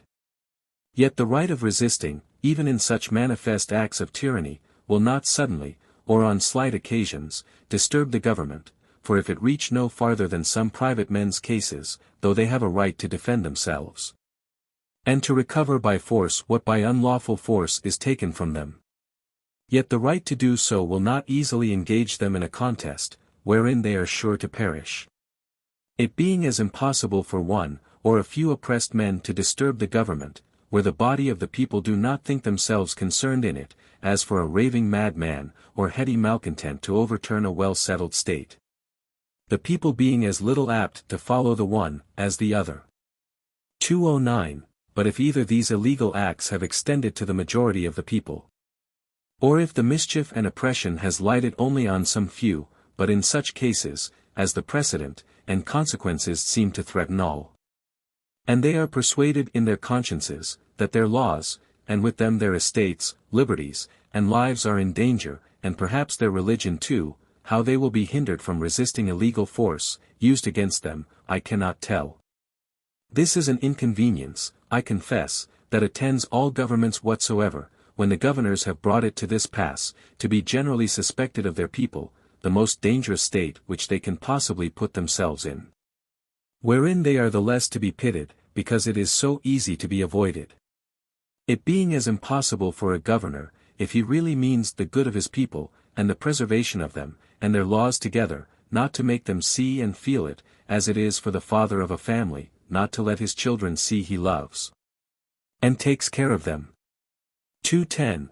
But if all the world shall observe pretenses of one kind, and actions of another, arts used to elude the law, and the trust of prerogative, which is an arbitrary power in some things left in the prince's hand to do good, not harm to the people, employed contrary to the end for which it was given, if the people shall find the ministers and subordinate magistrates chosen suitable to such ends, and favoured, or laid by, proportionably as they promote or oppose them, if they see several experiments made of arbitrary power, and that religion underhand favoured, though publicly proclaimed against, which is readiest to introduce it, and the operators in it supported, as much as may be, and when that cannot be done, yet approved still, and liked the better, if a long train of actions shew the counsels all tending that way, how can a man any more hinder himself from being persuaded in his own mind, which way things are going, or from casting about how to save himself, than he could from believing the captain of the ship he was in, was carrying him, and the rest of the company, to Algiers, when he found him always steering that course, though cross winds, leaks in his ship, and want of men and provisions did often force him to turn his course another way for some time, which he steadily returned to again, as soon as the wind, weather, and other circumstances would let him. Chapter 19. Of the Dissolution of Government. 2:11. He that will with any clearness speak of the dissolution of government, ought in the first place to distinguish between the dissolution of the society and the dissolution of the government.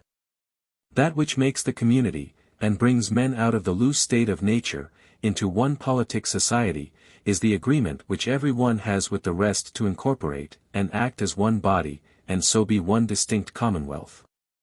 The usual, and almost only way whereby this union is dissolved, is the inroad of foreign force making a conquest upon them, for in that case, not being able to maintain and support themselves. As one entire and independent body, the union belonging to that body which consisted therein, must necessarily cease, and so every one return to the state he was in before, with a liberty to shift for himself, and provide for his own safety, as he thinks fit, in some other society. Whenever the society is dissolved, it is certain the government of that society cannot remain. Thus conquerors' swords often cut up governments by the roots, and mangle societies to pieces, separating the subdued or scattered multitude from the protection of, and dependence on, that society which ought to have preserved them from violence. The world is too well instructed in, and too forward to allow of, this way of dissolving of governments, to need any more to be said of it. And there wants not much argument to prove, that where the society is dissolved, the government cannot remain. That being as impossible, as for the frame of an house to subsist when the materials of it are scattered and dissipated by a whirlwind, or jumbled into a confused heap by an earthquake. 212. Besides this overturning from without, governments are dissolved from within. First, when the legislative is altered. Civil society being a state of peace, amongst those who are of it, from whom the state of war is excluded by the umpirage, which they have provided in their legislative, for the ending all differences that may arise amongst any of them. It is in their legislative, that the members of a commonwealth are united, and combined together into one coherent living body.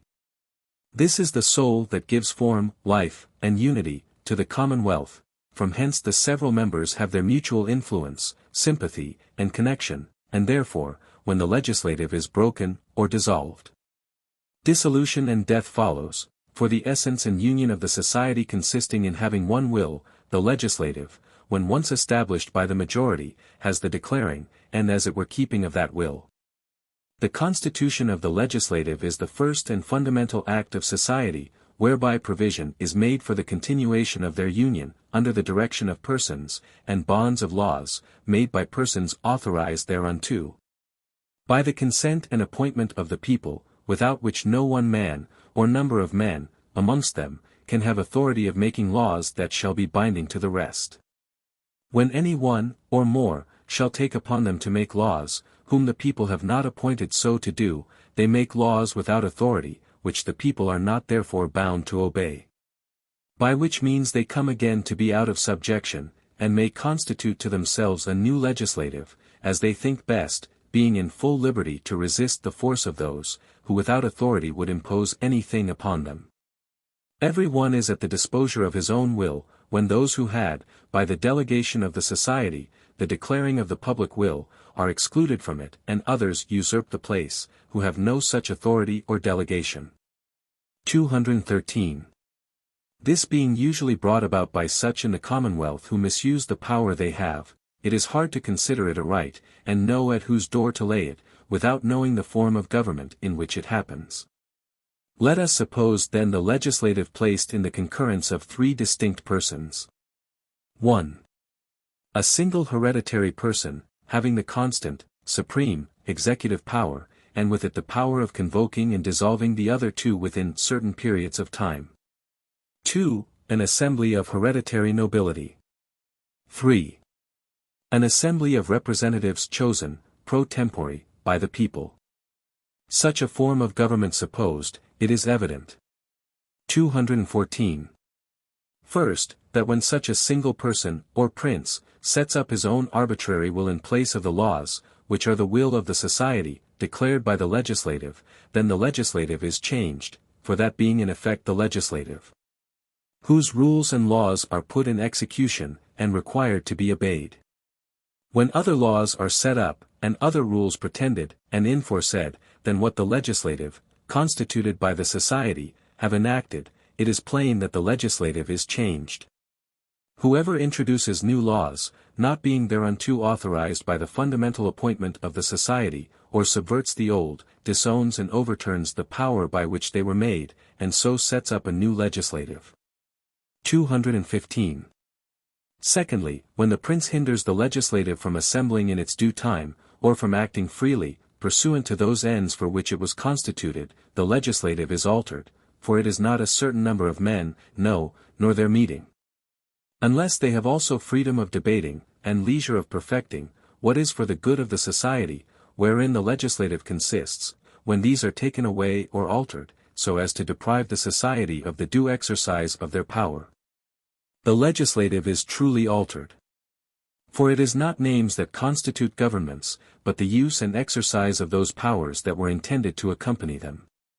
So that he, who takes away the freedom, or hinders the acting of the legislative in its due seasons, in effect takes away the legislative, and puts an end to the government. 216. Thirdly, when, by the arbitrary power of the prince, the electors, or ways of election, are altered, without the consent, and contrary to the common interest of the people, there also the legislative is altered. 4. If others than those whom the society hath authorized thereunto, do choose, or in another way than what the society hath prescribed, those chosen are not the legislative appointed by the people. 217. Fourthly, the delivery also of the people into the subjection of a foreign power, either by the prince, or by the legislative, is certainly a change of the legislative. And so a dissolution of the government, for the end why people entered into society being to be preserved one entire, free, independent society, to be governed by its own laws. This is lost, whenever they are given up into the power of another. 218. Why, in such a constitution as this, the dissolution of the government in these cases is to be imputed to the prince, is evident. Because he, having the force, treasure and offices of the state to employ, and often persuading himself, or being flattered by others, that as supreme magistrate he is incapable of control. He alone is in a condition to make great advances toward such changes, under pretense of lawful authority, and has it in his hands to terrify or suppress opposers, as factious, seditious, and enemies to the government, whereas no other part of the legislative, or people, is capable by themselves to attempt any alteration of the legislative, without open and visible rebellion, apt enough to be taken notice of, which, when it prevails, produces effects very little different from foreign conquest. Besides, the prince in such a form of government, having the power of dissolving the other parts of the legislative, and thereby rendering them private persons, they can never in opposition to him, or without his concurrence, alter the legislative by a law, his consent being necessary to give any of their decrees that sanction. But yet so far as the other parts of the legislative any way contribute to any attempt upon the government, and do either promote, or not, what lies in them, hinder such designs, they are guilty, and partake in this. Which is certainly the greatest crime men can be guilty of one towards another.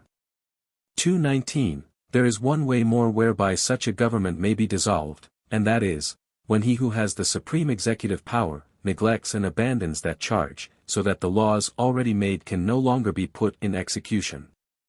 This is demonstratively to reduce all to anarchy, and so effectually to dissolve the government, for laws not being made for themselves, but to be, by their execution, the bonds of the society. To keep every part of the body politic in its due place and function. When that totally ceases, the government visibly ceases, and the people become a confused multitude, without order or connection.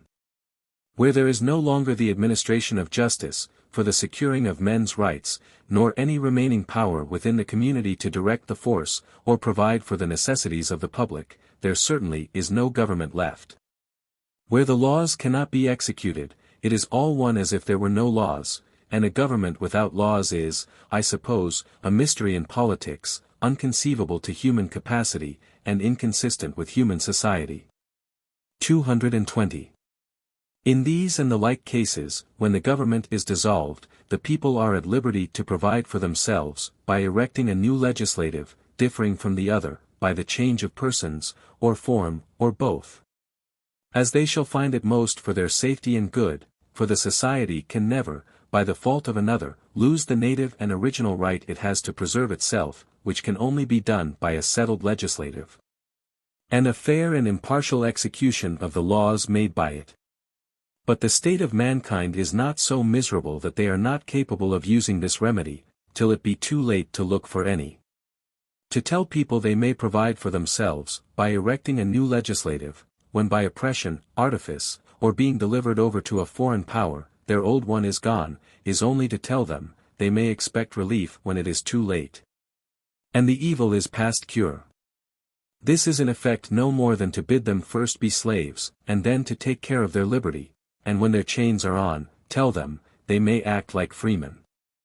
This, if barely so, is rather mockery than relief. And men can never be secure from tyranny, if there be no means to escape it till they are perfectly under it, and therefore it is, that they have not only a right to get out of it, but to prevent it. 221. There is therefore, secondly, another way whereby governments are dissolved, and that is, when the legislative, or the prince, either of them, act contrary to their trust. First, the legislative acts against the trust reposed in them, when they endeavor to invade the property of the subject, and to make themselves, or any part of the community, masters, or arbitrary disposers of the lives, liberties, or fortunes of the people. 222. The reason why men enter into society, is the preservation of their property.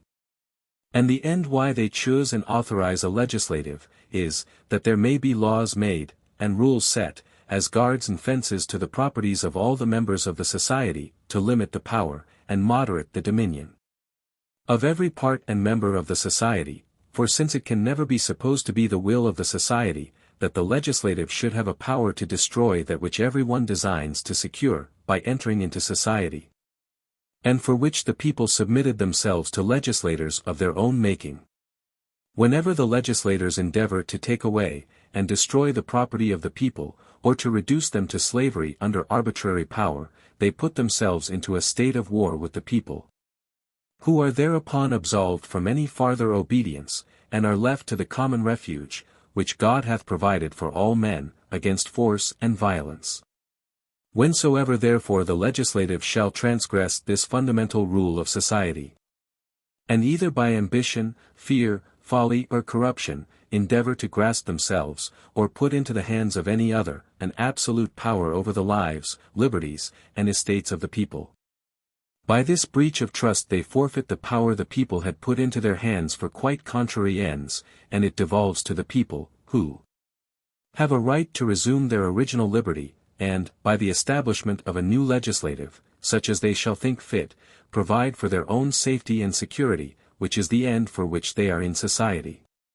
What I have said here, concerning the legislative in general, holds true also concerning the supreme executor, who having a double trust put in him, both to have a part in the legislative, and the supreme execution of the law, acts against both, when he goes about to set up his own arbitrary will as the law of the society. He acts also contrary to his trust, when he either employs the force, treasure, and offices of the society, to corrupt the representatives, and gain them to his purposes, or openly pre-engages the electors, and prescribes to their choice, such, whom he has, by solicitations, threats, promises, or otherwise, won to his designs, and employs them to bring in such, who have promised beforehand what to vote, and what to enact. Thus to regulate candidates and electors, and new model the ways of election, what is it but to cut up the government by the roots, and poison the very fountain of public security? For the people having reserved to themselves the choice of their representatives, as the fence to their properties, could do it for no other end, but that they might always be freely chosen, and so chosen, freely act, and advise, as the necessity of the commonwealth, and the public good should, upon examination, and mature debate, be judged to require. This, those who give their votes before they hear the debate, and have weighed the reasons on all sides, are not capable of doing. To prepare such an assembly as this, and endeavor to set up the declared abettors of his own will, for the true representatives of the people, and the lawmakers of the society, is certainly as great a breach of trust, and as perfect a declaration of a design to subvert the government, as is possible to be met with. To which, if one shall add rewards and punishments visibly employed to the same end, and all the arts of perverted law made use of, to take off and destroy all that stand in the way of such a design, and will not comply and consent to betray the liberties of their country, it will be past doubt what is doing. What power they ought to have in the society, who thus employ it contrary to the trust went along with it in its first institution, is easy to determine. And one cannot but see, that he, who has once attempted any such thing as this, cannot any longer be trusted. 223. To this perhaps it will be said, that the people being ignorant, and always discontented, to lay the foundation of government in the unsteady opinion and uncertain humor of the people, is to expose it to certain ruin. And no government will be able long to subsist, if the people may set up a new legislative, whenever they take offense at the old one. To this I answer, quite the contrary. People are not so easily got out of their old forms, as some are apt to suggest. They are hardly to be prevailed with to amend the acknowledged faults in the frame they have been accustomed to. And if there be any original defects or adventitious ones introduced by time, or corruption, it is not an easy thing to get them changed, even when all the world sees there is an opportunity for it. This slowness and aversion in the people to quit their old constitutions, has, in the many revolutions which have been seen in this kingdom, in this and former ages, still kept us to, or, after some interval of fruitless attempts, still brought us back again to our old legislative of king, lords and commons, and whatever provocations have made the crown be taken from some of our princes' heads, they never carried the people so far as to place it in another line. 224. But it will be said, this hypothesis lays a ferment for frequent rebellion. To which I answer.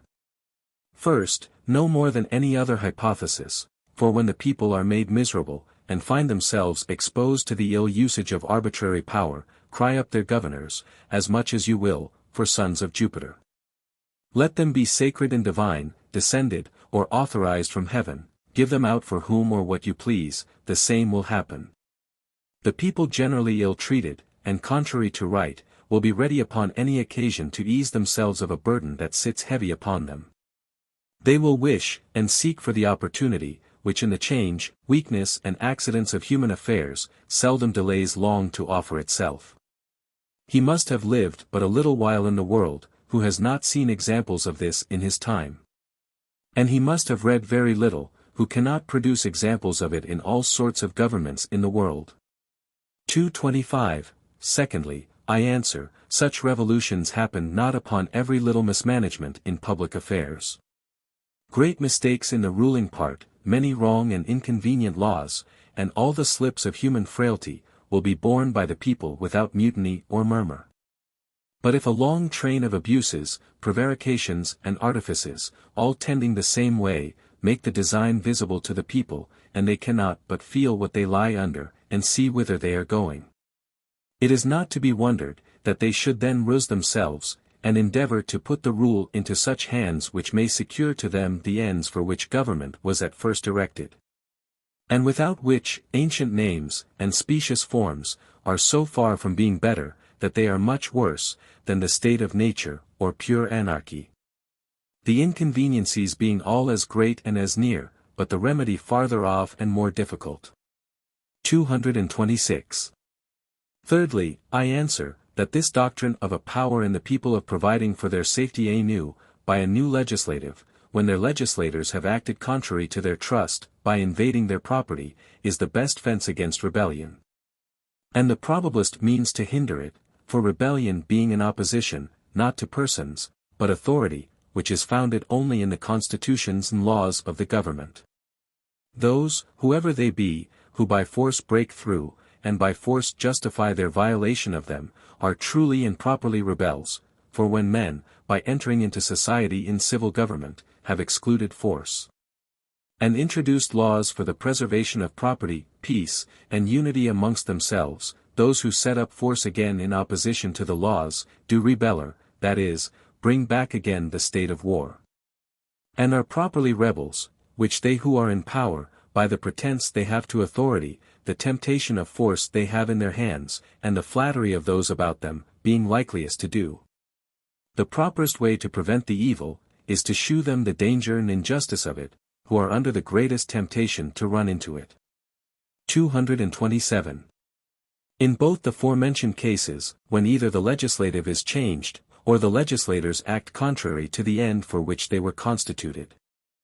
Those who are guilty of rebellion, for if any one by force takes away the established legislative of any society, and the laws by them made, pursuant to their trust, he thereby takes away the umpirage, which every one had consented to. For a peaceable decision of all their controversies, and a bar to the state of war amongst them. They, who remove, or change the legislative, take away this decisive power, which no body can have, but by the appointment and consent of the people. And so destroying the authority which the people did, and no body else can set up, and introducing a power which the people hath not authorized, they actually introduce a state of war, which is that of force without authority, and thus, by removing the legislative established by the society, in whose decisions the people acquiesced and united, as to that of their own will, they untie the knot, and expose the people anew to the state of war, and if those who by force take away the legislative, are rebels, the legislators themselves, as has been shown, can be no less esteemed so. When they, who were set up for the protection and preservation of the people, their liberties and properties, shall by force invade and endeavor to take them away. And so they putting themselves into a state of war with those who made them the protectors and guardians of their peace, are properly, and with the greatest aggravation, rebellantes, rebels. 228. But if they, who say it lays a foundation for rebellion, mean that it may occasion civil wars, or intestine broils, to tell the people they are absolved from obedience when illegal attempts are made upon their liberties or properties, and may oppose the unlawful violence of those who were their magistrates, when they invade their properties contrary to the trust put in them. And that therefore this doctrine is not to be allowed, being so destructive to the peace of the world, they may as well say, upon the same ground, that honest men may not oppose robbers or pirates, because this may occasion disorder or bloodshed. If any mischief come in such cases, it is not to be charged upon him who defends his own right, but on him that invades his neighbor's. If the innocent honest man must quietly quit all he has, for peace sake, to him who will lay violent hands upon it, I desire it may be considered, what a kind of peace there will be in the world, which consists only in violence and rapine, and which is to be maintained only for the benefit of robbers and oppressors. Who would not think it an admirable peace betwixt the mighty and the mean, when the lamb, without resistance, yielded his throat to be torn by the imperious wolf? Polyphemus's den gives us a perfect pattern of such a peace, and such a government, wherein Ulysses and his companions had nothing to do, but quietly to suffer themselves to be devoured. And no doubt Ulysses, who was a prudent man, preached up passive obedience, and exhorted them to a quiet submission, by representing to them of what concernment peace was to mankind. And by shewing the inconveniences might happen, if they should offer to resist Polyphemus, who had now the power over them. 229. The end of government is the good of mankind. And which is best for mankind, that the people should be always exposed to the boundless will of tyranny, or that the rulers should be sometimes liable to be opposed, when they grow exorbitant in the use of their power, and employ it for the destruction, and not the preservation of the properties of their people. 230. Nor let any one say, that mischief can arise from hence, as often as it shall please a busy head, or turbulent spirit, to desire the alteration of the government. It is true, such men may stir, whenever they please. But it will be only to their own just ruin and perdition, for till the mischief be grown general, and the ill designs of the rulers become visible, or their attempt sensible to the greater part, the people, who are more disposed to suffer than right themselves by resistance, are not apt to stir. The examples of particular injustice, or oppression of here and there an unfortunate man, moves them not. But if they universally have a persuasion, grounded upon manifest evidence, that designs are carrying on against their liberties. And the general course and tendency of things cannot but give them strong suspicions of the evil intention of their governors, who is to be blamed for it? Who can help it, if they, who might avoid it, bring themselves into this suspicion? Are the people to be blamed, if they have the sense of rational creatures, and can think of things no otherwise than as they find and feel them? And is it not rather their fault, who put things into such a posture, that they would not have them thought to be as they are? I grant, that the pride, ambition, and turbulency of private men have sometimes caused great disorders in commonwealths, and factions have been fatal to states and kingdoms. But whether the mischief hath oftener begun in the people's wantonness, and a desire to cast off the lawful authority of their rulers, or in the rulers' insolence, and endeavors to get and exercise an arbitrary power over their people. Whether oppression, or disobedience, gave the first rise to the disorder, I leave it to impartial history to determine. This I am sure, whoever, either ruler or subject, by force goes about to invade the rights of either prince or people, and lays the foundation for overturning the constitution and frame of any just government, is highly guilty of the greatest crime. I think, a man is capable of, being to answer for all those mischiefs of blood, rapine, and desolation, which the breaking to pieces of governments bring on a country. And he who does it, is justly to be esteemed the common enemy and pest of mankind, and is to be treated accordingly. 231. That subjects or foreigners, attempting by force on the properties of any people, may be resisted with force, is agreed on all hands. But that magistrates, doing the same thing, may be resisted, hath of late been denied, as if those who had the greatest privileges and advantages by the law, had thereby a power to break those laws, by which alone they were set in a better place than their brethren, whereas their offense is thereby the greater, both as being ungrateful for the greater share they have by the law, and breaking also that trust which is put into their hands by their brethren. 232. Whosoever uses force without right, as every one does in society, who does it without law, puts himself into a state of war with those against whom he so uses it. And in that state all former ties are cancelled, all other rights cease, and every one has a right to defend himself, and to resist the aggressor. This is so evident, that Berkeley himself, that great asserter of the power and sacredness of kings, is forced to confess, that it is lawful for the people, in some cases, to resist their king. And that too in a chapter, wherein he pretends to shew, that the divine law shuts up the people from all manner of rebellion. Whereby it is evident, even by his own doctrine, that, since they may in some cases resist, all resisting of princes is not rebellion. His words are these. Quod sicis dicat, ergon populus tyrannicae crudelitati in furori jugulum semper prebebit. Ergon multitude civitate suas fame, pharaoh, and flamma vastari, sic, conjuges, and liberos fortuni ludibrio and tyranni libidini exponi, inc omnia vitae pericula omnesque miserias and molestias a rege deduci patientur. Number illis quod omni animantium generi est a natura tributum, denegere debet, utsc vim 6 repellent, sesec, ab injuria, to enter. Huic provida responsum sit, populo universo negeri defensionum, quae juris naturalis est, nec ulcionum quae praeter naturam est adversus regem concedi debir. Qua propter si rex non in singulars tantum personas aliquat privatum odium exerciate, sed corpus etium rea publici, cujus ipsi capit est, i.e. totum populum, vel in sinem aliquam aegis partem imani in intoleranda savitia seu tyranni divexit. Populo, cadem hoc casu resistendi ac tuendi se ab injuria attestas compati, sed tuendi se tantum, non enim in principem invidendi, and restituendi injurii elati, non residendi a debita reverentia propter acceptum injuriam. Presentum denique impetum propulsandi non vim praeteritam ulsacenti jus habet. Horum enim alterum a natura est, ut vitam silicet corpus K tumor. Alterum vero contra naturam, ut inferior de superiori supplicium sumit. Quod attac populus malum, antiquam factum sit, impedire potest, ne fiat, id postquam factum est, in regem authorem celeris vindicare non potest, populus igiter hoc amplius quam privatus quispium habet, quod huic, vel ipsis adversarius judicibus. Excepto buccanano, nullum nisi in patientia remedium superest.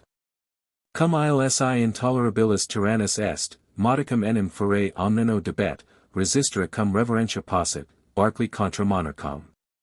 1, 3. C. 8. In English thus. 233. But if any one should ask, must the people then always lay themselves open to the cruelty and rage of tyranny? Must they see their cities pillaged, and laid in ashes, their wives and children exposed to the tyrant's lust and fury, and themselves and families reduced by their king to ruin, and all the miseries of want and oppression, and yet sit still? Must men alone be debarred the common privilege of opposing force with force, which nature allows so freely to all other creatures for their preservation from injury? I answer, self-defense is a part of the law of nature. Nor can it be denied the community, even against the king himself, but to revenge themselves upon him, must by no means be allowed them, it being not agreeable to that law. Wherefore if the king shall shew in hatred, not only to some particular persons, but sets himself against the body of the commonwealth, whereof he is the head, and shall, with intolerable ill usage, cruelly tyrannize over the whole, or a considerable part of the people, in this case the people have a right to resist and defend themselves from injury, but it must be with this caution, that they only defend themselves. But do not attack their prince. They may repair the damages received, but must not for any provocation exceed the bounds of due reverence and respect. They may repulse the present attempt, but must not revenge past violences, for it is natural for us to defend life and limb, but that an inferior should punish a superior, is against nature. The mischief which is designed them, the people may prevent before it be done, but when it is done, they must not revenge it on the king, though author of the villainy. This therefore is the privilege of the people in general, above what any private person hath, that particular men are allowed by our adversaries themselves, Buchanan only excepted, to have no other remedy but patience. But the body of the people may with respect resist intolerable tyranny, for when it is but moderate, they ought to endure it. 234, thus far that great advocate of monarchical power allows of resistance. 235. It is true, he has annexed two limitations to it, to no purpose. First, he says, it must be with reverence. Secondly, it must be without retribution, or punishment, and the reason he gives is, because an inferior cannot punish a superior. First, how to resist force without striking again, or how to strike with reverence, will need some skill to make intelligible.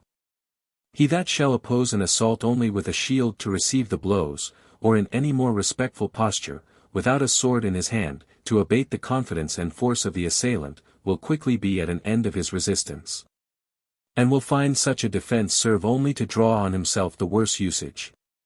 This is as ridiculous a way of resisting, as Juvenal thought it of fighting, dubi tu pulsas, ego vapulo tantum. And the success of the combat will be unavoidably the same he there describes it. Libertas pauperis haec est. Pulsatus rogat, and pugnus concisus, adurat. Ut lyceat paucis cum dentibus introverti. This will always be the event of such an imaginary resistance, where men may not strike again. He therefore who may resist, must be allowed to strike. And then let our author, or anybody else, join a knock on the head, or a cut on the face, with as much reverence and respect as he thinks fit. He that can reconcile blows and reverence, may, for aught I know, desire for his pains, a civil, respectful cudgeling wherever he can meet with it. Secondly, as to his second, an inferior cannot punish a superior. That is true, generally speaking, whilst he is his superior. But to resist force with force, being the state of war that levels the parties, cancels all former relation of reverence, respect, and superiority, and then the odds that remains, is, that he, who opposes the unjust aggressor, has this superiority over him, that he has a right, when he prevails, to punish the offender, both for the breach of the peace, and all the evils that followed upon it. Barclay therefore, in another place, more coherently to himself, denies it to be lawful to resist a king in any case. But he there assigns two cases, whereby a king may unking himself.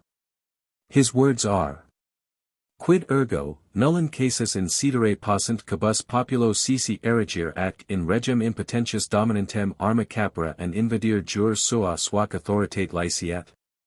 Nulli cert quam diu rex mene.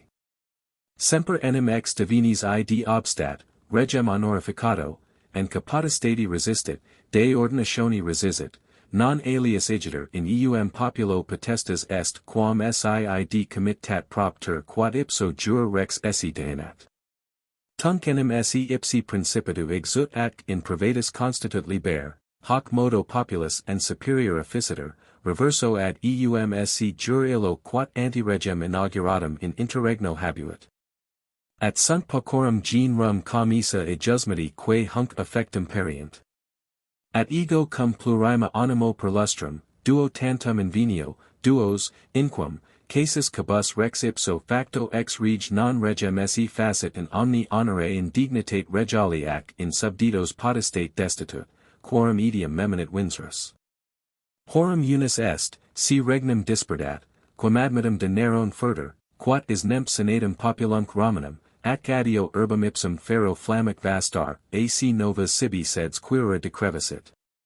Iti de Caligula, quod pullum denunciarit esse nec civum nec principem senatui amplius for, hinc animo habuit interempto utriusque ordinis electissimo quoque Alexandrium commigrer, ac uti populum uno ictu interimeret, unam ei servicem optavit. Talia cum rex aliquis meditator and molitor serios, omnem regnandi curum and animam illico abgissit, ac pro ind imperium in subditos emittit, uti dominus servi pro derelicto habitae dominium. 236. Alter casus est, si rex in alicugus clientelam esse consulat, ac regnum quod liberum a majoribus and populo traditum accipit, alieni dicioni mancipavit. Nam tunc quamvis forte non ea ment id agit populo plain ut incommodit, tementia quod principium est regii dignitatis amifit, ut summa silicet in regno secundum deum sit, and solo deo inferior, ac populum etiam totum ignorantem vel invitam. Cujus libertatum sartam and tectum conservare debuit, in alterius gentis dicionum and potestatum dedivit. Hac volo quadam regni ab alienation efficit, ut nec quod ipsi in regno imperium habuit retinit, nec in eum cui collatum voluit, juris quicquam transferit. Ac ita eo facto liberum jam and sui potestatis populum relinquit, cujus re exemplum unum annals Scotici suppeditant. Barclay contra Monarcham. 1, 3. C. 16. Which in English runs thus. 237. What then, can there no case happen wherein the people may of right, and by their own authority, help themselves, take arms, and set upon their king, imperiously domineering over them? None at all, whilst he remains a king. Honor the king, and he that resists the power, resists the ordinance of God. Are divine oracles that will never permit it, the people therefore can never come by a power over him, unless he does something that makes him cease to be a king, for then he divests himself of his crown and dignity, and returns to the state of a private man, and the people become free and superior, the power which they had in the interregnum, before they crowned him king, devolving to them again. But there are but few miscarriages which bring the matter to this state. After considering it well on all sides, I can find but two.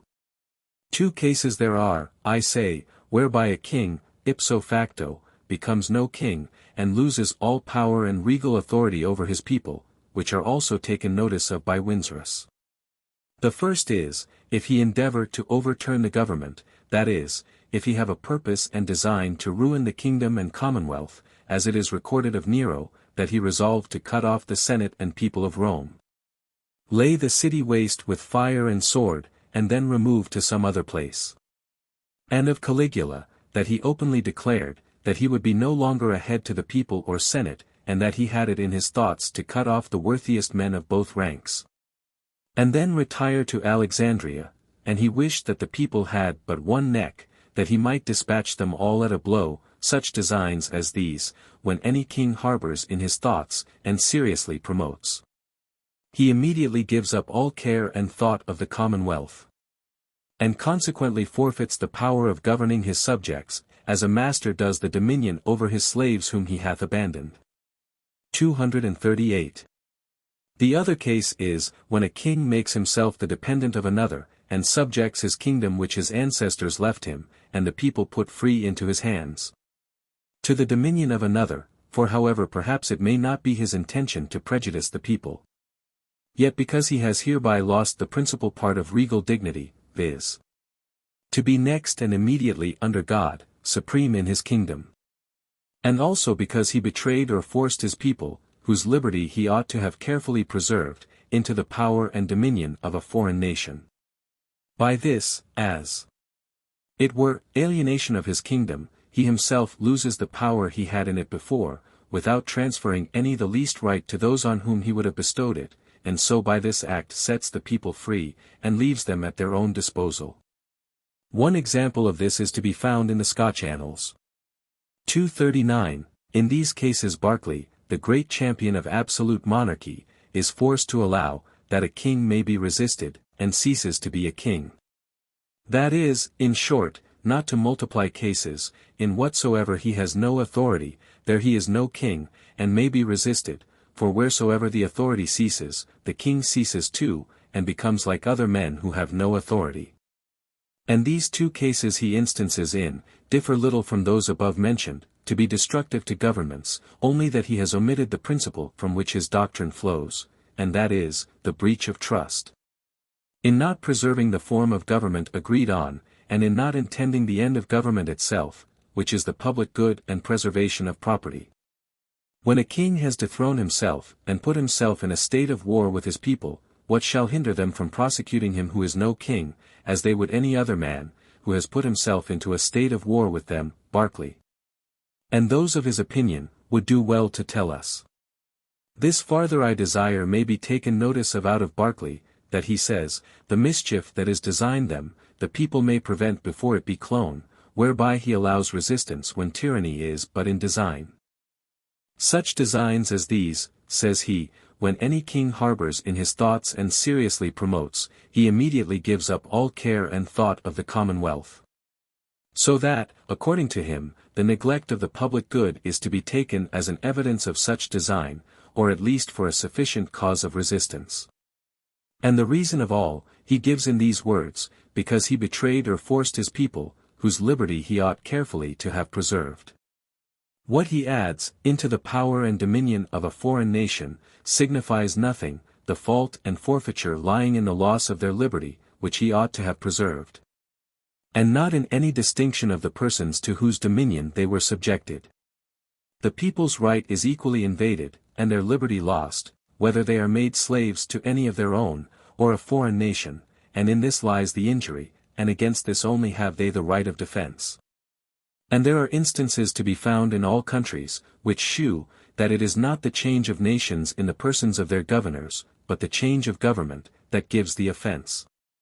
Bilson, a bishop of our church, and a great stickler for the power and prerogative of princes, does, if I mistake not, in his treatise of Christian subjection, acknowledge, that princes may forfeit their power, and their title to the obedience of their subjects.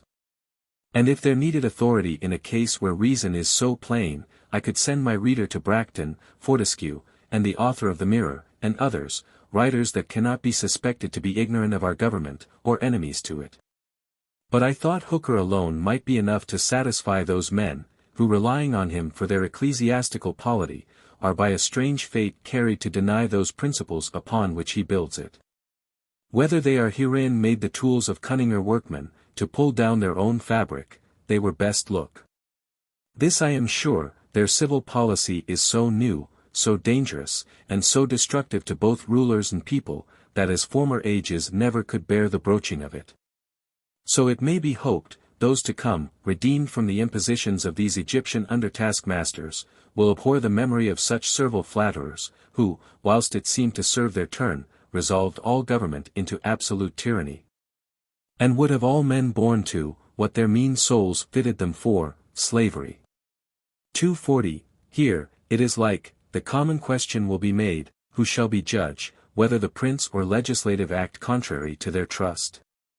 This, perhaps, ill-affected and factious men may spread amongst the people, when the prince only makes use of his due prerogative. To this I reply, the people shall be judge. For who shall be judge whether his trustee or deputy acts well, and according to the trust reposed in him, but he who deputes him, and must, by having deputed him, have still a power to discard him, when he fails in his trust? If this be reasonable in particular cases of private men, why should it be otherwise in that of the greatest moment, where the welfare of millions is concerned, and also where the evil, if not prevented, is greater, and the redress very difficult? Dear, and dangerous. 241, but farther, this question, who shall be judge, cannot mean, that there is no judge at all, for where there is no judicature on earth, to decide controversies amongst men, God in heaven is judge. He alone, it is true, is judge of the right.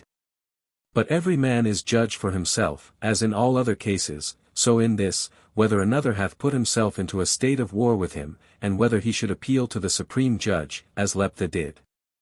242. If a controversy arise betwixt a prince and some of the people, in a matter where the law is silent, or doubtful, and the thing be of great consequence, I should think the proper umpire, in such a case, should be the body of the people, for in cases where the prince hath a trust reposed in him, and is dispensed from the common ordinary rules of the law.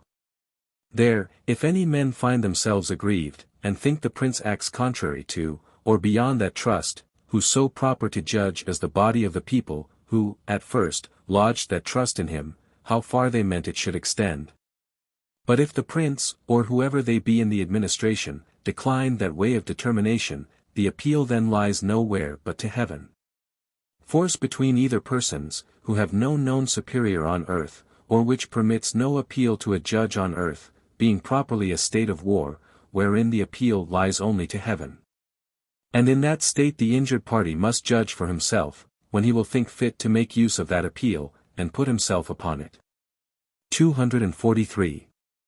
To conclude, the power that every individual gave the society, when he entered into it, can never revert to the individuals again, as long as the society lasts, but will always remain in the community. Because without this there can be no community, no commonwealth, which is contrary to the original agreement, so also when the society hath placed the legislative in any assembly of men, to continue in them and their successors. With direction and authority for providing such successors, the legislative can never revert to the people whilst that government lasts. Because having provided a legislative with power to continue forever, they have given up their political power to the legislative, and cannot resume it. But if they have set limits to the duration of their legislative, and made this supreme power in any person, or assembly, only temporary, or else, when by the miscarriages of those in authority, it is forfeited. Upon the forfeiture, or at the determination of the time set, it reverts to the society, and the people have a right to act as supreme, and continue the legislative in themselves. Or erect a new form, or under the old form place it in new hands, as they think good. Finis.